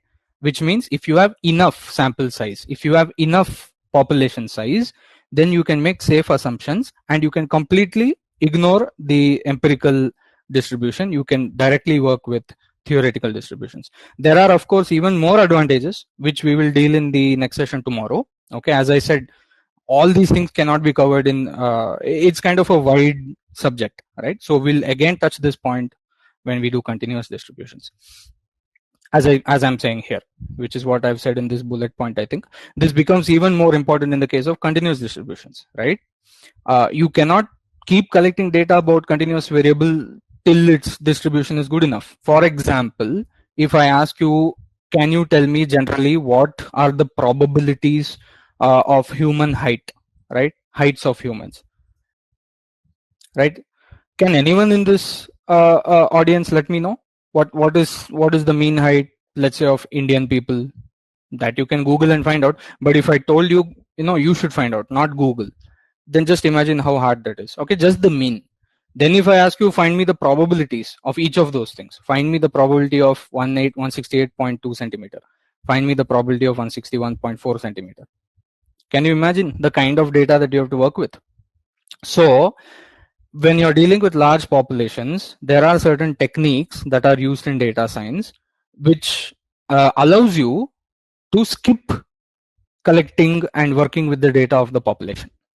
This is exactly what we call inferential statistics. Okay, and what we are studying now, which is the connection between this empirical theoretical, this allows us to perform this thing that we call inferential statistics, where we make certain safe assumptions about the population and about the distribution, and then we are able to do meaningful experiments. Okay, anyway, we will deal with that. Right, so let's move on to discrete random variables. Okay, so till now we've understood probability, we've understood probability distributions, which is essentially map between the outcome or the event and the probability of that event. And we also had a discussion around empirical distributions and theoretical distributions, and we also concluded that if you perform this empirical the experiment enough number of times, then the probability numbers that you get, they will start to flat out. At least in the case of the rolling of the die, it will flat out. Of course, other variables need not be uniformly distributed. There are many types of distributions, and in the next session we'll see other types of distributions. But the point is that there is there seems to be some kind of a connection if you perform an experiment enough number of times, and if you get the theoretical probability using assumptions, whatever logic, right? There seems to be a connection there. Okay, so this is what we've studied till now. What are random variables? Okay, now again we've heard this word many times, random variable, right? So let's get into it. What I would like to say though is it's not necessarily a new thing. See, a lot of the things that we are going through now, in the discussion of probability distributions, right? It's just new terminology for the same thing. So a random variable is essentially a quantity or a variable whose probability of occurrence can be associated with a probability distribution, essentially the x-axis. Okay, if long story short, what we are talking about is the x-axis, right? Now, in the simple case, you will call it event, outcome, so on and so forth. In mathematics, we try to generalize and we call it a random variable. So for example, in the experiment of rolling a die and observing the number that comes up, the RV is the number that comes up because that is what you're observing. Okay, then next one, toss a coin, observe what symbol comes up. The random variable is the symbol that comes up. And suppose we have an experiment where you choose a person at random and record their height, right? Here the random variable is the person's height. So random variable is essentially the thing that you're measuring in an experiment, right? Now there are two kinds of random variables, discrete and continuous. Discrete will take exactly one value out of exactly some finite number of possible values, right? Continuous random variables may take any numerical value. So example of discrete is number on the die. Okay, number on the die. This can be 1, 2, 3, 4, 5, 6. Example of continuous, many real variables are continuous. You know, height, salary, anything, weight of baby, weights of babies, all of these can take any numerical value. Now, the first session is on discrete for a reason. Okay, we could have started with continuous, right? I could have easily just started with heights, continuous distributions, formulae, integration, whatever, right? I could have. But I feel that if we understand certain concepts using discrete, it is easy to understand those when you go to continuous. The math in the continuous is a little bit more complex, right? So sometimes we lose out on the ability to understand what's going on. So it's always better to start off with discrete and then move to continuous. Okay, so again, new terminology, PMF, right? PMF. So why so much terminology? That's kind of the way it is. You know, as I said, you might be seeing a slide in front of you called PMF, probability mass function, as if it's something new, but it's not. It's not something new. Okay, so initially this is what we had. You rolled your die 10 times. These are the possible events, 1, 2, 3, 4, 5, 6. These were the frequencies you recorded, 3, 1, 2, 1, 1, 2. When you performed the experiment 10 times, you converted the frequency to probability. Now, if you see on the right side, you have the exact same numbers. Okay, these are exact same numbers. So here 1, 2, 3, 4, 5, 6. Here you have 1, 2, 3, 4, 5, 6. Here you have the probabilities, 3 by 10, 1 by 10. Here also you have the probabilities, 3 by 10, 1 by 10. So the only difference is now we are saying, instead of looking at each event as a separate event, rather we are looking at each event as a value of a variable. If you remember in the beginning of the session, I told you that essentially these distributions are functions, right? These are functions, and in the full mathematical sense of the word, right? If we remember relation function and all of that stuff from school, these are actually functions. So we say that there is a variable x who takes these values 1, 2, 3, 4, 5, 6, who takes these values, and we associate a probability of having those values. So x and p of x. Essentially what you've done is informal, you moved from informal to formal. That's all. You moved from informal to formal. Now the reason for this is we want to do a lot of computations, right? We cannot keep talking in informal terms each time. So to formalize and universalize all of these things, we use this notion of probability mass function, which is a function, and we use this notion of random variable. Okay. So I'm showing here a PMF for an empirical distribution or empirical case. Generally speaking, people directly use the concept of x and p of x with continuous case. Okay, so I'm just showing it for empirical for the sake of understanding. Generally, when you see random variables, they are associated with theoretical distributions. Okay, not with empirical distributions. Okay, so the empirical one is sorry, one second. Yeah. So what did we do? We essentially went from event and probability. We went from event and probability to random variable, okay, x, and its probability mass function p of x. Okay, and as you can see, the tables are essentially the same.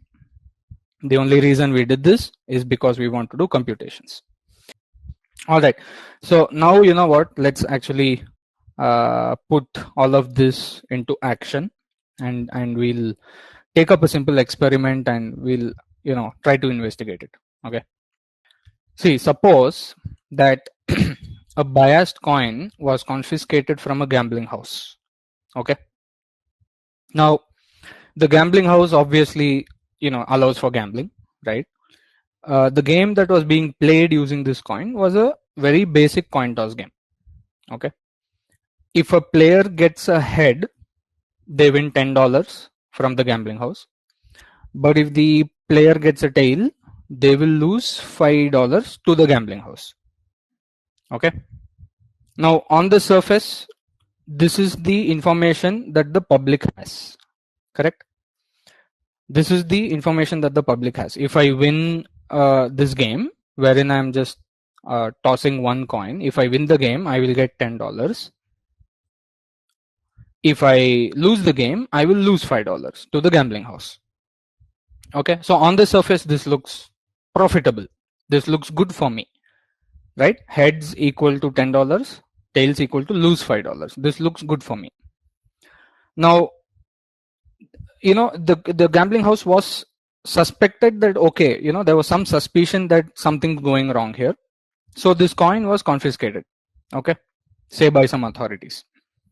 What they did was they tossed the coin sufficiently large number of times in a controlled environment. Sufficiently large, please imagine 10,000, 100,000 number of times. Okay. Now, ideally, if you do that, one might expect that your probabilities for head and tail should come 50-50 or at least near 50-50.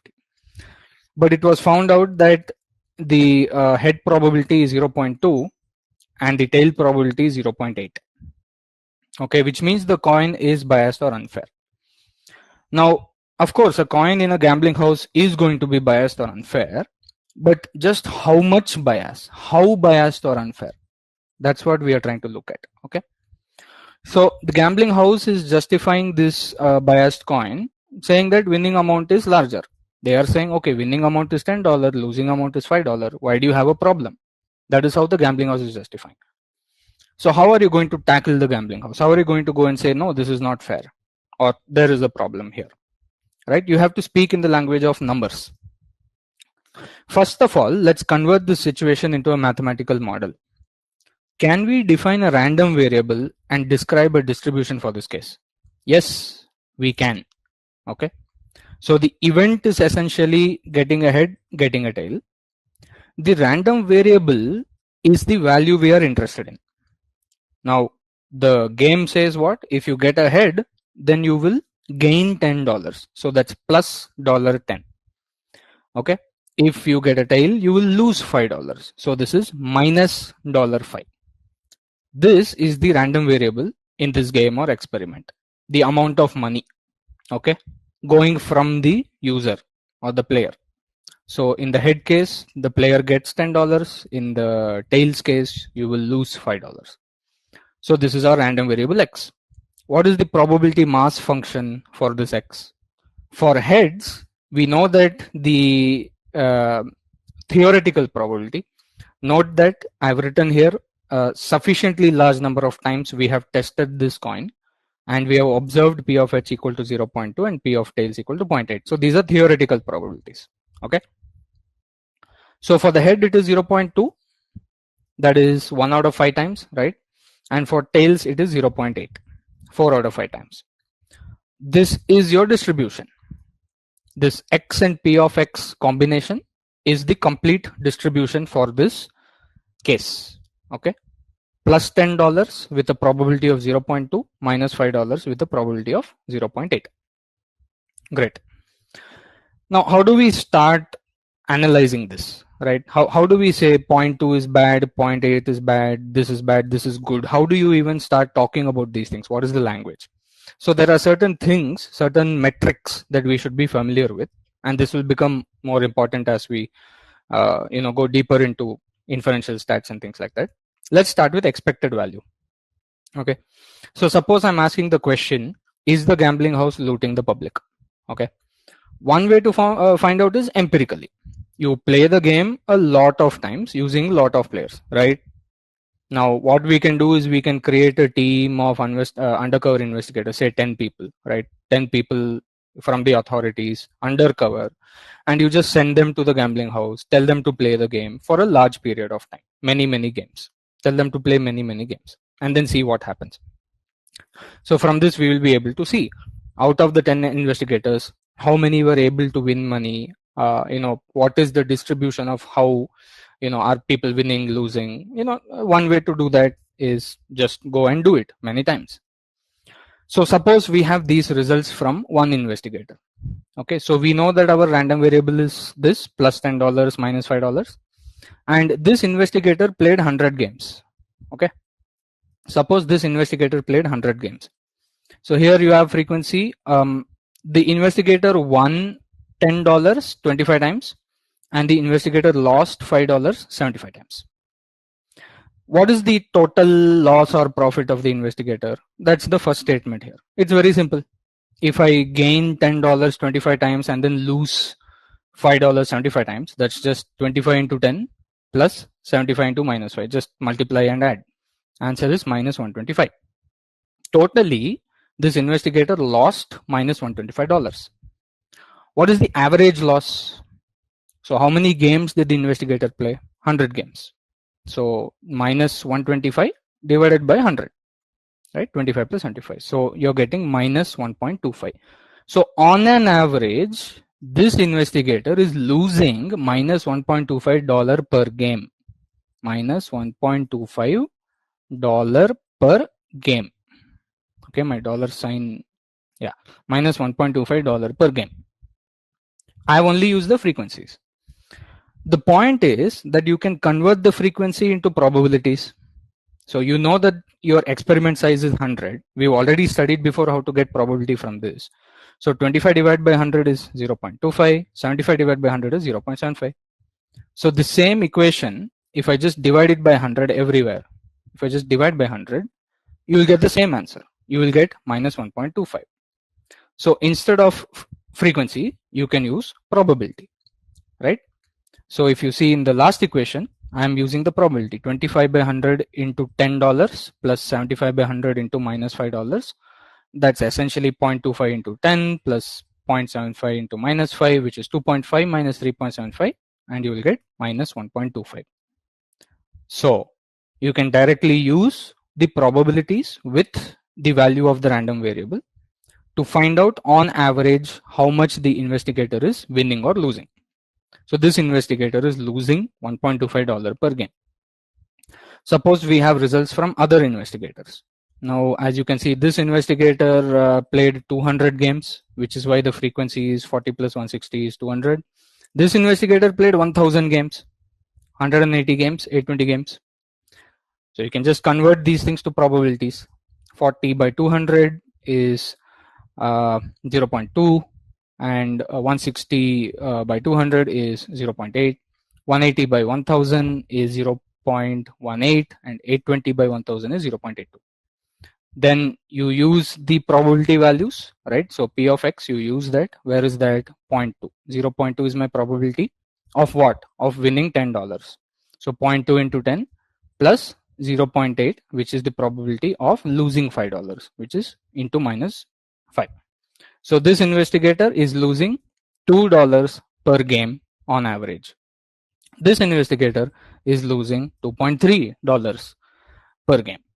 So this is one way that you can try to make a case, right? One way that you can gather evidence and proof, which, the gambling house will be forced to look at. If all 10 of your investigators, even after playing 1000 games, say 10,000 games, on average, if they are losing to 2.3 dollars per game, then you can go to the gambling house for that. But we want to be more efficient. The whole point is we want to be more efficient. We don't want to send investigators, and do this 1,000 times and things like that, right? We don't want to go around the whole country trying to gather the data of everyone just so I should, build a product, right? We want to be efficient about this. So what did we do? If you remember initially, these probabilities 0.2 and 0.8, we estimated that these are the theoretical probabilities of tossing the coin. How did we do that? We just tossed the coin n number of times. Rather than having somebody go and play the game, we just took the coin and we tossed it a large number of times. From that, we estimated the theoretical probabilities to be 0.2 and 0.8 for winning and losing respectively. This is where the notion of expected value comes in. Okay. Expected value is nothing but the same process that you have been doing till now. All of these calculations are averages, right? Expected value is when you use the theoretical probability and not the empirical probability. In these cases, you were using exactly the probability values that you got from the investigator who went out there, really went out there. These 1000 games really happened, and you have 1000 data points, on a sheet, on a sheet of paper or whatever, right? You have real data here, right? Investigators went out there. In this case, in the expected value case, investigators are not going anywhere. You just take the coin, estimate the theoretical probabilities. You know the rules of the game, right? $10 if you win, $5 if you lose. And all you do is you plug the same formula. If you see the formula here, X, this is the value. So $10, $5, these are the X values, and the probability of such X value occurring, theoretical probability. Generally, people shorten it down to this sigma X P of X. And in this case, E of X is what? 0.2 times 10 plus 0.8 times minus 5, which gives me minus 2. Now, if you see all the empirical values, here I have minus 2 as a value, here I have minus 2.3 as a value, and the first investigator has minus 1.25 as a value. All of these are close to this number, and essentially the claim is that the closer the empirical probabilities get to the theoretical probabilities. When will that happen? That will happen when your experiment size is larger and larger and larger. So the first guy, the experiment size was only 100, right? The second person 200, the third person 1000.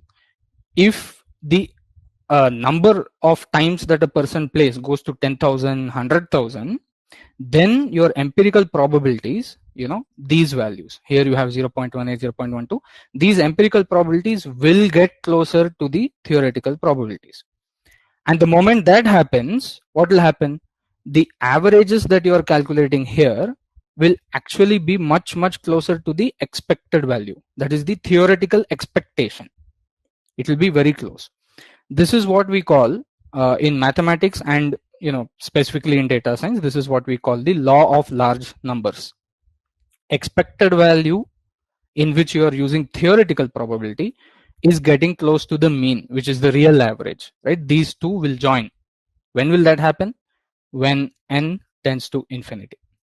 Okay, so essentially, instead of going and investigating using investigators, I can replace that whole process with the theoretical probabilities. I don't need to send anyone anywhere, and I have a value in my hand. So through these calculations, I can say, hey, look, the expected value of any person playing the game is minus 2. That means, conceptually speaking, if anyone plays this game for a large number of times in the gambling house, they will lose $2 per game average, right? And that may not even be sufficient. That may not even be close to the price of the game. Maybe the price of the game is much less. Why should you be losing $2 for each game, right? So expected value is the general or the long-term experiment. The key difference The key difference, I want the audience to understand, the key difference is the probabilities that you're using here are different. Okay, these are empirical probabilities. You went out, you did the experiment, you got the frequency, you divided by the total. That's how you got 0.18, 0.82. That is different from these two. These two are not the probabilities of the game. These are the probabilities of the coin. You estimated these, right? And you're using this for any game, any future game, you're using the same probability, 0.2, 0.8. Okay, that's the difference. I hope that part is clear. Here, if you see the P of X values, it's not 0.2, 0.8. Okay, not at all. Because for each investigator, the number of games they played, how many times they win and lose will be different, or the proportions will be different. But here, we are directly using the theoretical probabilities, which you just toss the coin, say 10,000 times, and you get very close to the theoretical estimate. And therefore you don't need to play the game as such. Now see, there is strong proof and strong mathematical justification is there, okay, for this stuff, law of large numbers and things like that, but that's more or less out of scope of the sessions. So if those who are interested can go check it out, but a word of caution is there will be a lot of mathematical language, sigma and all of that stuff. But as long as we all agree, okay, if I perform an experiment large number of times, then the empirical probabilities which I calculate from each distribution, all of those will get very close to the theoretical probability. If we understand this concept, then we are good to go. This is called the law of large numbers. Okay, so the data shows that the game is designed to make money from the public in general. Okay, this is fair. This is fair because of course the gambling house is offering the gaming services, right? They are letting you sit down, play a game, blah, blah, blah. So this is fair. Now the question is, okay, even if we say, it's fair, there is something that we can also, there's another layer of, in the case that we can add. We'll get to that soon. Before that, one thing I would like to reiterate, note that if you have the theoretical probabilities, there's no need to conduct all these experiments with the investigators. All of these things are not required. This saves a lot of time, a lot of resources, and essentially you're speaking about large populations in a meaningful way. You're making predictions about the future, okay, expected value. Now, variance and standard deviation. This is another thing that everyone has encountered, right? What exactly is variance, standard deviation? Now again, let's ask this question. Is the gambling house looting the public? See, if the results experienced by different people who play the game are varied, right? Some lose, some win, some lose less money, some lose more money, so on and so forth. Then people are less likely to feel that they're being cheated, correct? It's supposed to be a random thing. A gambling activity such as these, or a gambling game, should be random in the outcomes. On the other hand, if everyone who plays the game even for a small amount of time ends up losing similar amount of money, this is what we saw, minus 1.25 average, minus 2.3 average, minus 2 average, and theoretically the answer was minus 2, right? Then it's quite apparent that there is some mischief going on, right? If everybody is losing similar amount of money, then there is some mischief going on. Essentially, a high variability in the results is generally expected from a gambling game, not consistent results. Okay. Again, see, we can do this investigation empirically, but as stated earlier, theoretical methods save us time, right? So we'll directly use the theoretical distribution. And what is the theoretical distribution? This much. This is your theoretical distribution, correct? These probabilities were estimated by just throwing the coin infinite number of times or sufficient number of times. Then the same probability will be used for the winning and losing values. This is your theoretical distribution. We also calculated the mean already, not mean, sorry, expected value. But of course, mean and expected value become the same for large number of experiments. Anyway, expected value is minus 2. What is variance? So the formula for variance is pretty simple. You find the deviations from the mean or the expected value of the actual value, right? So this is plus $10. This is a win of $10, right?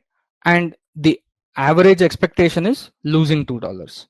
What is the difference? 10 minus minus 2, that is 12. Okay.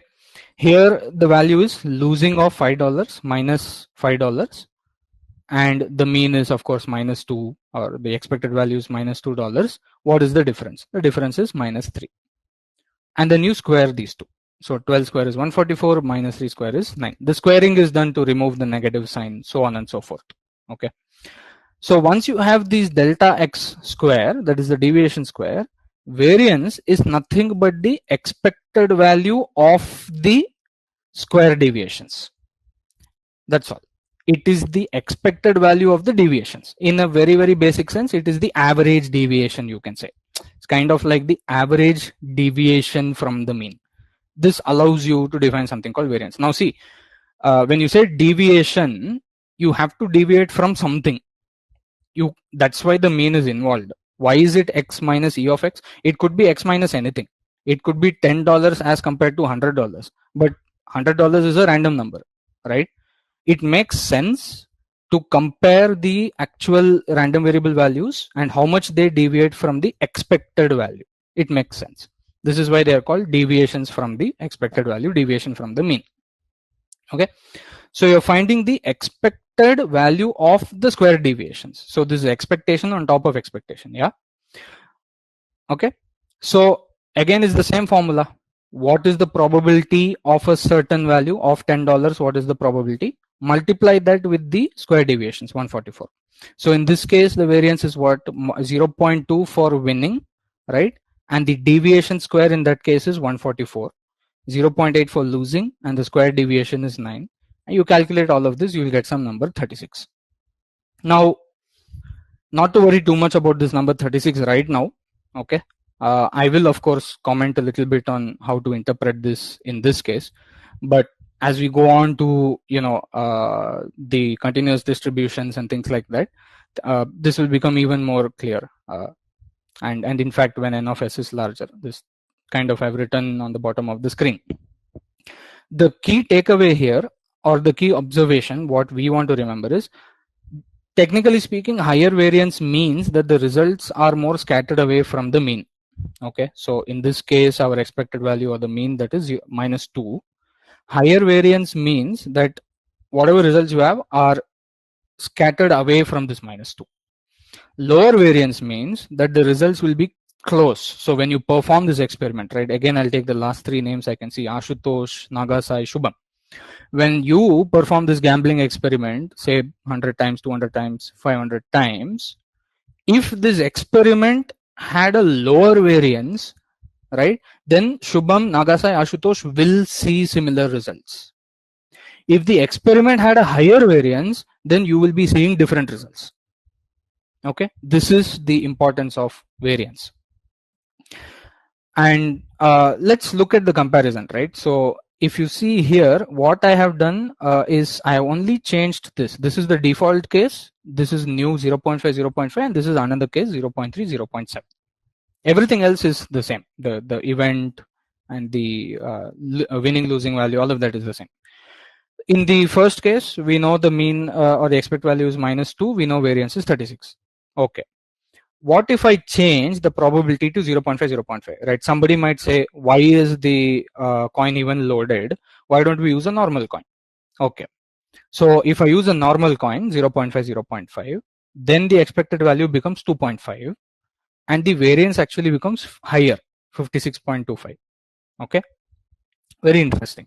So in the second case, the public is winning money, right? Public is looting money from the gambler, right? Because the average, the expected value of the experiment, anyone plays the experiment per game, the gambling house is going to give you $2.5. That's what this means, right?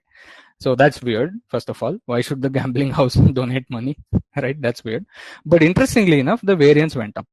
This is a good thing, right? This means that people will be getting different results. Good thing for you, of course, but bad thing for the gambling house. So, okay, then maybe you say, look, you have to use a loaded coin. You cannot use a normal coin, because otherwise how will you have fun? How will you have winning is more amount than losing? That's where the fun comes from, right? So then suppose we tweak the probability to 3 and 7, 0.3 and 0.7. Okay, suppose we load the coin. In this case, the expected value is -$0.5 and the variance is 47.25. This is middle ground. This is middle ground. So here the public is losing less money on average. Still the gambling house is making money because the expected value is minus 0.5. So gambling house is definitely making money. Variance is also higher. Okay. It feels like a random event, right? It will not feel as though everybody is losing the same amount of money. So this is the middle ground in this case. I would like to tell the audience that, look, this is just two outcomes, right? H and T. When you work with mean and variance and events which have multiple possible outcomes, then you will see these concepts even more solidified, right? But I'm giving you the core essence, the meaning of these things. All right, meaning of these things. I'll not spend too much time on standard deviation. See, the table is exactly the same, so I'm just going to keep my video on because table is the same. Standard deviation is nothing but it's the square root of the variance. The only reason that we do this, it is easier to compare the standard deviation and the actual random variable. So when you do the variance calculation, the units are squared, right? So you take the square root, you get the original unit. So in this case, dollar is the original unit. You can think of standard deviation as some kind of comparable to the dollar unit. So $6 or something like that. You can think of it like that. Okay, not exactly, but it is comparable. Again, this will also be, this will be even more sort of expanded on in the continuous distribution session. Okay, you can see similar results for the standard deviation also. Same thing, like previously we saw the tweaking of the probabilities, right? And we saw the expected values of the games. Here standard deviation is nothing but square root. 36 square root is 6, right? So out of all of this, if you see these three tables, most people will sort of agree that we should tweak the probability to 0.3, 0.7, and this coin is unfair. The 0.2, 0.0 is unfair. Another way to tweak, obviously you can tweak the winning and losing values. That also something you can tweak. Yeah, whatever it is, you have to tweak something. That's essentially the learning that we are getting from this. Okay, so let's summarize. Is the gambling house looting the public? See, the gambling house is playing a game with the public whose expected value is loss of $2 for the public. The variance of the game is relatively low, or the standard deviations lower than other possible cases, right? This means that in general, outcomes of the game are closer to the expected value. If this was unintentional or done unknowingly, then the gambling house should have noticed this and you should have fixed the issue. Either you make it an almost zero mean game, like in this case, almost zero mean game, right? Or you at least increase the variance, right? But yeah, if neither of this is being done, then surely you can build a case and sort of, take it with the gambling house. So quick summary, what is an expected value? An expected value is the overall general expected results of an experiment. You are using theoretical probabilities in this case. It is more informative than a weightless mean. Of course, if you just take the values and take the mean, so $10 minus $5 divided by 2. What is this? This is $2.5. Clearly, this is far from the truth, right? $2.5 is wrong. Okay, it is way more informative than a weightless mean. Sorry. It's not just any number. Okay, if you perform an experiment consisting of multiple trials multiple times, you will sooner or later obtain the expected value. Okay, law of large numbers, LLN. Those are interested can Google this and read about this a little more. Now the only issue with the expected value is it does not give you information of the risk, right? So this is what we studied, variance, which tells me are the outcomes going to be different for different people in general, or all the outcomes going to be similar for different people, right? Risk, variance, that is not given by expected value. That's given by variance and standard deviation. Okay, the uniform distribution. And we've already spoken about this, right? Examples of uniform distribution: rolling a die, asking the audience what color they like, what number you want to choose. There are, and in the real world continuous uniform distributions also, there are a few market conditions, some things like that. We'll see that in the next session. Tossing a coin, all these kinds of uniform. What is the common thing in all of these activities? What is common? Each event is equiprobable. That's what is common. So suppose that your sample space has n elements. Okay, so this is the number of elements, small n, or outcomes, and these n events are equiprobable. So basically what I'm saying then, that the probability of each event is 1 divided by n. That's it. If I have 2 events, then it's 1 by 2, heads and tails. If I have 6 events, then it's 1 by 6, rolling a die, 1, 2, 3, 4, 5, 6, 1 by 6. If I have 52 events, like the card that we discussed, the shuffle deck of cards, then it's 1 by 52, right? So many of these things are uniformly distributed. And of course, this is what your distribution is going to look like. This is your probability mass function. Each of these events, E1, E2, E3, it is mapped to the value 1 by n. Okay. So not all real variables are uniformly distributed. This is something we need to keep in mind, but many of them are. Now in data science and mathematics and general scientific domain, this is the way we refer to it.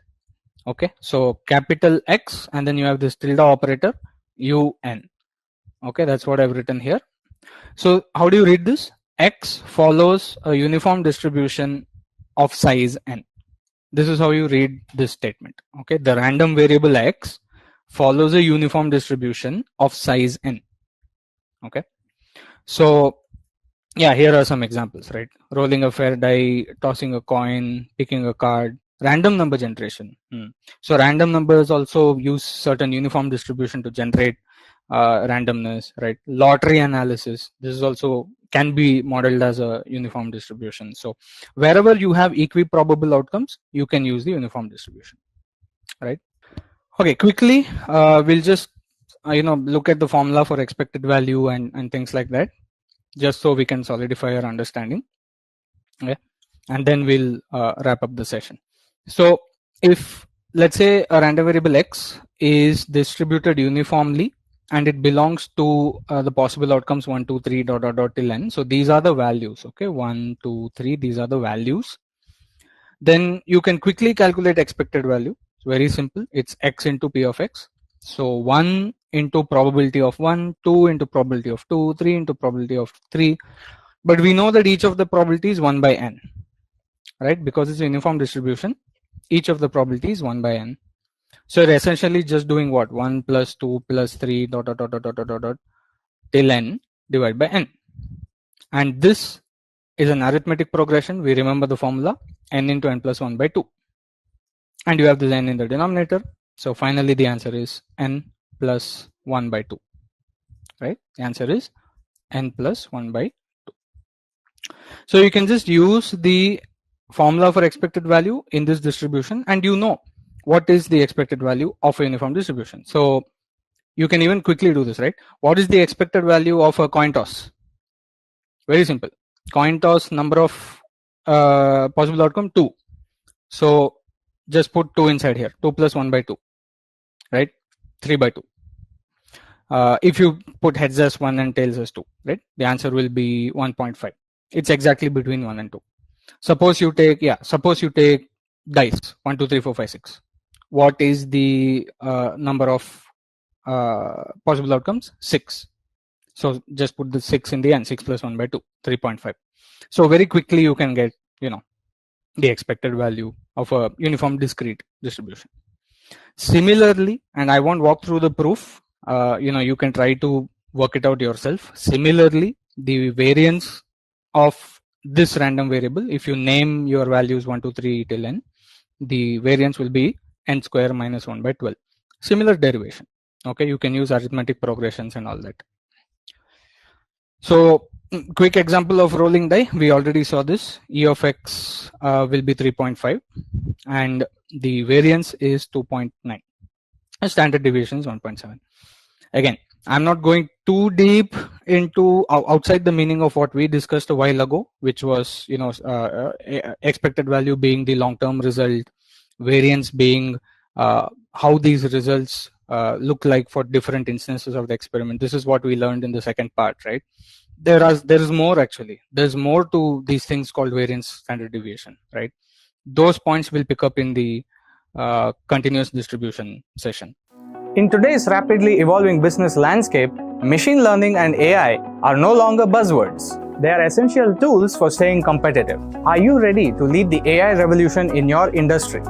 upGrad, in collaboration with IIIT Bangalore, brings you the Executive Diploma in Machine Learning and AI. This program is designed for ambitious professionals like you seeking to leverage AI for strategic decision making and innovation. Gain hands-on experience with cutting-edge technologies, learn from renowned faculty, and network with industry peers. Elevate your career, drive business transformation, and position yourself as an expert in AI. Enroll today and future-proof your career.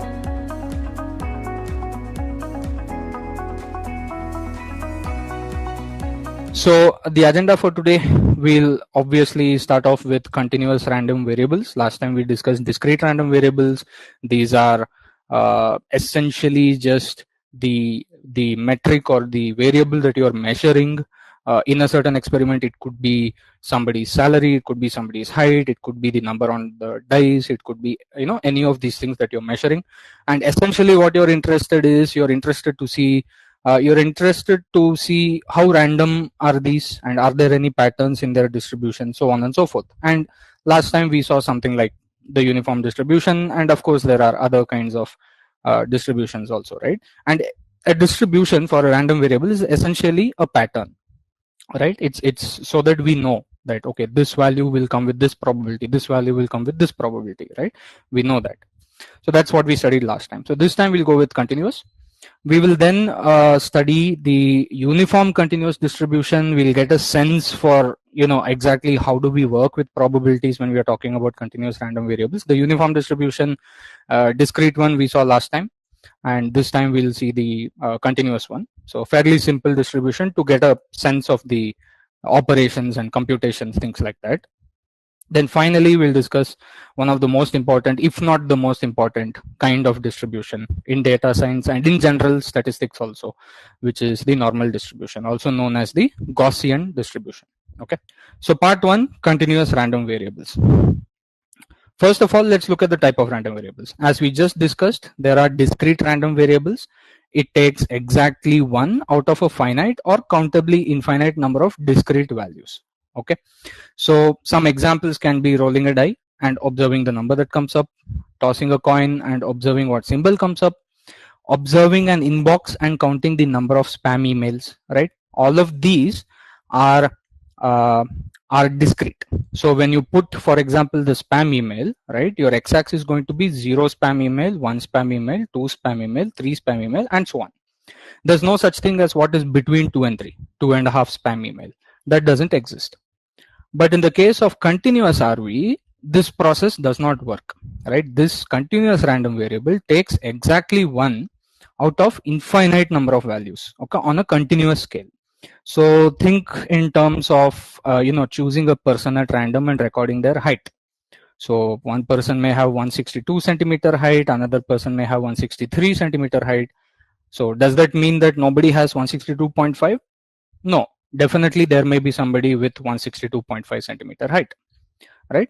Same, another example is choose a bottle of juice at random from a supermarket, record the amount of juice in it, how many milliliter, right? These have values which you cannot fix in discrete way. Okay, you cannot fix it in this discrete way. And of course salary also follows the same pattern. These are continuous random variables. Okay, so random variables that take value from continuous scale of values, height, salary, time, revenue, so on and so forth. Potentially there are infinite possibilities. So now comes the problem. See, in the previous session we were saying things like what is the probability that the number 3 comes up in my dice roll, or what is the probability that I have 2 spam emails in my inbox, right? It makes sense to ask that question, but I would like the audience to think right now, does it make sense to ask what is the probability that a person has height of 165.3 centimeter, right? Or let us say, what is the probability that a person has a height of 165.45 centimeter? Are these meaningful questions? Does it make sense? Can we keep asking these questions in terms of probability? The answer is no. Then the question is, how would the probability distribution of these continuous random variables be built, right? So we cannot keep asking these questions in decimal points, right? These are continuous numbers. So then how would we build a probability distribution? So before we go into that, let us start with a simple data set. So here I have a data set of height of Indian males. Okay, so here I have, as you can see here, this is the height. and all of these are in centimeter. Okay, the height is in centimeter. Each row represents one person, one Indian male, and you have totally 10,000 observations. That is 10,000 people. So the number of observations here is 10,000. Now, of course, since these are 10,000 discrete values, you can go ahead and find simple things like mean and standard deviation. These are things that you can easily calculate, right? You have 10,000 values. You can just use the normal formula, the very common formula to find the mean and standard deviation. So here we have a mean of 165 and standard deviation of 2. 10,000 values, but notice the values. Okay, 164.13 centimeter, 165.95 centimeter, and so on. So this is where I was asking the question, does it make sense to ask what is the probability of 164.13, what is the probability of 163.82? It doesn't make sense to ask this, right? First of all, let's try handling this finite amount of continuous data using histogram. Okay, so height of people by itself is actually a continuous data, but practically you have recorded 10,000 observations. So in front of you, there are 10,000 discrete numbers, but we all accept and understand that actually height itself is a continuous phenomenon. So height is a continuous variable. We have picked out 10,000 observations, right? Okay. So these 10,000 observations, how do we get a sense of the distribution? So one very simple thing which we do in data analysis is histograms, right? So these 10,000 observations, you can break it up into brackets or bins. Okay, when you do histogram, generally the word used is bin. So you can break it up into bins, right? And any height that falls within a bin, you can count that height in that bin. So this way you can compute the frequencies for each bin. Right? This is what we call a histogram, essentially, right? It's a frequency distribution.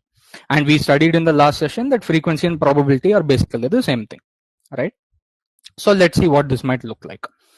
So we took the data set, okay? We took the 10,000 people height data set, and we used Python's Seaborn library, okay, to build a histogram. And there is a parameter where you can actually set the number of bins. Okay, so suppose we divide the data into 5 bins. This is the kind of data that you're going to get, right? So here you can see 158 to 160, almost like nobody, right? This is maybe 100 people out of 10,000. Similarly, 170 to 172 also very less. And as you get closer to the mean, so mean, I think we mentioned it was 165 centimeter.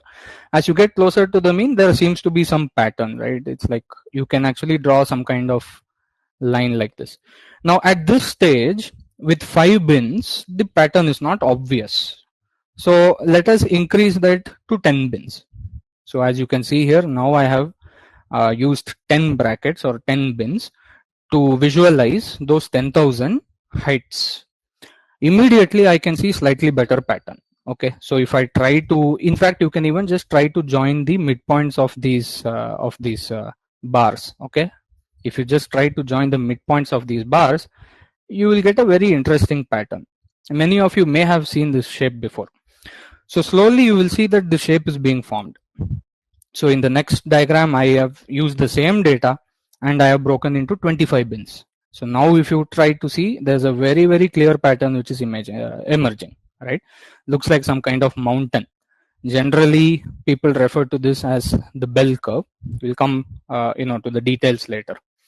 So if you take 50 bins, right, you take the same 10,000 data, break it up into 50 brackets, very, very clear pattern. Very, very, very clear pattern you can see. Okay, bell curve. 100 bins, of course, you can increase the bins also more, right? You have 10,000 data points. Why not use 100 bins, right? So again, you can see there's a very, very, very clear pattern which is starting to form, right? So let's go with the default bins. Okay, so in Python, you have an option to just go with the default bins. So in the default bin also, I am able to see this pattern. So let's just keep this pattern in mind. Okay. And of course, till now, if you see the y-axis, we are talking about frequencies. And I told you in the last session also, there's not much difference between frequency and probability. You just need to divide by 10,000, correct? So the total number of observations is 10,000. So y-axis, you just divide by 10,000. And of course, you will get the probabilities. So now you have a probability distribution. Instead of a frequency distribution, you have a probability distribution, right? Great. Notice that what have we done till now? So let's just summarize what we have done till now. Okay, we have understood that height of human beings is a continuous variable. We accept that between 162 and 163 centimeter, 162.5 centimeter, maybe somebody is there. 162.32 centimeter, somebody is there, right? We accept that it is a continuous scale. We also accept that, okay, I cannot sit and take the height of millions and billions of people. Okay, so whatever the people I have to break it into discrete brackets called histogram.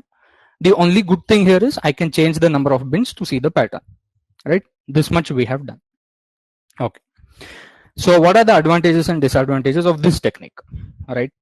So the advantages are, look, we have control on the number of bins, okay, and we can specify that depending on our business problem. Perfectly fine. This is an advantage.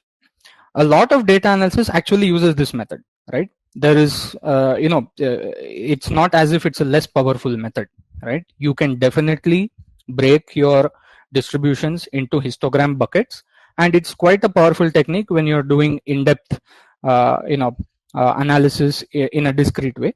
And if you're not thinking of your variable as continuous, that is, if you are in your problem statement, if you're thinking in terms of thresholds and brackets and that kind of thing, then of course you can use this method. But see, the disadvantages far outweigh the advantages. That's the main point here. What are the disadvantages? See, the more the number of bins, you are actually trying to store more data. The whole point is we had 10,000 observations, right? If you see the data set that we saw, it had 10,000 observations. That's a lot of observations. And in real life, we will be dealing with what? Many lakhs, many tens of thousands of observations. So that's a lot of data, computation and storage that you're asking for a simple distribution. Essentially, now that we know, okay, there is a very clear shape that is coming, why do I need to store all these numbers, all these different heights of the bars? So, the way that a histogram is displayed in Matplotlib or Seaborn, you are actually calculating the height of each bar, right? Each bar height is stored, calculated, and then displayed. So that's a lot of data computation. Whereas we know that, okay, there's a very simple but obvious pattern, right? That's a disadvantage. So there's a lot of data storage and data computation that is happening. Secondly, on a more academic and conceptual level, and even a bit realistic level, it does not capture the true behavior. So as I showed you before, we went from 25 bins to 50 bins to 100 bins. You can go to 200 bins, 300 bins, 400 bins, whatever, right? Each time your histogram is going to change. So you're not necessarily capturing the true behavior of this distribution. And however many data points you use, this distribution is still empirical. It is not theoretical. So whatever analysis you do is not universal. It is specific to your analysis. Okay, these are the disadvantages of the method that we saw. So let's, with that context, right, with that setting, with that setup, let us move into continuous probability distributions. So let's recall the empirical to theoretical in the discrete case. Okay, I'm sure that we all remember this example. So this is the rolling a fair die example. And I think this was n equal to 10, which means I rolled the die 10 times. And of course, we saw that, some numbers may come up more, some numbers may come up less, and so on. That is because you performed the experiment very less number of times. But as you perform the same experiment more and more number of times, as n approaches infinity, this is mathematics language, but practically this means what? N equal to 1000, 5000, whatever, right? You can actually take a die, take 1 or 2 hours out of your time and actually see this law in action, right? You can do it practically and verify for yourself. it will all stabilize into the same probability, right? 1, 2, 3, 4, 5, 6. They all stabilize into the same probability. This is called the uniform distribution. This is what we saw last time. The point I'm trying to make here is, instead of recording separate numbers for the different events, see, this is a very important point. In the first case, when n was equal to 10, that is the empirical case, we had to record each probability value separately for each event. But as we increase the number of trials, we saw that this random variable called number on top of a die, which is what we are referring to as the event here, this random variable, it actually follows a pattern. What is the pattern? The pattern is the uniform distribution. That is the pattern. Once you know that pattern, instead of recording 6 numbers, so on the left hand side you can see you have recorded 6 numbers. On the right hand side you have recorded only 1 number. And this is the power of the connection between empirical and theoretical distributions. It makes your analysis faster. Okay. So we saw this last time, right? You have reduced the all of this data into a simple formula. So here I'm showing you 6 data entries changed into 1 number, correct? My question is, can we do the same thing for continuous random variables also? So you must be thinking, how is it even possible? So here we have taken 6 possible events, 1, 2, 3, 4, 5, 6. Okay, I roll the die, 100 times, 1000 times, whatever. And then I'm convincing myself, okay, I have equiprobable events. So 1 by 6, 1 by 6, 1 by 6. These are my probabilities. So I just need to remember that one number, 1 by 6. In fact, if you remember last session, I think the probability value was 1 by n, right? In the uniform distribution.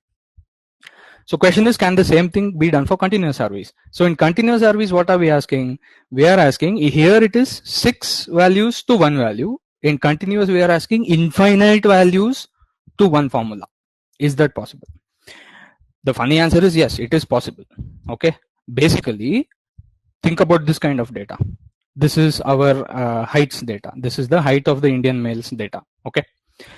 The question is, can we really have a theoretical distribution for this data? So if you remember the size of the data set, it was 10,000 data points. So question is, can we convert these 10,000 pieces of information into a single formula? Interestingly enough, the answer is yes. Okay. But before we study this distribution, we will first accustom ourselves to continuous distributions using a simple case, which is the continuous uniform distribution. Okay, which brings us to part 2. Now recall, in the discrete case we had the uniform distribution, and this is how we showed it. The random variable x follows a uniform distribution whose size is n, and then we have this probability function which we called probability mass function, which essentially maps the events to the probabilities. Now in this case, every event 1, 2, 3, 4, n, all of these are mapped to the same value, same probability, which is 1 by n. Now how did we get this 1 by n value? Look at the set of equations on the left. So it's very simple, right? You just take the sum of all the probabilities of the events, right? Probability of 1 plus probability of 2 and so on and so forth, right? And we know that this probability should be equal to 1. The summation should be 1. But we also know that each of these probabilities are equal, right? Let's call it P. So summation of P from I equal to 1 to n should be 1. This means P plus P plus P plus and so on, n times should be equal to 1. So n into P is equal to 1, P is equal to 1 by n. Very, very simple. This is the discrete case. Now in the uniform distribution, in the continuous case, what's going to happen? The graph is not going to have any breaks. Okay. So in the continuous uniform distribution, if you can see here, this is the distribution. If you can see this magenta purple color line segment, this is exactly the distribution. As you can see, there are no gaps, right? There are no gaps. There is only a range. So the distribution starts from the value A and goes to the value B. We will see an example soon, so don't worry too much about the algebra. The only difference is that first of all, it's a continuous line segment, right? So there are infinite values here. And secondly, we call it a probability density function instead of a probability mass function. Again, as I said, terminology just keeps changing, but everything almost means the same thing. So don't worry too much, but this is something we know. PDF, PMF, they all mean the same thing, right? You're trying to track the probability of a certain random variable.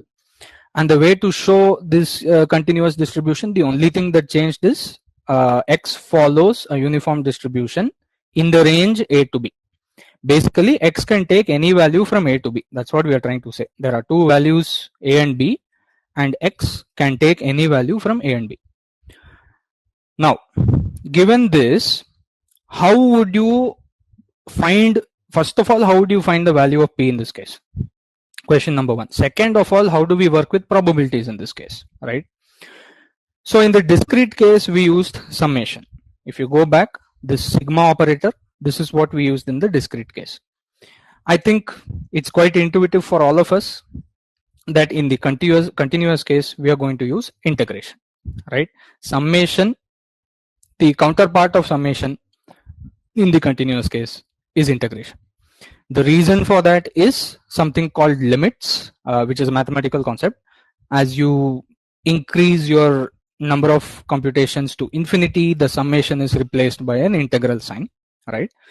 But on the surface, if we understand that summation becomes integration when discrete becomes continuous, that is enough for us. So first, let's tackle the value of p, okay? And I'm sure we all remember some of these things at least, right? How do we find the value of p? Now, this is my uniform distribution. In the discrete case, the sum of the probabilities was equal to 1. In the continuous case, the area under the curve is going to be equal to 1. So this is actually a rectangle. I know I've done integration and all here, but this is a rectangle. So the area of the rectangle is very simple, right? This is b minus a. The length of this side is b minus a, and the length of this side is p. So you don't need all this integration. You can just say length into breadth is equal to 1. Why 1? Because probability works that way. It's a law of probability, right? Area under the curve equal to 1. So I can arrive at this last equation just by using the formula of a rectangle. But I've written the integration steps because when you look at other distributions which may not have such a simple shape, you should know what's going on behind the scenes, right? And the way we do this, you integrate from a to b and you put the PDF value, that is f of x, which is the PDF value. In our case, that is p. In the discrete case also, that's exactly what you did, right? In sigma, inside sigma, you put p of x. Same thing, sum of probabilities, right? In the continuous case, same thing, integral of the probability values, f of x, right? And you just go ahead with the integration. P is a constant, it comes out, you are integrating a to b dx, which is x, you put the upper limit, lower limit, you get b minus a, and therefore you get p equal to 1 by b minus a, okay? By the way, I should mention that I have shown you the first equation from a to b, but theoretically it's actually minus infinity to infinity, okay? The law of the probability says minus infinity to infinity if you integrate, then that is equal to 1. But if you see the graph, there is nothing before a, there is nothing after b. So instead of minus infinity to infinity, we are restricting ourselves to the range in which the distribution exists, okay? Let's try to bring some example into this so that we can solidify our understanding. So consider, there's a city. Suppose there's a city and you consider the rice demand in the city in kilograms per head per month, okay? So we spoke to many shopkeepers, we spoke to many dealers, okay, and we got an understanding. Everybody is saying that the demand in kilograms per head per month in a city of rice is uniformly distributed continuously between 3 and 6. So what are we trying to say here? The minimum that a person demands for rice is 3 kg and the maximum that person demands is 6 kg. And all the dealers and the shopkeepers and the grocers, they are saying, look, there is no difference in probability. Everyone, people are asking for 3.5 kg, they're asking for 3.2 kg, they're asking for 4.1 kg, whatever, right? So this is the understanding from the market, suppose. So then it is safe for me to say that, look, I am going to assume that the rice distribution is uniform. and I know that it goes from 3 to 6 kg. This is exactly what I've shown in the graph here, right? 3 kg is minimum, 6 kg is maximum, and anything in between is allowed. So that's exactly what the distribution shows. Now, based on our formula, it's very easy to find value of f of x as in p, right? The height of the uniform distribution. That's very easy to find. Just use either you use the integration or you use the rectangle formula, whatever it is. Area under the curve is going to be equal to 1. So if you apply the formula, you will get 0.33. Okay. This much is clear, right? So this height is 0.33. This much is clear. Now the question is, what is the interpretation of P in this case? See, in the discrete case, there was some interpretation, right? Because in the discrete case, when you said P equal to 1 by n, it essentially means what? Probability of event 1 is equal to P. Probability of event 2 is equal to P. Probability of event 3 is equal to P, whatever the value of P is. There was a simple interpretation in the discrete case. In the continuous case, what is the interpretation of P? There is no real immediate meaningful interpretation of the P value of this P in the continuous case. Okay. Rather, there is another way to interpret, which we will see. More importantly, how do you even compute probabilities? Basically, my question is, if I ask the question, what is the probability that a person demands 3.2 kg of rice? Is your answer going to be 0.33? Suppose I ask the question, what is the probability person demands 4.5 kg? Is your answer going to be 0.33? How many such values are there in the interval 3 to 6? Infinite values. Each of these probabilities is 0.33. How is that possible? It's not possible. So the interpretation of P is not immediately meaningful here. But what is meaningful? So in the discrete case, it was easy. You just select the x value, random variable value, and then you find the probability on the y-axis.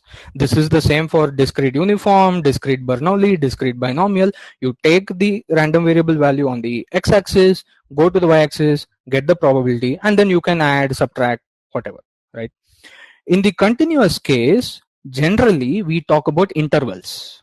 Now see, I have given a sub-interval C and D. If you see here, there's a C and there's a D. So we can try to ask the question, what is the probability that my requirement lies between C and D?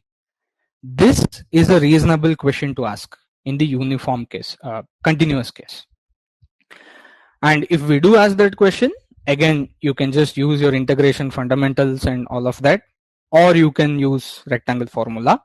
Essentially, what you will get is the probability that the random variable lies between C and D. That is, my demand for rice is between C kilograms and D kilograms, right? It's an interval. That probability is actually equal to D minus C by B minus A. Okay, or you can say D minus C times P. Okay, and in fact, if you try to interpret this D minus C into P in the diagram, do you know what it is? It is actually the area of this rectangle. That's all it is. Basically, we are talking about the proportion of the total distribution, right? So what is D minus C? It's this length. This is D minus C, correct? What is P? P is the height of the rectangle. So what is D minus C times P? It's essentially the area under the curve for your subinterval. That's all it is. Okay. So either you can use the integration or you can use the rectangle stuff. But generally, as your distributions get more complex, integration is required. Right. Now let's try to bring this into perspective using the rice demand example. Okay. So we know that there's a demand of rice in a city. The rice demand value X is uniformly continuously distributed between 3 and 6 kilograms, 6 kilograms. Now I can ask the question, what is the probability that the person's demand is between 3.6 kg and 4.5 kg? I can ask the question in intervals, right? So suppose we pick out any random individual from the city. I can ask this question, what is this individual's probability going to be of having a demand between these two values? This is how we analyze continuous distributions, okay? So then it's very easy to find. So using the formula or just using the understanding, all you need to do is find the area under the curve of your interval, correct? So 4.5 minus 3.6, into the height, which is 0.33, or you can use the formula d minus c by b minus a, whatever it is, right? So 4.5 minus 3.6 by 6 minus 3, you will get the answer as 0.3. Essentially, what we are trying to say is the probability that an individual's rise demand is between 3.6 to 4.5, that their demand lies in the subinterval 3.6 4.5 is 0.3 in this distribution. Okay, so in the continuous case, we talk about intervals. We do not talk about single values. Okay, that is the discrete case. So this is the key difference between discrete and continuous distributions with the normal distribution. So first, what we'll do, I told you, we saw the heights of the Indian males data, right? And then we asked the question that, okay, I have 10,000 numbers, 10,000 values, and I'm trying to put them into brackets. I'm trying to see is there a pattern, right? And then we saw, okay, there's a very, very nice, smooth, beautiful pattern. And we asked the question that, okay, in the discrete case, we used the connection between empirical and theoretical distributions, that is the law of large numbers. We used that connection to say that, okay, we can convert 6 values into one formula, right? 1 divided by n, for example, in the uniform distribution case, right? And we asked the question, can we do similar thing for this? Now, the basics of the continuous distributions we have understood from the uniform distribution, right? We just saw it a while ago. Let's answer that question. Okay, is there a formula for this distribution? So this is our heights data.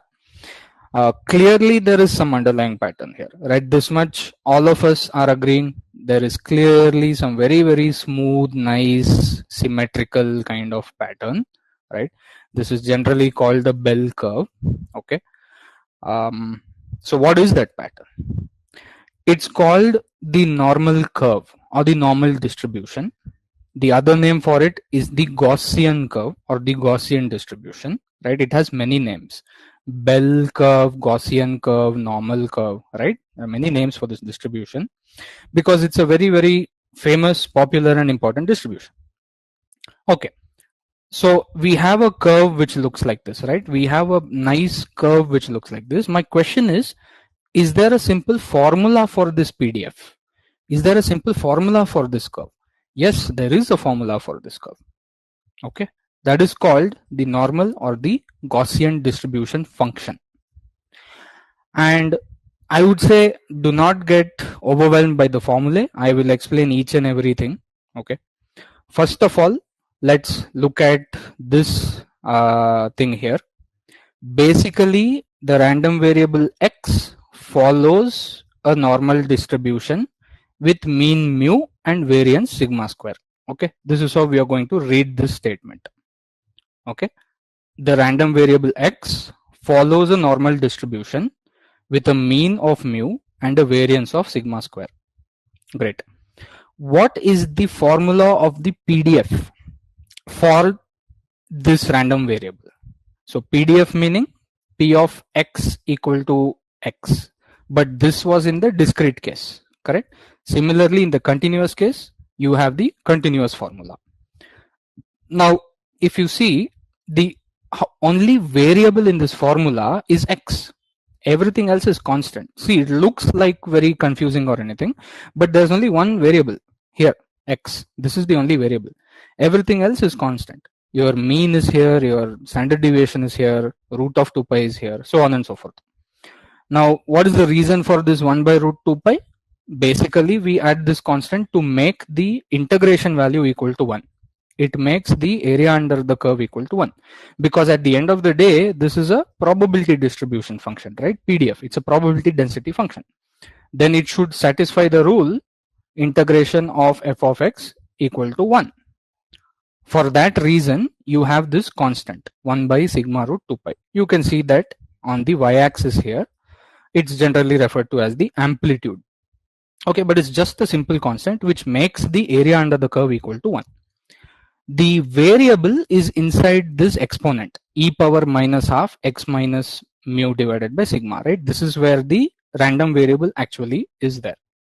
Okay, so this is called the Gaussian or the normal probability density function. And as you can see, We already saw that the curve is, you know, very nice and symmetric and everything.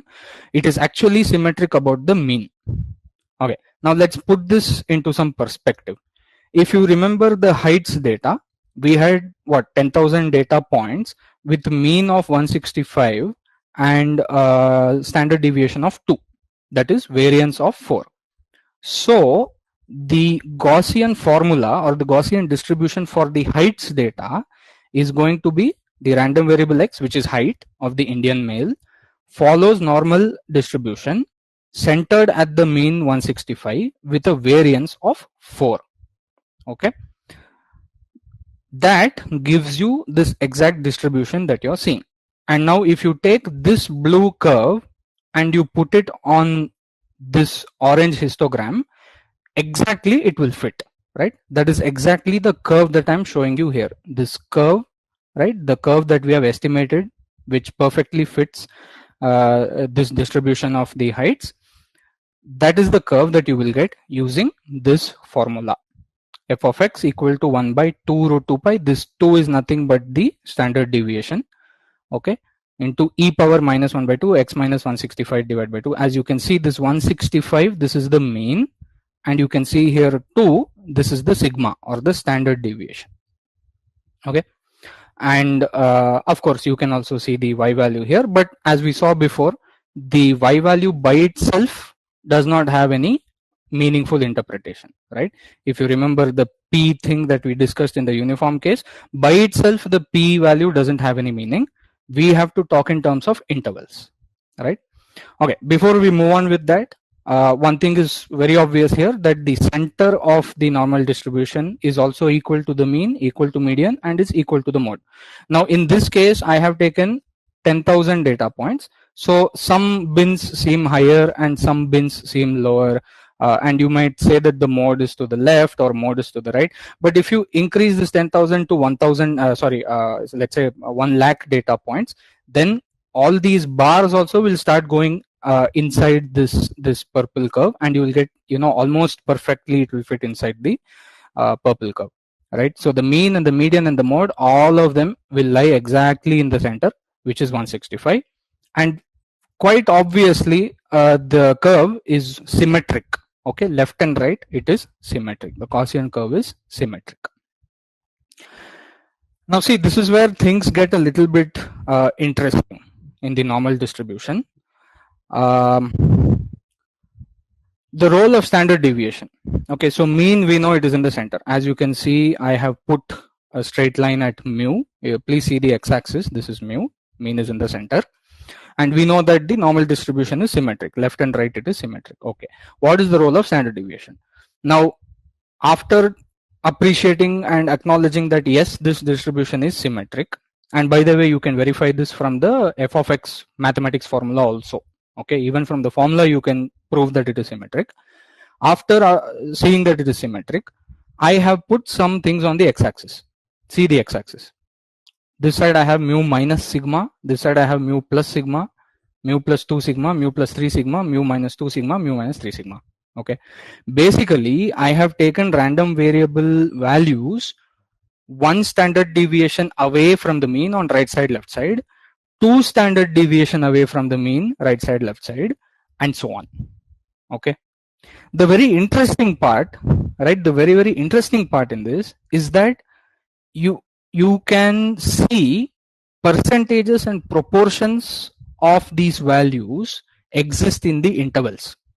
So basically about 34% of your data will always lie between mu minus sigma and mu. This is true of all normal distributions. So my height case, the mean value is 165, right, for my 10,000 data points of height, and the standard deviation value is 2. What I am saying is 163 to 165, right, mu minus sigma comma mu, this interval, right, heights between 163 and 165, people with heights between 163 and 165 in a large population will always be 34% of that population. All normally distributed variables behave in this way. See, it is symmetrical. So now you can see on the other side also. mu to mu plus sigma. So 165 to 167 centimeter. People of height from 165 to 167 centimeter in a large population will always be 34% of that population.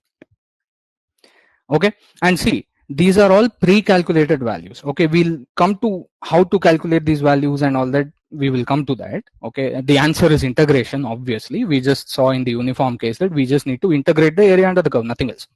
So mathematically speaking, the area under, for example, this shaded region, the area under this shaded region is 34%, 0.34. So if you do the mathematics, you will get 0.34. Okay, the area. But the interpretation should start making you think, a little bit. So if a variable is normally distributed, then this is always true. Okay, regardless whether you take the, samples from, different samples from the same population. Like if I have, so India has what, 1.5 billion people, right? So from this, if I randomly select even, let's say 1 lakh, 10 lakh randomly, always this rule will be true. Okay, and of course there are more intervals. So from mu plus sigma to mu plus 2 sigma, it's about 13.5% of the population and so on. Okay, these are pre-calculated and always true values. So in the heights, so basically you if you want to think of as symmetric intervals, then mu minus sigma to mu plus sigma, 68% of the population lies here. Mu minus 2 sigma, mu plus 2 sigma, 95% of the population lies here. Mu minus 3 sigma to mu plus 3 sigma, right? 3 standard deviations away on both sides, 99.7% of the population lies here. Okay. So what does this mean in the heights case? So as you can see in the diagram, and here are the numbers, people between 163 to 165 centimeter height, 34% of the population.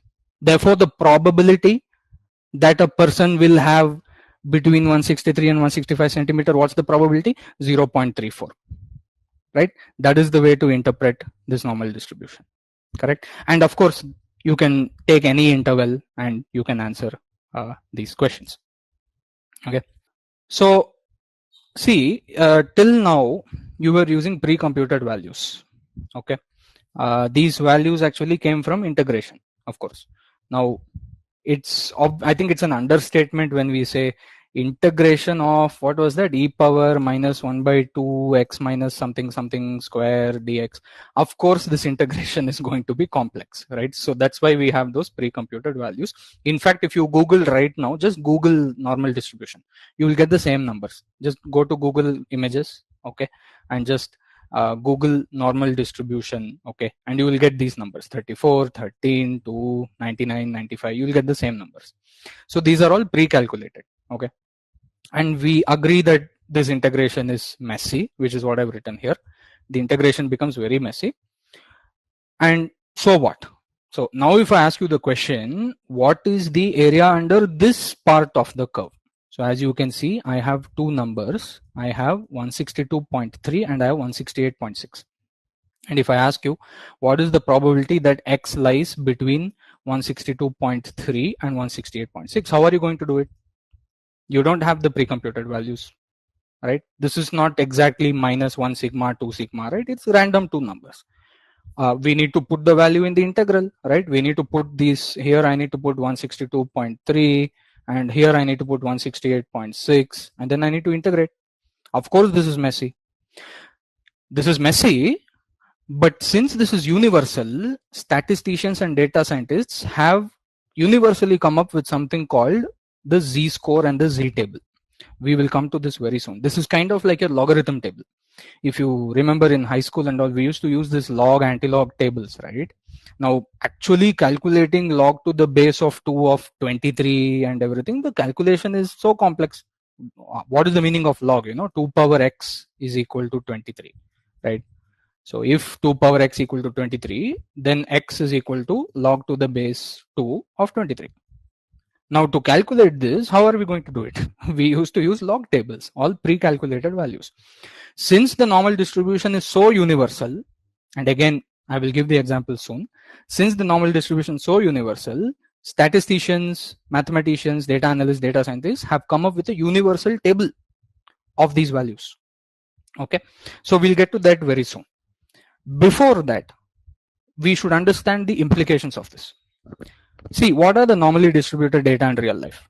A lot of the variables that people deal with in different fields, be it medical, transport, finance, economics, governance, a lot of these variables are normally distributed. It is something that naturally arises in nature. The normal distribution naturally arises.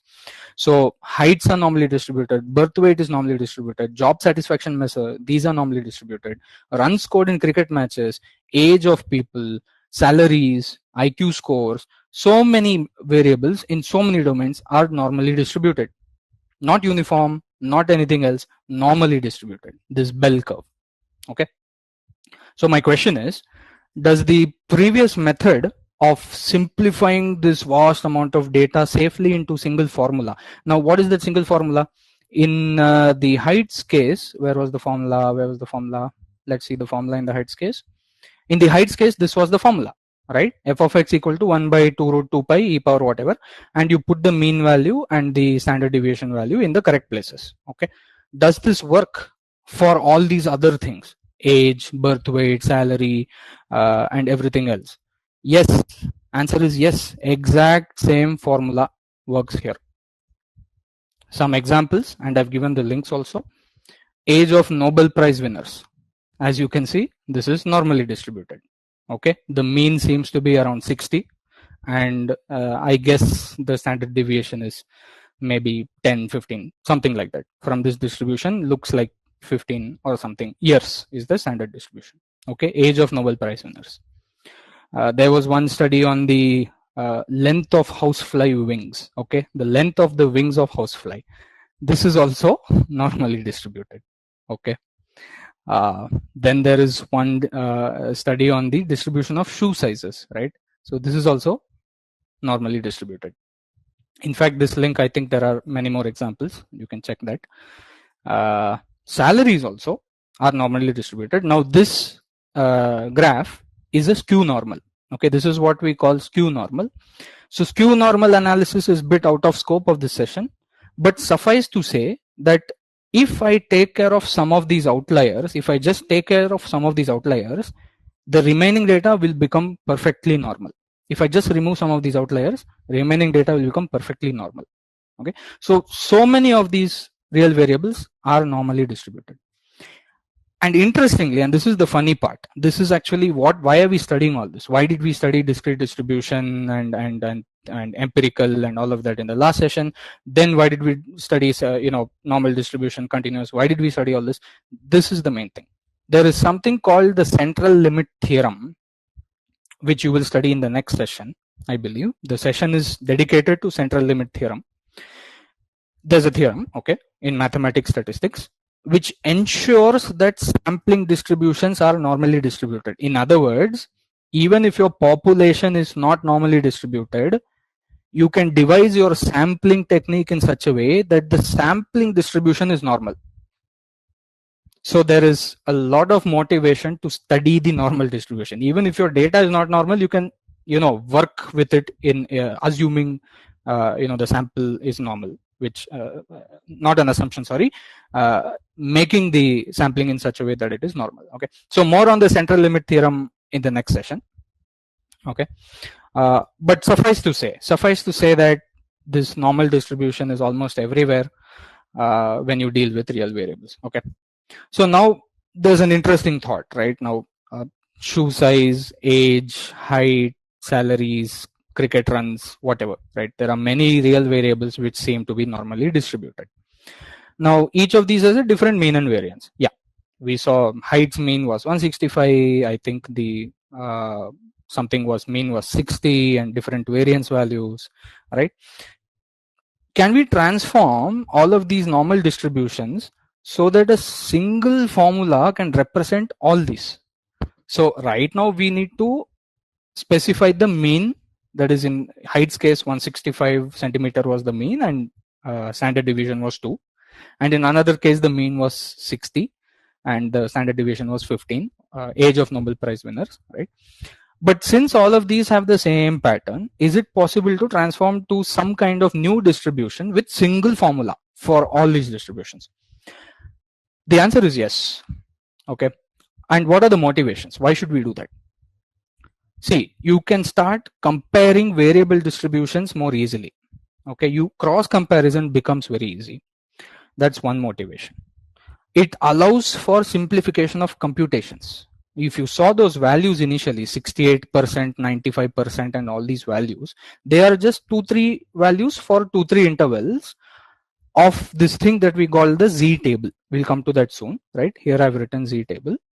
So it allows for making the Z table in the first place. Once we have this universal kind of distribution formula, from that we can generate Z tables. I'll show you how to use that also. And it also enables the generalization of statistical rules. So data scientists and statisticians, when you do hypothesis testing, which you will be dealing in the next week, there are something called significance thresholds. Okay. Now, these are many of, and all of these normal distributions, if there is a single formula or a single distribution which can represent all of these, then you can have a single significance threshold. You know, I am happy with 95% confidence, I am happy with 90% confidence, whatever, right? Some of these things you will study in the future sessions. So there are many such motivations to try to find this formula, and that's called standardization.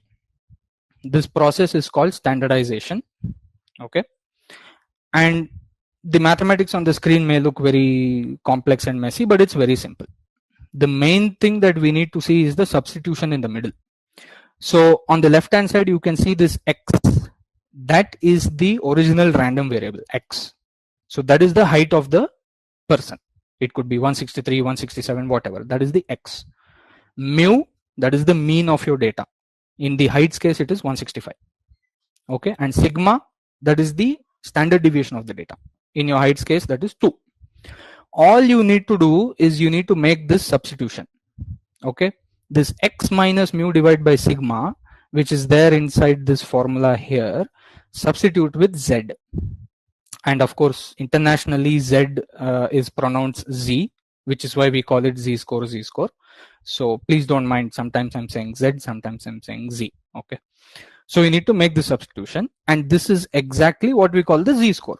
Z score is nothing but X minus mu by sigma. Okay. It is a transformation.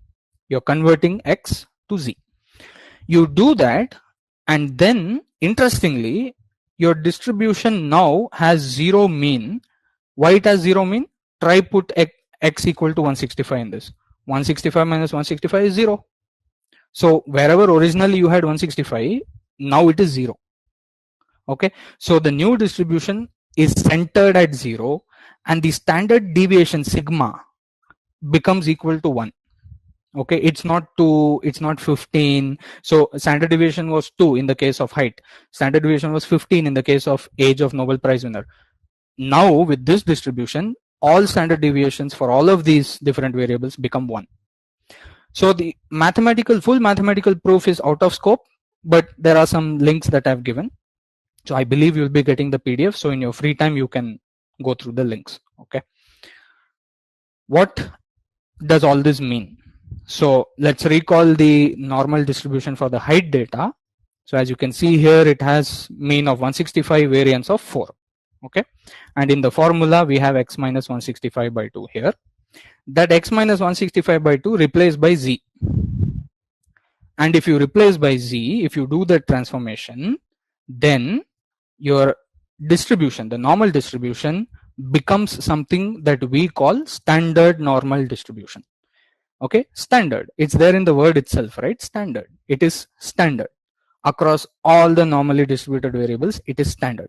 They all follow the same distribution. And this distribution is independent of the mean and the variance of your original data, right? Because the mean of this distribution is 0. It is centered at 0 always. And the variance is 1, or standard deviation is 1 always.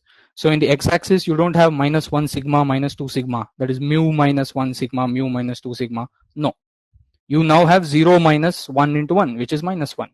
Then 0 minus 2 into minus 1, which is minus 2. These are very, very, very simple values to work with. They are also universal. Okay, everything on this slide is not just representative of Indian male height. This is true for any normally distributed data. Okay, great. Now that brings us to something called the Z table. So we have seen that many real variables more or less follow the standard normal distribution. Now, if we have a quick way to calculate the probabilities under the standard normal curve, right? So basically in this curve, if somebody can give me a very fast way, quick way to find the area under the curve for different intervals, right? For different intervals, if there is a simple way to calculate these probabilities, then I can answer a lot of questions. Many questions can be answered. Why? Because many real variables are normally distributed. So I can answer questions like, what's the probability that an employee of a certain company has a CTC between 5 LPA and 15 LPA? Random question, but I can answer it. What's the probability that a random student I select for a candidate for basketball team has height between 163 and 166? Again, random question, but I can get the answer, right? All of these are normally distributed, and if I have a simple way to calculate these areas, then I can answer these questions confidently. Okay, now let's go back to the heights problem, in which I told you that we had these two two values, 162.3 centimeter and 168.6 centimeter, and that time we did some quizzes on 163 to 167, 161 to 169, the very common intervals. But what about random intervals, right? So we said, okay, integrating this is going to be messy. So how do we calculate this probability? So basically the question is, what's the probability that an Indian male has a height between 162.3 centimeter and 168.6 centimeter? That's the question. If I had a quick way to get those probability values, then I can answer this question. Okay, so let's go to this step by step. The first thing that you need to do is standardize your normal distribution. So as you can see, the original value was 162.3. Okay, how do you standardize? Subtract the mean, divide by the standard deviation. Okay, x minus mu divided by sigma. This is called the z-score. Basically, I think, yeah, there's a mistake on the x-axis. It shouldn't be x, this is z. Okay, the x-axis variable is now z. If I standardize it, it will become z. Okay, so anyway, minor thing, but I hope the point is very clear. The x-axis, originally it was the original variable. After standardizing, it's now z. So for all the different distributions, you have the same x-axis. For height, for housefly wing length, for age of Nobel Prize winner, for anything normally distributed. After this transformation, x-axis is the same, z. Okay, minor mistake on my part. Please ignore that. The x-axis should be z. Okay, so how do you standardize? X minus mu divided by sigma. So 162.3 original value minus mean 165 divided by sigma 2. This gives me a z-score of minus 1.35. Okay, then for what about 168.6? 168.6 minus mean 165 divided by 2, standard deviation. This gives me 1.8. So the first thing you do is standardize this. Next, what is your question? You want the area between this, right? Now, in the normal case and in the standard normal case, both cases, area under the curve, total area is 1. So whatever area you calculate here is the probability in the normal distribution also. So basically, I've just divided this into two parts, which is easier to do the calculation, right? So I have one region here, let us call it region A, and another region here called region B. So basically, my objective is to find A plus B. What is the area under A plus B? That is going to be my probability value. Okay. Now, this is what we call a Z table. Can everyone tell me if it's somewhat visible at least? See, the Z table is actually very large. Can you please let me know in the chat, are you able to see the numbers in the table? Yeah, visible? Great. So how do we read this table? Okay, how do we read this table? What we need to understand here is, you might be wondering, the first value in the table is 0.5. That itself is a bit weird, you might think. Why is it not starting from 0? Right? Why is it starting from 0.5? The reason is that the normal curve is symmetric. It's symmetric. Okay. And your z-score is centered at 0. So what the table is showing is additional to the left hand side. Okay, so this whole thing, right, this whole thing on the left hand side, whatever the area is under the blue curve, is 0.5. Obviously the total area is 1 and the curve is symmetric across the mean, so left side of the mean has to be 0.5, obviously. But the mean in the standard normal case is what? It is 0 because of the standardization process. Therefore, if you see here, for z equal to 0, for z equal to 0, the number starts from 0.5. It is giving you complete area from left hand side up to the z point. So completely from left hand side up to z equal to 0 has to be 0.5. Correct? In this case, completely from left hand side up to z equal to 0 has to be 0.5. So that is what you are seeing in the first cell, 0.5. So how do you read this table? If you go left to right, you will say, for example, just take the first row, 0.0, then the next one is 0.01, then the next one is 0.02. These are the z-score values. Okay. If you take the second row, it starts with 0.1. So then when you go to the right side, you will get 0.11, 0.12. So these are the columns. As you can see, it says plus 0.03, right? So choose the first decimal point vertically, then choose the second decimal point horizontally. Okay, that is how you read the table. So essentially it is giving me the area under the curve from minus infinity, that is full left, to the z point cutoff. And we know that the curve is symmetric, so we should be smart enough to use this table. Let's look at how to do the calculation here. Okay, so let's just concentrate on A for the moment. See, if I flip the curve left and right, still the table will be the same.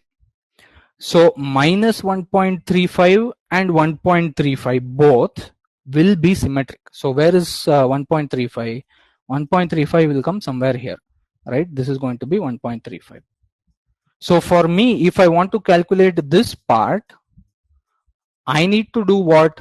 I need to calculate basically this part. Okay, let me just this is a bit critical part, so I'm going to do this visually. Give me a second. Yeah, so as I said, it is symmetric left and right. So let's just take this, right? I need to find out this area, and then I have to subtract 0.5 basically. Now you must be asking, the z table is giving me from left hand side, will I get the same value from right hand side? Yes, the standard normal distribution is symmetric. So if you split if you switch this, and instead of minus 1.35, if you go for the value 1.35, you will essentially get the same result that you're looking for. So from the right hand side to the z value, in this case what it is, minus 1.35, is the same as from left hand side to positive 1.35, same. Okay, so let's go back to the z table. What was the value? 1.35 is the z value. So where is 1.3? Where is 1.3? Here you can see 1.3. There's the, go vertically and search for 1.3. Then you have to add 0.05. So this column, right? This is plus 0.05 column. So essentially we are looking at this value here. Okay, this is the area under the standard normal curve from full left to positive 1.35 or from full right to negative 1.35 because of the symmetricity property. And what is that area? 0.91149, and that is exactly what I have written here. Okay, so from the full right up to minus 1.35, that value is 0.91149. It's a probability value. Okay, cumulative probability value. Minus what? Why minus 0.5? Because I need to cut off this value, right? First I need to calculate A, so I need to cut off this value. And what is this value? This is the middle value. from extreme right to 0 has to be 0.5 because total is equal to 1. Very simple. So the area under the part A is 0.91149 minus 0.5, which is this value here, 0.41149. Okay, so basically 41% of my population is in the region A. Okay, so let me just erase this part so that things are a bit clear. Okay,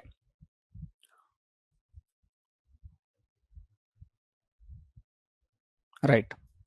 So I now know that 41% lies between the center, that is 0.5, and the z-score minus 1.35. Basically, z equal to 0 to z equal to minus 1.35. I have 41%, 0.41149. Same logic for 1.8. What do you do for the region B? Calculate the area under the curve from negative extreme minus infinity to 1.8 and then subtract 0.5. That's all.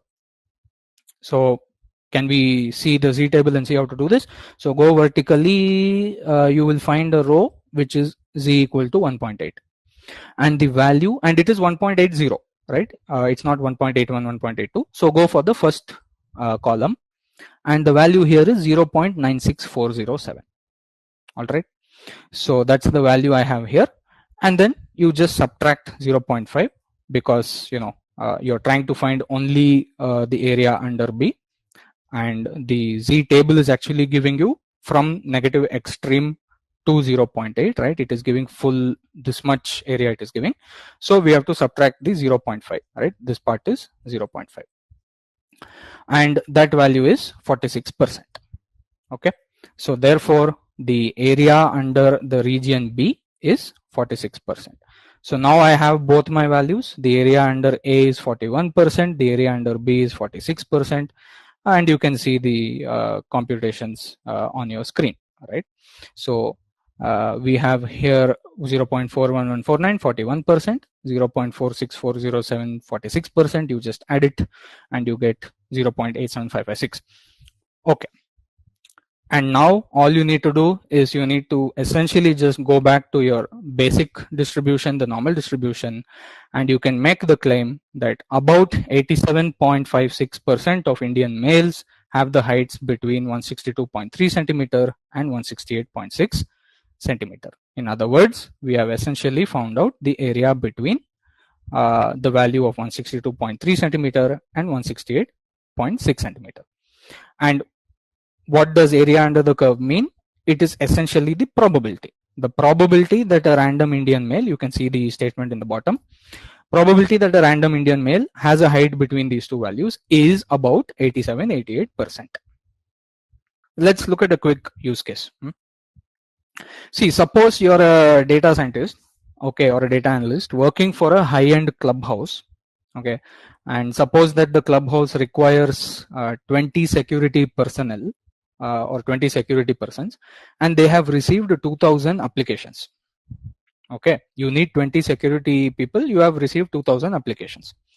The clubhouse is asking you to come up with a suitable height threshold. Now, for some reason, the clubhouse is thinking that height is a good feature or good variable with which to threshold the job applications. Of course, this can be different in your domain, right? If your domain is different, then you might be using other metrics, okay, salary, experience, whatever. In this case, the clubhouse is saying use height as a threshold and come up with a suitable cutoff so that you reduce these 2000 applications to 50 applications. Maybe because clubhouse does not have the time, okay, they cannot go through 2000 applications. They saying, okay, give me 50 applications. How do you go about doing this in a very fair way, right? So let's take the height distribution here. Okay, let's take the height distribution here. Now, what does the normal distribution tell us? We have 2000 applications. The mean height is 165 centimeter. We know that the normal distribution is symmetric. Therefore, I can confidently say that about 1000 of the applications have height less than 165 centimeter, and about 1000 of the applications will have height greater than 165 centimeter, half. Okay, because 165 is the mean.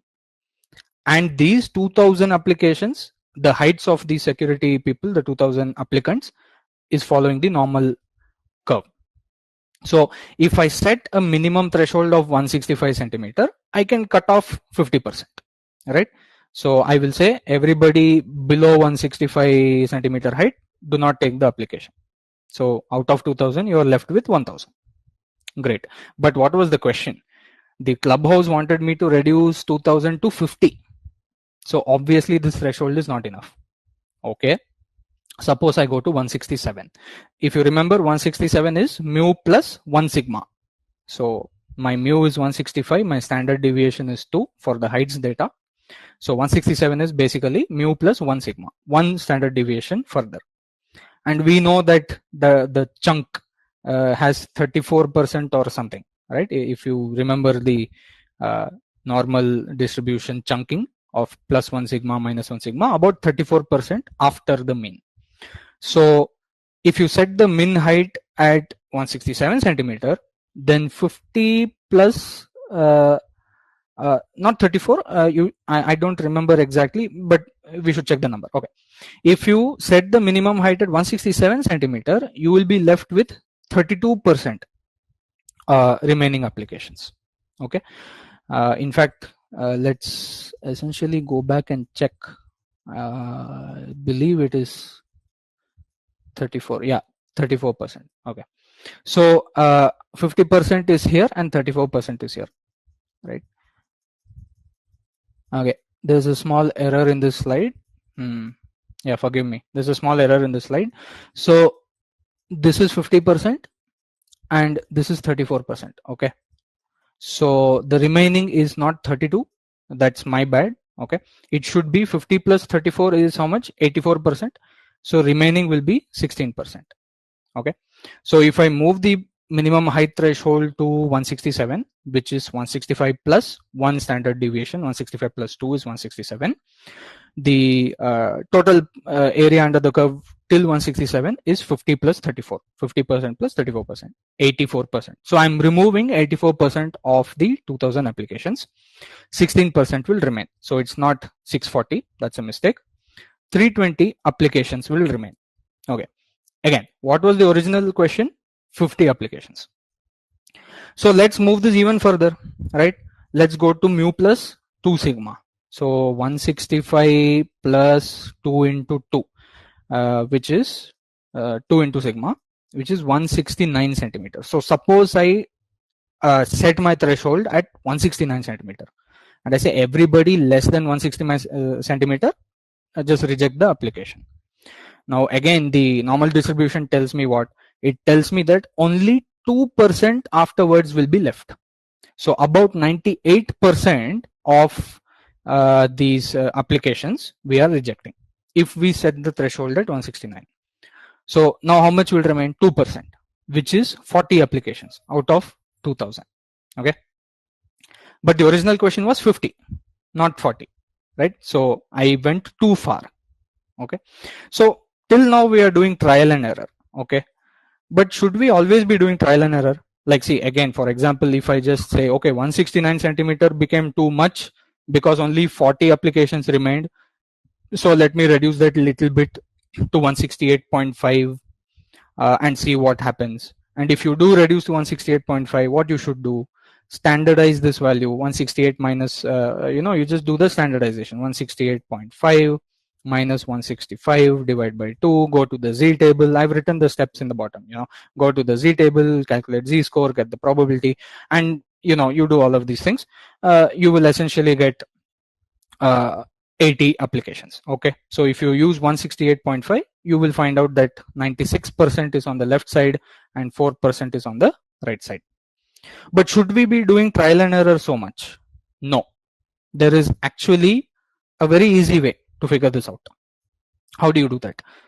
See, the full thing is in this slide. We want 50 applications out of 2000. What's that proportion actually? 50 by 2000. So if you do 50 divided by 2000 into 100, you will get 2.5%. Basically, we want to retain 2.5%.